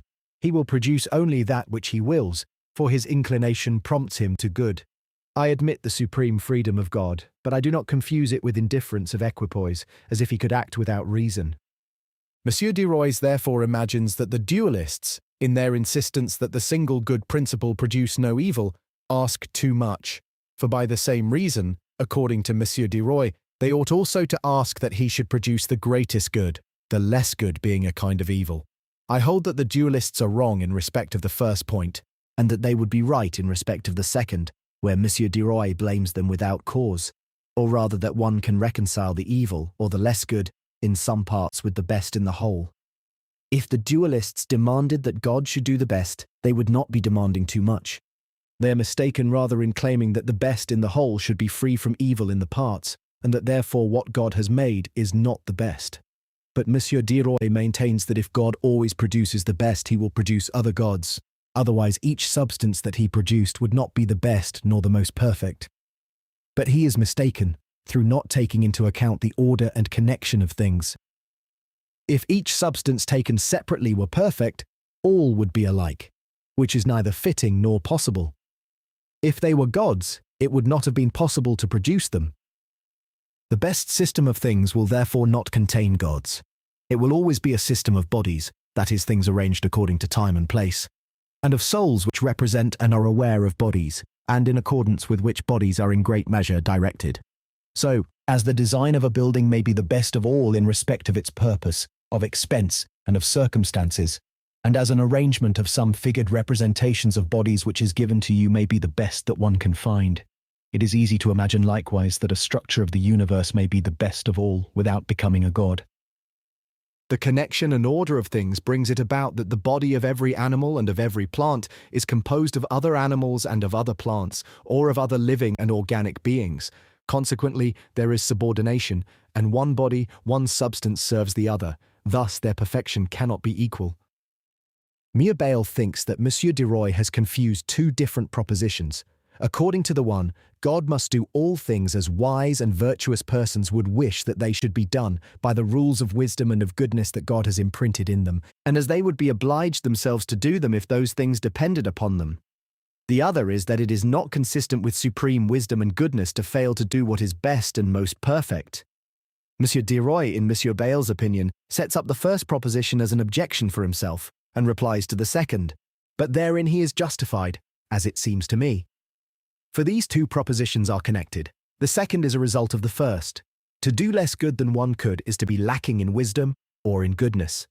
To be the best, and to be desired by those who are most virtuous and wise, comes to the same thing. And it may be said that, if we could understand the structure and the economy of the universe, we should find that it is made and directed as the wisest and most virtuous could wish it, since God cannot fail to do thus. This necessity, nevertheless, is only of a moral nature, and I admit that if God were forced by a metaphysical necessity to produce that which he makes, he would produce all the possibles, or nothing, and in this sense, Monsieur Bayle's conclusion would be fully correct. But as all the possibles are not compatible together in one and the same world sequence, for that very reason all the possibles cannot be produced, and it must be said that God is not forced, metaphysically speaking, into the creation of this world. One may say that as soon as God has decreed to create something, there is a struggle between all the possibles, all of them laying claim to existence, and that those which, being united, produce most reality, most perfection, most significance carry the day. It is true that all this struggle can only be ideal, That is to say, it can only be a conflict of reasons in the most perfect understanding, which cannot fail to act in the most perfect way, and consequently, to choose the best. Yet God is bound by a moral necessity to make things in such a manner that there can be nothing better. Otherwise, not only would others have cause to criticize what he makes, but more than that, he would not himself be satisfied with his work. He would blame himself for its imperfection, and that conflicts with the supreme felicity of the divine nature. This perpetual sense of his own fault or imperfection would be to him an inevitable source of grief, as M. Bayle says on another occasion. M. de Roy's argument contains a false assumption in his statement that nothing can change except by passing from a state less good to a better or from a better to a less good, and that thus, if God makes the best, what he has produced cannot be changed. It would be an eternal substance, a God. But I do not see why a thing cannot change its kind in relation to good or evil without changing its degree. In the transition from enjoyment of music to enjoyment of painting, or vice versa from the pleasure of the eyes to that of the ears, the degree of enjoyment may remain the same, the latter gaining no advantage over the former, save that of novelty. If the quadrature of the circle should come to pass, or, what is the same thing, the circulature of the square, that is, if the circle were changed into a square of the same size, or the square into a circle, it would be difficult to say, on the whole, without having regard to some special use, whether one would have gained or lost. Thus the best may be changed into another which neither yields to it nor surpasses it, but there will always be an order among them, and that the best order possible. Taking the whole sequence of things, the best has no equal, but one part of the sequence may be equalled by another part of the same sequence. Besides, it might be said that the whole sequence of things to infinity may be the best possible, although what exists all through the universe in each portion of time be not the best. It might be therefore that the universe became even better and better, if the nature of things were such that it was not permitted to attain to the best all at once. But these are problems of which it is hard for us to judge. M. Bayle says that the question whether God could have made things more perfect than he made them is also very difficult, and that the reasons for and against are very strong. But it is, so it seems to me, as if one were to question whether God's actions are consistent with the most perfect wisdom and the greatest goodness. It is a very strange thing that by changing the terms a little one throws doubt upon what is, if properly understood, as clear as anything can be. The reasons to the contrary have no force, being founded only on the semblance of defects, and M. Bayle's objection, which tends to prove that the law of the best would impose upon God a true metaphysical necessity, is only an illusion that springs from the misuse of terms. M. Bayle formerly held a different opinion, when he commended that of Father Malebranche, which was akin to mine on this subject.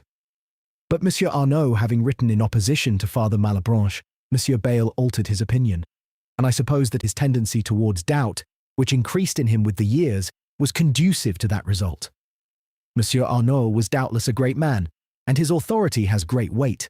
He made sundry good observations in his writings against Father Malebranche, but he was not justified in contesting those of his statements that were akin to mine on the rule of the best.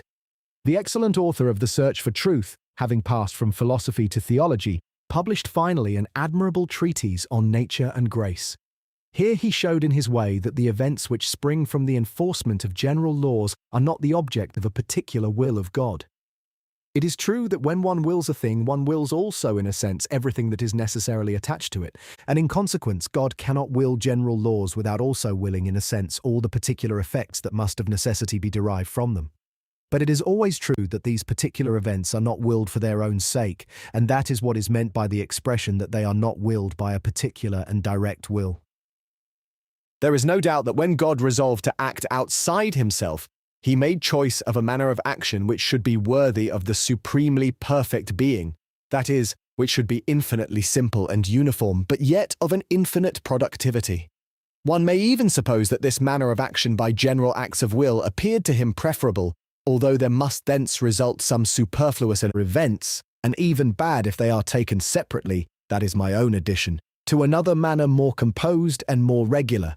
Such is Father Malebranche's opinion. Nothing is more appropriate than this assumption, according to the opinion of M. Bayle, when he wrote his Divers Thoughts on the Comet, to solve 1,000 difficulties which are brought up against divine providence. To ask God, he says, Why he has made things which serve to render men more wicked. That would be to ask why God has carried out his plan, which can only be of infinite beauty, by the simplest and most uniform methods, and why, by a complexity of decrees that would unceasingly cut across one another, he has not prevented the wrong use of man's free will. He adds that miracles, being particular acts of will, must have an end worthy of God.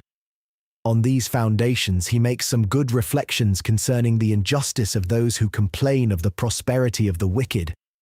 I shall have no scruples, he says, about saying that all those who are surprised at the prosperity of the wicked have pondered very little upon the nature of God, and that they have reduced the obligations of a cause which directs all things to the scope of a providence altogether subordinate, and that is small-minded. What then? Should God, after having made free causes and necessary causes, in a mixture infinitely well fitted to show forth the wonders of his infinite wisdom, have established laws consistent with the nature of free causes, but so lacking in firmness that the slightest trouble that came upon a man would overthrow them entirely to the ruin of human freedom? A mere city governor will become an object of ridicule if he changes his regulations and orders as often as someone is pleased to murmur against him. And shall God, whose laws concern a good so universal that all of the world that is visible to us perchance enters into it as no more than a trifling accessory, be bound to depart from his laws because they today displease the one and tomorrow the other? Or again, because a superstitious person, deeming wrongly that a monstrosity presages something deadly, proceeds from his error to a criminal sacrifice? Or because a good soul, who yet does not value virtue highly enough to believe that to have none is punishment enough in itself, is shocked that a wicked man should become rich and enjoy vigorous health? Can one form any falser notions of a universal providence? Everyone agrees that this law of nature, the strong prevails over the weak, has been very wisely laid down, and that it would be absurd to maintain that when a stone falls on a fragile vase which is the delight of its owner, God should depart from this law in order to spare that owner vexation.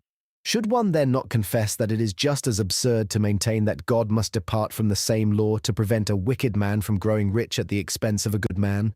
The more the wicked man sets himself above the promptings of conscience and of honor, the more does he exceed the good man in strength, so that if he comes to grips with the good man, he must, according to the course of nature, ruin him. If, moreover, they are both engaged in the business of finance, the wicked man must, according to the same course of nature, grow richer than the good man, just as a fierce fire consumes more wood than a fire of straw.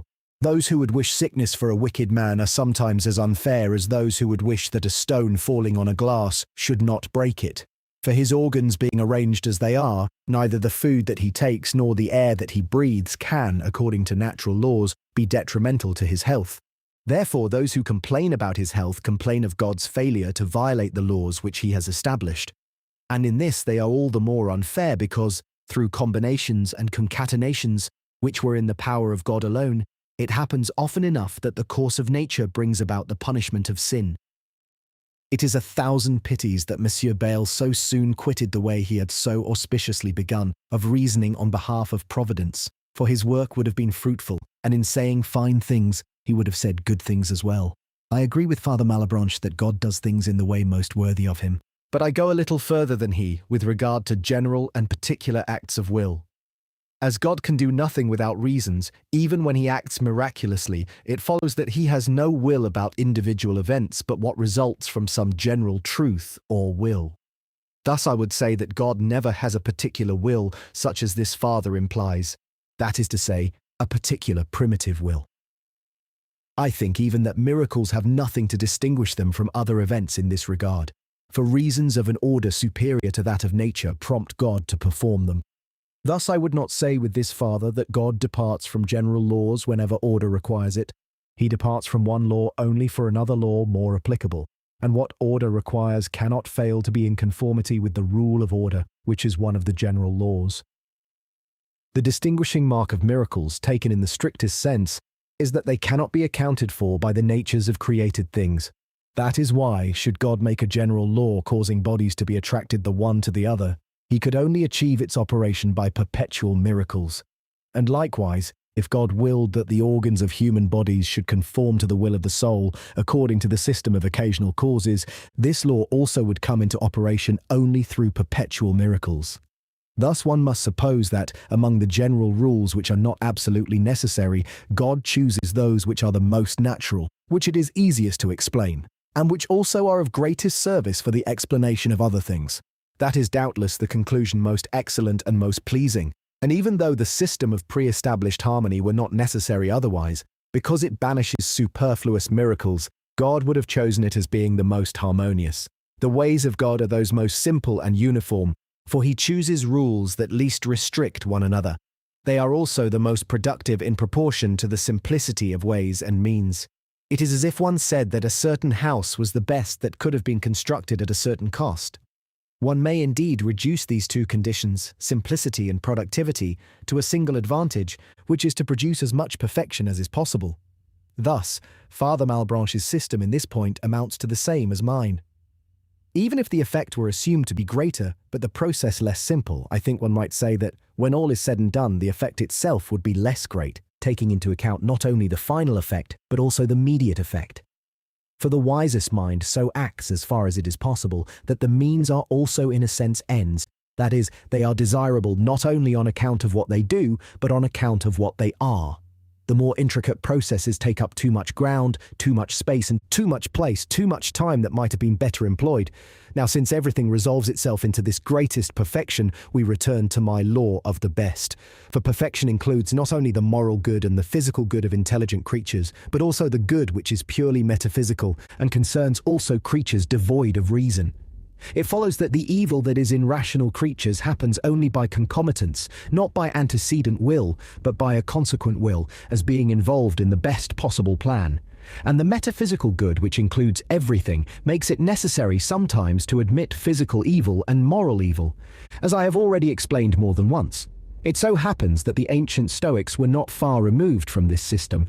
Monsieur Bayle remarked upon this himself in his dictionary in the article on Chrysippus Remti. It is of importance to give his own words, in order sometimes to face him with his own objections, and to bring him back to the fine sentiments that he had formerly pronounced. Chrysippus, he says, in his work on providence, examined amongst other questions this one: did the nature of things, or the providence that made the world and the humankind, make also the diseases to which men are subject? He answers that the chief design of nature was not to make them sickly, that would not be in keeping with the cause of all good, but nature, in preparing and producing many great things excellently ordered and of great usefulness, found that some drawbacks came as a result, and thus these were not in conformity with the original design and purpose. They came about as a sequel to the work. They existed only as consequences. For the formation of the human body, Chrysippus said, the finest idea as well as the very utility of the work demanded that the head should be composed of a tissue of thin, fine bones. But because of that, it was bound to have the disadvantage of not being able to resist blows. Nature made health, and at the same time it was necessary by a kind of concomitance that the source of diseases should be opened up. The same thing applies with regard to virtue. The direct action of nature, which brought it forth, produced by a counterstroke the brood of vices. I have not translated literally, for which reason I give here the actual Latin of Aulus Gellius, for the benefit of those who understand that language. Idem Chrysippus in Iod, Librui quarto concerning providence, Tractat consideratque dignumque esse id quaeri putat, whether the diseases of men come about according to nature. Id est whether the very nature of things, or the providence which made this frame of the world and the race of men, made also the diseases and weaknesses and ailments of the body which men suffer. He judges, however, that it was not the principal design of nature to make men liable to diseases, for that this could never have befitted the author of nature and the parent of all good things. But while it brought forth, he says, many and great things, and produced what was most fitting and useful, certain disadvantages were at the same time born along with the very things it was making, and cohering with them. And these arose not through nature, but through sequelas quasdam necessarius facta dicit, quod ipse appellat by way of consequence, sicut inquit, when nature was fashioning the bodies of men, a subtler reason and the very usefulness of the work required that it should frame the head of the finest and smallest little bones. But upon this usefulness of the greater thing, there followed from without a certain other disadvantage, namely that the head was but thinly protected and fragile under small blows and knocks. And so diseases and ailments too were brought forth, even while health was being produced. Thus, By Hercules, he says, while virtue is engendered in men through the design of nature, vices were at the same time born there by a contrary kinship. I do not think that a pagan could have said anything more reasonable, considering his ignorance of the first man's fall, the knowledge of which has only reached us through revelation, and which indeed is the true cause of our miseries. If we had sundry like extracts from the works of Chrysippus, or rather if we had his works, we should have a more favourable idea than we have of the beauty of his genius. Let us now see the reverse of the medal in the altered Monsieur Bayle. After having quoted in his reply to the questions of a provincial these words of Monsieur Jacquelot, which are much to my liking, "To change the order of the universe is something of infinitely greater consequence than the prosperity of a good man," he adds. This thought has something dazzling about it. Father Malebranche has placed it in the best possible light, and he has persuaded some of his readers that a system which is simple and very productive is more consistent with God's wisdom than a system more composite and less productive in proportion, but more capable of averting irregularities. Monsieur Bayle was one of those who believed that Father Malebranche in that way gave a wonderful solution. It is Monsieur Bayle himself speaking. But it is almost impossible to be satisfied with it after having read Monsieur Arnaud's books against this system and after having contemplated the vast and boundless idea of the supremely perfect being. This idea shows us that nothing is easier for God than to follow a plan which is simple, productive, regular, and opportune for all creatures simultaneously. While I was in France, I showed to Monsieur Arnaud a dialogue I had composed in Latin on the cause of evil and the justice of God. It was not only before his disputes with Father Malebranche, but even before the book on the search for truth appeared. That principle which I uphold here, namely that sin had been permitted because it had been involved in the best plan for the universe, was already applied there, and Monsieur Arnaud did not seem to be startled by it. But the slight contentions which he has since had with Father Malebranche have given him cause to examine this subject with closer attention and to be more severe in his judgment thereof. Yet I am not altogether pleased with Monsieur Bayle's manner of expression here on this subject, and I am not of the opinion that a more composite and less productive plan might be more capable of averting irregularities. Rules are the expression of general will. The more one observes rules, the more regularity there is. Simplicity and productivity are the aim of rules. I shall be met with the objection that a uniform system will be free from irregularities.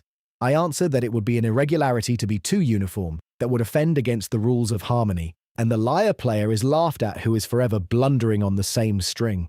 I believe, therefore, that God can follow a simple, productive, regular plan. But I do not believe that the best and the most regular is always opportune for all creatures simultaneously, and I judge a posteriori, for the plan chosen by God is not so. I have, however, also shown this a priori in examples taken from mathematics, and I will presently give another here. An originist who maintains that all rational creatures become happy in the end will be still easier to satisfy.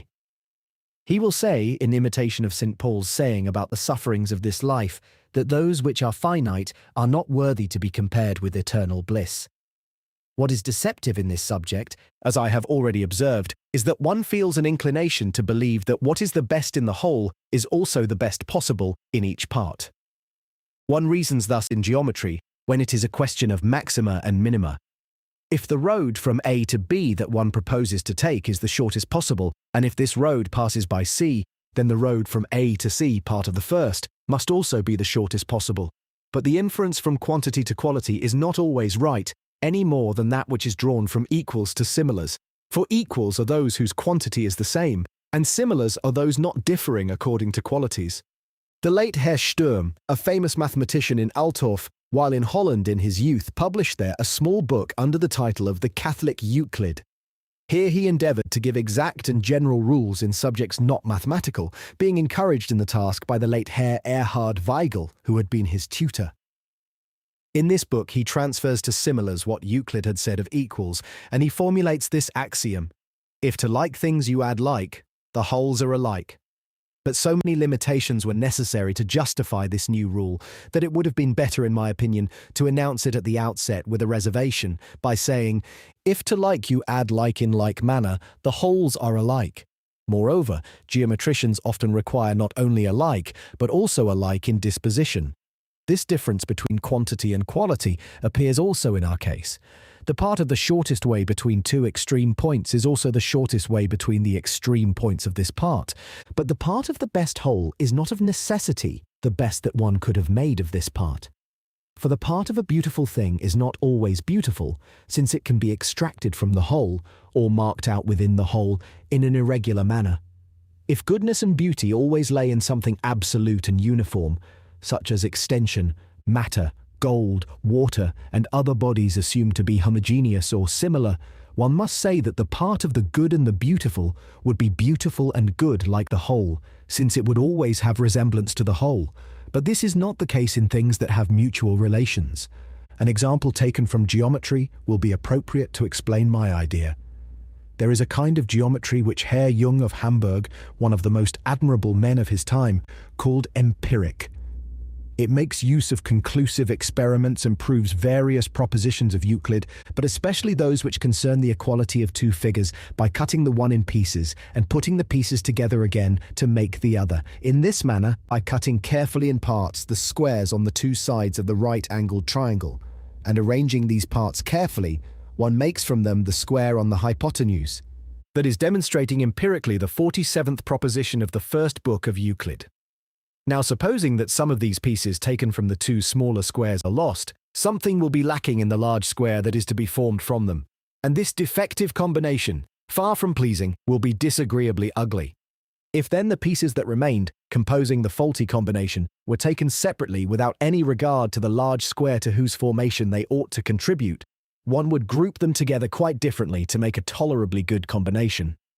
But as soon as the lost pieces are retrieved and the gap in the faulty combination is filled, there will ensue a beautiful and regular thing, the complete large square.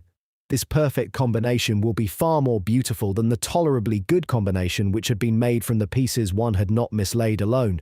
The perfect combination corresponds to the universe in its entirety, and the faulty combination that is a part of the perfect one corresponds to some part of the universe, where we find defects which the author of things has allowed, because otherwise, if he had wished to reshape this faulty part and make thereof a tolerably good combination, the whole would not then have been so beautiful.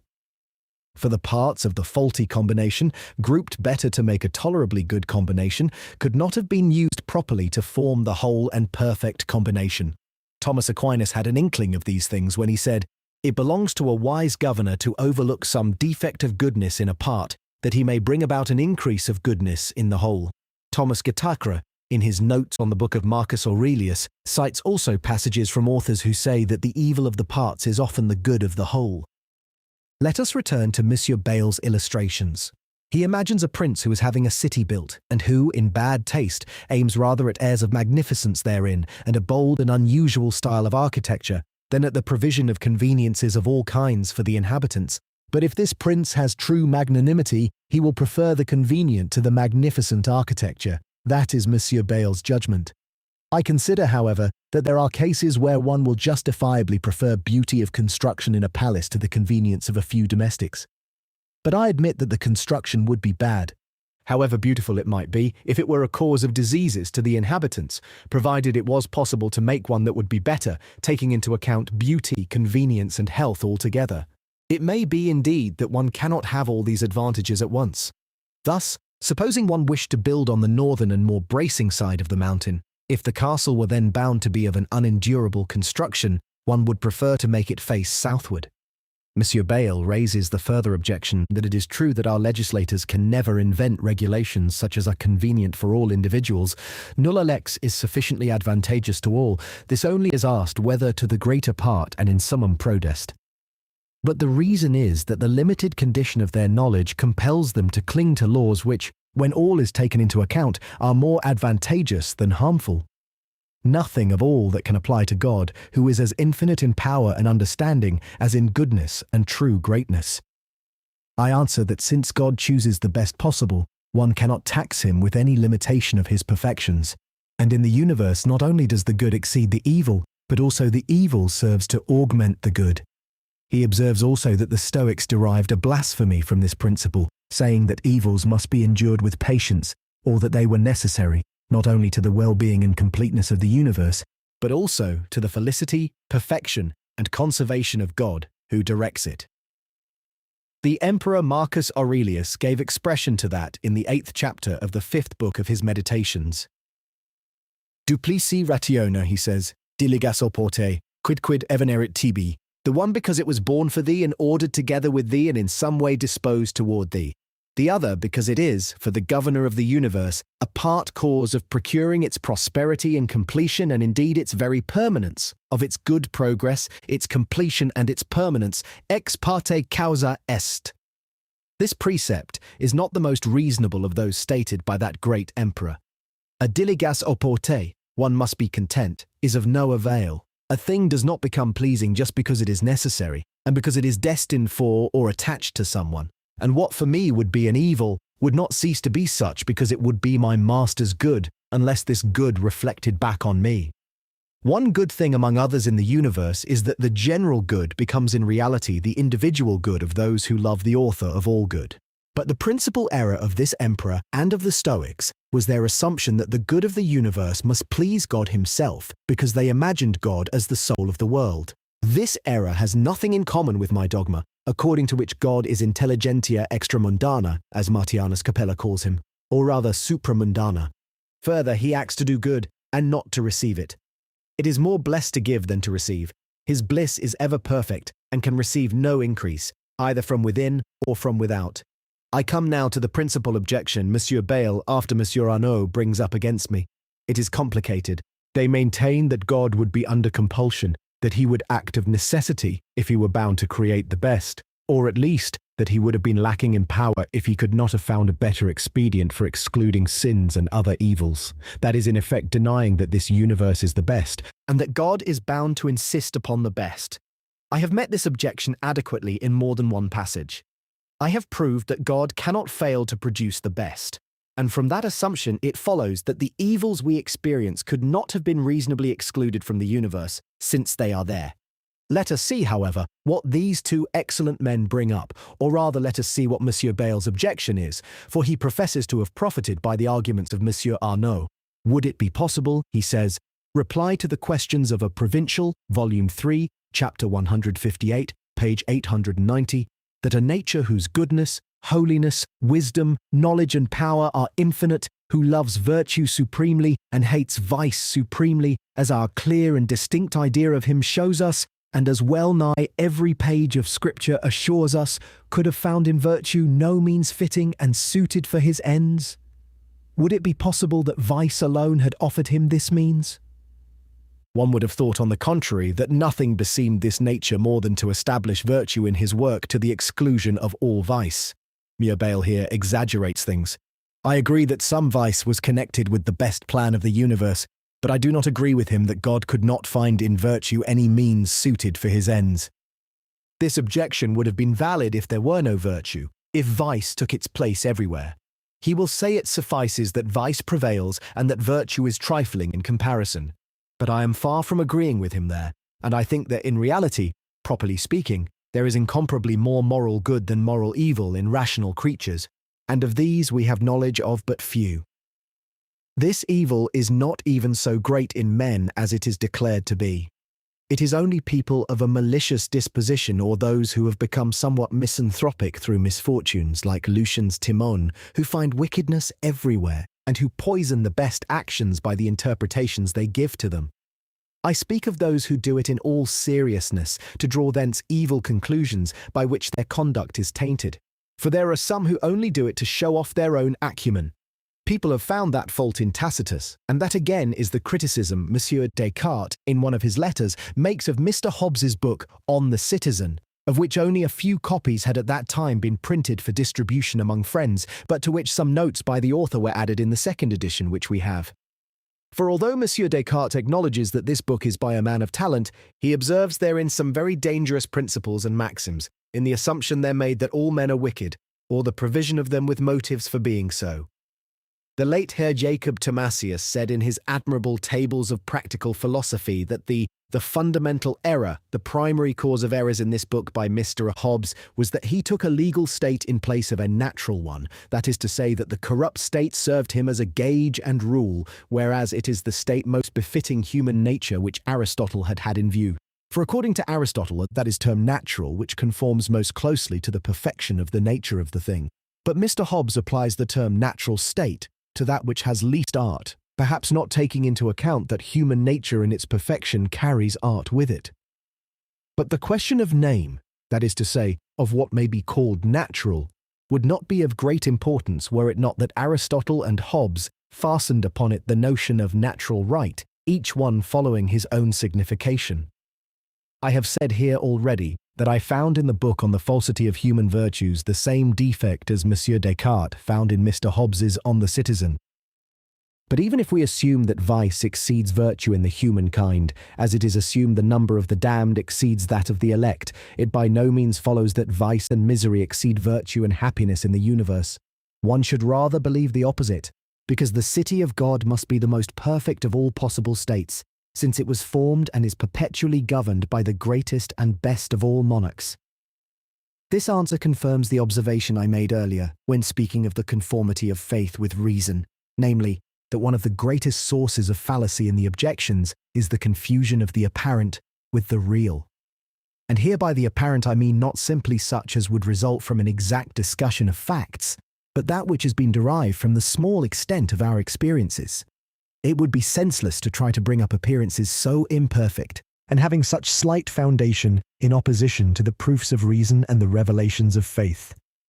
Finally, I have already observed that love of virtue and hatred of vice, which tend in an undefined way to bring virtue into existence and to prevent the existence of vice, are only antecedent acts of will, such as is the will to bring about the happiness of all men and to save them from misery.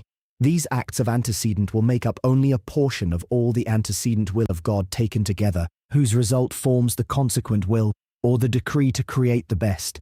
Through this decree it is that love for virtue and for the happiness of rational creatures, which is undefined in itself and goes as far as is possible, receives some slight limitations on account of the heed that must be paid to good in general. Thus one must understand that God loves virtue supremely and hates vice supremely, and that nevertheless some vice is to be permitted. Monsieur Arnauld and Monsieur Bayle appear to maintain that this method of explaining things and of establishing a best among all the plans for the universe, one such as may not be surpassed by any other, sets a limit to God's power. Have you considered, says Monsieur Arnauld to Father Malebranche, that in making such assumptions you take it upon yourself to subvert the first article of the Creed, whereby we make profession of believing in God the Father Almighty? He had said already, can one maintain, without trying to blind oneself, that a course of action which could not fail to have this grievous result, namely that the majority of men perish, bears the stamp of God's goodness more than a different course of action, which would have caused, if God had followed it, the salvation of all men? And, as Monsieur Jacquelot does not differ from the principles I have just laid down, Monsieur Bayle raises like objections in his case. If one adopts such explanations, he says, one sees oneself constrained to renounce the most obvious notions on the nature of the supremely perfect being. These teach us that all things not implying contradiction are possible for him, that consequently it is possible for him to save people whom he does not save, for what contradiction would result supposing the number of the elect were greater than it is?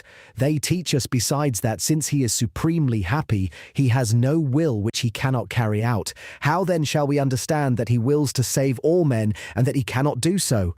We sought some light to help us out of the perplexities we feel in comparing the idea of God with the state of the human kind, and lo, we are given elucidations that cast us into darkness more dense. All these obstacles vanish before the exposition I have just given. I agree with Monsieur Bayle's principle, and it is also mine, that everything implying no contradiction is possible.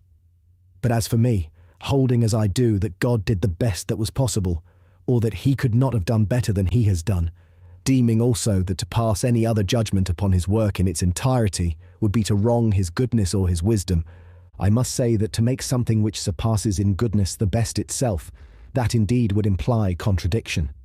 That would be as if someone maintained that God could draw from one point to another a line shorter than the straight line, and accused those who deny this of subverting the article of faith whereby we believe in God the Father Almighty. The infinity of possibles, however great it may be, is no greater than that of the wisdom of God who knows all possibles. One may even say that if this wisdom does not exceed the possibles extensively, since the objects of the understanding cannot go beyond the possible, which in a sense is alone intelligible, it exceeds them intensively by reason of the infinitely infinite combinations it makes thereof, and its many deliberations concerning them. The wisdom of God, not content with embracing all the possibles, penetrates them, compares them, weighs them one against the other, to estimate their degrees of perfection or imperfection, the strong and the weak, the good and the evil. It goes even beyond the finite combinations. It makes of them an infinity of infinites, that is to say, an infinity of possible sequences of the universe, each of which contains an infinity of creatures. By this means, the divine wisdom distributes all the possibles it had already contemplated separately into so many universal systems which it further compares the one with the other. The result of all these comparisons and deliberations is the choice of the best from among all these possible systems, which wisdom makes in order to satisfy goodness completely, and such is precisely the plan of the universe as it is. Moreover, all these operations of the divine understanding, although they have among them an order and a priority of nature, always take place together, no priority of time existing among them. The careful consideration of these things will, I hope, induce a different idea of the greatness of the divine perfections, and especially of the wisdom and goodness of God, from any that can exist in the minds of those who make God act at random, without cause or reason. And I do not see how they could avoid falling into an opinion so strange, unless they acknowledge that there are reasons for God's choice, and that these reasons are derived from his goodness, whence it follows of necessity that what was chosen had the advantage of goodness over what was not chosen, and consequently that it is the best of all the possibles. The best cannot be surpassed in goodness, and it is no restriction of the power of God to say that he cannot do the impossible. Is it possible, said Monsieur Bayle, that there is no better plan than that one which God carried out? One answers that it is very possible and indeed necessary, namely that there is none, otherwise God would have preferred it. It seems to me that I have proved sufficiently that among all the possible plans of the universe there is one better than all the rest, and that God has not failed to choose it. But Monsieur Bayle claims to infer thence that God is therefore not free. This is how he speaks on that question. I thought to argue with a man who assumed as I do that the goodness and the power of God are infinite, as well as his wisdom, and now I see that in reality this man assumes that God's goodness and power are enclosed within rather narrow bounds. As to that, the objection has already been met. I set no bounds to God's power, since I recognize that it extends to the greatest, to all things, to all that implies no contradiction, and I set none to his goodness, since it attains to the best, to the best. But Monsieur Bayle goes on, there is therefore no freedom in God. He is compelled by his wisdom to create, and then to create precisely such a work, and finally to create it precisely in such ways. These are three servitudes which form a more than stoic fatum, and which render impossible all that is not within their sphere. It seems that according to this system, God could have said, even before shaping his decrees, I cannot save such and such a man, nor condemn such and such another, for I am forbidden by the fates, my wisdom permits it not. I answer that it is goodness which prompts God to create with the purpose of communicating himself, and this same goodness combined with wisdom prompts him to create the best, a best that includes the whole sequence, the effect and the process. It prompts him thereto without compelling him, for it does not render impossible that which it does not cause him to choose. To call that fatum is taking it in a good sense, which is not contrary to freedom. Fatum comes from vary, to speak, to pronounce. It signifies a judgment, a decree of God, the award of his wisdom. To say that one cannot do a thing, simply because one does not will it, is to misuse terms. The wise mind wills only the good. Is it then a servitude when the will acts in accordance with wisdom? And can one be less a slave than to act by one's own choice in accordance with the most perfect reason? Aristotle used to say that that man is in a natural servitude, a slave by nature, who lacks guidance, who has need of being directed. Slavery comes from without. It leads to that which offends, and especially to that which offends with reason. The force of others and our own passions enslave us. God is never moved by anything outside himself, nor is he subject to inward passions, and he is never led to that which can cause him offence. It appears, therefore, that Monsieur Bayle gives odious names to the best things in the world, and turns our ideas upside down, applying the term slavery to the state of the greatest and most perfect freedom. He had also said not long before, If virtue, or any other good at all, had been as appropriate as vice for the Creator's ends, vice would not have been given preference. It must therefore have been the only means that the Creator could have used. It was therefore employed purely of necessity. As therefore he loves his glory, not with a freedom of indifference, but by necessity, he must by necessity love all the means without which he could not manifest his glory. Now if vice, as vice, was the only means of attaining to this end, it will follow that God of necessity loves vice as vice, a thought which can only inspire us with horror, and he has revealed quite the contrary to us. He observes at the same time that certain doctors among the supralapsarians, like Rutherford for example, denied that God wills sin as sin, whilst they admitted that he wills sin permissively in so far as it is punishable and pardonable. But he urges in objection that an action is only punishable and pardonable in so far as it is vicious. Monsieur Bayle makes a false assumption in these words that we have just read and draws from them false conclusions. It is not true that God loves his glory by necessity, if thereby it is understood that he is led by necessity to acquire his glory through his creatures. For if that were so, he would acquire his glory always and everywhere. The decree to create is free. God is prompted to all good. The good, and even the best, inclines him to act, but it does not compel him, for his choice creates no impossibility in that which is distinct from the best. It causes no implication of contradiction in that which God refrains from doing. There is therefore in God a freedom that is exempt not only from constraint, but also from necessity. I mean this in respect of metaphysical necessity, for it is a moral necessity that the wisest should be bound to choose the best. It is the same with the means which God chooses to attain his glory. And as for vice, it has been shown in preceding pages that it is not an object of God's decree as means, but as conditio sine qua non, and that for that reason alone it is permitted. One is even less justified in saying that vice is the only means. It would be at most one of the means, but one of the least among innumerable others. Another frightful consequence, Monsieur Bayle goes on, the fatality of all things ensues. God will not have been free to arrange events in a different way, since the means he chose to show forth his glory was the only means befitting his wisdom.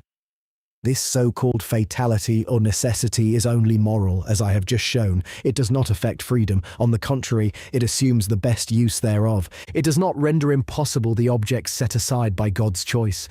What then will become, he adds, of man's free will? Will there not have been necessity and fatality for Adam to sin? For if he had not sinned, he would have overthrown the sole plan that God had of necessity created. That is again a misuse of terms. Adam sinning freely was seen of God among the ideas of the possibles, and God decreed to admit him into existence as he saw him. This decree does not change the nature of the objects. It does not render necessary that which was contingent in itself, or impossible that which was possible. Mr. Bayle goes on. The subtle Scotus asserts with much discernment that if God had no freedom of indifference, no creature could have this kind of freedom. I agree, provided it is not meant as an indifference of equipoise, where there is no reason inclining more to one side than the other. Monsieur Bayle acknowledges that what is termed indifference does not exclude prevenient inclinations and pleasures.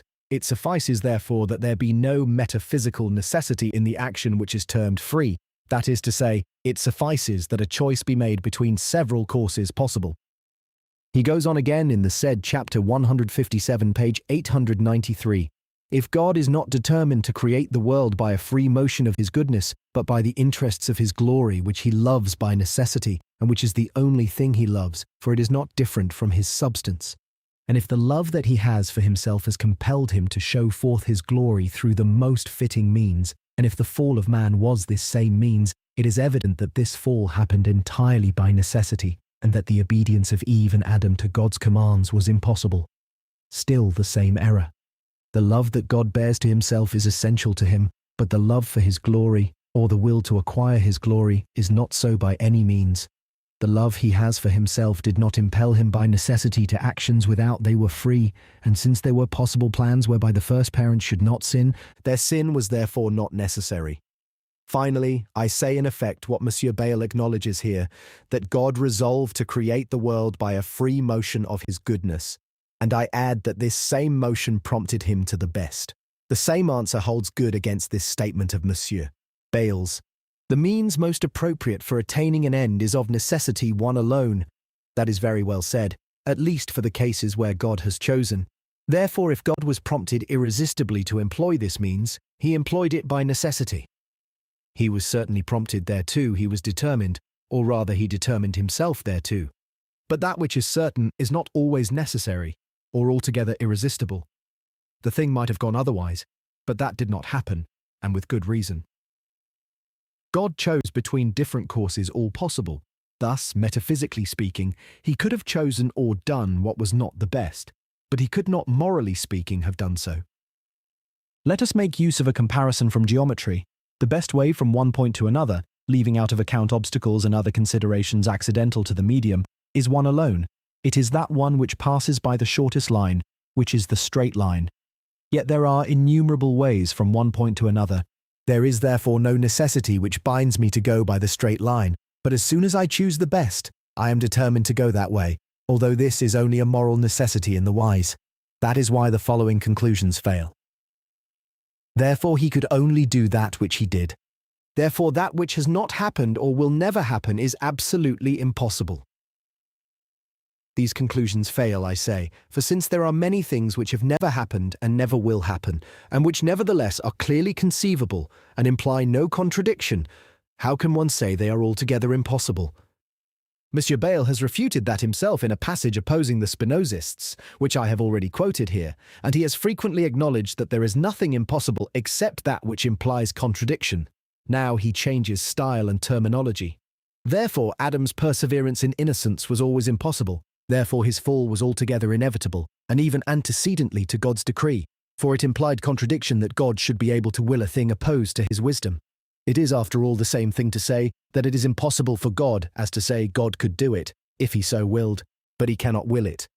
It is misusing terms in a sense to say here, one can will, one will will. Can here concerns the actions that one does will. Nevertheless, it implies no contradiction that God should will, directly or permissively, a thing not implying contradiction, and in this sense it is permitted to say that God can will it. In a word, when one speaks of the possibility of a thing, it is not a question of the causes that can bring about or prevent its actual existence. Otherwise, one would change the nature of the terms and render useless the distinction between the possible and the actual. This Abelard did, and Wycliffe appears to have done after him, in consequence of which they fell needlessly into unsuitable and disagreeable expressions. That is why, when one asks if a thing is possible or necessary, and brings in the consideration of what God wills or chooses, one alters the issue. For God chooses among the possibles, and for that very reason he chooses freely, and is not compelled. There would be neither choice nor freedom if there were but one course possible. One must also answer Monsieur Bayle's syllogisms, so as to neglect none of the objections of a man so gifted. They occur in chapter 151 of his reply to the questions of a provincial. First syllogism: God can will nothing that is opposed to the necessary love which he has for his wisdom. Now the salvation of all men is opposed to the necessary love which God has for his wisdom. Therefore God cannot will the salvation of all men. The major is self-evident, for one can do nothing whereof the opposite is necessary. But the minor cannot be accepted, for albeit God loves his wisdom of necessity, the actions whereto his wisdom prompts him cannot but be free, and the objects whereto his wisdom does not prompt him do not cease to be possible. Moreover, his wisdom has prompted him to will the salvation of all men, but not by a consequent and decretary will. Yet this consequent will, being only a result of free antecedent acts of will, cannot fail to be free also. Second syllogism: the work most worthy of God's wisdom involves amongst other things the sin of all men and the eternal damnation of the majority of men. Now God wills of necessity the work most worthy of his wisdom. He wills therefore of necessity the work that involves amongst other things the sin of all men and the eternal damnation of the majority of men. The major holds good, but the minor I deny. The decrees of God are always free, even though God be always prompted thereto by reasons which lie in the intention towards good. For to be morally compelled by wisdom, to be bound by the consideration of good, is to be free. It is not compulsion in the metaphysical sense. And metaphysical necessity alone, as I have observed so many times, is opposed to freedom. I shall not examine the syllogisms that Monsieur Bayle urges in objection in the following chapter against the system of the supralapsarians, and particularly against the oration made by Théodore de Bèze at the Conference of Montbéliard in the year 1586. This conference also only served to increase the acrimony of the parties. God created the world to his glory. His glory is not known, according to Bèze, if his mercy and his justice are not declared. For this cause, simply by his grace, he decreed for some men life eternal, and for others by a just judgment eternal damnation. Mercy presupposes misery, justice presupposes guilt. He might have added that misery also supposes guilt. Nevertheless, God being good, indeed goodness itself, he created man good and righteous, but unstable, and capable of sinning of his own free will. Man did not fall at random or rashly, or through causes ordained by some other god, as the Manichaeans hold, but by the providence of God, in such a way notwithstanding, that God was not involved in the fault, inasmuch as man was not constrained to sin. This system is not of the best conceived. It is not well fitted to show forth the wisdom, the goodness, and the justice of God, and happily it is almost abandoned today. If there were not other, more profound reasons capable of inducing God to permit guilt, the source of misery, there would be neither guilt nor misery in the world, for the reasons alleged here do not suffice. He would declare his mercy better in preventing misery, and he would declare his justice better in preventing guilt, in advancing virtue, in recompensing it. Besides, one does not see how he who not only causes a man to be capable of falling, but who so disposes circumstances that they contribute towards causing his fall, is not culpable, if there are no other reasons compelling him thereto.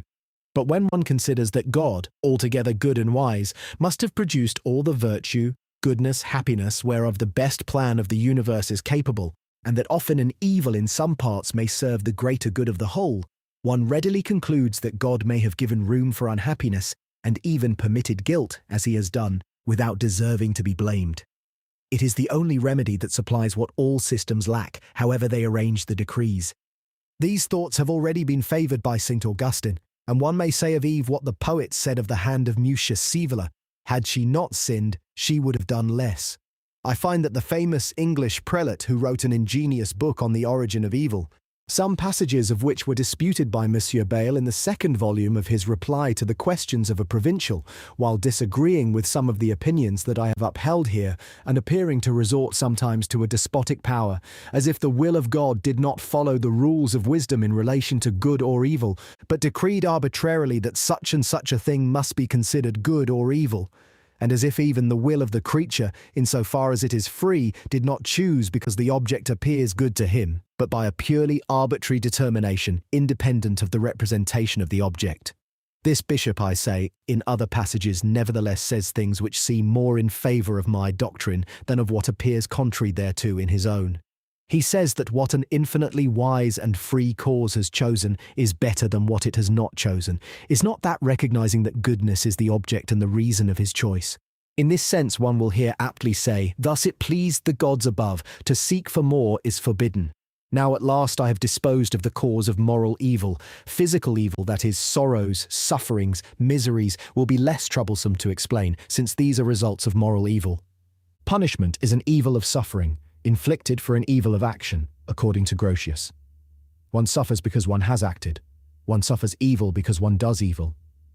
The cause of our ills, it is we. It is true that one often suffers through the evil actions of others, but when one has no part in the offence, one must look upon it as a certainty that these sufferings prepare for us a greater happiness. The question of physical evil, that is, of the origin of sufferings, has difficulties in common with that of the origin of metaphysical evil, examples whereof are furnished by the monstrosities and other apparent irregularities of the universe. But one must believe that even sufferings and monstrosities are part of order, and it is well to bear in mind not only that it was better to admit these defects and these monstrosities than to violate general laws, as Father Malebranche sometimes argues, but also that these very monstrosities are in the rules, and are in conformity with general acts of will, though we be not capable of discerning this conformity. It is just as sometimes there are appearances of irregularity in mathematics which issue finally in a great order when one has finally got to the bottom of them. That is why I have already in this work observed that according to my principles all individual events, without exception, are consequences of general acts of will. It should be no cause for astonishment that I endeavour to elucidate these things by comparisons taken from pure mathematics, where everything proceeds in order, and where it is possible to fathom them by a close contemplation which grants us an enjoyment, so to speak, of the vision of the ideas of God. One may propose a succession or series of numbers perfectly irregular to all appearance, where the numbers increase and diminish variably without the emergence of any order. And yet he who knows the key to the formula, and who understands the origin and the structure of this succession of numbers, will be able to give a rule which, being properly understood, will show that the series is perfectly regular, and that it even has excellent properties. One may make this still more evident in lines. A line may have twists and turns, ups and downs, points of reflection and points of inflection, interruptions and other variations, so that one sees neither rhyme nor reason therein, especially when taking into account only a portion of the line. And yet it may be that one can give its equation and construction, wherein a geometrician would find the reason and the fittingness of all these so-called irregularities. That is how we must look upon the irregularities constituted by monstrosities and other so-called defects in the universe. In this sense, one may apply that fine adage of St. Bernard, ordinatissimum est, minus interdum ordinate fieri aliquid. It belongs to the great order that there should be some small disorder. One may even say that this small disorder is apparent only in the whole, and it is not even apparent when one considers the happiness of those who walk in the ways of order. When I mention monstrosities, I include numerous other apparent defects besides. We are acquainted with hardly anything but the surface of our globe. We scarce penetrate into its interior beyond a few hundred fathoms. That which we find in this crust of the globe appears to be the effect of some great upheavals. It seems that this globe was once on fire, and that the rocks forming the base of this crust of the earth are scoria remaining from a great fusion. In their entrails are found metal and mineral products which closely resemble those emanating from our furnaces, and the entire sea may be a kind of oil oozing away drop by drop, just as tartaric oil forms in a damp place. For when the earth's surface cooled after the great conflagration, the moisture that the fire had driven into the air fell back upon the earth, washed its surface and dissolved and absorbed the solid salt that was left in the cinders, finally filling up this great cavity in the surface of our globe, to form the ocean filled with salt water. But after the fire, one must conclude that earth and water made ravages no less. It may be that the crust formed by the cooling, having below it great cavities, fell in so that we live only on ruins, as among others, Thomas Burnet, chaplain to the late King of Great Britain, aptly observed. Sundry deluges and inundations have left deposits, whereof traces and remains are found which show that the sea was in places that today are most remote from it. But these upheavals ceased at last, and the globe assumed the shape that we see. Moses hints at these changes in few words. The separation of light from darkness indicates the melting caused by the fire, and the separation of the moist from the dry marks the effects of inundations. But who does not see that these disorders have served to bring things to the point where they now are, that we owe to them our riches and our comforts, and that through their agency this globe became fit for cultivation by us? These disorders passed into order. The disorders, real or apparent, that we see from afar are sunspots and comets, but we do not know what uses they supply, nor the rules prevailing therein. Time was when the planets were held to be wandering stars. Now their motion is found to be regular. Peradventure, it is the same with the comets. Posterity will know. One does not include among the disorders inequality of conditions, and Monsieur Jacquelot is justified in asking those who would have everything equally perfect, why rocks are not crowned with leaves and flowers, why ants are not peacocks, and if there must needs be equality everywhere, the poor man would serve notice of appeal against the rich, the servant against the master. The pipes of an organ must not be of equal size. Monsieur Bayle will say that there is a difference between a privation of good and a disorder, between a disorder in inanimate things, which is purely metaphysical, and a disorder in rational creatures, which is composed of crime and sufferings. He is right in making a distinction between them, and I am right in combining them. God does not neglect inanimate things. They do not feel, but God feels for them. He does not neglect animals. They have not intelligence, but God has it for them. He would reproach himself for the slightest actual defect there were in the universe, even though it were perceived of none. It seems Monsieur Bayle does not approve any comparison between the disorders which may exist in inanimate things and those which trouble the peace and happiness of rational creatures. Nor would he agree to our justifying the permission of vice on the pretext of the care that must be taken to avoid disturbing the laws of motion. One might thence conclude, according to him, that God created the world only to display his infinite skill in architecture and mechanics, whilst his property of goodness and love of virtue took no part in the construction of this great work. This God would pride himself only on skill. He would prefer to let the whole humankind perish rather than suffer some atoms to go faster or more slowly than general laws require.